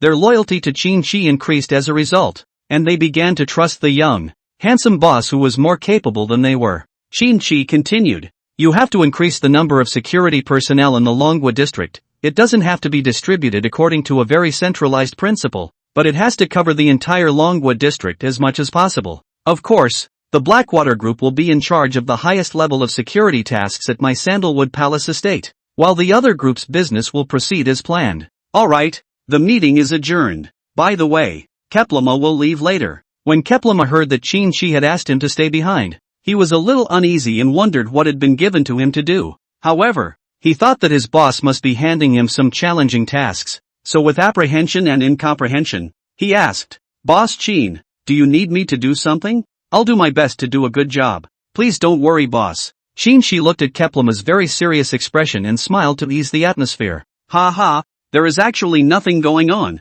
The security of Honolulu Palace will be handed over to the Blackwater Group. I believe in your strength. Reload the security equipment in all the corners of the entire long-term worker once more. I guess the previous security really wasn't as tight as it could have been. It's just as well to use the Blackwater Group's state-of-the-art equipment." Hearing this, Keplama breathed a sigh of relief in his heart, but just as he was about to leave, Qin Shi added, "My butler is now on a private jet en route from Australia to the Longwood district. He's now in international airspace. You send 2 fighters to escort a section of the airspace. It'll take about 10 minutes, but don't go inside the airspace of other kingdoms to avoid something extra happening, and you can tell them to go straight back after completing this mission." Keplama listened to Qin Shi's words with some confusion. While he thought it was a sign of valuing talent that a professional butler needed an escort to return home on a private jet, he was also concerned about the risks involved. "Boss, there are some dangers associated with an escort like this, and while it may not be good to say that you won't be entering other airspace, there's also the risk of being detected." Qin Shi smiled and explained, "Let's escort them for about 5 minutes then, and after 5 minutes, let them go straight back inside the base." After hearing that Qin Shi understood his meaning so well, Keplama was moved and said, "Okay boss, I'll do it now." After the video conference, Keplama returned to his office to issue this order. Meanwhile, in a secret base thousands of miles away, 2 eagle-like F-35 Lightning fighters slowly pulled out of their hangar. Chapter 59, Enemy Attack? 2 F-35 fighter jets taxi out from the runway. They looked majestic and mysterious in the sunlight. The black body of the fighter glittered with a special silver light under the sunlight, just like 2 fierce beasts about to charge into the blue sky, with teeth and claws, full of aggression, not hiding their strength at all. Just visually it was obvious that the fighter was a fighter that struck fear into the heart, as did its true strength. The runway at Mystic Base was also fastidiously carrying out his task of clearing the entire runway of all and every obstacle. With a strong roar from the engines of the F-35 fighter jets, the roar of the engines covered the entire range of the runway. The wings of the F-35 fighter jet vibrated rapidly under the air pressure, as if they had been given life. These 2 F-35 Lightning fighters sped out from the runway like a cheetah at full speed, quickly accelerating and taking to the skies. In a violent moment, these 2 F-35 fighters broke through the clouds like wild horses, their black fuselages glittering under the sunlight. These 2 fighters cut through the sky, so fast as 2 streaks of lightning that one could not see the exact fuselage of the fighter at all, and could only see a very subtle residual shadow, while at the same time majesty and shock filled the sky. The 3 pilots aboard the Pathfinder private jet also noticed the 2 suddenly appearing F-35s after the radar alarm sounded. They were puzzled because their route had not been reported to any other airplane and should have been safe enough, but the radar sounded a strong alarm and showed 2 red dots approaching their plane. The 2 rapidly approaching red dots would be the positions of 2 fighter jets. The co-pilot looked at the captain and said, 2 UFOs have appeared in the airspace near us. I don't know what their intentions are, but this distance is just too close to be a very deadly hazard to our navigation. If we don't deal with this problem in a hurry, we might have very serious problems flying, and it might even be a luxury to reach the Dragon Kingdom region. It seems we've met our match. After the captain heard the co-pilot's reminder, he immediately looked at the deputy on the side and said, "Don't be in a hurry. Tell our boss about this first. Right now." At this time the captain was very anxious, because they had never encountered such a situation. Such an approach was like a provocation. At this moment he had no way to calm down. Now the situation was very dangerous. The deputy, upon hearing the captain's words, immediately stepped out of the cockpit, his expression very tense and his heart racing. When he saw Li Yuan sitting on his seat, he said hurriedly, "Stewardly, 2 UFOs have appeared next to our airplane and are very close to us. This distance is just too dangerous. You should quickly talk to the boss." The deputy was so nervous at this point that by the time he finished speaking, his forehead was sweating and beads of sweat were dripping down his face. Li Yuan was also a bit surprised when he heard what his deputy said. He never expected something like this to happen. Still, he quickly calmed down and walked in the direction of the conference room. He knocked hard on the door and spoke loudly. "Boss, 2 flying objects of unknown origin have appeared next to our airplane and are so close to us that they may be a mortal danger to the safety of our navigation." Li Yuan finished his sentence briefly and waited for Qin Shi's reply. His heart was racing at this point, as he was well aware that their boss's wealth could easily be targeted. Qin Shi yawned after hearing Li Yuan's words while walking towards the door of the conference room and smiled after opening the door. "Don't worry. Those 2 fighters were just sent by me to escort our plane. Don't worry. Go talk to them." As soon as his words fell, Li Yuan couldn't help but freeze. He never expected his boss to actually own a fighter jet, which left him speechless for a moment, but he quickly nodded back and sauntered towards the cab. When he came to the cockpit, he had seen the captain and co-pilot anxiously awaiting instructions on what to do next. Beads of sweat on their foreheads, this sort of thing was a serious pilot hazard for them. When the captain saw Li Yuan in the doorway of the cockpit, he hurriedly asked, "Well, does the boss have any instructions? These 2 flying objects are too close to us. If they take a suicide attack, we might just crash." Li Yuan smiled after hearing the captain's words. At this moment his mood had calmed down a lot, not as nervous as before. This kind of strong psychological change was a first for Li Yuan. The captain saw Li Yuan's smiling appearance and pursued even more anxiously, "You'd better say it quickly. If something really goes wrong, we'll all have to die." Li Yuan's tone also became serious and solemn. "The boss just told me that those 2 UFOs near our Pathfinder are actually fighters that he called over to escort." The 3 drivers in the cab froze at that, a little incredulously. The captain continued, "What? A fighter jet?" Li Yuan didn't deny it and nodded, confirming everyone's suspicions. Li Yuan then turned around and left the cab. The matter was settled. And at this moment the 3 captains sitting in the pilot's seat looked at each other. They suddenly realized that they knew too little about their boss's strength. Fighter jets were not something that could be bought by simply having money. At this point, the co-pilot looked curiously at the captain and said, "Keep an eye on the instruments. I want to see what fighter is next to us." The captain waved his hand when he heard the co-pilot's words and said, "Go ahead and look at it then. You may not be able to see it from that distance, right?" The co-pilot listened and said firmly, "Don't worry. I'm very knowledgeable about fighters." The co-pilot then went to one of the cabins to observe the situation outside and took out his binoculars, through which he suddenly froze as he accurately observed the fighter jet next to him. He froze for a few moments before continuing to look through the binoculars, and after reconfirming he said incredulously, "What? The boss still has an F-35 Lightning fighter? Isn't he invisible? How did our radar detect it?" The co-pilot thought briefly and realized why his boss had told the pilot not to turn on stealth mode, because after turning on the stealth mode they are on the radar. They may not be able to see these 2 top fighters in the world, which is even more dangerous for the safety of navigation. At this moment the co-pilot returned to the cockpit with a feeling of being intensely shaken. Chapter 60. When the co-pilot returned to the cockpit, he took his seat in silence. The captain looked at him and asked curiously, "Can you tell what kind of fighter that is?" The co-pilot didn't answer, just nodded. The captain was not amused. He laughed easily and said, "It's just an ordinary fighter. Our radar has detected it." He accepted the co-pilot's answer naturally, for he knew that ordinary fighters did perform escort duties as well. However, the co-pilot wasn't finished on the subject. He shook his head again and said, "Not just any fighter. That's an F-35 Lightning." The captain was taken aback as he looked at the co-pilot and saw that seriousness was indeed written on his face. He frowned and asked, "Are you telling the truth about the F-35 Lightning stealth fighter? How is that possible?" Despite his skepticism of the co-pilot's words, he hoped the other man was just joking. However, the co-pilot nodded firmly and replied affirmatively, "Yes, next to the Pathfinder are 2 F-35 Lightning fighters. which are one of the most advanced stealth fighters in the world. We can see them on the radar because they haven't turned on their stealth mode yet, otherwise we would have had to crash into them a long time ago. Hearing the co-pilot's words, the atmosphere in the cockpit became tense. The captain froze, his mouth wide open in surprise. He hadn't expected his guess to be right. For a moment, everyone fell silent, but the shock within them could not be quelled. Qin had also returned to the cabin by this time, and he sat on the comfortable leather sofa, looking at the two F-35 Lightning fighters through the window. They flew alongside the Pathfinder, keeping their distance. Qin vaguely saw the cutting-edge technology stealth fighter paint on the warplane. This cutting-edge technology made him feel incredibly safe. Two F-35 fighters escorted the Pathfinder's neighborhood like two invisible guardians. Against them, the Pathfinder looked even smaller.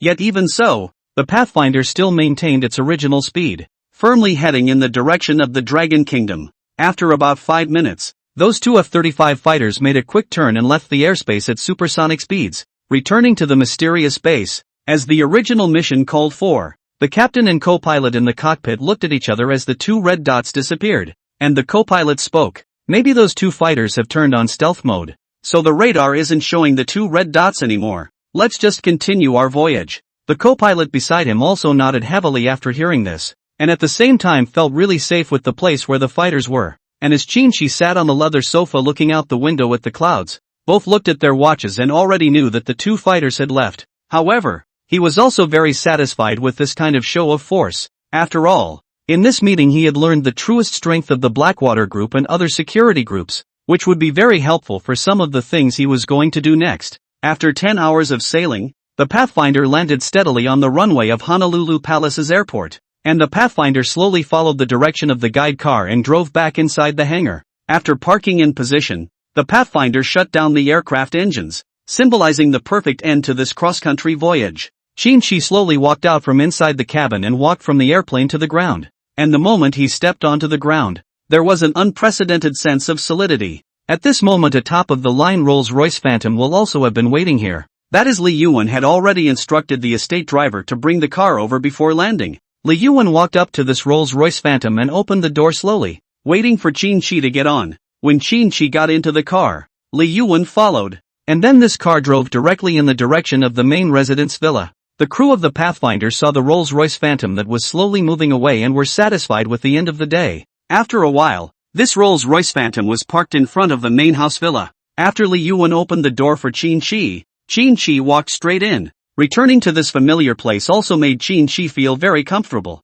and Li Yuan also looked at Qin and said respectfully, "Sir Qin, do you still need to eat?" Qin also nodded after thinking about it. After such a long voyage, he was indeed a bit hungry. After all, he didn't have much of an appetite at all on the airplane. After Li Yuan received an affirmative answer, he immediately began to instruct the manners team of state banquet chefs to start busying themselves with dinner preparations. And at this moment the bookstore on the second floor inside the SKP Business Center is getting ready to close. But at this moment, Su Xinyue was also still waiting there, holding a book in her hand, which was a collector's edition that she intended to give to Qin. And there was a cup of coffee on the table, but this one, which had been served not long ago, was also long cold. However, Su Xinyu still looked in the direction of the bookstore's entrance with great anticipation, until the bookstore's old-fashioned wall clock reached the 11 o'clock position and sounded the heavy sound of striking the bell. The 11th ringing of the bell also symbolizes that this bookstore is closing.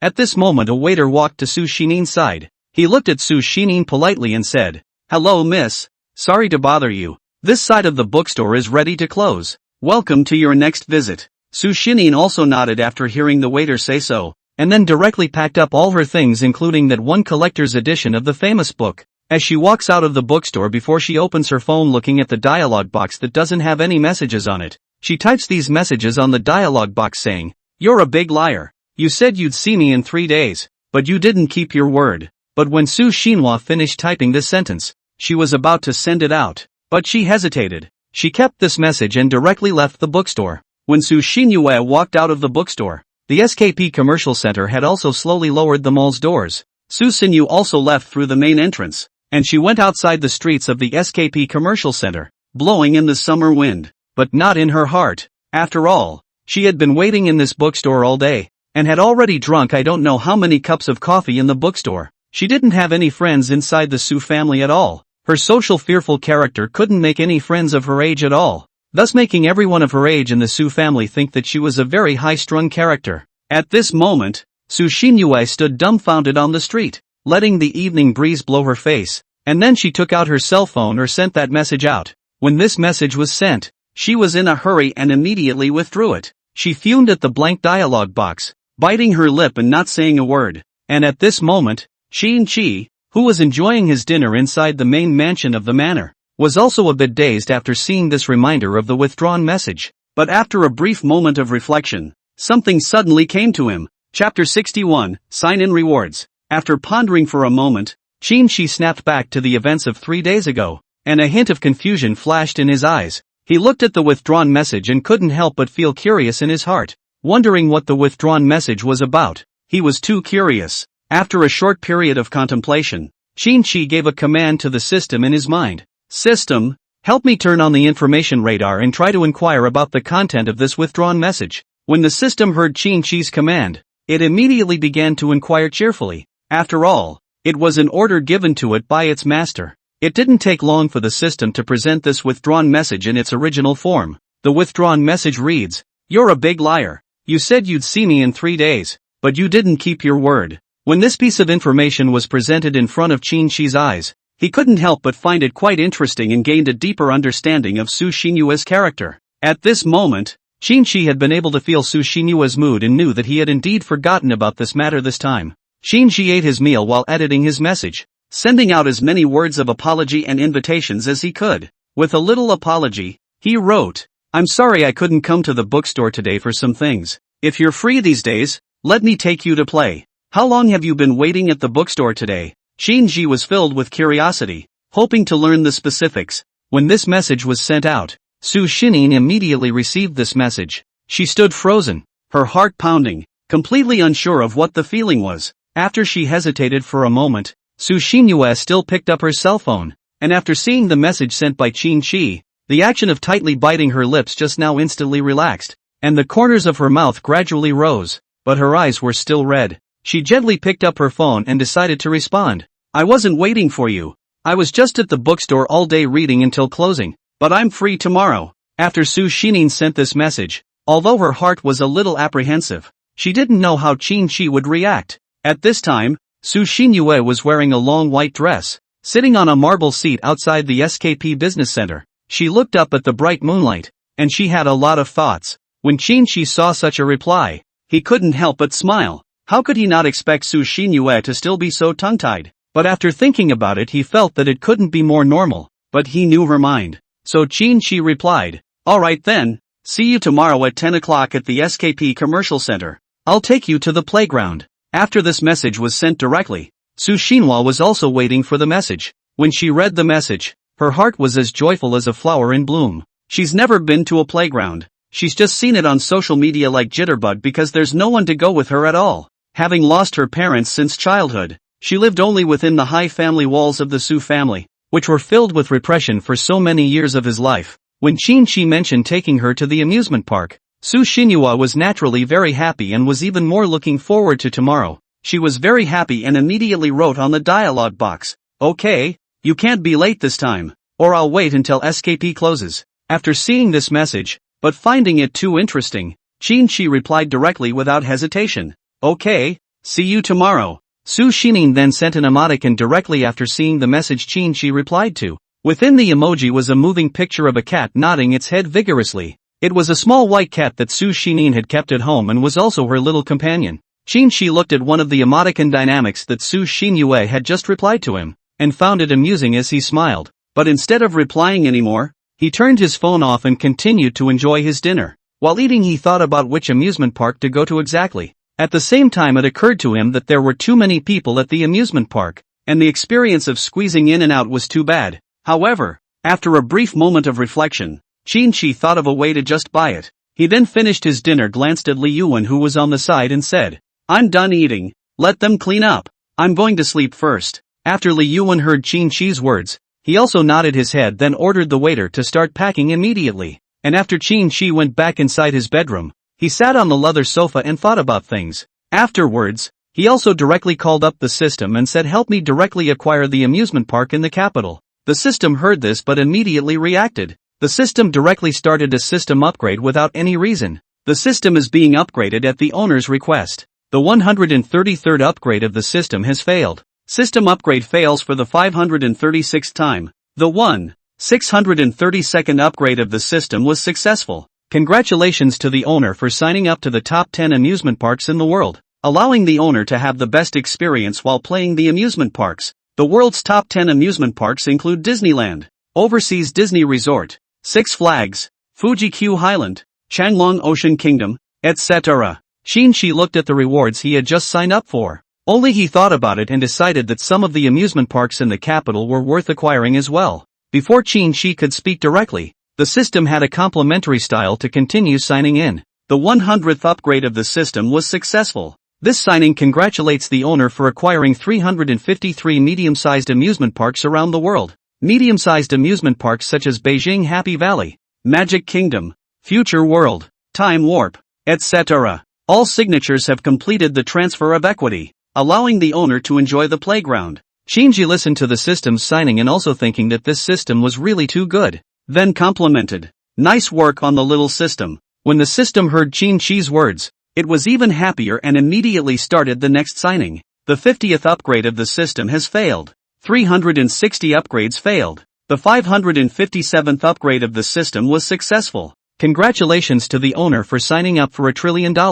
It's all been transferred to your bank card. Qin watched the system sign up for $1 trillion again, and also found it quite amusing. And by this time he was feeling sleepy and he went straight into the shower in his bedroom to take a slow shower. At this moment, Su Xining is already in the SKP commercial center, and she got into a cab and drove in the direction of the Su family's second manor. Sitting in the car, Su Xinyue was looking forward to tomorrow's trip to the amusement park. How could she not expect to meet such a good friend in the midst of a very special chance encounter? But then Su Xinyue also felt very strange. She has a special feeling for this good friend, a feeling that cannot be said. When Qin finished his bath in the shower, he felt very comfortable all over. The whole person lay on the top luxurious king-sized bed, feeling the touch of these top-quality silks slowly falling into dreamland. Chapter 62, What to Do. The early morning sunlight is always so gentle and warm. They gently sprinkle on every corner of Honolulu Palace Manor, making everything here shine. The staff on the estate also began their busy day,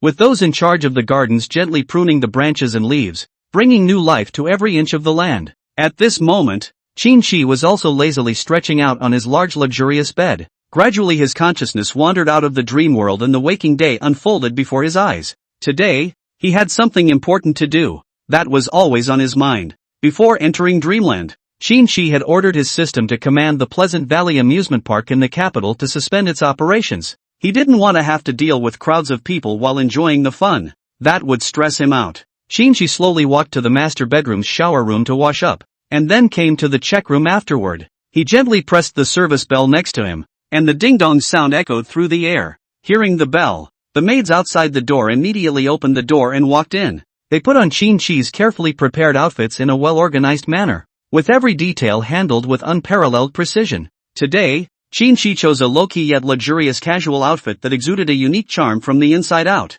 When he was ready, Qin walked out of the master bedroom and went to the living room. At that moment, he saw that Li Yuan was already waiting. Li Yuan greeted Qin respectfully. Good morning, Mr. Qin. Is it time to leave for the SKP commercial center? Do you need to have breakfast at the manor before leaving? Qin pondered for a moment, but still shook his head and said, let's go directly. We don't need to have breakfast at the manor. After hearing Qin's instructions, Li Yuan nodded and quickly began arranging the vehicles. Soon, a top-of-the-line Rolls-Royce Phantom pulled up in front of the villa. Li Yuan stood aside and opened the car door for Qin. After Qin got into the car, Li Yuan followed closely behind. The car drove out from the gates of Tangxi Palace Manor and headed in the direction of SKP Business Center. At the same time, Su Xining was excited to take a car and rush to SKP Commercial Center. The Su family, as a more traditional extended family, spoke of a confrontation of strength. As for Su Xinyue, she was just an unappreciated member of the family,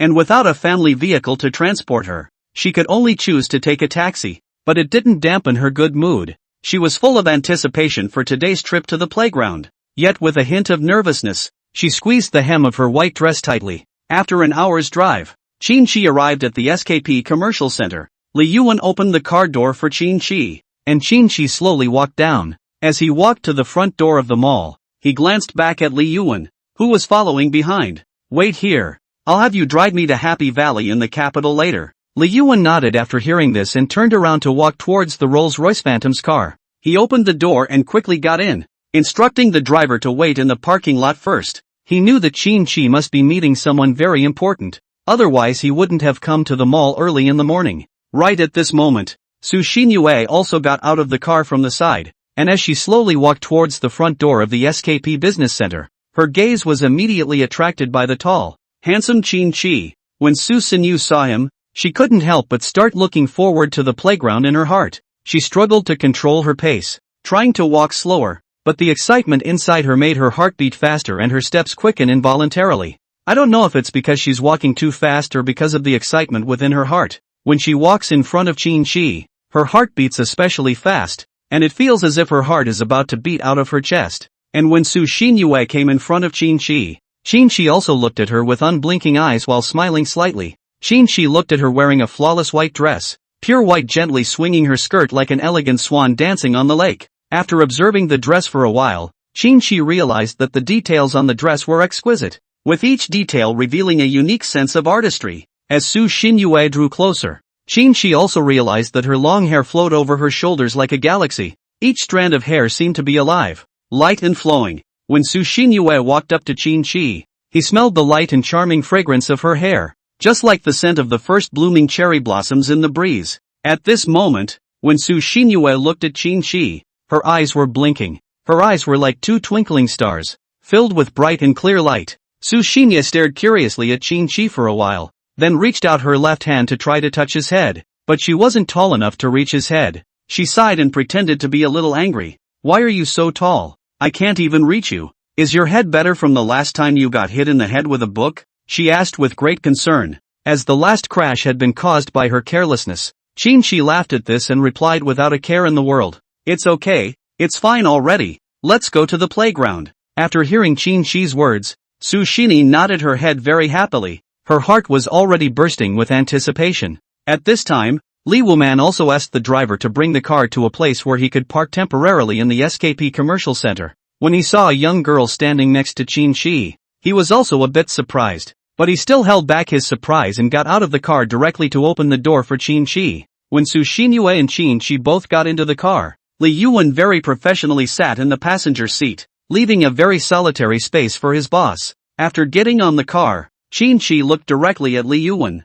who was sitting in the co-pilot, and said, "Let's go directly to the Happy Valley in the capital." Li Yuan nodded after hearing this, and then directly exchanged with the driver on the side about the route. In less than a minute, they had finalized the route plan, and the top-of-the-line Rolls-Royce Phantom was headed in the direction of Happy Valley in the capital. Su Xinin's mood at the moment was also very happy, and she was also very much looking forward to playing all kinds of rides at the amusement park. But suddenly she remembered something. Su Xinin looked at Qin Shi with some anxiety and said, "I forgot to buy a ticket at the Happy Valley in the capital. What should I do?" Qin Shi smiled after hearing Su Xinyue's words, then jokingly replied, "Then try it now and see if you can get it." Su Xinyu immediately took out her cell phone after hearing this, and searched for Happy Valley ticket reservations on Jitterbug. However, when she opened the page, she realized that there was no way to purchase tickets, and it was still in a closed state. When Su Xinin saw such a situation, her eyes froze and her brow frowned slightly as she looked at Qin Shi, who was at the side, and said, "We probably won't be able to go today." Chapter 63, The Great Pendulum. Qin Shi couldn't help but reveal a smile when he heard Su Xinyue's words. He raised his eyes and looked towards Su Xinyue's face, only to see that her clear eyes revealed curiosity and anticipation. He couldn't help but laugh in his heart. This little guy was quite interesting, actually thinking of searching for tickets to Pleasant Valley. Qin Shi comforted towards Su Xinin. "Don't worry, when we get there, you can play whatever you want." His voice was low and gentle, reassuring. Half an hour later, the top-of-the-line Rolls-Royce Phantom arrived in front of the gates of the Happy Valley in the capital. General Manager Huang Yuting was standing there waiting, and she felt a powerful aura, which let her know that her boss had arrived. Seeing this luxury Mirage sedan, Huang Yuting knew that it was her boss who had arrived. She immediately stood up straight, straightened her comportment, and gave her full attention to the direction of the Rolls-Royce door. Li Yuan hurriedly got out of the car and opened the door for Qin Shi. Qin Shi first let Su Xining get out of the car on one side before getting out of the car from the other side. After Huang Yuting saw Qin Shi's young and handsome figure, she couldn't help but marvel in her heart. This boss is really powerful. One must know that the Happy Valley in the capital was wholly acquired by him, which was enough to prove how strong his financial power was. This young boss's background is definitely not ordinary. Such a thought made her speculate that this young boss couldn't be a member of the capital city family. Could he? However, the idea was dismissed by her in short order. But after thinking about it again, it all became clear when she remembered her boss's name. All this information in tandem pointed to one answer: the Qin family in the capital. Huang Yuting was surprised and said, "My goodness, that should be it. No, I have to be more serious or I won't be able to keep my job." After thinking this way, Huang Yuting walked to Qin Shi's front and said more respectfully, "Hello boss, I'm the general manager of this side of the capital city's Pleasant Valley. I've already made today's Pleasant Valley stop operating according to your request,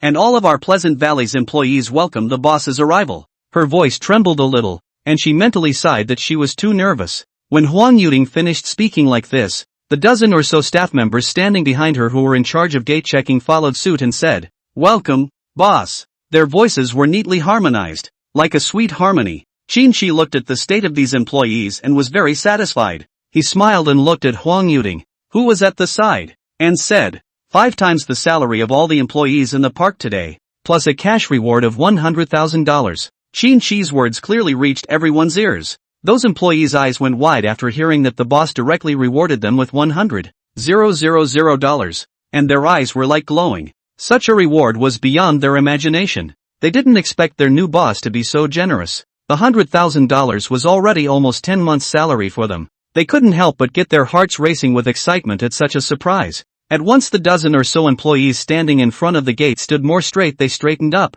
spine eyes gleaming in the direction of Qin Shi. Face smile has long been unable to hold back. They suppressed their joy and cheered in unison. "Thank you boss." And Huang Yuting was shocked by her new boss's generosity. What a huge amount this $100,000 was for the employees. She never expected her new boss to be so bold as to directly issue such an amazing reward. She knew what a staggering $100,000 each was for the entire campus of more than 200 employees. And that was an astronomical amount of money. Huang Yuting stood there, her entire body stunned. The new boss was really too rich. With a wave of his hand, he generously took out tens of millions of dollars. Huang Yuting tried to calm herself down, then looked at Qin Shi and said with gratitude, "Thank you boss for the reward. We at Happy Valley will definitely work harder." And Su Xining, who stood on the side, heard clearly. She knew that this Happy Valley was Qin Shi's property. At the same time, that reward also made her surprise. She silently did some math in her heart. This tens of millions of dollars of reward was no joke. It was real money, and she knows better. The business losses caused by Pleasant Valley closing for the day today are also very high. This made Su Xinyu feel a little embarrassed, as she understood in her heart that this was a huge loss. At this time, Su Xining pursed her lips and looked at Qin Shi, who was at the side, saying with some embarrassment, "I'm sorry for making your Pleasant Valley closed for a day. I really didn't know it was like this before." When Su Xinyu finished her sentence, she slowly lowered her head and looked at her shoes with a guilty look on her face. After Qin Shi heard Su Xinyu's words, he also smiled slightly when he saw her scowling, then said unconcernedly, "It doesn't matter. Having fun today is the most important thing." At that moment, Huang Yuting, with a smile on her face, respectfully opened the door to Pleasant Valley. As the gate slowly opened, Qin Shi also walked into the Happy Valley together with Su Xining. The moment the two of them walked into the Happy Valley, a joyful and pleasant atmosphere already filled the entire Happy Valley. And when Su Xining walked into the Happy Valley, the colorful rides in front of her made her eyes light up and she was very happy. At the moment she was incredibly excited, like a child who hadn't grown up. Because seeing these rides on a video and seeing them in person are two completely different things. Now all she could think about was how she was going to have a good time. At this moment, Su Xinyue excitedly pointed at those rides and looked at Qin Shi, who was standing next to her, and said excitedly, "Qin Shi, can I play that sledgehammer?" Qin Shi also smiled as he looked at Su Xinyue's expectant expression, then replied, "Are you sure? That one is a 30+ meter high sledgehammer. It might scare you." Su Xinyue turned back after hearing Qin Shi's words and slightly furrowed her brows, her bright eyes looking like they were spinning as she pondered over the problem. She then pursed her lips firmly and said, "I don't see any problem with that. Qin felt even more amused when he heard Su Xinyue's reply that seemed a bit unconfident, and then said, "Then let's go directly to play." Qin and Su Xinyue walked directly towards the direction of the entrance of the Great Pendulum, and the staff of the Big Pendulum were instantly energized when they saw their boss and the young girl next to him, who was like a little princess, approaching. Because the general manager of the capital city's Pleasant Valley also spoke inside the company's big group about the new boss rewarding them with a big hand. Such news was like an explosion inside the company's large group, which kept refreshing the message of long live the new boss. The staff thought that the premium staff meal was so good that it was already very extreme, but it turned out that as soon as the park opened it made them realize what it means to be at the peak of their lives. At the moment is the Big Hammer facilities next to the staff excitedly thinking about that 5 times the salary award in 100,000 yuan reward has been smiling from ear to ear. And this staff member in charge of the sledgehammer looked at Qin with a smile on his face and said, "Boss, I'm going to help you start this machine right now." Chapter 64. When the employee in charge of the sledgehammer finished that sentence, their eyes immediately met with the 3 co-workers next to them. This silent exchange filled the air like a synergistic dance as the 4 crews synchronized in unison to begin an important part of the pre-launch of the Big Pendulum, the safety check. They were incredibly focused, as if the slightest oversight in the process could trigger disaster. Safety inspections are like a rigorous and well-organized symphony, where every note is discreetly struck and calibrated. Although they had already conducted several inspections, this time they reconfirmed all safety matters to make sure nothing was wrong. The safety and security was finally confirmed to be correct, and the staff led Qin and Su Xinyue towards the entrance of the Great Pendulum.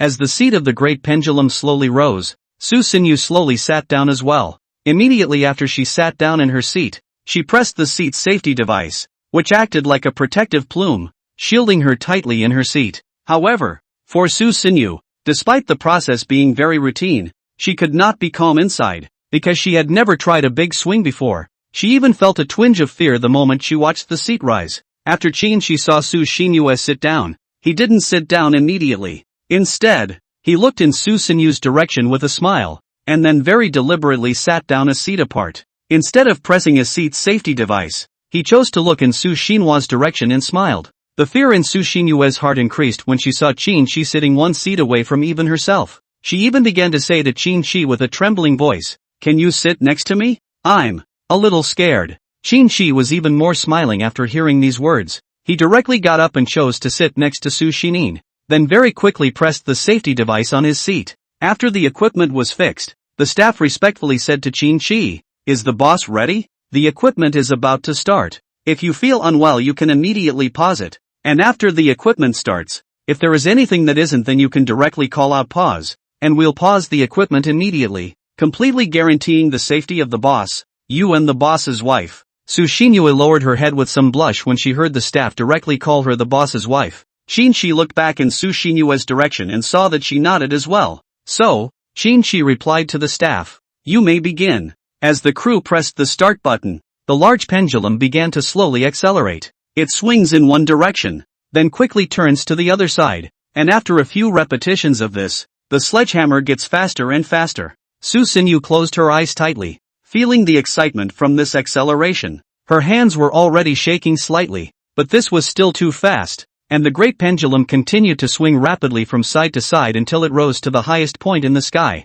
At the moment of the high point, the big pendulum not only swings quickly, but also begins to rotate rapidly. Qin sat on the sledgehammer and felt the excitement from this super acceleration. His brain was filled with excitement and joy in an instant. His eyes widened as he observed the scenery around him lifting and spinning rapidly with the great pendulum. This fresh experience was so exciting and enjoyable that he couldn't help but exclaim, "That was awesome." At this moment, the great power of the sledgehammer drew an arc in the air, and every acceleration caused Su Xinyue's body to involuntarily tilt backward, as if she would be thrown out by this power at any moment. This weightlessness made her instinctively grip the handrail, while her inner trepidation and fear were exposed at the moment. Nonetheless, she bravely closed her eyes and let the sledgehammer take her up and down. It was as if she were in a world of giant pendulums, swinging and spinning in an endless loop. At the same time, while she was scared, she could also clearly feel herself being pulled by a force. She felt the temperature of Qin's hand, which was warm and strong,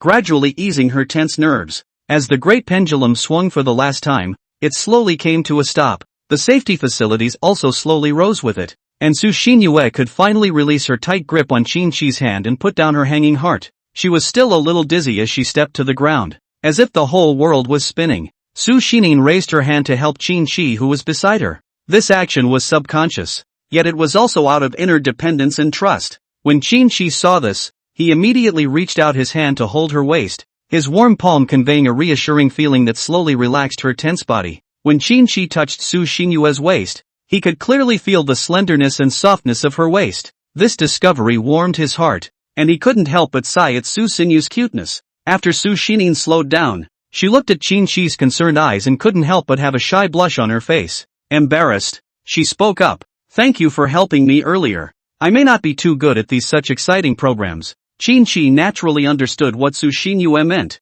and he responded with a smile. "Maybe. Then let's go play other rides that aren't as intense." Together they strolled through the park of Pleasant Valley, enjoying the various rides. There are facilities such as the incredibly exciting vertical roller coaster and rocket roller coaster, as well as a variety of cruise programs for casual play. As they walked to one of the rides, Su Xinyu curiously asked, "How is that one going to be played?" Qin Shi looked up before replying, "That's the lasso. If you hit it, you can take those dolls." At this time, a staff member saw Qin Shi and asked with a smile on his face, "Boss, do you need to take the doll directly?" Qin Shi slowly shook his head and said, "No, you directly bring new circles over. Take as many as you can, and the dolls are directly replaced with a new batch." After hearing Qin Shi's instructions, several staff members immediately went inside the backstage warehouse and took out 1,000 brand new rings and placed them next to Qin Shi. At the same time, they also replaced all the dolls inside the ride with a new batch and placed them there. Su Xinyu's eyes widened in surprise upon seeing the 1,000 brand new sets of rings.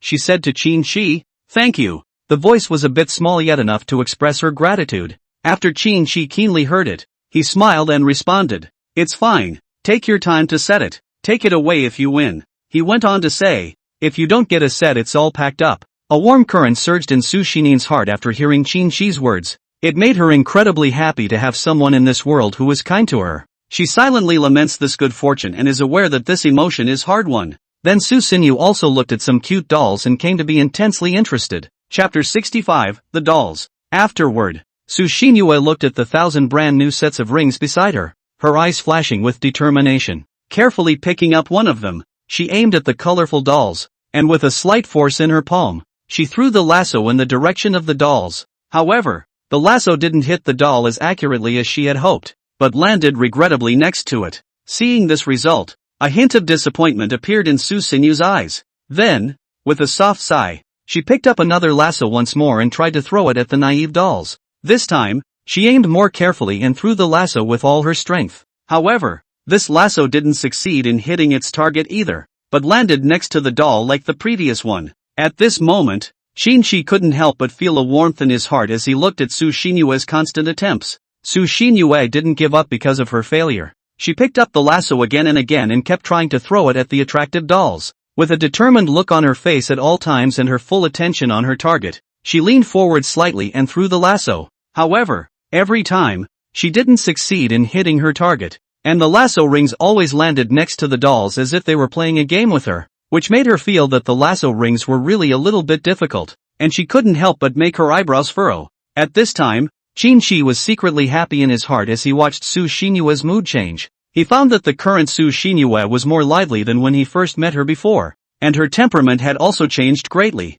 not as strongly lonely as before. Looking at such Su Xinyue, Qin Shi was also very happy in his heart and found such a change very interesting. Then after Su Xinyue saw that it didn't hit, she picked up another lasso and threw it at the dolls once again. Her face was made even more adorable by her concentration, eyes dead set on the direction of the lasso's flight. However, the lasso still didn't hit the doll as expected and landed on the far left side of the doll. Su Xinyu looked at the pink doll in the center, and in her mind, she began to imagine the strategy for the next throw. It was at this time that Qin Shi smiled and opened his mouth to Su Xinyue. "You can throw 10 at once to try. There is always one that can hit the set." After hearing this suggestion, Su Xinyue looked at Qin Shi with some surprise and asked, "Really? But, I see that the rules say that you can only throw one at a time." Qin Shi looked at Su Xinyue's budding expression and said with a smile, "If you can hold it, you can throw 100 of them." It was only after Qin Shi said these words that Su Xinyue came to a realization.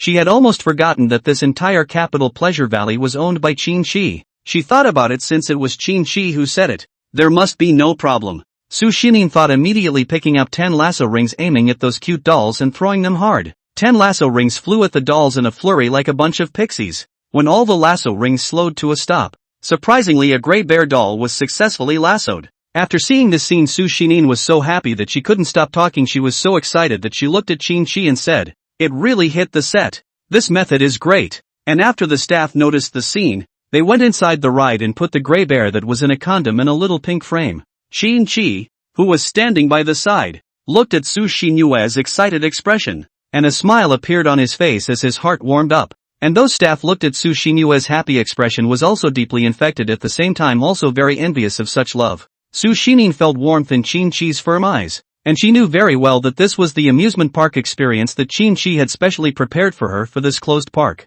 Recalling the whole day she had spent waiting in the bookstore of the SKP Commercial Center, she felt that it didn't seem to be worth the effort Qin Shi had put in to make up for herself. However, Su Xinyue was very thankful that Qin Shi was able to do this for herself. She proceeded to pick up the brand new lasso next to her and throw it at the doll next to her, an experience that was so new and interesting to her. With her covering throw, a white unicorn doll was set again. The moment the set was hit, Su Xinyue excitedly showed Qin Shi, "It's hit again. Look, it's a unicorn." Qin Shi gave an affirmative response to Su Xinyue's words. Qin Shi understood that even covering throws were not easy to set on a target, and there was a certain amount of luck involved. After receiving Qin Shi's affirmation, Su Xinyue was even more convinced that she was able to snare that pink doll. She picked up even more lasso rings than before straight away and threw them hard in the direction of the pink doll. However, her strength was slightly lacking, and these loops fell off before they could reach the pink doll's range. They fell next to the other dolls and none of them were set. Qin Shi couldn't help but feel curious when he saw Su Xining take out more lasso rings and throw them in the direction of the pink doll. However, when Qin Shi saw the direction of Su Xinyue's throw, he immediately understood. He knew that Su Xinyue wanted to snare the pink doll. Su Xining looked at these more lasso rings than before, but none of them hit the pink doll. The corners of her mouth couldn't help but purse, revealing a bit of disappointment. However, she did not look at Qin Shi, but silently gazed at the nesting rings that had not been set. At this time, Qin Shi smiled and said to Su Xinyue, "Let me help you throw it. One is enough." He leaned down and picked up a new lasso, aiming it in the direction of the pink doll. He applied just the right amount of force, and the lasso accurately caught the pink doll with great speed. After Qin Shi accurately set the doll, Su Xinyue excitedly showed Qin Shi, "You really set it. You hit it in one go. That's amazing." The surrounding staff were also stunned by Qin Shi's performance. In all the time they had worked in the capital's Pleasant Valley, they had never seen such accurate and unerring lassoing skills. It was as if Qin Shi really could snare any doll she wanted at her whim. Qin Shi responded with a smile, "Well, you've got your favorite pink doll." Su felt very happy as she watched the staff take out the pink bear and place it in a special frame. She smiled adoringly at Qin Shi and nodded. She hadn't expected Qin Shi to be able to snare the pink bear so accurately. After all, the bear was blocked from some space by the other dolls and wasn't so easy to snare. Qin Shi looked at Su Xinyue's joy and excitement and also felt very happy. He offered, "Do you want to keep playing? If you don't want to play this one for a while, we can go try some other rides." Chapter 66 Spherical Screen. Su Xinyue stood there, quietly listening to Qin Shi's words. Her eyes that were as bright as stars swept over Qin Shi's face, secretly pondering his suggestion in her mind. After a brief hesitation, she unfolded a smile like the spring sunshine. "Then let's skip this and go find something else more fun." Qin Shi looked at her and couldn't help but nod. Su Xinyue's decision made him feel a surge of joy,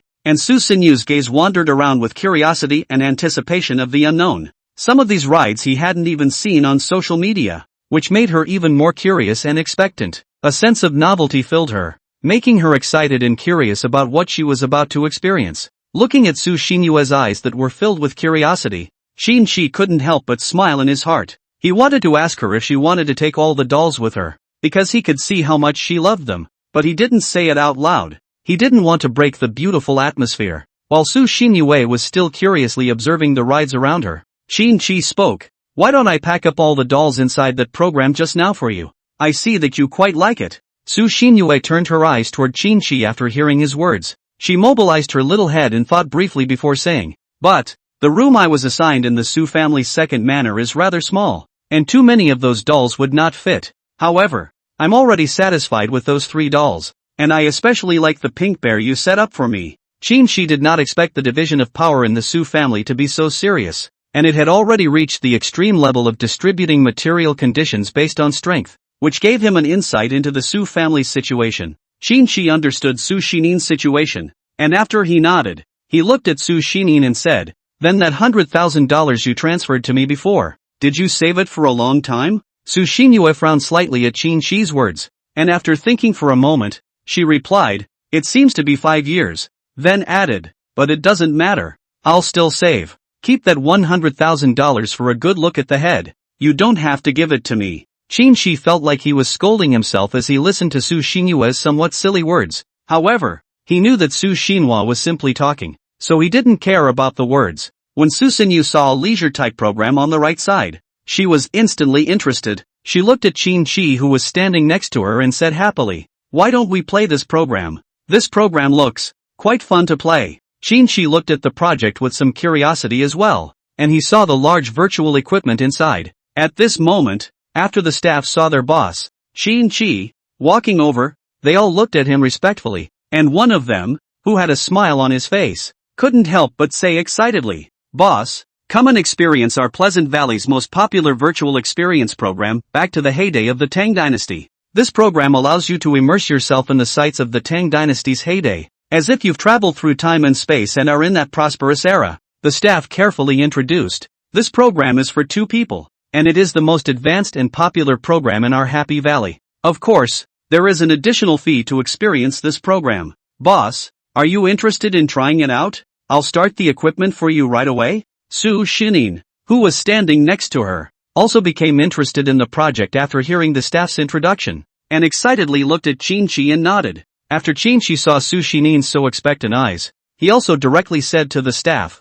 "Okay, then let's activate this device." Several staff members immediately began to get busy after hearing the boss say to start the equipment. They immediately checked the equipment again, and after checking that there were no problems, they immediately turned on this virtual equipment. Just after opening it, the staff guided Qin and Su Xinin to sit in a 2-person seat, while surrounded by a spherical screen that wrapped around the two like a sphere. All of the surrounding locations had huge spherical screens, except for where the 2 people were seated, which had no screens. When Qin sat down, he also saw the special feeling brought by the spherical screen in front of him. He surveyed his surroundings with curiosity, seeing that the spherical screen was like the inside of a sphere. Not a moment later, the program of this virtual experience began, and what met their eyes was the beginning of a Tang dynasty in full bloom. A very 3-dimensional picture is presented, and because of the spherical screen, this 3-dimensionality can be visualized directly without the need for 3D glasses and other virtual devices.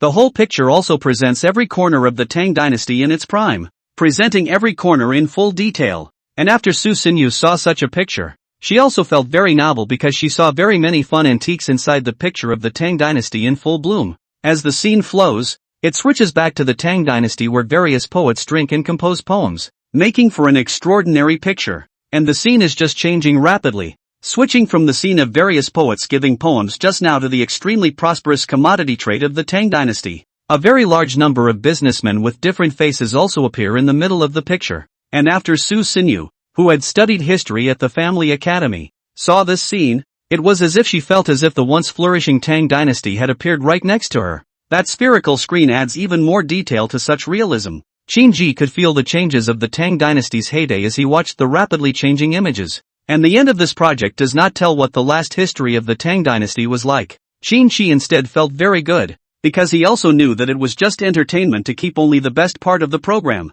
After the 2 of them experienced the program, Su Xinyu felt that such leisure program was too much fun, and her face was full of smiles. And after Qin saw Su Xinyue's very excited and happy expression, he also smiled and nodded. The 2 then walked straight out, and several staff members looked at Qin's distant figure and couldn't help but sigh. "Our boss is too handsome. Simply handsome. That's right. Compared to the new boss, the previous boss really sucked, and the new boss is treating our employees well. As soon as they come in, they'll each be rewarded $100,000. Yeah, where to find such a good boss?" Several staff members discussed it excitedly. Qin felt very amused as he looked at Su Xinyue's overflowing curiosity and couldn't help but smile before saying, "Next item? Chapter 67 Carousel. After hearing Qin Shi's words, Su Xinyue felt very happy as she nodded her head because the experience of going to the Happy Valley to have fun was really great, especially the virtual program that traveled through the Great Tang Dynasty, which left a deep impression on her. She had never before seen such a realistic spherical screen, as if she were in a virtual world, and the experience was breathtaking. Looking at Su Xinyue's happy look, Qin Shi also felt in his heart that this trip to Pleasant Valley was really good, while Su Xinyue was still pleasantly surprised by the various fun programs in the Happy Valley. Qin Shi looked at her and smiled. Su Xinyue was in a very excited mood as she wandered around the Happy Valley while watching various novelty items flash past her eyes. The items intrigued her, and she suddenly saw a slowly rotating ride to her left that looked like a carousel. She looked excitedly in Qin Shi's direction, while Qin Shi smiled and nodded after seeing Su Xinyue's eyes that were filled with curiosity and anticipation. Qin Shi was very much the meaning revealed in her eyes. It was as if the two of them, as if they had a heart-to-heart, knew what each other meant without the need to express it in words at all. After Su Xinyue received Qin Shi's affirmation in Qin Shi's eyes, Su Xinyue gleefully walked to the front of the carousel ride. When the staff saw the boss and the girl who looked like the boss's wife come in front of them, they said very respectfully, "Boss, this is the carousel program. Would you like to see it spin up to speed? You can start it at its fastest speed for you right now." Qin Shi heard the staff member's words. After nodding his head and answered directly, "Okay." The staff immediately began to speed up the carousel when they heard old Qin Prayer's agreement. The carousel is getting faster and faster and looks spectacular. Su Xinyue was very excited to see the carousel. Qin Shi smiled after seeing Su Xinyue's curious eyes and said, "You can try it." Su Xinyue nodded heavily after hearing Qin Shi's words, because she was very much looking forward to the feeling of riding on the carousel. Everything in this Happy Valley was new to her. The staff very smartly slowed down the carousel so that people could ride it. When the speed of the merry-go-round slowed down, Qin Shi brought Su Xinyue to the front of the merry-go-round, and because it wasn't high enough, Su Xinyue was a little embarrassed to put her hand in Qin Shi's hand and slowly sat on the merry-go-round. The moment she sat on it, Su Xinyue felt this special sensation, because she had never played such a program before, and she felt it was too amazing. The merry-go-round slowly started, and Su Xinyue excitedly looked at Qin Shi, who was already seated. She asked happily, "This merry-go-round looks beautiful. Do you think you'll get dizzy sitting on it and spinning?" Qin Shi smiled after hearing Su Xinyue's question. However, he still answered directly, "If you faint, I'll carry you back to the Qin family's manor." Su Xinyue's face reddened as soon as she heard Qin Shi's words, because she had only learned that Qin Shi was a member of the Qin family after this period of time and simple information gathering. As for the other details, she wasn't very clear about it yet. Then Su Xinyue also pretended to be angry as she looked at Qin Shi and said, "Then I won't faint." Qin Shi also laughed when she heard Su Xinyue's words. She didn't expect Su Xinyue to say this, and at the same time, she also felt that Su Xinyue's character like this was too interesting. When both of them were seated, the staff member standing there also looked at Qin Shi, who was sitting there, and said, "Does the boss want to open this carousel now?" Qin Shi also nodded his head after hearing the staff's words, while also continuing to whisper, "Don't adjust this speed of the carousel to the fastest. Moderate is fine. You just adjust it directly to the children's mode." The staff standing there heard the owner say that it would be good to set the carousel to the speed of the kids' mode. This made the staff laugh because they also thought that this boss was too funny, but at the same time, they also saw Su Xinyue sitting on top of the wooden horse, and all of a sudden, they understood why this was done. The staff then set the speed of the carousel directly into the children's mode and slowly began to start, and Su Xinyue, who was sitting on top of this wooden horse, felt the speed slowly adding up, and wasn't so flustered. After all, she had just seen that merry-go-round stretching and spinning, but it was very fast. The entire carousel ride, slowly rotating like the hour hand of a clock, slowly rotates and time slowly passes. Su Xinyue sat on the wooden horse feeling such speed, not feeling dizzy at all, while she still curiously looked at Qin Shi's direction. After the two people's eyes met, Qin Shi also smiled slightly. At the same time, he also saw the smile that was plastered on Su Xinyue's face, and that smile simply showed itself without any concealment. All of a sudden such a smile was like dispelling the kind of loneliness Su Xinyue had once felt, making the kind of loneliness Su Xinyue had once felt instantly disappear without a trace. Qin Shi felt the speed of this carousel children's mode is also feel very fun, because this speed is too slow, but sit up is very comfortable. Not long after, the children's mode of this carousel, the set time also came to an end, and the whole carousel also slowly stopped. After Qin Shi felt this speed slowly decrease, he immediately got down from the wooden horse, At the same time, Qin also saw Su Xinyue on the side, as if she was not quite able to get down from the wooden horse. He also used his hand to support it again. When the two people's hands touched each other, a very subtle feeling occurred, and Su Xinyue felt this feeling but did not resist it at all. But a warm heart stayed bursting inside. When Su Xinyue walked down, she also looked at Qin's bright eyes blinking and said, "Thank you. The speed of this merry-go-round really isn't fast. I don't feel dizzy at all on it." Qin also couldn't help but smile when he heard Su Xinyue's words, because the speed of this merry-go-round was purposely skipped. That certainly wasn't fast. Then Qin also looked at Su Xinyue and said with a smile, "Well, of course it's not fast, because I purposely asked the staff to adjust the children's mode." Su Xinyue also froze after hearing Qin's words, but when she realized that it was Qin who had told the staff to specially tune it, she was also very touched. The two of them then continued to play in the other programs, experiencing different program contents in one novelty program after another. Time was also ticking away, and it came to 1 o'clock in the afternoon. Chapter 68, Jade Pavilion. All the projects in the whole Happy Valley were almost all played by Su Xinyue, and those highly exciting and heart-racing projects were naturally not played. But those laid-back types of programs, Su Xinyue found them very fun, and each one made her smile and sparkle after playing them. She glanced at Qin beside her, her eyes blinking as if she was telling of the happiness and contentment she felt inside. Qin lifted his wrist and glanced at his watch. The time had already reached 1 in the afternoon. Qin looked at Su Xinyue's lively and lovely appearance and said with a smile, "Hungry, let's go eat." After Su Xinyue heard this, she immediately nodded her head in agreement, because she also felt her stomach was already rumbling, and even though she had eaten a full breakfast, she was now starting to feel hungry. Qin looked around and his eyes landed on a beautiful ride. Then he picked up his cell phone and called Li Yuan,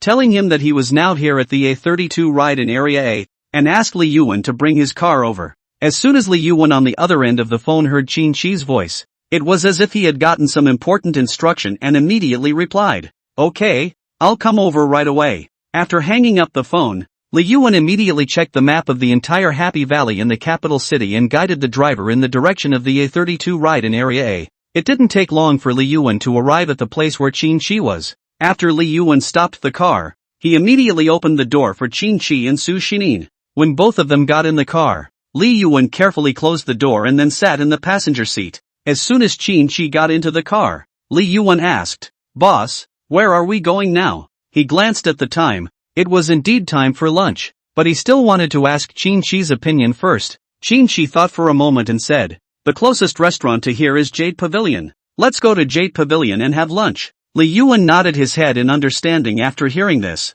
As a professional butler, he naturally knew which restaurants in the capital were high-end, and Jade Pavilion was one of the very famous ones. The driver followed the navigation and began to drive in the direction of Jade Court. And Qin in the backseat couldn't help but feel a little puzzled as he looked at Su Xinyue's somewhat frowning expression, but after a little thought, he guessed why. He smiled and looked at Su Xinyue and said, "Don't worry about those dolls. I've already asked the staff to help pack them and put them inside the trunk of the car." After hearing Qin's words, Su Xinyue's mood instantly calmed down. Previously, she had thought that Qin had not remembered the dolls that she had just put on, so she was a little uneasy in her heart. But she felt she couldn't say it outright. She couldn't trouble him. However, Qin's answer just now let her know that Qin remembered those dolls, which instantly brightened her mood. At the same time, Su Xinyue also had a few more expectations for the Jade Pavilion fine dining restaurant that Qin had mentioned. Although the Su family had organized many large-scale dinners in various high-class restaurants, and she herself had been there many times, this Jade Pavilion restaurant had never been there once. Half an hour's drive later, the top-of-the-line Rolls-Royce Phantom was parked in front of the Jade Court fine dining restaurant. Li Yuan very habitually got out of the passenger seat and opened the door, and Qin saw the overall style of the Jade Pavilion as he stepped down from the car. Qin realized that this was indeed a good place to be. As Su Xinyue followed Qin out of the car, her gaze landed on the doorway of the Jade Pavilion. The understatement and luxury of the doorway are complemented by the incorporation of many traditional cultural elements, making the entire tone look elegant. As Su Xinyue followed Qin into the Jade Pavilion fine dining restaurant, her gaze was once again attracted by the largest carved facade at the front of the Jade Pavilion. She gazed curiously at the fact that this fancy restaurant was really different from the fancy restaurants she had been to before. After seeing Su Xinyue and Qin walk into the Jade Pavilion fine dining restaurant, Li Yuan turned back and sat back on the co-pilot of the Rolls-Royce Phantom. By the time the driver pulled into the parking space, Li Yuan and the driver had long since enjoyed lunch at Pleasant Valley. As Li Yuan and the driver sat in the car, the driver couldn't help but ask curiously, "Do you think Mr. Qin is really in love with this girl? The atmosphere of that love is very strong, like a hot love period." Li Yuan looked at the driver Lao Lu after hearing this. "No talking about the boss's business. You also know that." The topic stops. Driver Lao Lu heard Li Yuan say so, also immediately stopped this topic. He is still very obedient. After all, this is a high salary job, and the treatment is very good. However, he was still very nosy and continued. "Did your daughter win first place in the oil painting competition? I see that your friend's circle has posted it." Li Yuan couldn't help but smile when he heard the driver, Old Lu, say this, and he nodded triumphantly as he remembered his lovely daughter who was in the 3rd grade. And then, when Qin Shi and Su Xining stepped through the door of the Jade Pavilion fine dining restaurant, the general manager of the restaurant, Zhang Minghui, immediately noticed the arrival of the two. He was like a hound with a keen sense of smell. Just by glancing at them, he detected the distinctive temperament and status of the two men, the unique private customized clothing and the demeanor of the disciples of the family, all of which highlighted the dignity and extraordinary nature of the two men. In this instant, Zhang Minghui immediately assumed a dignified stance and greeted Qin Shi and Su Xining with a smile, humbly asking, "Welcome to the Jade Pavilion fine dining restaurant. I'm the general manager of this place." "Zhang Minghui, may I ask if it's the two of you who need to dine?" he inquired according to the usual procedure, while Qin Shi nodded after hearing this. Afterwards, Zhang Minghui led Qin Shi and Su Xining towards the high-class private room White Moon Room. However, when Qin Shi saw the environment inside the private room, his slightly furrowed brows showed that he was not satisfied. Qin swept a glance out the window, and the view wasn't exactly outstanding. Zhang Minghui was such an expert that he could see Qin Shi's dissatisfaction at a glance, and he immediately compensated with a smile. "I'm very sorry. The environment of this private room is not yet ideal. If you're not satisfied, we still have a more top-notch private room, Heavenly Jade. I wonder if you two would like to move upstairs and enjoy a better view." Qin Shi also nodded after hearing this, while Su Xining followed Qin Shi's steps, keeping an eye on the very characteristic garden style of the Jade Pavilion. When the two of them had just stepped onto the 2nd floor, Heavenly Jade's extreme private room environment and the overwhelming beauty of the Jade Pavilion's gardens undoubtedly left a deep impression on Su Xinyu. Su Xining looked at the beauty around her, her eyes flashing with joy and amazement. Compared to the cold feeling of the Su family's second manor, the beauty of this place brightened her eyes. Afterward, Qin Shi and Su Xining took a seat inside Heavenly Jade's private room. Seeing that Qin Shi did not show any displeasure, Zhang Minghui let out a sigh of relief. He was well aware of the energy of the disciples of these families, and did not dare to offend them easily. After calming down, he smiled and looked at Qin Shi. "This Jade on the Sky is our top-of-the-line private room now, and it very much matches the temperament of the two of you. So, may I ask if Mr. and Miss need to order now?" Zhang Minghui inquired cautiously, while keeping an eye on Qin Shi and Su Xinyue's change in demeanor. Qin Shi was satisfied with the environment of this top-notch private room, so he responded with a smile. "Serve your family's most signature dishes according to the portions for two. The price doesn't matter." Hearing Qin Shi answer in such a way, Zhang Minghui instantly lowered his heart and nodded heavily. For him, ordering food is undoubtedly an easy task, so she left immediately and started thinking about the menu. At this moment, Qin Shi's cell phone suddenly rang sharply. Chapter 69, The Hunter. When the urgent ringing of the cell phone drew an invisible cordon in the air, Qin Shi was not surprised, as if everything was under his control, because he knew exactly what was going on with all of this, and the whole intelligence network had been set up by him a long time ago. Ever since he took charge of the Blackwater Group, the security factor of the Dragon Country district was like a strong golden bell.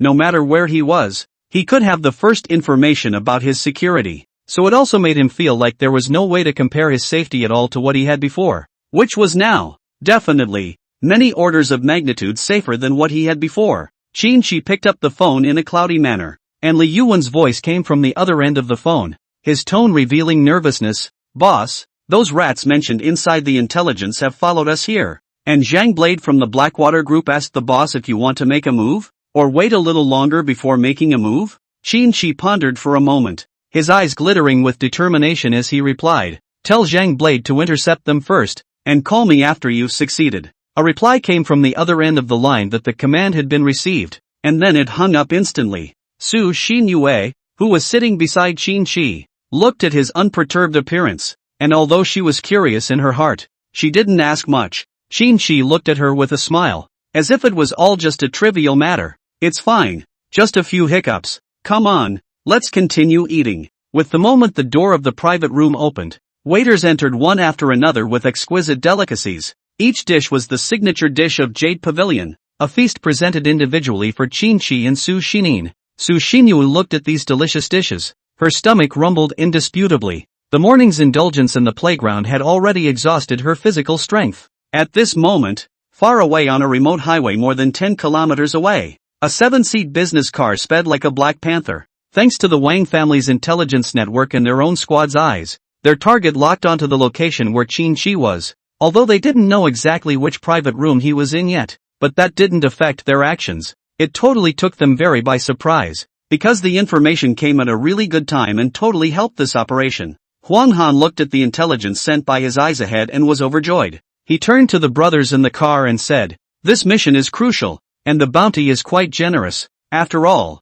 that's 50 million compared to our previous missions. It's a world of difference. And for us, after this job we can enjoy our old age in peace, and we can go wherever we like to play. Completely unrestricted." Huang Han added, "But you guys have to be cautious. We're not dealing with ordinary tycoons, but disciples of the world's families. We don't even know if there's any security equipment around, because there's no way to probe in very clearly along our lines, so being cautious is what we should do." After hearing Huang Han's words, a member of the hunter squad happily tapped the pistol on his waist and said excitedly, "I have to say, this time, the Wang family has put in a lot of money. The equipment provided is all top-notch. This is the richest battle we've ever fought. Yeah, there's definitely nothing wrong this time, Captain, so you don't have to worry so much." As he said this, he tapped the pistol on his belt, making a clinking sound. Everyone else was excitedly waiting for the end of the mission to get the $50 million bonus. The 50 million simply made them excited for a while before they even finished the mission. To them, this was definitely the highest bounty mission they had ever accomplished. They had fought hundreds of battles as a squad of experienced hunters. This mission only dealt with one person, and they were completely in control. However, Huang Han couldn't help but feel a little worried in his heart as he watched everyone relax. He had an ominous premonition. The more Huang Han thought about it, the more he felt bad. He couldn't help but say worriedly, "Everyone, don't take this lightly. This mission isn't simple. This $50 million isn't something you can just get, but it's fought with our lives." Hearing Huang Han's words, the other 6 people in the car also gathered their frivolous attitudes from earlier and began to take this mission seriously. However, deep down, they still thought that dealing with a disciple of a worldly family was not effortless. Huang Han very cautiously opened his tablet to check the information from his eyes ahead. The tension within him made him unable to resist tightening his grip on the sidearm at his waist. This nervousness sprang up as suddenly as an intuition. At that moment, the cell phone rang sharply. Huang Han looked at the caller ID and picked up the phone. The voice on the other end of the phone said directly, "Remember to do it sharply. Now the Wang family is raising the price for you by $10 million.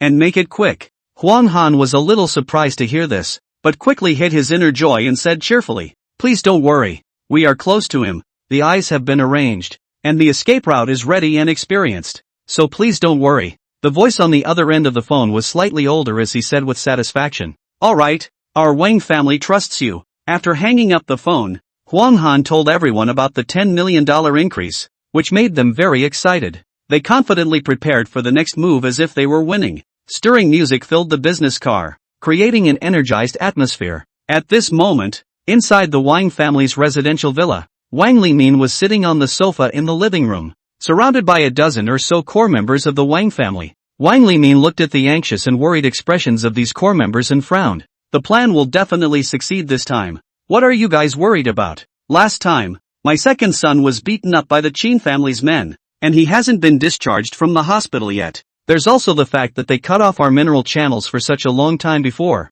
We must take this breath." The dozen or so core members around them listened to Wang Limin's words and expressed their concerns. "Yes, family head. Although this breath must be taken out, we're not as strong as we used to be. Even if we spend tens of millions of dollars to get rid of someone, it's not necessarily the best solution for us." Another member chimed in. "Yes, family head. You are playing with fire. This will push the entire Wang family towards destruction." Another member suggested, "We haven't started the mission yet, so why don't we just cancel it? Spending a little bit of money to send them away isn't that bad for our Wang family. The dozen or so core members know Wan Limin's character very well. However, at the same time, they also understood the contrasting strengths of the Wang family and the Qin family right now. This was undoubtedly an unwise decision. At this time, Wang Limin looked at their worried looks and said angrily, "A bunch of cowards. What can you do when you're afraid?" Chapter 70. Wang Limin very angrily threw out these words, instantly causing the dozen or so core members of the Wang family to all look like frosted eggplants, not daring to say a word. They knew very well in their hearts that their own family head was already like being enclosed in a transparent glass bottle, and any suggestions or opinions could no longer go in. The dozen or so core members could only sigh helplessly and take a seat on the couch as if they were attending a funeral. They waited silently for progress reports on mission news, living like prisoners awaiting sentencing. At this time, Wang Limin's eyes are full of red bloodshot, holding the cell phone tightly in his hand, as if holding the only life-saving straw. He waited silently for the next call to come, praying in his heart that nothing would ever go wrong again. On the other side of the road, on a remote highway, a business car was slowly moving. It was getting closer and closer to Qin Shi, like a hungry beast slowly approaching its prey. In order to prevent detection, they did not follow closely, but rather had their eyes and ears gather information in a decentralized manner. The music in the business car got louder and louder, muffling almost all the sounds around them. Suddenly, there was a violent crash from the left side of the commercial vehicle,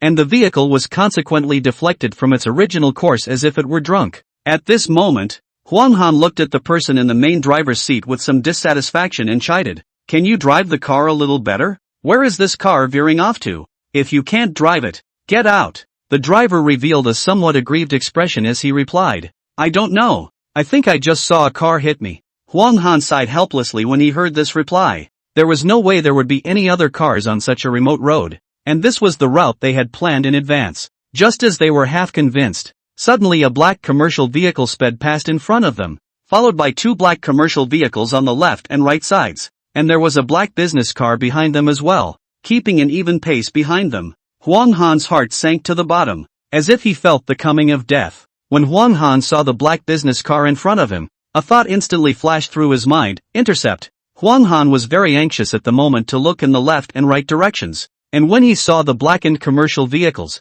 he knew that there was no way for them to escape. Huang Han's head was spinning rapidly, and he thought of the only way to escape, which was to just abandon the car. Huang Han then looked at the other six and shouted, "We're going to be stopped. Stop the car now and split up and run. Forget about the equipment in the car." Before the seven-seater business car came to a complete stop, the black vehicle in front of it had come to a sharp halt. At the same time, the black business cars to the left and right came crashing directly and violently, and the back also came pounding very sharply at the same time, encircling the entire seven-seater business car. Under this powerful impact, Huang Han and the other six people in the business car were all confused in their brains. Before these six people could slow down from their dizziness, a group of security personnel wearing cutting-edge equipment stepped down from the four black commercial vehicles around them. They quickly raised their blackened guns and aimed them. Huang Han, who had slowed down in the first moment, saw his eyes widen when he saw the 20 or so automatic rifles with their muzzles pointed at them. The other six people similarly saw the scene,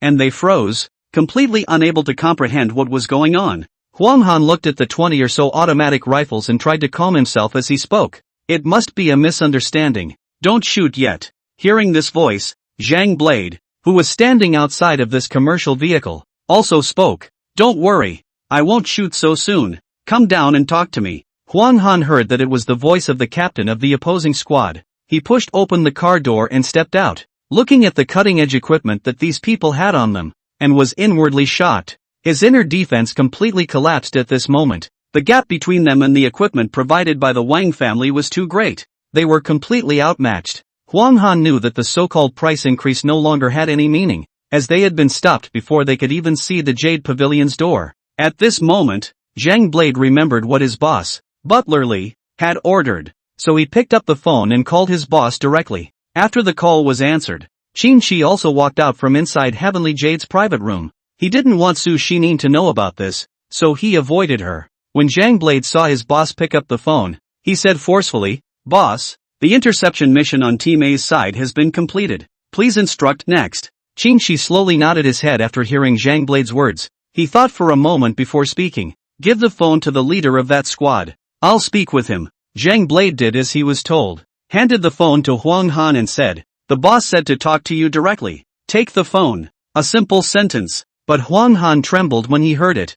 "I'm really wrong. I shouldn't have taken this mission. Please let me go. All of this was the Wang family's idea. It wasn't my idea. I'm just a hunter squad that took the mission." Huang Han excitedly skimmed off his relationship with the Wang family and kept talking. Qin knew all about what Huang Han had said, and he didn't care about that. Because the construction of the intelligence network had been completed while having the top 10 security groups in the world increase the security factor of the Dragon region, he had a clearer understanding of the information. Qin listened to Huang Han's words and spoke. "It's fine. I'm giving you 3 options now. ABC, which one do you choose?" Huang Han froze for a moment after hearing Qin words, and he asked fearfully, "Then what is the content of this ABC option?" Qin smiled after hearing Huang Han's question and said, "You have no way of knowing the contents of the options, so choose quickly and don't waste my time." Qin words seemed like the judgment of death. Huang Han's body couldn't stop shaking as his mind kept thinking about which option to choose. It was undoubtedly like the choices of the life and death people,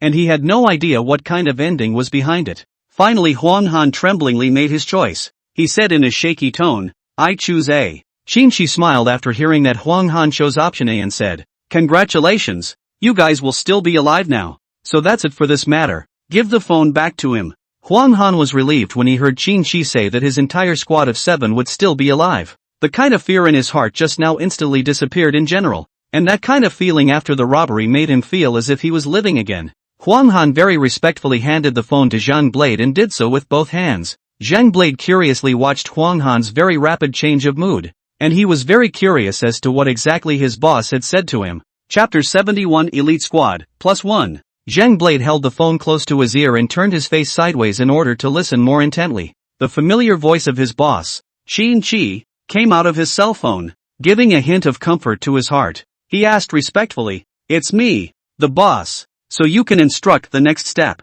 His tone was firm and respectful. Qin's steady voice came out of the microphone, and he nodded slowly before saying, "Send them to the northeastern part of the Oymyakon region of Russia, and give them each a day's worth of food when they arrive." Zhang Blade frowned when he heard this. He had never heard of this region and was not sure what exactly the boss had planned. He asked with some hesitation, "Boss, where in Russia is that? I don't think I've ever heard of this region." Qin was not surprised by his question, but patiently explained, "That's the Siberian extreme cold region of Russia, with wide and lush coniferous forests. But if for human beings, it's no different from an open-air prison." When Zhang Blade heard this, his heart couldn't help but tremble. He calmed his shocked feelings and said firmly, "All right, I will send someone to send them there." Qin on the other end of the phone smiled in satisfaction before asking, "By the way, how many people are there inside one of their teams?" "Of course, including those eyes." Hearing this question, Zhang Blade thought for a moment before answering.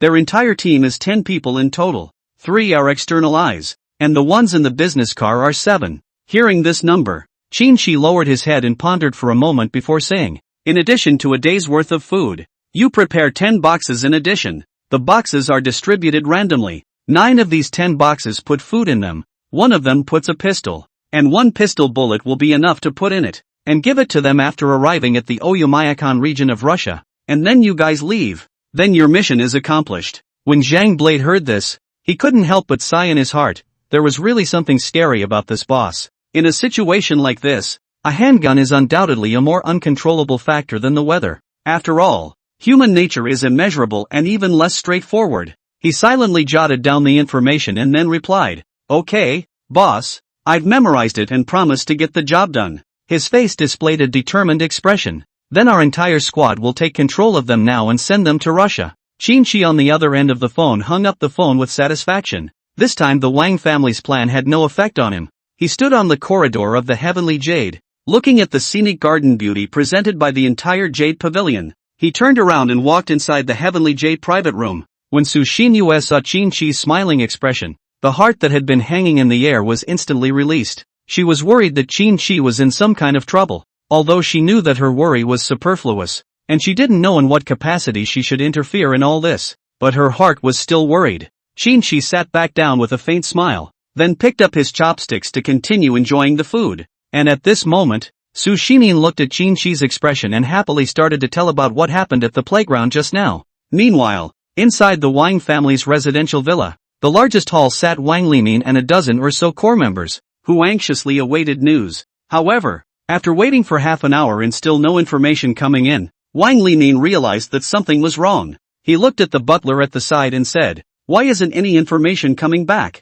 Did something happen? Hurry up and contact them for me." After the butler standing there heard Wang Limin's words, he immediately nodded heavily and began to contact Huang Han. A call was made, and Huang Han, who was currently sitting inside the black business car, also heard the sound of his cell phone ringing. Huang Han looked to Zhang Blade, who was sitting beside him, with that inquiring look, and naturally, Zhang Blade knew what he meant, then took out his cell phone from inside his right pants pocket and said after glancing at it, "What's the password for the cell phone? How come you can't afford a good cell phone in this business yet? You don't even have facial recognition. It's a pain in the ass." After hearing Zhang Blade's words, Huang Han didn't retort and said, 6/8. Zhang Blade directly entered the password of 6/8 after the cell phone unlocked the screen off mode. At the same time, Zhang Blade also directly connected the caller phone. When the phone was connected, the butler of the Wang family also handed the phone to Wang Limin. The moment Wang Limin received the phone, he immediately roared,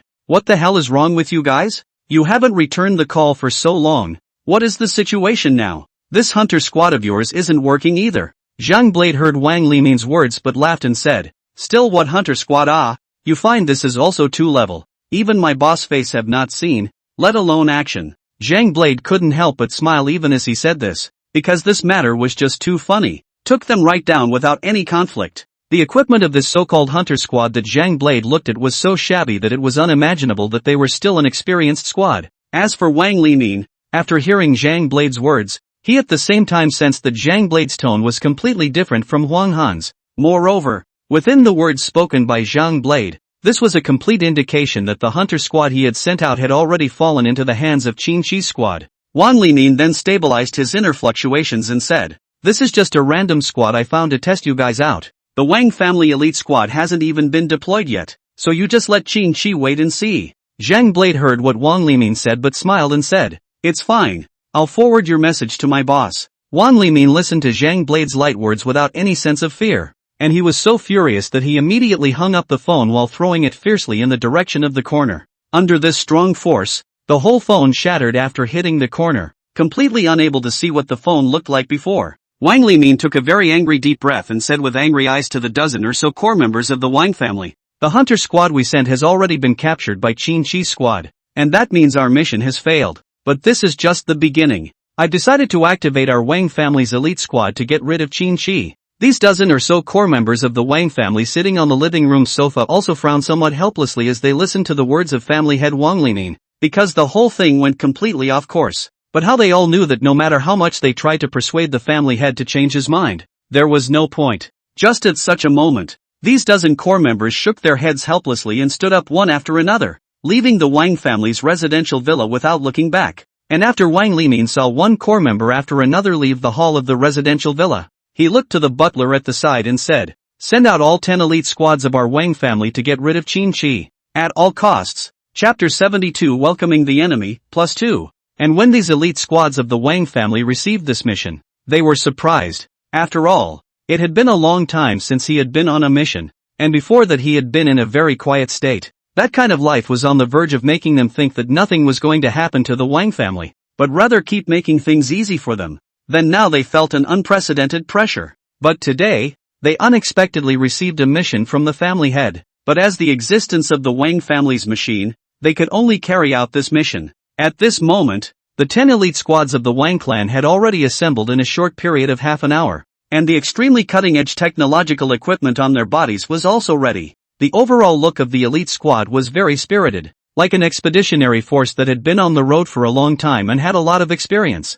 These 10 elite squads formed a large group of 70 people and arrived within the Wang family's manor. All of them stood inside a very hidden warehouse, waiting for the head of the family to arrive. As they waited, they were also a bit puzzled and apprehensive, completely unaware of the exact content of the mission, with only a very vague goal, which also made them feel very odd. But even so, they could only put away their curiosity. And as an elite squad, each of them had very sharp eyes. All of them were a battle-hardened warrior. Because they had performed very many unknown missions long before this, they could be said to exist as the Wang family's war machine. These 10 elite squads, standing neatly inside the warehouse, looked very solemn, and at this time Wang Limin also slowly walked over from the main door of the warehouse, and at the same time, he was able to let these members of the elite squads feel the majesty of the family head. After he saw the 70 large team consisting of these 10 elite squads, he said with great satisfaction, "I feel especially at peace when I see you guys. You guys exist as the Wang family's war machine.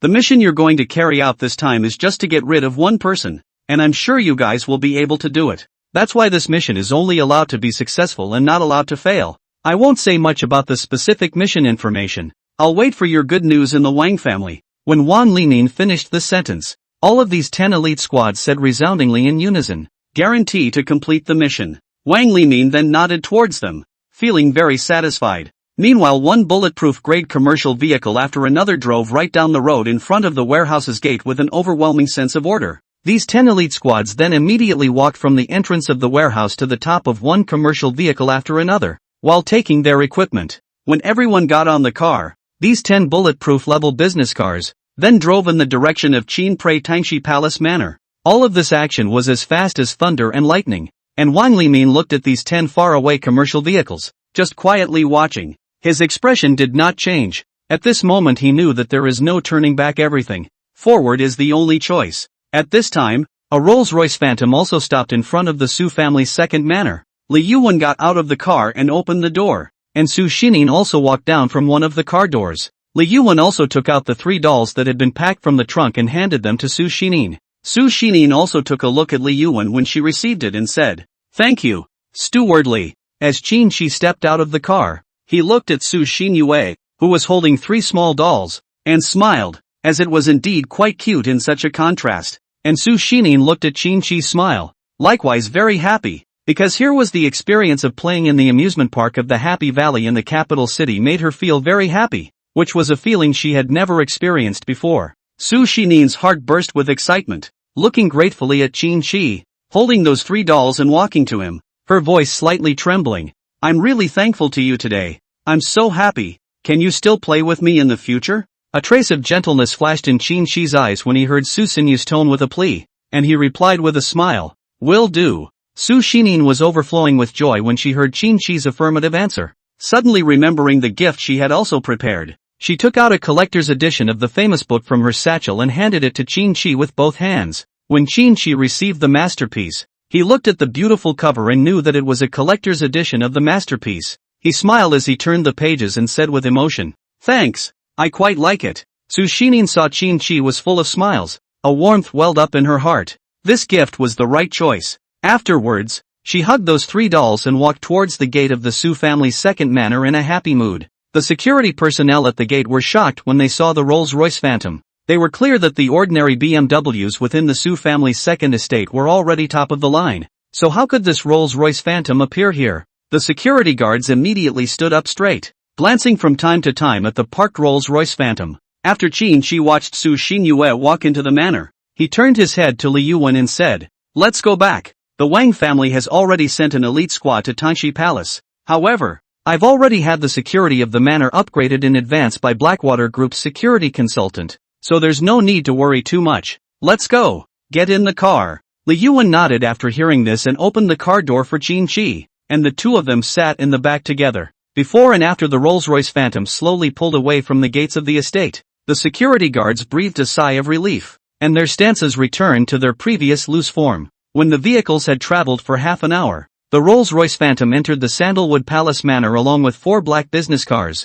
Upon entering the manor, the laser walls and equipment around the perimeter were ready, like silent death waiting for its prey. After the Rolls-Royce Phantom drove into the residential villa in the center of the estate, Li Yuan quickly got out of the car and opened the door for Qin Shi. Qin Shi walked into the villa and sat lazily on the leather sofa. He looked up in the direction of the ceiling and asked, "Zhang Blade should be back, right?" Li Yuan nodded after hearing Qin Shi's words and replied, "Yes, Zhang Blade has returned. As for escorting the hunter squad to Russia, it has been handed over to other squads to take care of." Qin Shi slowly nodded his head after hearing this and then said, "Okay, tell Zhang Blade that you don't have to be polite to the Wang clan's elite squad despite using technological means. Don't leave any survivors. By the way, you don't need to prepare dinner for me. I'm a bit sleepy today, so I'll go to bed early." Li Yuan froze when he heard Qin Shi's words, then nodded and said, "Alright, I'll pass it on to Zhang Blade." Qin Shi then slowly got up and walked in the direction of the bedroom. He yawned before continuing to walk. Chapter 73, The Battle Begins. Qin Shi went straight back to his bedroom and stepped into the shower, letting the warm water rinse over his body, feeling cozy and comfortable, as if it washed away all the exhaustion. He knew that he didn't need to worry about the attack on the Wang family's elite squad because the Blackwater group would take care of it all. He had already deployed more security personnel and more advanced technological equipment within the Tongxi Palace manor, which gave him a great deal of confidence, and he didn't think that the Wang family's elite squad could break through this layer after layer of tight defense. After finishing his shower, he put on his pajamas, laid down on the plush bed, and picked up his cell phone. Suddenly, he remembered something, so he immediately dialed Li Yuan. "What's up, boss?" Li Yuan's puzzled voice came from the other end of the line. Qin Shi said indifferently, "The Wang family's men will be driving a commercial vehicle when they come, so tell Zhang Blade to load those people's bodies into the commercial vehicle and transport them back to the Wang family's manor when they're finished with them.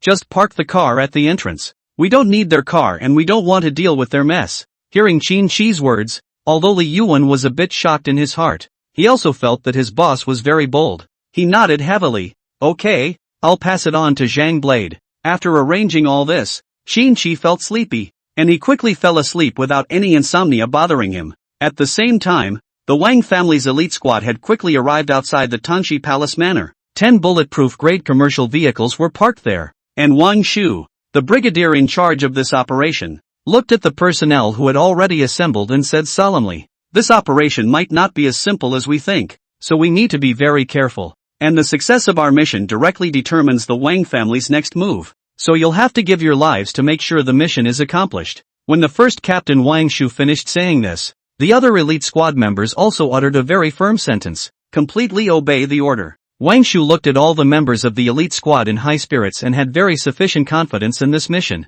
He knew that according to their situation, the security personnel within the Sandalwood Palace estate was definitely very large. But compared to the entire huge Sandalwood Palace, such a number of security personnel was rather bloated. Wang Shu then looked at the captain of each elite squad after recalling the previously set plan and said, "Follow the original plan. If there are any changes, I'll make adjustments after the operation. There's not much time left, so start now before they spot us." And at this moment, in the defense center of the Sandalwood Palace manor, Zhang Blade sat in front of a wide LCD screen, his eyes gazing at the constantly moving screen, quickly gathering all sorts of information with his eyes. His fingers gently tapped on the console, making a rhythmic sound that played out slowly like a symphony of life and death. The familiarity of the feeling made him couldn't help but think of his own days on the battlefield, when he had the same mix of nervousness and anticipation. The images in the display were captured by high-precision cameras in various corners of the interior of the estate. The leader of the elite squad is shown,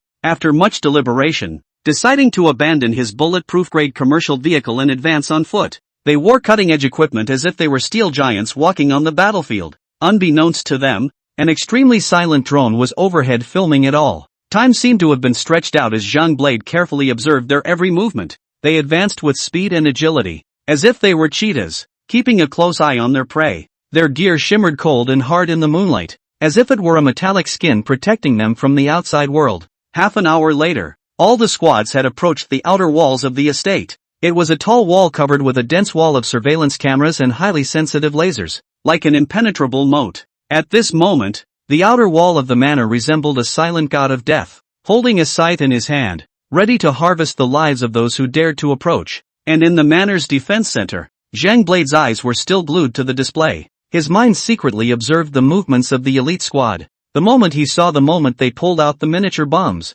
and the moment the laser wall began to flash. His brow furrowed slightly as he said, "Good lord, these guys really dare to use bombs." The northwest corner of the manor could be facing major repairs, but his face remained calm and collected. He quickly swept a glance at the squad leaders standing nearby and told them with a serious look, "See what they're doing? Hurry up and move. Don't let them have any breathing room." The squad leaders nodded in unison, determination in their eyes. They quickly began their mission, and they moved as if they had been honed by 1,000 hammers, each movement seeming so skillful and precise. At the same time, Zhang Blade once again turned his gaze to the display. He saw an elite squad slowly walking along the wall in the northwest corner of the estate. A cold, hard sheen shone on their gear, as if it were a glow underneath their metallic skin. Their eyes were filled with fearlessness and determination, as if they had found light in the darkness. However, Zhang Blade knew that their battle had just begun. He turned on the laser wall's precision scanning mode again. A blue laser beam began to sweep back and forth across the exterior of the manor, and any living creature with lifelike characteristics could not escape its eyes. The very moment the laser wall began to scan, a small toad became visible in the laser beam's reflection. The wall of lasers locked onto it instantly, and the fast-as-light lasgun beams hit it instantly, and the little toad lost its vital features in agonizing convulsions, leaving behind nothing but a charred odor. And in the northwest corner of the manor, the 5 members of Squad 7 had walked up to the laser wall. They faced the blue laser beams without fear, as if they were warriors who looked on death as if it were their own. Fate, however, showed them no mercy. The laser beam hit them with unimaginable speed, cutting them in half. The 2 remaining members watched the scene in horror, unable to believe their eyes. The power of the laser wall made them feel fear and despair. They hurriedly moved away from the sphere of influence of the laser wall and fled into the distance, not caring about their equipment. One man sat paralyzed and trembling on the ground and said, "Let's just run away." His voice echoed through the air with endless despair and fear. Chapter 74, The End of the Battle. When the team member heard what he said, a hint of hesitation flashed across his face. In his heart he knew that this meant they had abandoned the mission, and they knew very well that the price of their desertion was death. His mind was full of contradictions and struggles. He didn't know whether to trust his instincts or to continue with the mission. After a very strong mental game, that player finally managed to make up his mind and said, "Fine, we'll run away." His voice was firm, but you could hear a hint of trembling in it. Then the 2 headed directly toward the direction where the business car was parked, and they ran quickly. Just then, a strong beeping sound cut through the night sky. At the moment they had been tracked long ago. In just a very short period of time, they had been caught up. A voice came from the speakers of the drone flying overhead. "You think you can come here and go back alive?" The voice was so cold and unfeeling that it sent a wave of despair through them. Suddenly, 3 more drones flew over, and they started shooting directly towards the range of the 2 fleeing elite squad members. The dense bullets that looked like a dragnet pressed down on them so hard that they couldn't lift their heads. They waded through the intense bullets like rats, not having a chance to look up and see the drones. It wasn't until then that they truly realized they had nowhere to run. Those bullets continued to fire like they didn't want any money until there were no life features left in either of them. After the 4 drones were double-checked with the portable life detectors they were carrying, it was confirmed that they had no signs of life. These drones then left, heading in the direction of the next elite squad, and Zhang Blade, who was sitting in the Sandalwood Palace Manor's defense center, listened to squad leader after squad leader report on the progress of the mission. One after another, the sound of reports rose and fell. Manor, a squad has purged the elite squad in the southeast region where I am.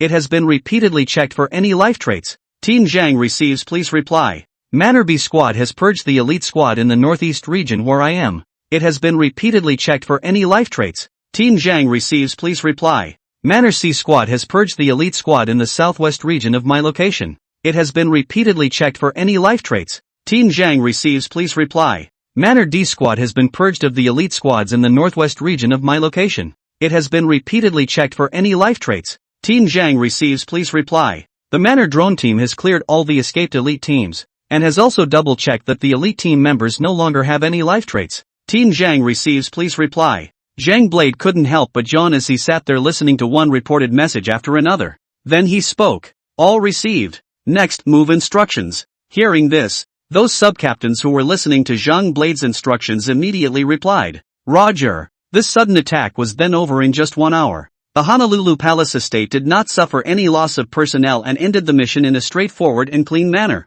They were victorious on this night, and that is indeed something to celebrate. Zhang Blade believes that despite the difficult challenges and dangerous circumstances, they accomplished their mission without any losses. This ability and the results are exciting and a point of joy. Now they just need to do the follow-up closing work, and then the mission will be successfully completed. Zhang Blade had also turned off the scanning mode of the laser wall in advance, and as he looked at the images inside the high-definition cameras, those squad leaders had also started clearing the elite squad members around the manor. The motorized squad then also spotted, not far from the Honolulu Palace estate, the 10 bulletproof grade business vehicles. They drove them directly to the outside of the Honolulu Palace estate with one each, and directly began to deal with the aftermath of all this. One motorized squad in special clothing dealing with it. Meanwhile, Wang Li Min, who was inside the main residence villa of the Wang family estate, was pacing back and forth in the hall anxiously. This was because an hour had passed from the time when Wang Shu, the captain of the elite squad, had sent out the action message, and in this hour, there was still no information reaching the Wang family. Wang Limin stared blankly at a corner inside the villa's hall. He couldn't help but slap the table angrily and said, 10 elite squads that have experienced so many operations can't handle a single lineage. I think they just died there without sending back any information at all. The butler who was standing at the side looking at Wang Limin was also a bit scared because he also had this premonition. He felt that those 10 elite squads were afraid that they might have been killed a long time ago. But as a housekeeper he still said slowly against his conscience, perhaps Wang Shu and the others are now in an anxious standoff and have no way to immediately reply to your message. I believe that they as an elite squad should not all die within Qin Shi's manner, and will definitely be able to complete their mission. Wang Limin heard the words of the housekeeper after the mood also slowly eased down. He felt that such a reason is really some reason although far-fetched, but there is also so a little possibility. The butler touched the teapot on the coffee table while looking at Wang Limin and said, "This tea seems to have gotten cold.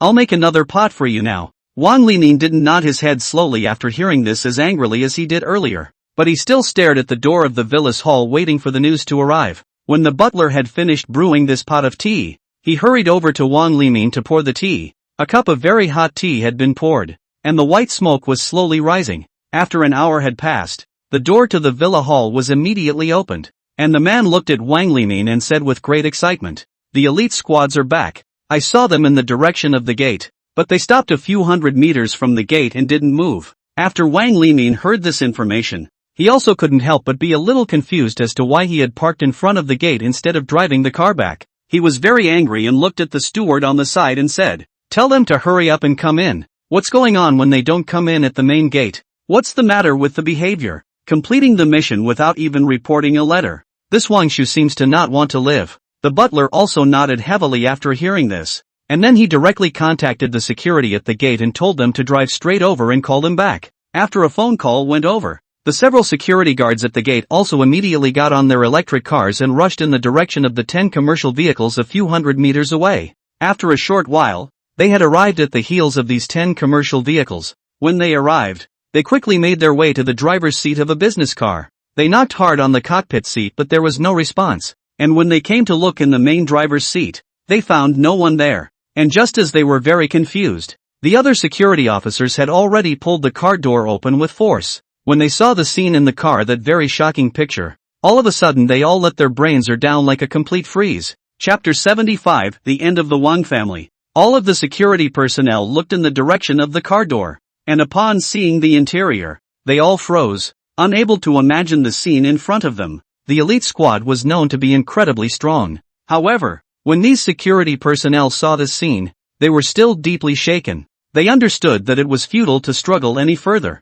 and that there was no possibility of survival for these powerful elite squads. The security squad leader stood there, his legs trembling, and immediately said to the team members around him, "Quickly go back. Report the situation here to the family head." The team members around him remained standing there unresponsive after hearing the captain's words. He didn't react until the captain gave him a hard tap on the shoulder. He immediately nodded solemnly and turned to run in the direction of the electric car. Shortly afterward, this security officer arrived inside the hall of the Wang family's residential villa. He saw that Wang Limin was sitting there, looking around nervously. The security officer did his best to calm his shocked emotions, looked at Wang Limin, and said solemnly, "Family master, something has happened to the elite squad." Wang Limin had sensed that things were a little bad when he watched the security officer rush over. However, he was still very puzzled. He immediately inquired, "What exactly happened? Speak quickly." When the security officer heard the words of the family head, he immediately replied, "When we arrived at those 10 commercial vehicles, we found that the doors were tightly closed. We knocked on the driver's side window, but there was no response, so we forced the doors open." The security officer's voice trembled a little as he spoke. "The situation inside is just too horrible. The business car is littered with the bodies of the elite squad, and the entire compartment is dyed red with blood." Upon hearing this, Wang Limin suddenly lost his strength, and his originally standing body instantly collapsed. He stared helplessly at the ceiling, his eyes empty. The blow was too big for him. He was well aware that all the important weapons of the elite squad were destroyed. The failure of this operation would be tantamount to killing the entire Wang family. He knew that this situation was quite bad because the Wang clan had now lost the ability to fight externally. Most importantly, this also confirmed how terrifying Qin-Shi's true strength was. At this moment, Wang Li mean, his body is straight as a pine, his gaze is as resolute as steel, and a serious atmosphere permeates his body.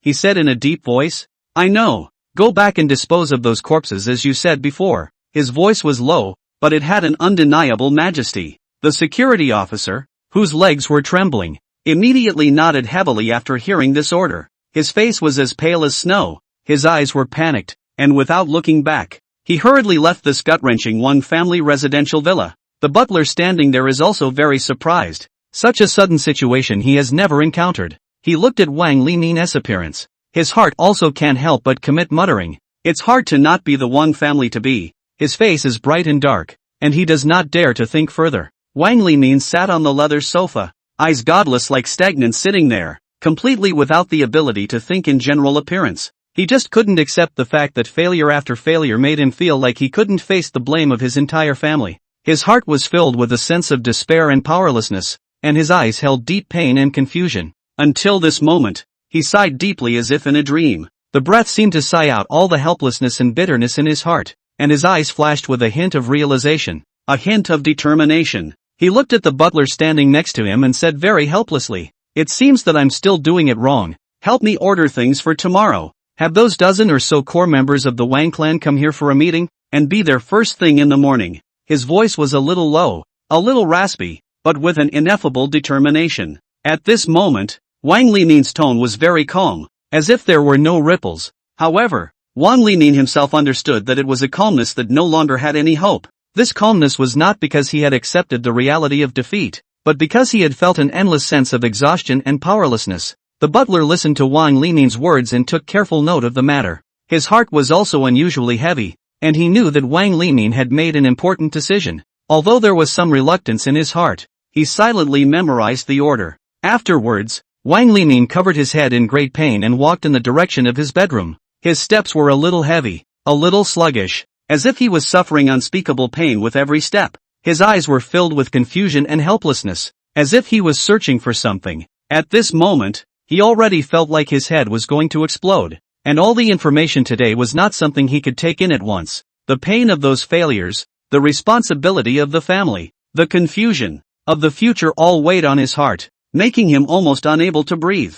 At the same time, near the location of the 10 commercial vehicles that were a few hundred meters in front of the Wang family's main gate, there was already a Wang family special handling squad standing. Their eyes were cold and focused, and they couldn't help but frown as they looked at the bloody images inside these 10 commercial vehicles. Their experience told them that it was too overwhelming to bear such a picture. Their hearts were filled with helplessness and confusion. But even so, they had to finish these things before dawn, or it would be even more of a hassle to deal with. They bear this suffering and pressure silently because they know it is their duty and mission. Meanwhile, within the Sandalwood Palace Manor's defense center, Zhang Blade looked around the Sandalwood Palace Manor, which had returned to calmness, and he sighed in his heart. It was because the battle was really intense, but it was good that the elite squads were quickly disposed of. His heart was filled with relief and pride, mixed with deep regret. And when Zhang Blade thought of those elite squads, he couldn't help but say with emotion, even if they have some equipment advantage, it doesn't do any good.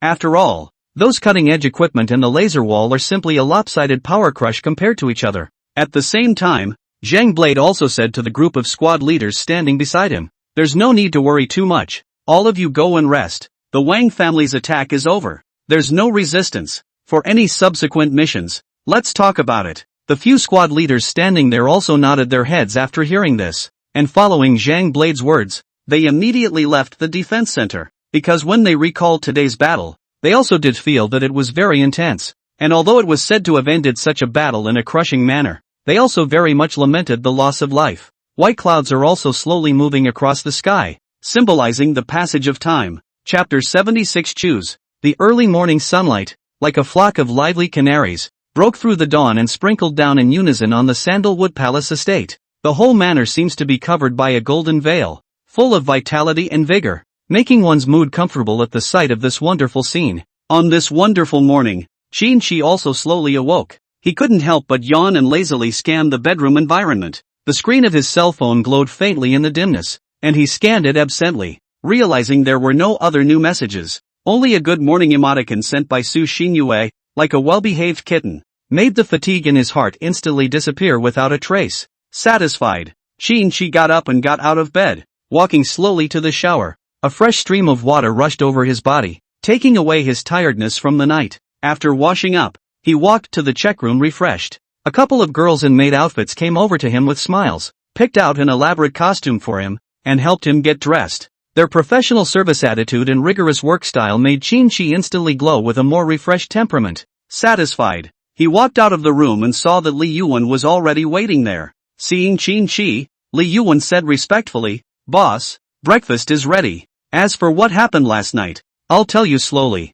Qin nodded and slowly walked over to the table and sat down. He looked at the wide array of breakfasts in front of him and the aroma of the food made his heart content. He began to enjoy the beautiful morning. Li Yuan followed Qin over and continued. Last night, the 10 elite squads from the Wang clan had already reached the surroundings of our Sandalwood Palace manor, and Zhang Blade activated the manor's laser wall-like scanning mode at the first opportunity. When this mode was turned on, it successfully weakened the elite squad's combat power by 70%. The remaining 30% of the combat power was handled by the manor's drone squad, and according to your arrangement, we stuffed the bodies of those elite squads inside their commercial vehicles and have sent them back to the Wang family. There were no personnel losses in our estate in this battle, only some ammunition consumption. Qin's heart relaxed upon hearing this. This was a good result that was out of his expectation. He couldn't help but reveal a pleased smile and said to Li Yuan, "Good. There shouldn't be too many security issues at the manor now. You can let Zhang Blade and the others take a vacation break."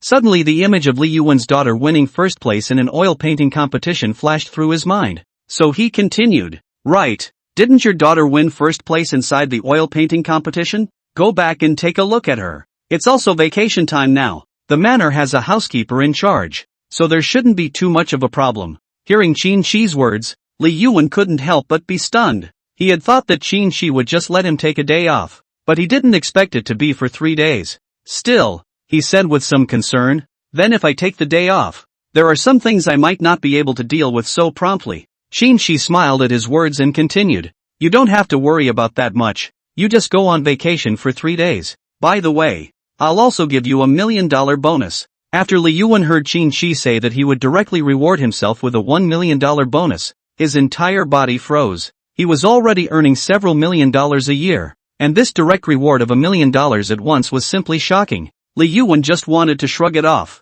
but then he thought of Qin's character and dismissed the thought. He said with great emotion, "Thank you, boss." Although the words were very short, Qin was able to feel the feelings contained within them. He nodded happily as he listened to Li Yuan's words. Then he continued, "Don't wait. Hurry home while it's still morning." After hearing Qin's words, Li Yuan walked in the direction of the door. However, before he left, Qin added, "By the way, you drive one of the Rolls-Royce Phantoms inside the manor back. There are many of them in the manor. It's not that bad." Li Yuan was almost at the door when he heard Qin's words, and his entire body froze. How could he not expect that Qin would ask him to drive one of the Rolls-Royce Phantom in the manor back? This was a luxury car that was worth a lot of money. He was moved to tears and replied, "Okay, thank you boss." When Li Yuan finished saying this, he immediately walked quickly towards the door. At this time he was in an unusually pleasant mood, as if he was above the clouds. And Qin,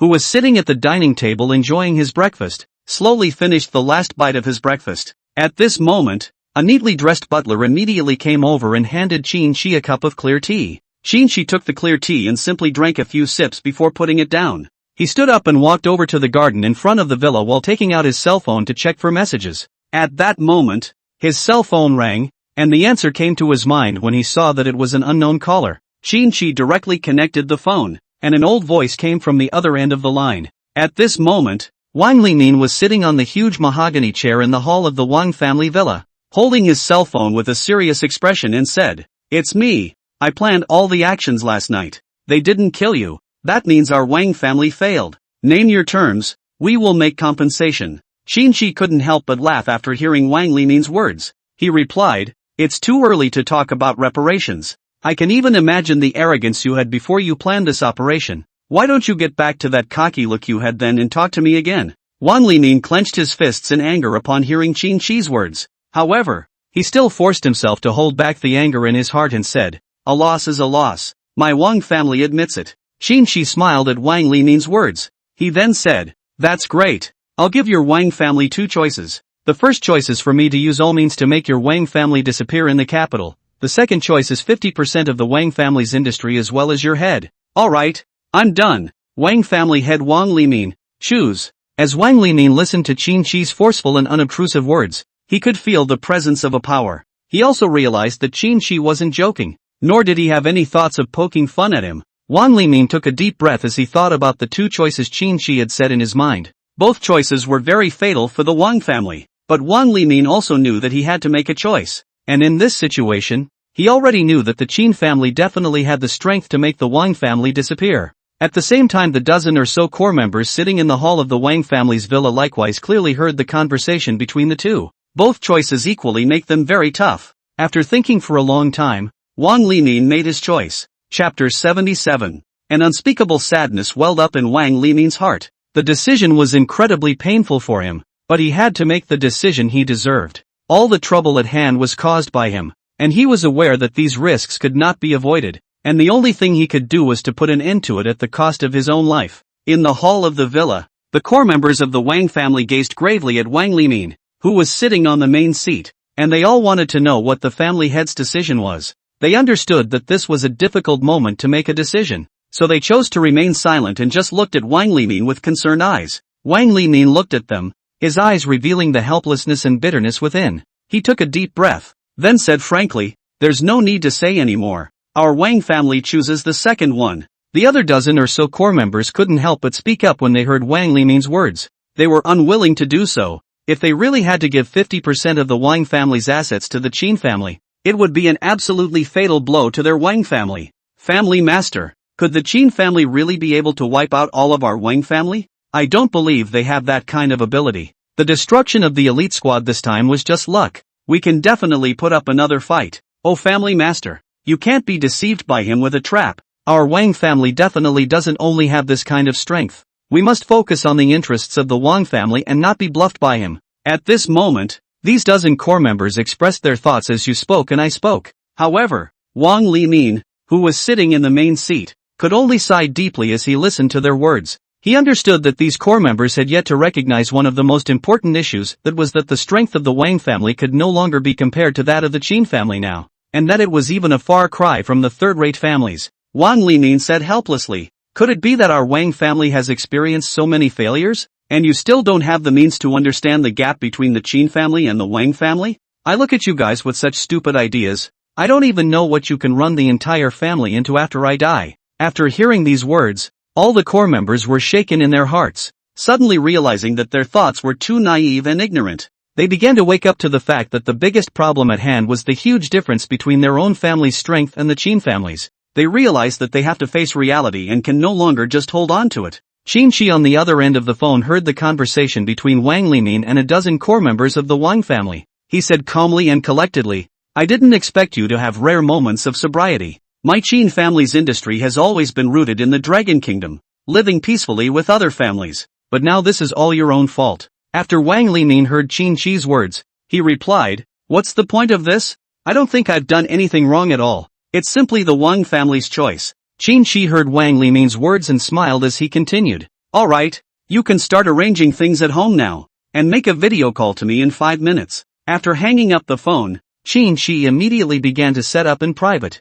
so that the people of the Qin family to prepare to take over the assets of the Wang family. The next thing will be directly related to the future of the Qin family. Do not allow a little sloppiness." Wang Limin stood there, looked around at the dozen or so core members around him, took a deep breath, and opened his mouth. "Alright, I already only have 5 minutes left, so I won't waste any more. Now, let me announce the next head of the Wang family. At the same time, I also hope that all of you will not be impulsive in the future and work peacefully." The dozen or so core members in the villa's hall nodded silently after hearing Wang Limin's words. They understood what was coming, but instead of interrupting Wang Limin, they continued to listen to what he was arranging next. At this moment, Qin Shi was sitting on one of the seats in the garden, looking at the trees he had planted earlier that had blossomed. He understood why Wang Limin had acted that way, but for the Qin family, these things had to be dealt with decisively. After 5 minutes had passed, Wang Limin had already told the new family head everything that needed to be accounted for in the entire Wang family. In that time, 7 minutes had passed. Qin looked at the fact that 7 minutes had passed while the call hadn't come yet, but he wasn't in a hurry and waited slowly. Just then, a video call came through. Wang Limin was still sitting on the main seat of the Wang family villa, and at the moment his mood was slightly calmer than just now, as if he had already faced the special calm of death. Wang Limin then looked at Qin's young face in the video screen and said with a smile, "I really didn't expect to lose to a young man like you. I'm very surprised by your excellence. Our Wang family has never seen a talent like you before, but I hope it's possible for it to appear in the future. Our Wang family has decided that 50% of the Wang family's assets will be gifted to the Qin family as compensation for this time, but I also hope that you won't make things difficult for them anymore." Qin couldn't help but laugh out when he heard Wang Limin's words. "Do you think I've made things difficult for your Wang family? You seem to be mistaken." Wang Limin heard Qin's words and did not refute anything for himself, because he knew that he was really caused by his own hand. Such an end of the subsequent said, "Okay, then you look at it." After saying this, Wang Limin immediately saw the butler on the side, who handed him a silver pistol. When Wang Limin received the pistol, he directly turned on the safety while aiming it at his head. Bang is the sound of a gunshot, and life is lost. And Qin couldn't help but sigh as he watched such a scene, and at the same time, he directly closed the video call. When Qin turned off the video call, he looked at the sun in the sky before looking down at the flowers next to him and said, "Well, things have come to an end, and the Qin family can expand into more industries after getting this part of the Wang family's assets, which is quite good." Qin was just about to stand up when his cell phone rang once again. He couldn't help but smile after looking at the caller ID, then hurriedly picked up the phone. At this moment, Qin's voice came over from the other end of the phone. "I heard about the elite squad sent by Wang Limin to go over and attack you. How are you doing now? Are you injured? Why didn't you say a word?"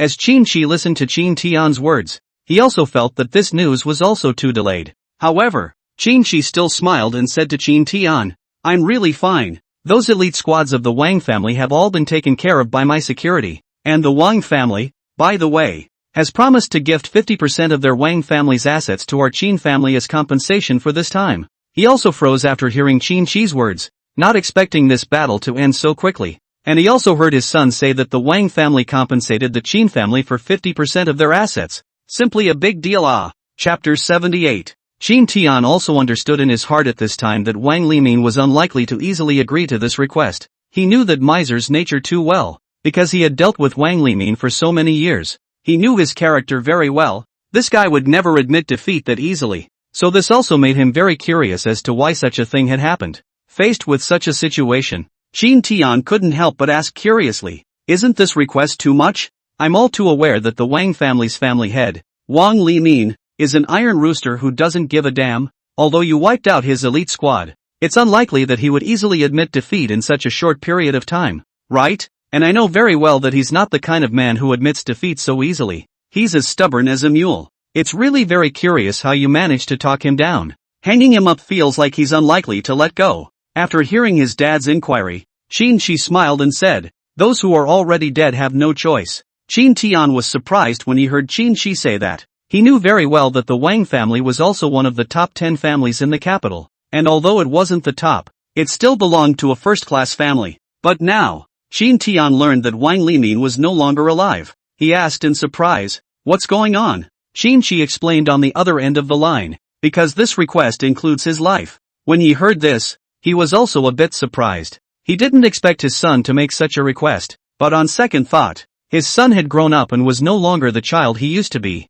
At this moment, Qin was in a happy mood as he said happily, "That's really great. Since the last time the Zhao and Wang families joined forces, the Zhao family has not made any moves. Now that the Wang family can no longer be arrogant, this has undoubtedly solved our Qin family's big trouble. You've done a wonderful job," Qin said with great joy. While he could imagine how the Qin family would develop by leaps and bounds without these hindrances, he knew that the Wang family's industries didn't only include minerals, but also other businesses. This victory was undoubtedly a big profit for the Qin family. As he was immersed in joy, he suddenly remembered a small matter and casually said, "Right, the auction of the Sky Pass in the capital city is going to start at noon today. Do you want to go on behalf of the Qin family? Every capital city family will receive invitations, and those tycoons will be there as well, so just go over and take a look. Maybe there can be some unexpected gains? I'll pass. Too old for this kind of fun." Qin smiled after hearing his father's words. He was also filled with curiosity about this auction.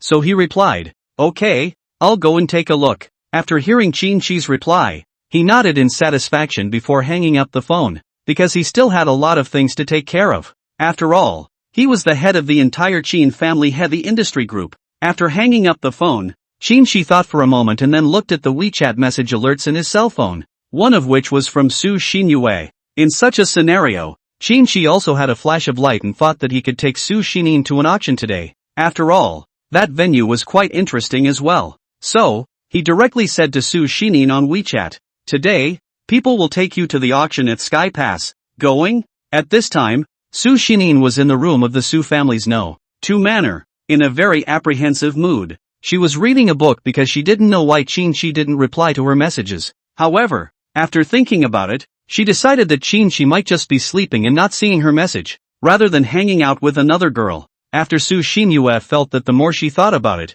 the more outrageous she became. She stopped thinking about it, but at this time, her cell phone suddenly rang with a WeChat beep. When this crisp beep sounded, Su Xinyue's eyes lit up. She quickly picked up her cell phone to look at it, and when she saw that it was a message from Qin, a faint smile immediately appeared at the corner of her mouth. She felt warm in her heart. At the same time, she was curious and looking forward to the auction, as she had never been to a place like that before. Afterwards, Su Xinyue replied to Qin's message, "Okay, I'll go over to SKP Commercial Center and wait for you now." After seeing Su Xinyue's reply, Qin also smiled. Then, he said in a direct voice, "No need to go to SKP Commercial Center. I'll pick you up." When Su Xinyue heard Qin's voice, she felt very happy. She quickly replied with the message, "Okay, thank you." When she received the reply, she was also immediately faced with another problem: what to wear to match the good mood of the day. When Qin saw Su Xinyue's reply,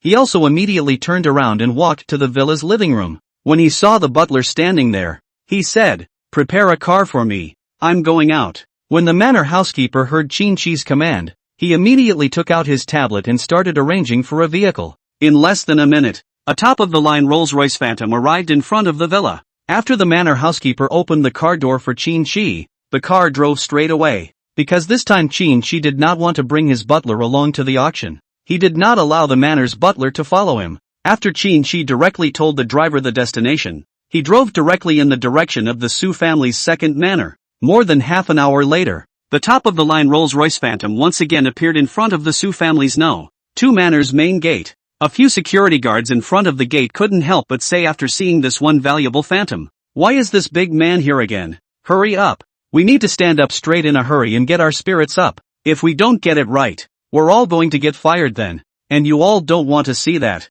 So get on your feet." At the security captain's urging, a few of the somewhat lazy security guards stood up straight again. Their eyes were locked on the direction of the Rolls-Royce. And Su Xinyue, who was inside the room, also received the message that Qin had arrived. Her heart was beating faster and faster, because she knew he was going to meet Qin. She didn't know what to call this feeling. She remembered so many of the novels she had read about so many women. That's when she realized it was a heartfelt feeling. Thinking of this, Su Xinyue walked slowly with her head down in embarrassment. Her face had slowly turned red. At this time, Su Xinyue had already walked out of the gate of the Su family's No.2 manor and headed in the direction of that Rolls-Royce Phantom. Qin slowly got down from the car after seeing Su Xinyue's figure. He also saw Su Xinyue's little red face. He couldn't help but laugh after seeing this scene. Chapter 79 Zheng Ao. Qin looked at Su Xinyue's big fluttering eyes. His mouth rose slightly as he opened the car door and invited, "Come on, let's get in the car.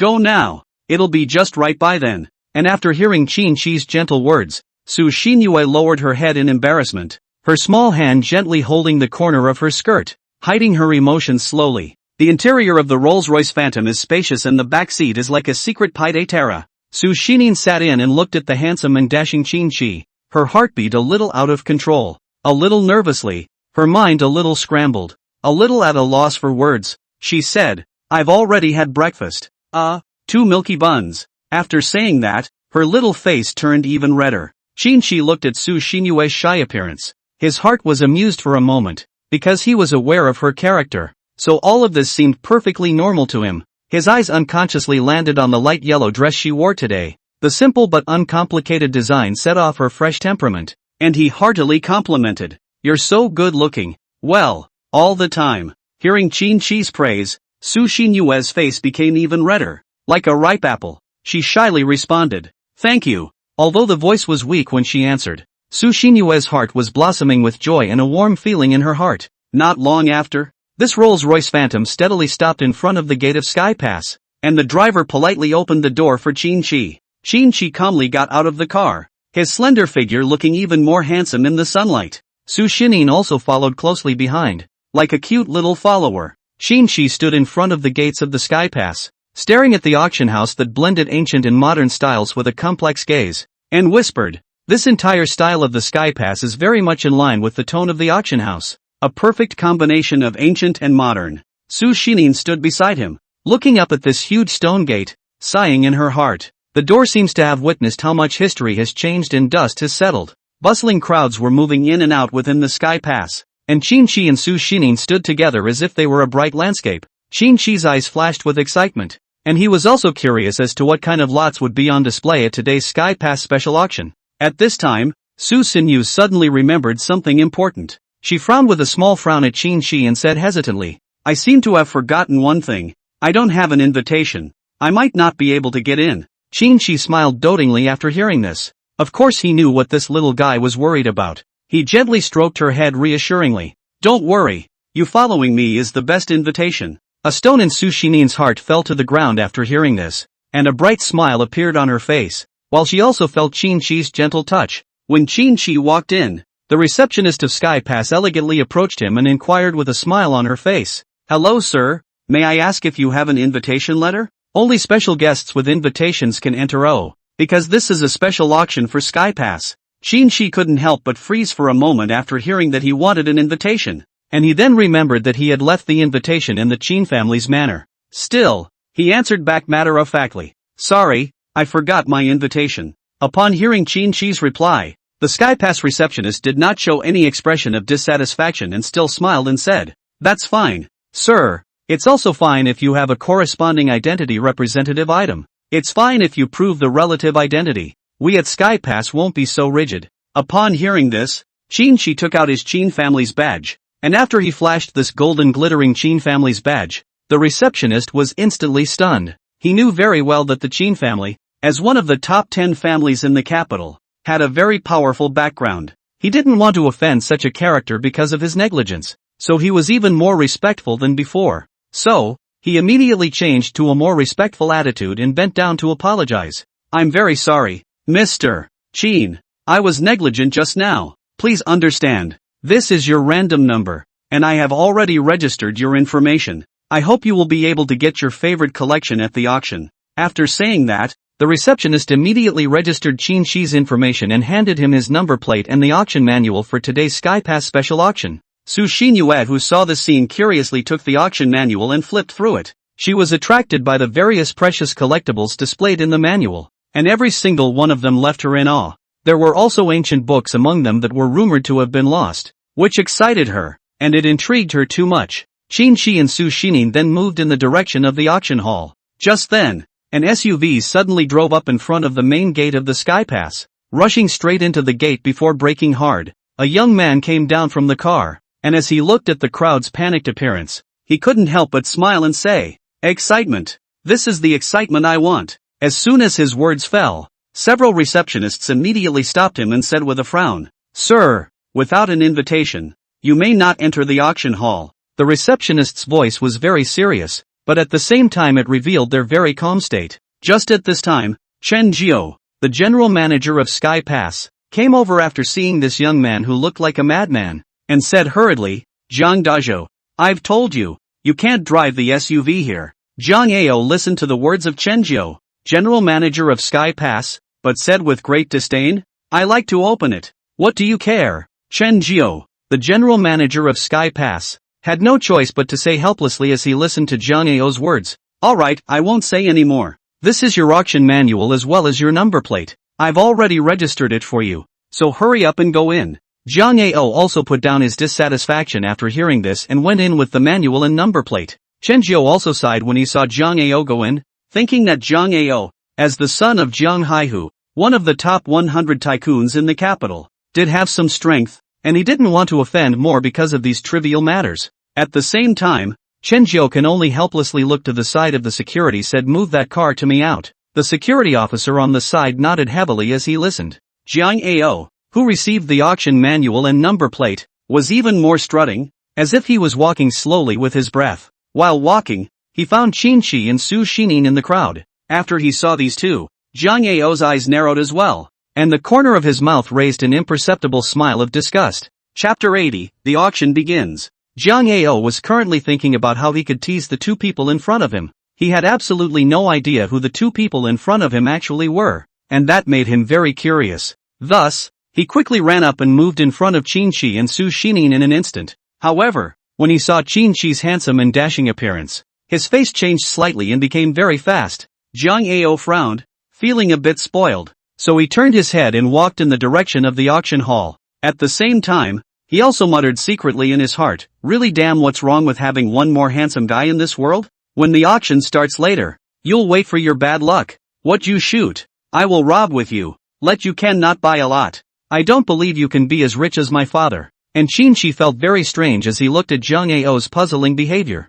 He wondered to himself why this kind of lunatic would appear at the auction. And in this instant, Qin Shi even felt that the security measures of the auction didn't seem tight enough. Su Xining also saw Jiang Ao's strange behavior just now. He somewhat worriedly grabbed Qin Shi's clothes and said, "He shouldn't be running out of the mental hospital, right? We have to be more careful." Oh. Hearing Su Xinyu say this, Qin Shi also found it interesting to smile. However, he also agreed with Su Xinhua that Jiang Ao and mental illness did have some similarities. Immediately afterward, one after another, the guests took their seats, and this special auction of Sky Pass was about to begin. The atmosphere of the entire special auction slowly came alive, and they began to look forward to the introduction of the next lot. The entire hall of the special auction was filled with wealthy people from all over the country as well as the families of the capital. Not only were there some third and fourth-rate lineages, but there were also some first-rate lineages that participated in this Heavenly Passage special auction. This made the entire Sky Pass special auction seem unusually lively.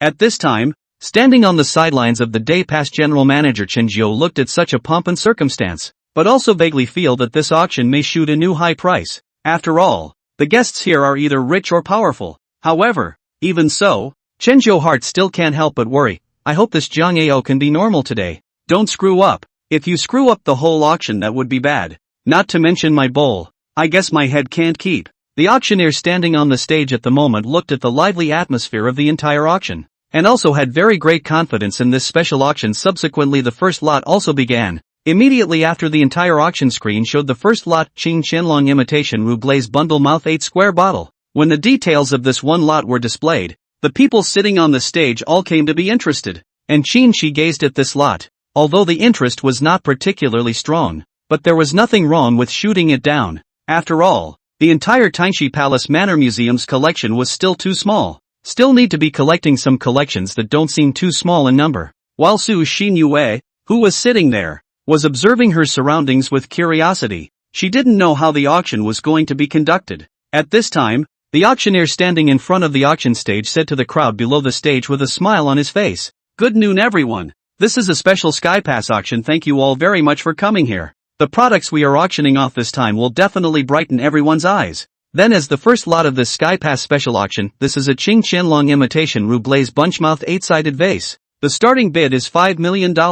Each time the bidding increases by $500,000, only to see that auctioneer lightly lifting his eyes with a slight smile, gripping the mahogany auction gavel tightly as he gazed at the many guests under the stage. She was dressed in a classical cheongsam, her elegant flavor showing, and the auction gavel stood out against the texture of the mahogany and her smile. With the appearance of the first lot, the atmosphere in the auction room gradually heated up. One by one, the bidders waved the number plates in their hands like heroes and heroines in martial arts novels, constantly raising their cards and raising their bids, pushing the price all the way up. Jiang Ao, who was sitting in a corner of the venue, looked at the guests who raised their cards to increase the price, and the corner of his mouth couldn't help but hook up a contemptuous smile. He casually picked up his number plate and strutted to the front of the stage, a sheer aura emanating from him. At the same time, he also noticed Qin Shi, who was just a short distance away, and glanced at him. Qin Shi was plainly dressed but not in the least bit out of style. Jiang Ao looked at his bland eyes and mocked with disdain in his heart. No money and still come to the auction? Don't even have the courage to raise a sign. How ridiculous. In just a few minutes, the price of the first lot soared like a rocket, jumping from the starting price of 5 million to 9.5 million in a flash. However, Zhang Ao didn't care about this and continued to hold up his number plate in a leisurely manner, because he knew clearly that his father had money and he didn't need to worry about anything at all. Qin Shi couldn't help but smile lightly as he watched Zhang Ao's slightly nervous behavior, and this smile seemed to irritate Zhang Ao. As he looked at the smile on Qin Shi's face, the anger in his heart burned hotter and hotter, and he raised the number plate without hesitation. The auctioneer watched as no one raised their cards again, and was about to drop the auction gavel for a moment when Qin Shi quietly raised his number plate 8808. The auctioneer noticed Qin Shi's move with a sharp eye and spoke with a smile. 13.5 million. This gentleman bids. Zhang Ao's face turned ironic when he saw Qin Shi suddenly strike. He clenched his fists in indignation as he watched Qin Shi raise his sign then. And the auctioneer continued. 14 million. This gentleman has bid higher. Qin Shi didn't even look at Zhang Ao and continued to hold up the number plate unhurriedly. The auctioneer then proceeded to shout. $14.5 million. Is there anything higher? Zhang Ao looked a little hesitant at the price, but he gritted his teeth and raised his number plate again. After several repeated shouts, the auction gavel fell heavily. The first lot finally settled. Qin Shi took the collection with $15 million. Zhang Ao looked at Qin Shi with eyes that could literally kill. However, Qin Shi only glanced at him lightly before speaking. It's alright, shall I let you have the next lot? Zhang Ao clenched his teeth in anger after hearing Qin Shi's words, but he was speechless. He angrily slammed the number plate on the ground and then stared dead on in the direction of the big screen. With the conclusion of the first lot, the auctioneer proceeded to introduce the next lot, a Qing Yongjing Peacock Blue Glazed two-eared three-legged stove. The auctioneer smiled and said, the second lot, Qing Yongjing Peacock Blue Glazed double ears and 3-feet furnace. Starting price $3 million. Each time the price increases by $500,000. Chapter 81, Stupidity. When the second auction item was unveiled, the atmosphere of the entire room instantly tightened up. All eyes met each other, and sparks of curiosity that competed with each other spread in the air. The auctioneer was dressed in a classical cheongsam while she smiled at the lively atmosphere of the scene like boiling water and finally announced, alright, please raise your cards to bid. This collectible will definitely make you all very satisfied. Zhang Ao also had some trouble sitting still after seeing this second lot. He couldn't help but look at the number plate he had just held in his hand. Then, like a longtime friend, he picked it up discreetly, a challenging gleam in his eye. He looked around. The corner of his mouth curled into a confident smile, as if a cheetah was watching its prey, and at the moment he resumed his frantic appearance, his emotions very strong. The loss of the first auction item didn't matter to him. After all, he felt that Qin Shi was definitely not as strong as him, so he wasn't worried that he didn't have the strength to take down those collectibles. Zhang Ao knew that this was just the beginning, and there were more auction items waiting for his challenge next. He had absolute confidence in his bidding strategy, as deep and wide as the sea of stars. At the order of the auctioneer, the atmosphere in the room was instantly triggered. The rare item rose sharply on the bidding board, as if it was riding a wave that no one could stop. This peacock blue glazed, two-eared, three-legged stove from the Qing Yongjing period was in the limelight as its value was constantly being explored, and its priceless splendor shone through the venue. However, Zhang Ao looked at the rhythm of such an auction and felt that it was not fun at all, not even exciting at all, so he decided to take such excitement to an extreme. Then, under his quick thinking, he came up with a solution, and right at that moment, Zhang Ao's voice rang out like thunder from the flat earth, I'll offer $2 billion. His smile grew even more maniacal as he finished the sentence. He found it so exciting. The voice caused the entire venue to instantly fall into silence, and all eyes were focused on this man of great bravado. They couldn't understand this crazy move of bidding $2 billion. This commodity that was worth at most $20 million was offered a sky-high price of $2 billion by Zhang Ao at the drop of a hat. This crazy move instantly sparked a furor in the venue. All the bidders were like frosted eggplants, instantly losing their desire to compete. The way they looked at Zhang Ao was like looking at a madman. They understood that this price had completely exceeded the market price. This price was simply a blood loss, and those experienced bidders felt that he was out of his mind. Looking at the crowd's reaction, Zhang Ao was pleased. He knew that Qin Shi would definitely not compete with him for this lot, as he felt that the price was far beyond Qin Shi's affordability. But he still wanted to fight for this breath because the price represented a challenge and madness for him. Looking at Zhang Ao's performance, Chen Jiu was also a bit surprised. He didn't expect this madman to really be so bold. However, he was also clear that with Zhang Ao's accumulated wealth, taking out this $2 billion was a bit of an exaggeration, but it wasn't impossible. He believed that Zhang Ao was definitely not doing this on impulse,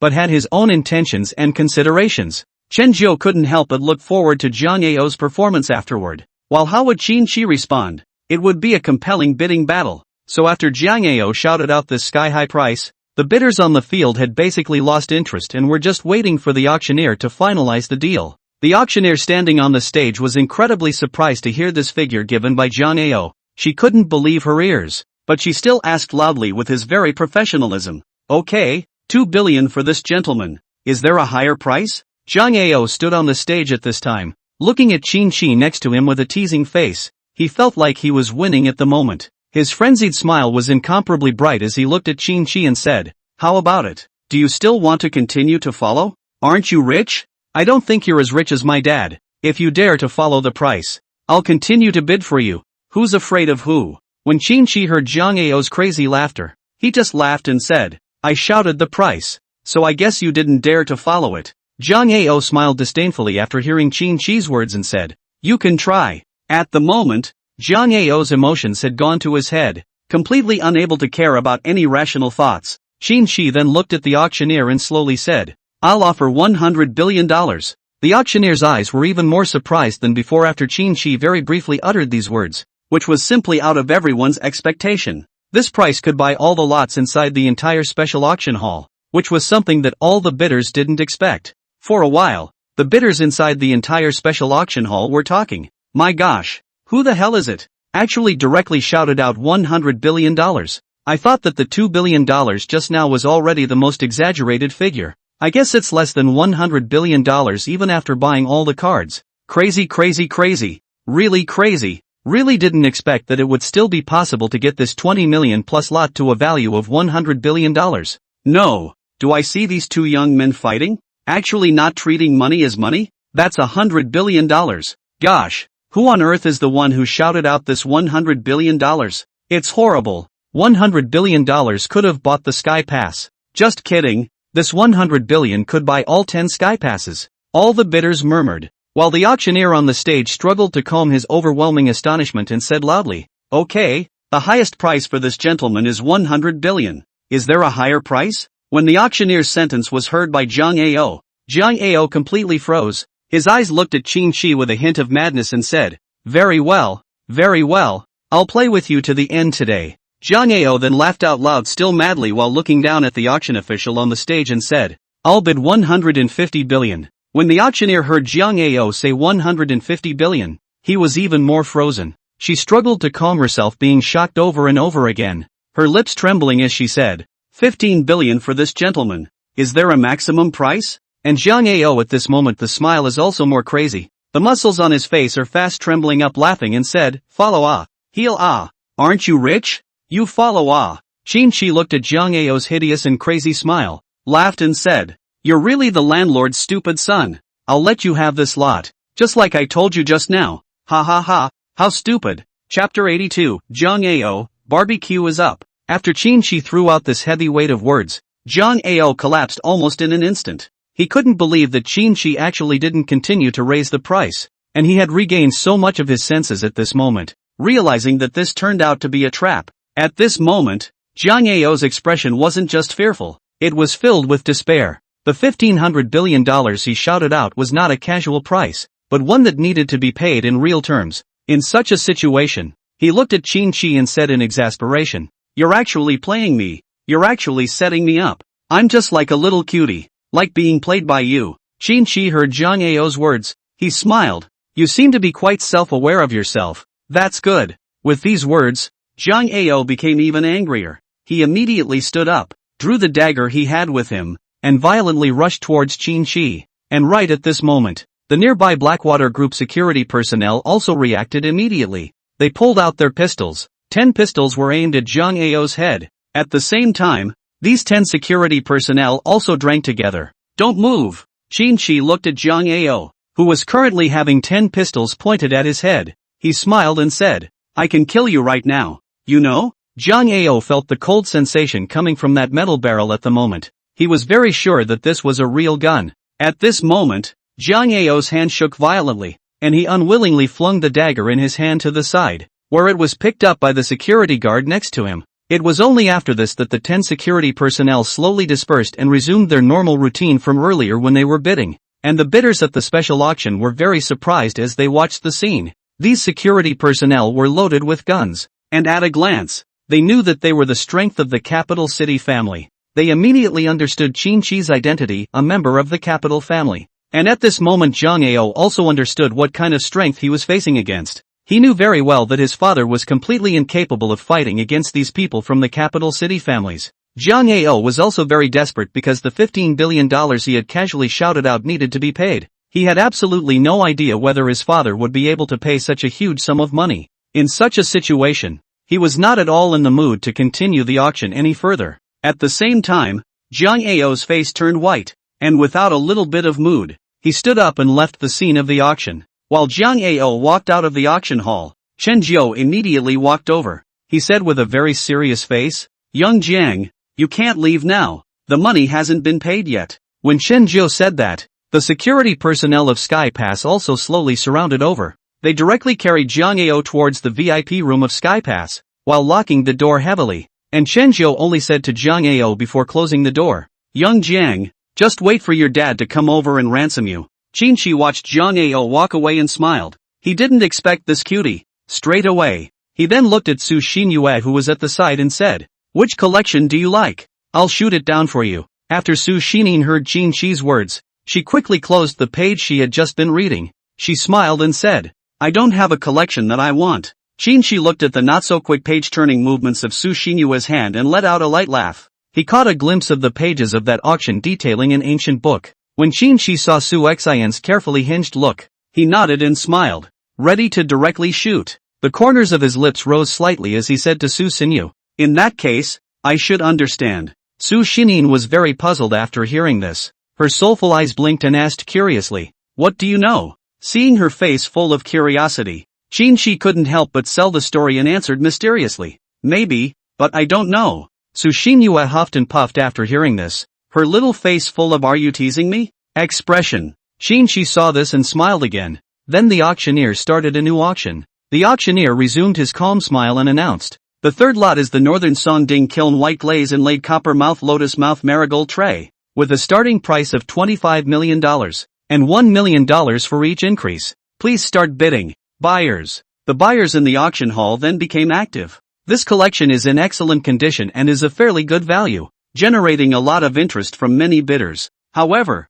after all, the starting price was as high as $25 million, so at first, many bidders were not in a hurry to place their bids, but rather, they decided to do so after consideration. However, some of the bidders who were enamored with the collection had already placed their bids immediately. The auctioneer glanced up at the stage and saw number plate after number plate raised, and said in a loud voice, "Okay, this gentleman is bidding $27 million.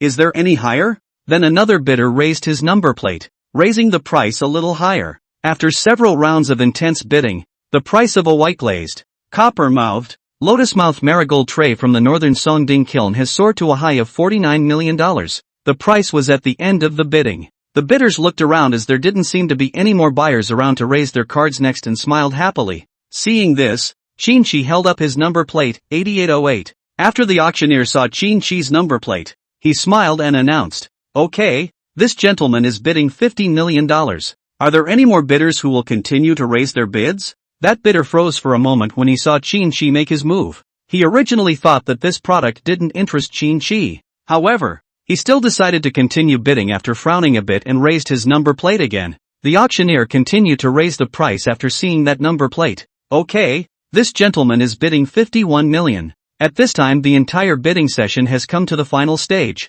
The auction site bidders are very concerned about the final collection will be who will be auctioned. They were interested in the final result, so they all turned in the direction of Qin Shi and that bidder. Qin Shi didn't hesitate to raise his number plate after seeing that bidder give up. When that bidder saw Qin Shi raise his card, he could only sigh helplessly and give up the competition with Qin Shi. The auctioneer on the stage then continued after seeing Qin Shi raise his bid. "Okay, this gentleman is bidding $52 million. Is there any more to raise?" After the auctioneer looked around the stage at the bidders who were all unmoved, he continued to announce, "Alright, 52 million once, 52 million twice, 52 million sold. Congratulations to this gentleman for successfully bidding on this collectible." When the bidders under the stage saw that Qin Shi had successfully taken this collectible, they all deeply felt his terrifying strength. After the third collection was successfully auctioned, the Chunhua Pavilion post was presented on the big screen. The auctioneer looked at the information on the big screen and introduced it.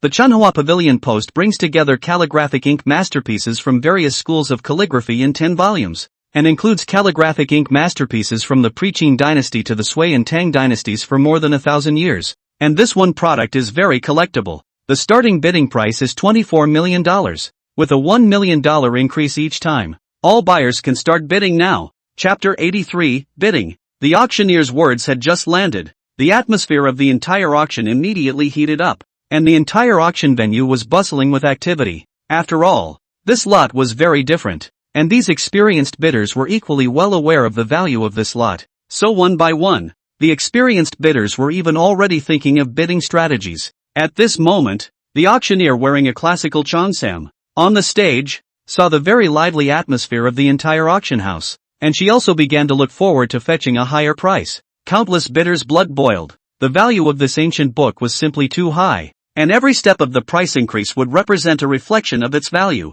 Qin Shi looked at the ancient book and understood in his heart that this was what Su Xinyue wanted. He turned his head to look at Su Xinyue beside him and saw her sparkling eyes staring at the big screen, the eagerness and anticipation unable to be concealed. However, when Su Xinyue's line of sight met Qin Shi's, her mood instantly returned from excitement to reality. Looking at Qin Shi, she lowered her eyes with some shyness. She knew that the price was unaffordable for her. She couldn't make Qin Shi pay such a big price for her one wish. Just something he didn't want to see. However, Qin Shi didn't care about that. To him, this price was just a small portion of his capital range, and there was no pressure. After all, compared to his $60,000 billion and $100,000 billion in assets, this was really nothing, so there was no psychological burden. With an order from the auctioneer, the bidding session officially began. Bidders raised their cards, and each increase in price was like a heat wave in the air. Immediately afterward, a bidder quoted a new price. The auctioneer looked at that number plate and excitedly announced, "Okay, this young lady is now bidding $37 million.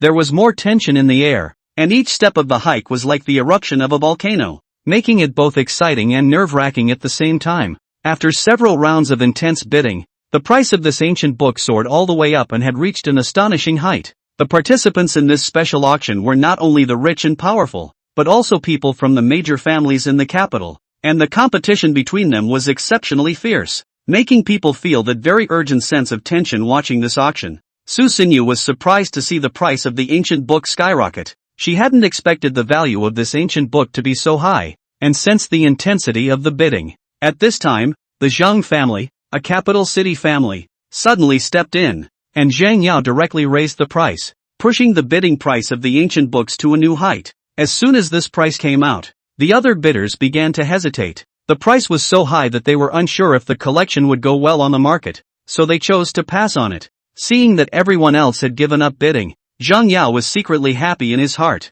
He himself was also a bit interested in this ancient book, and since the price was already so high and everyone else had given up, it was only fitting for him to buy this collection. Even if he just raised the price randomly, it would be a good choice to buy it and put it in his home stash, even if it eats dust there. The auctioneer excitedly announced after seeing Zhang Yao raise his card, "Alright, this gentleman is bidding 47 million. Is there a higher price? Please reconsider." The atmosphere in the air froze for a moment, and everyone looked in Zhang Yao's direction, and as Qin Shi sat there, he realized that there were no more other bidders interested in the item. At the same time, he also saw Zhang Yao not far away. Even though he didn't know much about Zhang Yao, he knew that Zhang Yao was a member of the Zhang clan and possessed the strength to auction this ancient book. After all, this was the unique undercurrent of the capital family. However, he did not intend to let Zhang Yao have the ancient book, so he did not hesitate to raise his number plate 8808 directly said 50 million. After the auctioneer on the stage saw Qin Shi raise his card, he instantly realized that this gentleman with terrifying strength had struck again, and at the same time, he knew that the next bidding would definitely be very intense. So, the auctioneer continued loudly, Okay, this gentleman has bid up to 48 million. Is there a higher bid at 48 million? Zhang Yao also frowned after seeing Qin Shi raise his number plate at once, as he knew that although he was not particularly interested in this ancient book, he wanted to take it in his heart. Under such obstinate thoughts, Zhang Yao once again raised his number plate to participate in the bidding. Su Xining, who was sitting next to Qin Shi, was a bit surprised when she saw Qin Shi raise his number plate. How could she not have expected Qin Shi to actually see her looking at this ancient collection in the auction manual just now? Under such a moment, Su Xinyue seemed to know why Qin Shi wanted to film it, but only after thinking about it. But then she felt that it wasn't necessarily just what she thought. The auctioneer was even more excited to see Qin Shi raise his number plate, as the price had already reached $50 million at this moment. The auctioneer was also very excited and said, "Okay, this gentleman has bid $50 million.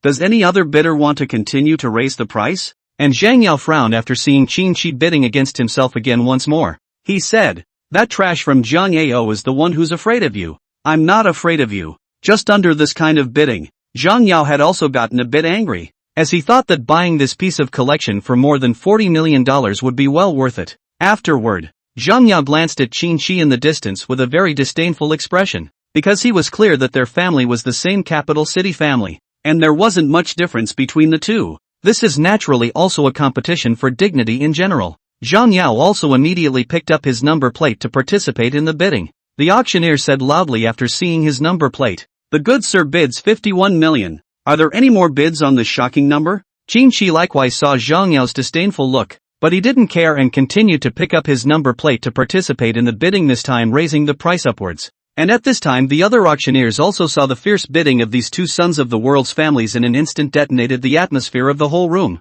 It made the whole room come alive in a very lively way. After all, this was a rare thing, and at the same time, they were also very clearly aware of the strength of these two lineages, which were also very powerful, being the same as the top 10 lineages in the capital. Qin Shi, however, felt that this bidding was too boring and looked directly at the auctioneer and said, "I'll bid $70 million.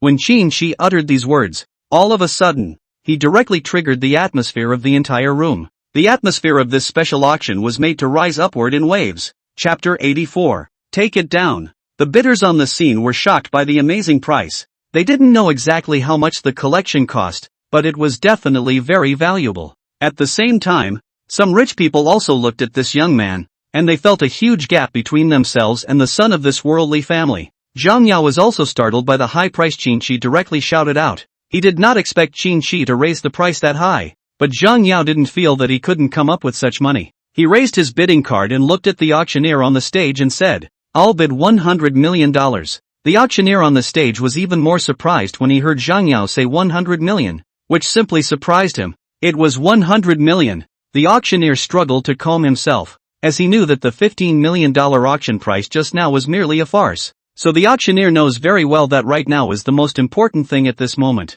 The auctioneer excitedly then said, "Okay, this gentleman is bidding $100 million.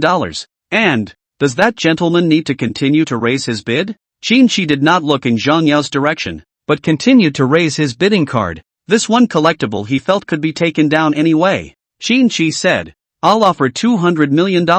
Under such a short moment, Qin Shi directly doubled the price. Those bidders were also very surprised to see Qin Shi doubling the price, which was simply a bidding game that didn't treat money as money. At this moment, Zhang Yao was very angry, and it was simply impossible to describe how he felt inside being crushed by Qin Shi's madness in terms of price. And when Zhang Yao just wanted to raise his hand, the butler standing beside him immediately stopped his hand and said, "Young master can't continue to raise the price. We can't afford to shell out that kind of money if we continue to raise the price. After all, you know that he won't give you this money if you ask the master for it, even though the master is rich." At this moment, Zhang Yao's butler knew this very well, because Zhang Yao's family's education had been very strict since he was a child, and he wasn't considered to be a very important sideline within the entire huge Zhang family. So even taking this one for an estimated $200+ million, there's no way to pay for it. However, Zhang Yao did not intend to listen to the housekeeper, but said viciously, "I'm not going to ask my father for the money. It's fine for me to ask my brother for the money. Don't stop me or I'll fire you." When the butler heard what Zhang Yao said, he could only sigh and say, "Well then, I won't stop you." Zhang Yao then quickly picked up his bidding card the moment the auctioneer was ready to drop the hammer and said, "I'll raise the price by 1 million. After Zhang Yao said that he would add another $1 million, the bidders at the live special auction also laughed at once. After all, Qin Shi had just directly doubled his bid. The atmosphere of the auction instantly became white hot, while the entire room of bidders laughed. This Shang clan brat is too stingy, only raising the bid by a mere 1 million. This kind of bidding is simply a lazy man." A bidder scoffed, his voice echoing throughout the venue. "Yeah, that young master of the Qin family had directly doubled the price before. So I guess this Zhang family's kid doesn't have much money. I think it's better not to disgrace himself." Another person followed suit and mocked. However, just as these murmurs echoed through the venue, Zhang Yao heard them all clearly. Despite the loud murmurs, he was still staring dead on in Qin Shi's direction, waiting for the other party to make a bid. Qin Shi could not help but frown slightly after seeing that Zhang Yao had only raised his bid by $1 million. Although $200 million wasn't a big deal to him, he was speechless at this type of auction. He didn't move to look at the auctioneer on the stage, and after the other party made brief eye contact with him, he didn't pick up the number plate, but directly announced, $250 million. Meanwhile, the auctioneer's voice repeating this price echoed through the venue, causing more murmurs. These murmurs were mixed with a variety of emotions such as amazement and shock. The rich and powerful are shocked by Qin Shi's wealth, and the mystery of the power of the lineage is revealed. Zhang Yao's face changed drastically when he heard Qin Shi's bid. He didn't expect Qin Shi to raise the price to $49 million. The butler beside him said worriedly, "Young master, we'd better give up. Right now we're clearly at a disadvantage compared to the Qin family's eldest grandson." Zhang Yao's heart became even angrier after hearing the butler's words. He knew that this feud had already been made, and he would make sure to make Qin Shi look good next time. "Alright, I'll take this revenge. Next time you'll wait and see," he swore fiercely in his heart. The auctioneer looked in Zhang Yao's direction once again, trying to see if she wanted to continue raising the price. However, Zhang Yao did not respond to her. The auctioneer's heart knew what was happening. Zhang Yao had lost his competitiveness. She immediately turned her gaze to all the bidders on the stage and excitedly announced, "Alright, congratulations to this gentleman for winning this collectible, the Chunhua Pavilion Post, which is sold for $250 million. With the auctioneer's announcement, the atmosphere of the entire venue instantly reached a climax. All the bidders had a new understanding of Qin Shi's strength. Su Xinyue, who was sitting next to Qin Shi, was even more excited, as she had a strong interest in this collection, and could even be described as liking it to the extreme. She also had some knowledge of this collection. The entire bidding session was exceptionally intense, and watching Su Shinin also felt an unprecedented excitement. Under such circumstances, Su Xinyue couldn't help but tug on Qin Shi's coat corner and asked excitedly, "Can you show me that ancient book when the time comes?" Qin Shi looked at Su Xinyue's excited expression and finally smiled and said, "I'm not interested in that one ancient book." When Su Xinyue heard Qin Shi say that he wasn't interested in that ancient book, she asked suspiciously, "Then why did you auction it off if you weren't interested? It's $250 million. Qin Shi looked at Su Xinyue's puzzled look and laughed out even more. Then explained, "Because I saw you like it, so I photographed it just to give it to you." When Qin Shi slowly said these words out, Su Xinyue's face instantly turned red. She suddenly understood. It turned out that Qin Shi had seen himself looking focused while reading that auction manual. Su Xinyue was touched beyond words in her heart. She knew that this was the first person in the world who valued herself so much. Su Xinyu never thought that there was such a person in this world who would pay so much for herself. Su Xinyue then looked at Qin Shi with a very blushing face while hastily saying, "I can't accept this gift. It's too expensive." While Qin Shi heard Su Xinyue's words, he smiled and then said, "Be obedient. Consider it your birthday present." Chapter 85, The End of the Auction. Qin Shi looked at Su Xinyue's still hesitant expression, so he repeated the words again. After Qin Shi finished repeating these words again, Su Xinyue nodded her head in agreement without any hesitation, fully obeying Qin Shi's words. At this moment, the entire auction hall was also bustling with activity, as Qin Shi had just directly shouted out a high price of $250 million, surprising everyone. The price has undoubtedly been very high, almost to the point of being jaw-dropping. It was at this time that Qin Shi began to flip through the auction manual. In the auction brochure, he had gotten an idea of the kind of collection he wanted to buy. For those collections that are not particularly outstanding and have little collectible value, he just glances over them. After all, even SkyPass's special auctions don't have a high percentage of good collections. As a result, Qin Shi was very selective in his browsing and locked in on his target. Su Xinyue, who was sitting there, was already very happy at this time. She deeply knew that this ancient book was incomparably valuable, and every page was so expensive that it was incalculable. In such a situation, she felt very touched. For her, it was something to be grateful for. The auctioneer then sped up the process and began to show the next lot. This lot was not as eye-catching as the previous ones, but it still attracted quite a few bidders. The lot was finally auctioned off for $3 million. As time passed, one lot after another swept through the auction. Qin also bid on the collectibles he wanted. 15 collectibles were auctioned off, costing less than $1 billion in total, which was just a small amount for Qin. At the same time, Qin closed that one auction manual and turned to Su Shinin, who was at the side, and said, "The auction is almost over. Let's go have a lunch later." After Su Shinin heard Qin's words, she slowly nodded her head and obediently said, "Okay, we'll go wherever you say to eat." After thinking about it, Qin thought that there weren't any fancy restaurants near Sky Pass. Under such thinking, he thought of the Taishi Palace manor. So he looked at Su Xinyue next to him and said with a smile, "Then let's go back to my manor to eat." Su Xinyue was a bit puzzled after hearing Qin's words. She knew that every lineage had their manors, but these manors were basically owned by the entire family. So while puzzled, she curiously looked at Qin and asked, "Is it back to the Qin family's manor? Wouldn't that be a bit fast?" Qin couldn't help but let out a light laugh when he heard Su Xinyue's words.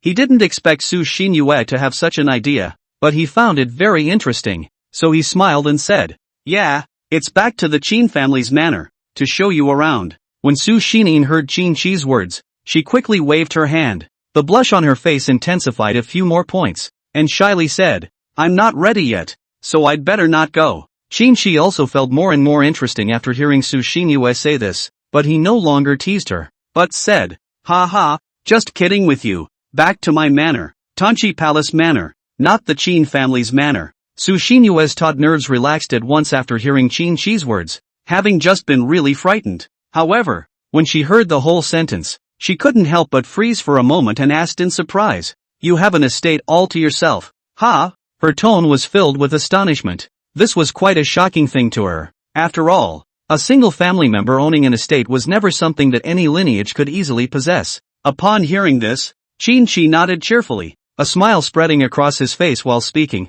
"Don't you like calligraphy? The museum in my manor has a lot of calligraphy and paintings hidden in it, so you can take your time to enjoy them when the time comes." Hearing this, Su Shinin's eyes flickered with light. One could even say that they were glittering, because at this moment, what Qin said about the museum hiding a large number of paintings and calligraphy, this matter had a great attraction to her. It was simply like a treasure to her. When she was a child, she not only liked to read books but also to study calligraphy, and under the influence of a long time, this hobby has been incorporated into her bones, making her whole temperament unique and outstanding. The whole day passes. The special auction is also gradually approaching the end. When the last lot is displayed, the auctioneer is slightly tired but still maintains the professionalism of the professionalism, control of the entire auction rhythm. When this last collectible was displayed, some bidders chose to give up bidding. After all, they were not too interested in this collectible. The remaining bidders were still actively engaged in the bidding, but after 5 minutes the collection was sold without incident. The end of this session meant that this Sky Pass special auction had come to an end for the time being. The auctioneer on the stage, dressed in a classical cheongsam, swept a glance at all the bidders on the stage and spoke with a smile on her face. "Thank you all for coming to Sky Pass to participate in this special auction. All of the lots in this special auction were successfully auctioned, and thank you all very much for your support. Then this special auction has also come to an end. We'll see you next time." As the auctioneer's words fell, Qin slowly got up as he had to go to the delivery office to pay next. When he got up, Su Xinyu naturally followed him like a little follower. As he walked to the delivery desk, a Sky Pass receptionist in professional clothes walked towards him and spoke respectfully. "Mr. Qin, please follow me to the VIP room to handle the delivery procedures." Qin nodded his head in understanding, then walked towards the VIP room in front of him. As he passed the VIP room, he noticed that the door to the VIP room on his right was open. The picture inside made him feel a little funny. At the moment, Jiang Ao's nose and face looked like he was kneeling on the floor in pain, and his mouth was still saying unintelligible words. His hands kept waving like he was rejecting something. Qin felt a bit bored after seeing this scene and shook his head. He arrived at the room where the VIPs were received and then sat down. The receptionist pulls aside the delivery list and contract for this collection. After a brief inspection, Qin signed his name and paid without any objection. The collection will be transported by Skypass directly to the Honolulu Palace estate. After confirming that all matters had been taken care of, Qin stood up and headed out. When he saw Su Xining standing still and waiting for him, her eyes twinkling, he smiled and said, "Why don't we go back to the manor for lunch now?" Su Xinyu immediately nodded heavily after hearing this. She then spoke, "Then we'll go to the museum to look at the calligraphy and paintings." Qin heart was filled with joy when he heard Su Xinyu's words, and a smile appeared on his face before he spoke. "Alright, then let's go back now." The words flowed in a gentle yet affirming tone, giving a sense of groundedness and intimacy. Chapter 86 The Museum and the Manor. When Qin and Su Xining walked out of the gate of Skypass, a Rolls-Royce Phantom also stopped in front of them at just the right time. After the car door opened, a smiling driver opened the door for Qin, while Qin and Su Xining elegantly got into the car and sat on the back seat. After seeing the driver, Qin calmly said, "Go back to the manor." The driver respectfully replied, "Yes, Mr. Qin." The Rolls-Royce Phantom then headed in the direction of Honolulu Palace. Along the way, Su Xining gazed at the scenery outside the window and couldn't help but feel a little curious in her heart. What would Qin's manor be like? She had been living within the Su family's second estate, which was an ordinary residential area with well-organized buildings. Therefore, when she had visited the Su family one manor before, the grand gates and the beautiful surroundings had impressed her so much that she couldn't forget the beauty of the manor. In this situation, Su Xinyue had some speculations and curiosity about Qin's manor, and she secretly thought in her heart that his manor might not be on par with the Su family's one manor. If that's the case, then it's simply fantastic. Su Xinyue nodded secretly in her heart, while Qin, who was sitting beside him, couldn't help but laugh out softly when he saw this look on her face. He realized that Su Xinyue was actually launching herself into a daze while sitting in the car, which made Qin feel that she was a bit cute. Shortly after, the Rolls-Royce Phantom slowly drove into the Honolulu Palace Manor. Sitting in the back row of the car, Su Xining gazed at the grand manor gate in front of her, and couldn't help but freeze a little. This gate was literally a dozen times larger compared to the Su family one manor. Su Xining gazed at this huge manor's stone gate, looked at Qin beside her in surprise, and spoke, "Your manor's gate is also too big." After Qin heard Su Xinyue's words, he smiled gently and said, "This gate is only half open, and the other half is not normally used, so it's not open." When Su Xining heard this, she couldn't help but feel an unprecedented shock. This simply couldn't be compared to the Su family one manor. At the same time, she also knew that the Su family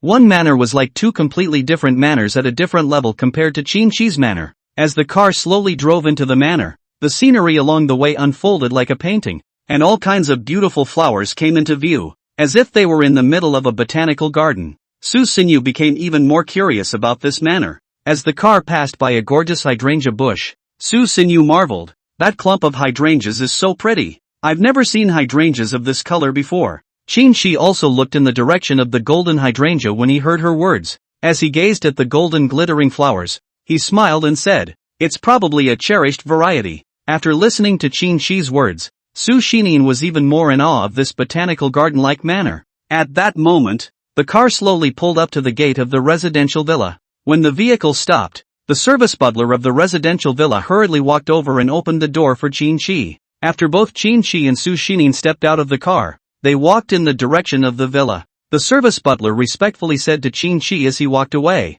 "Sir Qin, lunch is ready. If you are dining now, the waiter can serve the food immediately." Qin nodded after hearing this and looked at the service steward and said, "All right, let the waiter serve the food." The service steward nodded after hearing this, and then immediately began to direct the waiters to start serving the food. Soon, one colorful and very special dish after another was slowly placed on the table. Su Xinyue looked at these delicious dishes and felt a little hungry, but she covered her stomach a little shyly. Qin smiled after seeing that particular little action of Su Xining, then said, "I don't know your taste very well yet, so I asked the chef to make a lot of dishes. Take your time and eat, then go to the museum afterward. It's all within the manor anyway." After Su Xinyue heard Qin's words, she obediently nodded and sat next to him. Afterwards, the two of them enjoyed a delicious lunch together, and Su Xining was looking forward to her upcoming visit to the museum, as she knew that there were a lot of exquisite paintings and calligraphy there. After Qin sat down, He slowly picked up his chopsticks and savored the delicious food that the chef had carefully prepared. He felt that the state chefs on the estate were of a high standard and that these dishes were very tasty. Not long after, both Qin and Su Xining finished their lunch. Su Xining somewhat excitedly tugged on Qin coat corner and asked, "When can we go see the calligraphy and paintings? I just wanted to ask. It's not necessarily right now." Seeing Su Xinyue's excited and curious look, Qin smiled and said, "Let's get in the car now and go to the museum." Su Xinyue nodded after hearing Qin words, but at the same time, she was a bit puzzled. Driven by her doubts, she asked in disbelief, "Aren't we walking?" After hearing Su Xinyue's insensitivity to distance, Qin thought for a moment and said, "If we walk, it might really be a bit too far. Let's get in the car." The two then got into the car and drove straight in the direction of the museum. After some time, the driver arrived at the gates of the museum at a fast pace of over 100 kilometers per hour, because there is no need to take speeding into account in a closed estate. When Su Xinyue got out of the car, she could clearly feel that what Qin had said was not false, because she could already sense that the distance was indeed a bit far as she watched the scenery change rapidly outside the car window. Su Xining also felt very shocked when she got off the bus and saw the oversized museum door. She had never expected the entire museum to be so large, and she had originally thought that it was just an ordinary personal collection. At this moment, however, the size of the museum in front of her was comparable to the capital city museum. At this moment, Su Xining's eyes blinked, very shocked, and she looked at Qin who was beside her and said, "This museum and the capital city museum are really close to each other. The area is almost exactly the same." After listening to what Su Xinyue said, Qin felt that Su Xinyue's observation was very good. He explained, "Yes, this museum was redesigned with reference to the overall design of the capital museum and incorporated many relevant elements, so the area is very close to the capital museum. However, it definitely doesn't have as much in terms of collections. Well, go take a look." Su Xinyue nodded her head very expectantly after hearing Qin's explanation. She then followed Qin's steps inside the museum. As she walked into the museum, she caught a glimpse of the very large upper space, which gave her a sense of the beauty of the museum's overall design. Su Xining then followed Qin's advice and began to slowly tour this museum. Qin, on the other hand, walked slowly by her side, sometimes paraphrasing to solve her doubts. When Su Xinyue stopped in front of a collection to scrutinize it, Qin took out his phone to check the information. That was when he happened to see that Zhang Blade had sent him a message. Chapter 87 Challenge? At this moment, after reading Zhang Blade's message, Qin learned that Zhang Blade had arranged some of the Blackwater Group's security forces to the Su family's No.2 manor to ensure Su Xinyue's safety. This way then an adequate security could be guaranteed. So it also made him feel very good. Qin was very satisfied with this, because Zhang Blade had acted swiftly and thoughtfully this time. And all of a sudden he also felt very satisfied with the speed of the Blackwater Group's security suit's response. At this time, Su Xinyue's eyes were attracted by one after another of the famous paintings and calligraphy on the side. She admired these precious paintings while sighing that she had only seen pictures of these paintings before and was unable to appreciate their true essence. At this moment, when the real authentic product is placed in front of him, all that can be felt is completely different. That kind of feeling, very real. Just as Su Xining was immersed in these paintings, Su Xining also walked up to a large-sized calligraphy and painting, and she gazed at it curiously. As the painting was stuck very tightly, her face was almost stuck to the glass. Qin felt very amused to see Su Xinyue so interested, and almost laughed out loud as he watched her curious appearance, because this scene was just too funny, exactly like a small child seeing Candyland. Su Xinyue was getting more and more attracted by the painting. She was sticking tighter and tighter. Qin watched her getting more and more interested in the painting, so he smiled and opened his mouth. "You don't need to stick so close to see it. I'll ask someone to take it down and watch it for you. It'll be more convenient to just look at the details." After saying that, Qin pressed the service button next to the glass case of the painting. It didn't take long for a woman in professional attire to walk over. She looked at Qin and respectfully asked, "Mr. Qin, do you need me to do anything?" Qin said bluntly, "Have someone unlock the safety locks on all these glass cabinets, and send 2 more people over. I want to take down the paintings inside and look at them." The museum administrator standing on the side nodded respectfully when he heard Qin's instructions before picking up the intercom to notify the other administrators. Shortly afterward, 4 other administrators approached, informing them that the museum's combination locks on the paintings had all been unlocked. and that all the glass cabinets had been unlocked so that the paintings in them could be removed at will. Su Shinin was surprised to see the scene. She never thought that it could still be operated like this. But in retrospect, this museum was Qin Shi's, so naturally he could do whatever he wanted. Qin Shi smiled with satisfaction after seeing the 4 people coming over, then gave them instructions. You guys take this painting down. And yes, bring over a mobile table. Upon hearing Qin Shi's words, the other 2 immediately went to the glass cabinet, stepped onto the wooden high step, and began to slowly remove the expensive painting and calligraphy, while the other 2 went to fetch the mobile table. When the precious calligraphy and painting was carefully removed and placed on the moving table, Su Xinyu's eyes immediately lit up. At this moment, her mood was greatly aroused, and Su Xinhua had no idea that she would witness this picture in all its clarity. The landscape painting's image, in which the ink rhythms of the landscape's shades and depths were clearly visible, was simply an experience she had never had before. Qin Shi couldn't help but smile as he looked at Su Xinyue's excited appearance, then said to Su Xinyue, "Sit down and take your time to look at it." Su Xinyue nodded her head very obediently after hearing Qin Shi's words, because at this moment, she very much wanted to get closer to this famous landscape painting and view it in a more intimate way. At the same time, Qin Shi turned to the museum administrator on the side and said, "It's fine. You guys can go back first. When I need you guys, I'll ring the service bell next to me, and you guys can come over again." After these museum administrators heard Qin Shi's words, they also nodded heavily to show their obedience before leaving. Qin Shi and Su Shinin sat together on the chairs next to the mobile table. When he was on Earth, Qin Shi had never seen a landscape painting with so much detail in person. Therefore, when he saw this famous landscape painting, he felt a little curious. Although he didn't have much interest in these landscape paintings, he could feel the unique artistic beauty of such landscape paintings in the images. Su Xinhua was very excited at the moment, and she was very happy to look at the very large amount of details in this one image. She could tell that this valuable painting could definitely fetch a very high price on the auction house. She was especially convinced of this after she felt that special auction atmosphere in the special auction house of Sky Pass today. Afterwards, Su Xinyue also pressed down her excitement and began to slowly look at it. This was a very good experience for her because it was a museum. So many paintings and calligraphy, and all of them were authentic. Qin Shi also felt a bit cute when he looked at Su Xinyue's excited expression. That's when he picked up his cell phone and looked at it, noticing a caller ID. Seeing the name on the caller ID, he was a bit surprised, because the name on the caller ID was none other than Chen Yili. With that in mind, he thought about the fact that it had indeed been a while since he'd been to the Blast Ultra Club, almost making him forget that he was a member of the Blast Club, and the hundreds of supercars are still sitting in the garage. But even so, he stood up and picked up the phone. At the same time, he stood next to Su Xinyu. When this call was connected, Chen Yili said very excitedly and urgently on the other end of the line, "Mr. Qin, I don't mean to bother you right now, but the CDC club does have some problems." Qin Shi felt a bit puzzled after hearing Chen Yili say that, because he didn't quite feel that the number 1 ranked club in the Dragon Kingdom would have some kind of problem.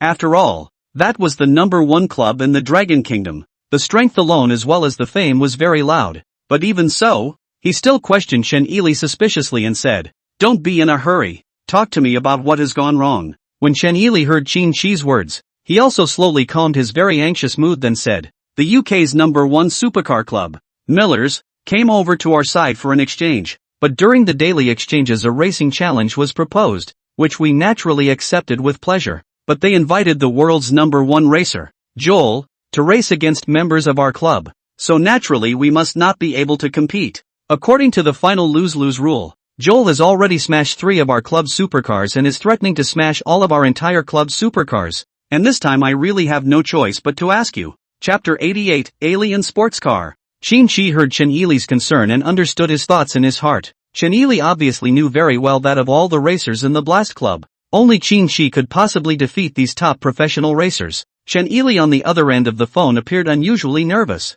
waiting for Qin Shi's answer, which was a very important matter to him. Qin Shi understood that if Chen Yili didn't get his reply, Chen Yili would be unable to cope with the blatant provocation from the Miller Ultra Sports Club this time around. Qin Shi also noticed Chen Yili's urgent tone, and he understood how desperately Chen Yili wanted him to help him at this moment. Afterward, Qin Shibei responded to Chen Yili's request for an immediate departure, considering that he was a member of the Blast Ultra Running Club. When Chen Yili heard that Qin Shi had agreed to do so, her tense expression obviously eased a lot. and her worries about the Miller Ultra Sports Club dissipated a lot. Although she said that she still had some worries in her heart, she did feel a lot better. He knew that as long as Qin made a move, it meant that they had some chance of winning. Even though that chance of winning wasn't very big, he knew that Qin was about to face the world's top-ranked racer, Joel, but he still had full confidence in him. "Thank you very much. I'll wait for you at the club," Chen Yili said gratefully. "There are a lot of members in the Ultra Running Club today,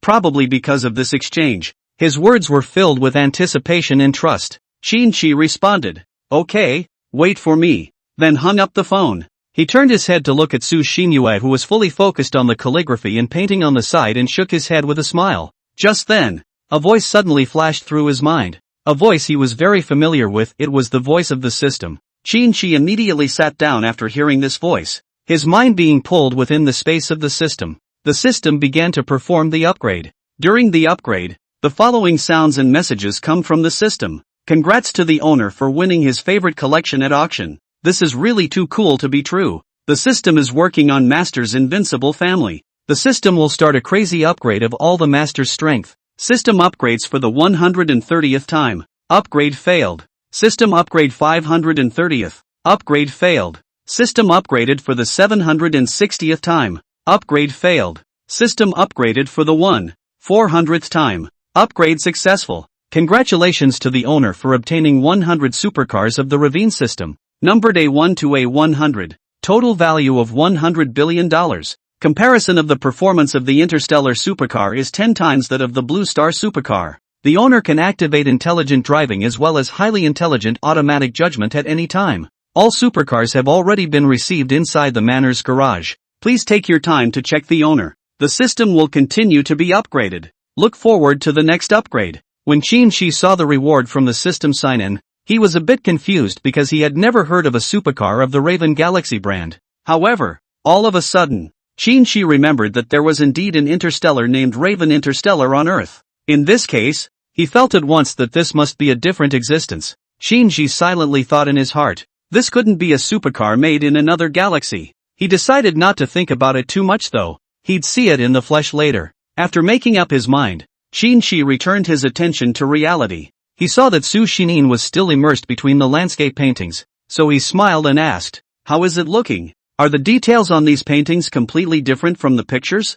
Su Xinyun nodded her head emphatically after hearing Qin's words. She very much recognized what Qin said, because when she looked at these authentic landscape paintings up close, she did feel a very different mood. Previously, she could only appreciate these paintings through pictures, and it was a far cry from the feeling of seeing them with her own eyes now. Qin looked at Su Xinyue, whose eyes were blinking in front of her, and said with a smile, "I have some things to take care of, and I'll be back later. You can take your time to look around inside this museum, and if there's anything you can find the museum's administrators, they'll fulfill your requests." Su Xinyue heard Qin's words, but she was a little worried. She asked worriedly, "Are those things dangerous? Can I go with you?" Qin smiled after hearing this and responded, "Of course it's not dangerous. If you want to go, then we'll go together." Then, Qin pressed the service bell next to him, and after the museum administrator came over, Qin handed over the side of things, after which he and Su Xinyun walked out of the museum.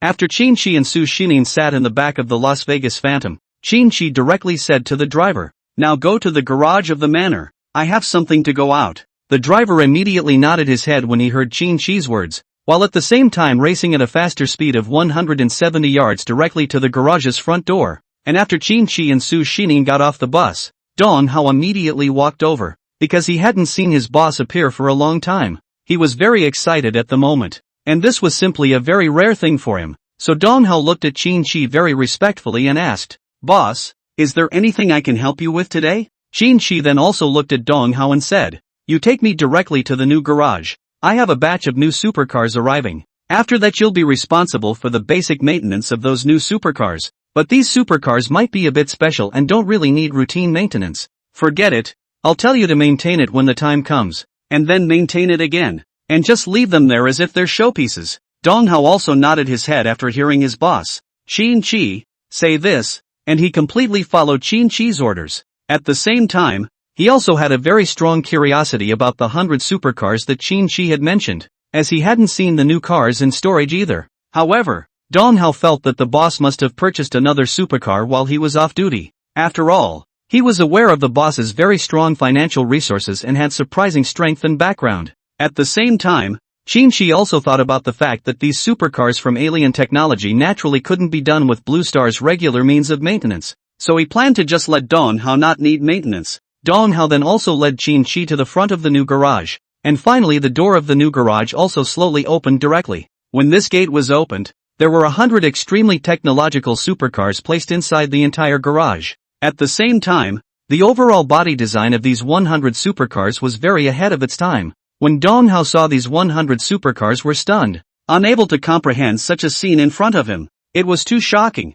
Chapter 89, Joel's Provocation. Dong Hao looked at the 100 supercars with a stunning glint in his eyes. The design of these sports cars simply transcends the realm of earthly technology, and each one exudes an indescribable sense of technology. As a supercar player, Dong Hao is familiar with it and has never seen such a unique and shocking design, so he felt that what he saw in front of him was not quite real, because such a shock left him with no way to express it in his own words. It was just too much for him to feel like he was not seeing it with his own eyes. He looked at Qin with a surprised face. This boss was a mysterious and unpredictable big shot. Boss, where did these supercars come from? What brand? I've never seen them before, and the design sense of these sports cars simply surpasses all. And I've never seen paint on any of these supercars before, and to be able to apply the paint so evenly and without a single blemish, it's like perfection level. It's shocking. How have I never seen that before? Whenever I see this whole garage of supercars, I really kind of love for supercars. A couple of points deeper, it's really just so nice to look at. That very technological streamlining. Just visually it's just so aesthetically pleasing to look at. Dong Hao was very excited to express his thoughts, saying one sentence after another. Hearing Dong Hao's words, Qin gently nodded his head and said with a mysterious smile, "This is a supercar that was specially customized and designed by another company under my banner, so I'm going to use it myself first, and it feels very good." Dong Hao's mouth opened wide in surprise when he heard this answer. He had never thought that these sports cars were actually designed by his boss's company. This experience was simply a rare treat for him.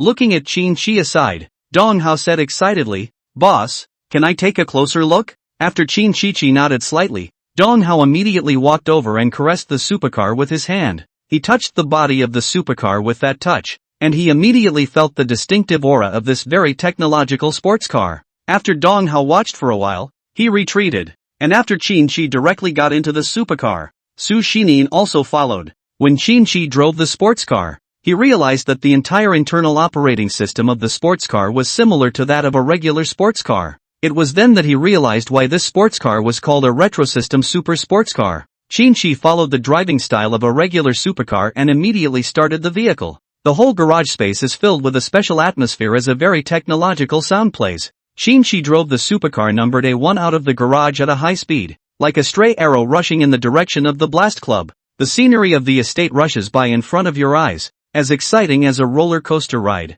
Su Shinin sat on the co-pilot and felt very shocked at the scene in front of her. She felt like she was riding a roller coaster, but that pushback feeling was very comfortable and didn't make people feel dizzy. Such a driving experience was completely out of her expectation. Meanwhile, in front of the gates of the Blast Supercar Club, Joel sat on the roof of a supercar, a hammer in his hand. He slammed the hammer down hard on the windshield of a supercar and looked at the club members. "What's going on? Why hasn't the next challenge opponent come yet? Are you all scared? It's just stalling for time. Hurry up and have him come over to challenge me. Otherwise I'm still smashing. I'm going to smash all the supercars in your club.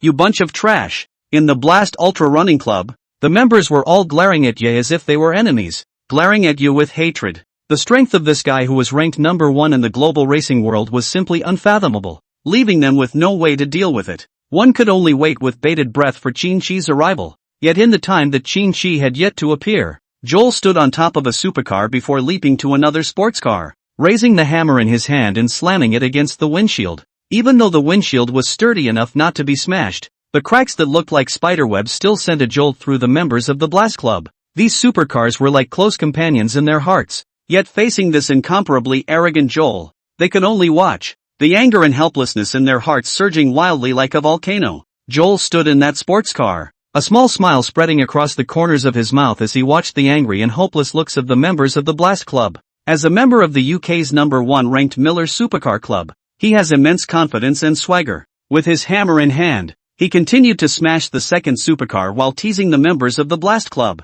I have to say, your supercars are pretty hard to smash. Can you get me a different sledgehammer? Otherwise it's too inconvenient to smash it. As the members of the Blast Club listened to Joel's incomparably arrogant, disdain-filled words, the anger in their hearts had been completely ignited. And Joel, sitting in the second supercar, laughed even more as he watched their anger stack up several more points. He covered his stomach and laughed maniacally, mocking their strength as garbage. Joel pointed his hammer at the group of Blast Club members and said with a cocky grin, "I don't even know what you guys are laughing at. Thinking that you can win over me after that what's-his-name Chin prayer of yours arrives? That Raymunda is a loser. Can't think that he can win against me just because he can win against Raymunda. You guys are really pig-headed." Listening to Joel's provocation again, the members of the Blast Club could already imagine the scene of Chin Chi being casually crushed by Joel upon his arrival. They knew very well that Chin Chi was already their last hope. If even he couldn't defeat Joel, then Blast Club really didn't have much strength to speak of in this ranking. At this moment, a super sports car that was extremely technological and glowing with technological blue lights suddenly appeared in front of the gates of the Blast Club. It stopped at an extremely weird angle, quickly and precisely in front of the second supercar that Joel was sitting in. The sudden movement caused Joel to be shocked as well. Although the Roadster was a true supercar, he couldn't take a hit like that. However, when he saw the supercar come to a stop, he slowly let his heart drop. He then couldn't help but curse angrily. "Did you not grow eyes? You almost hit me.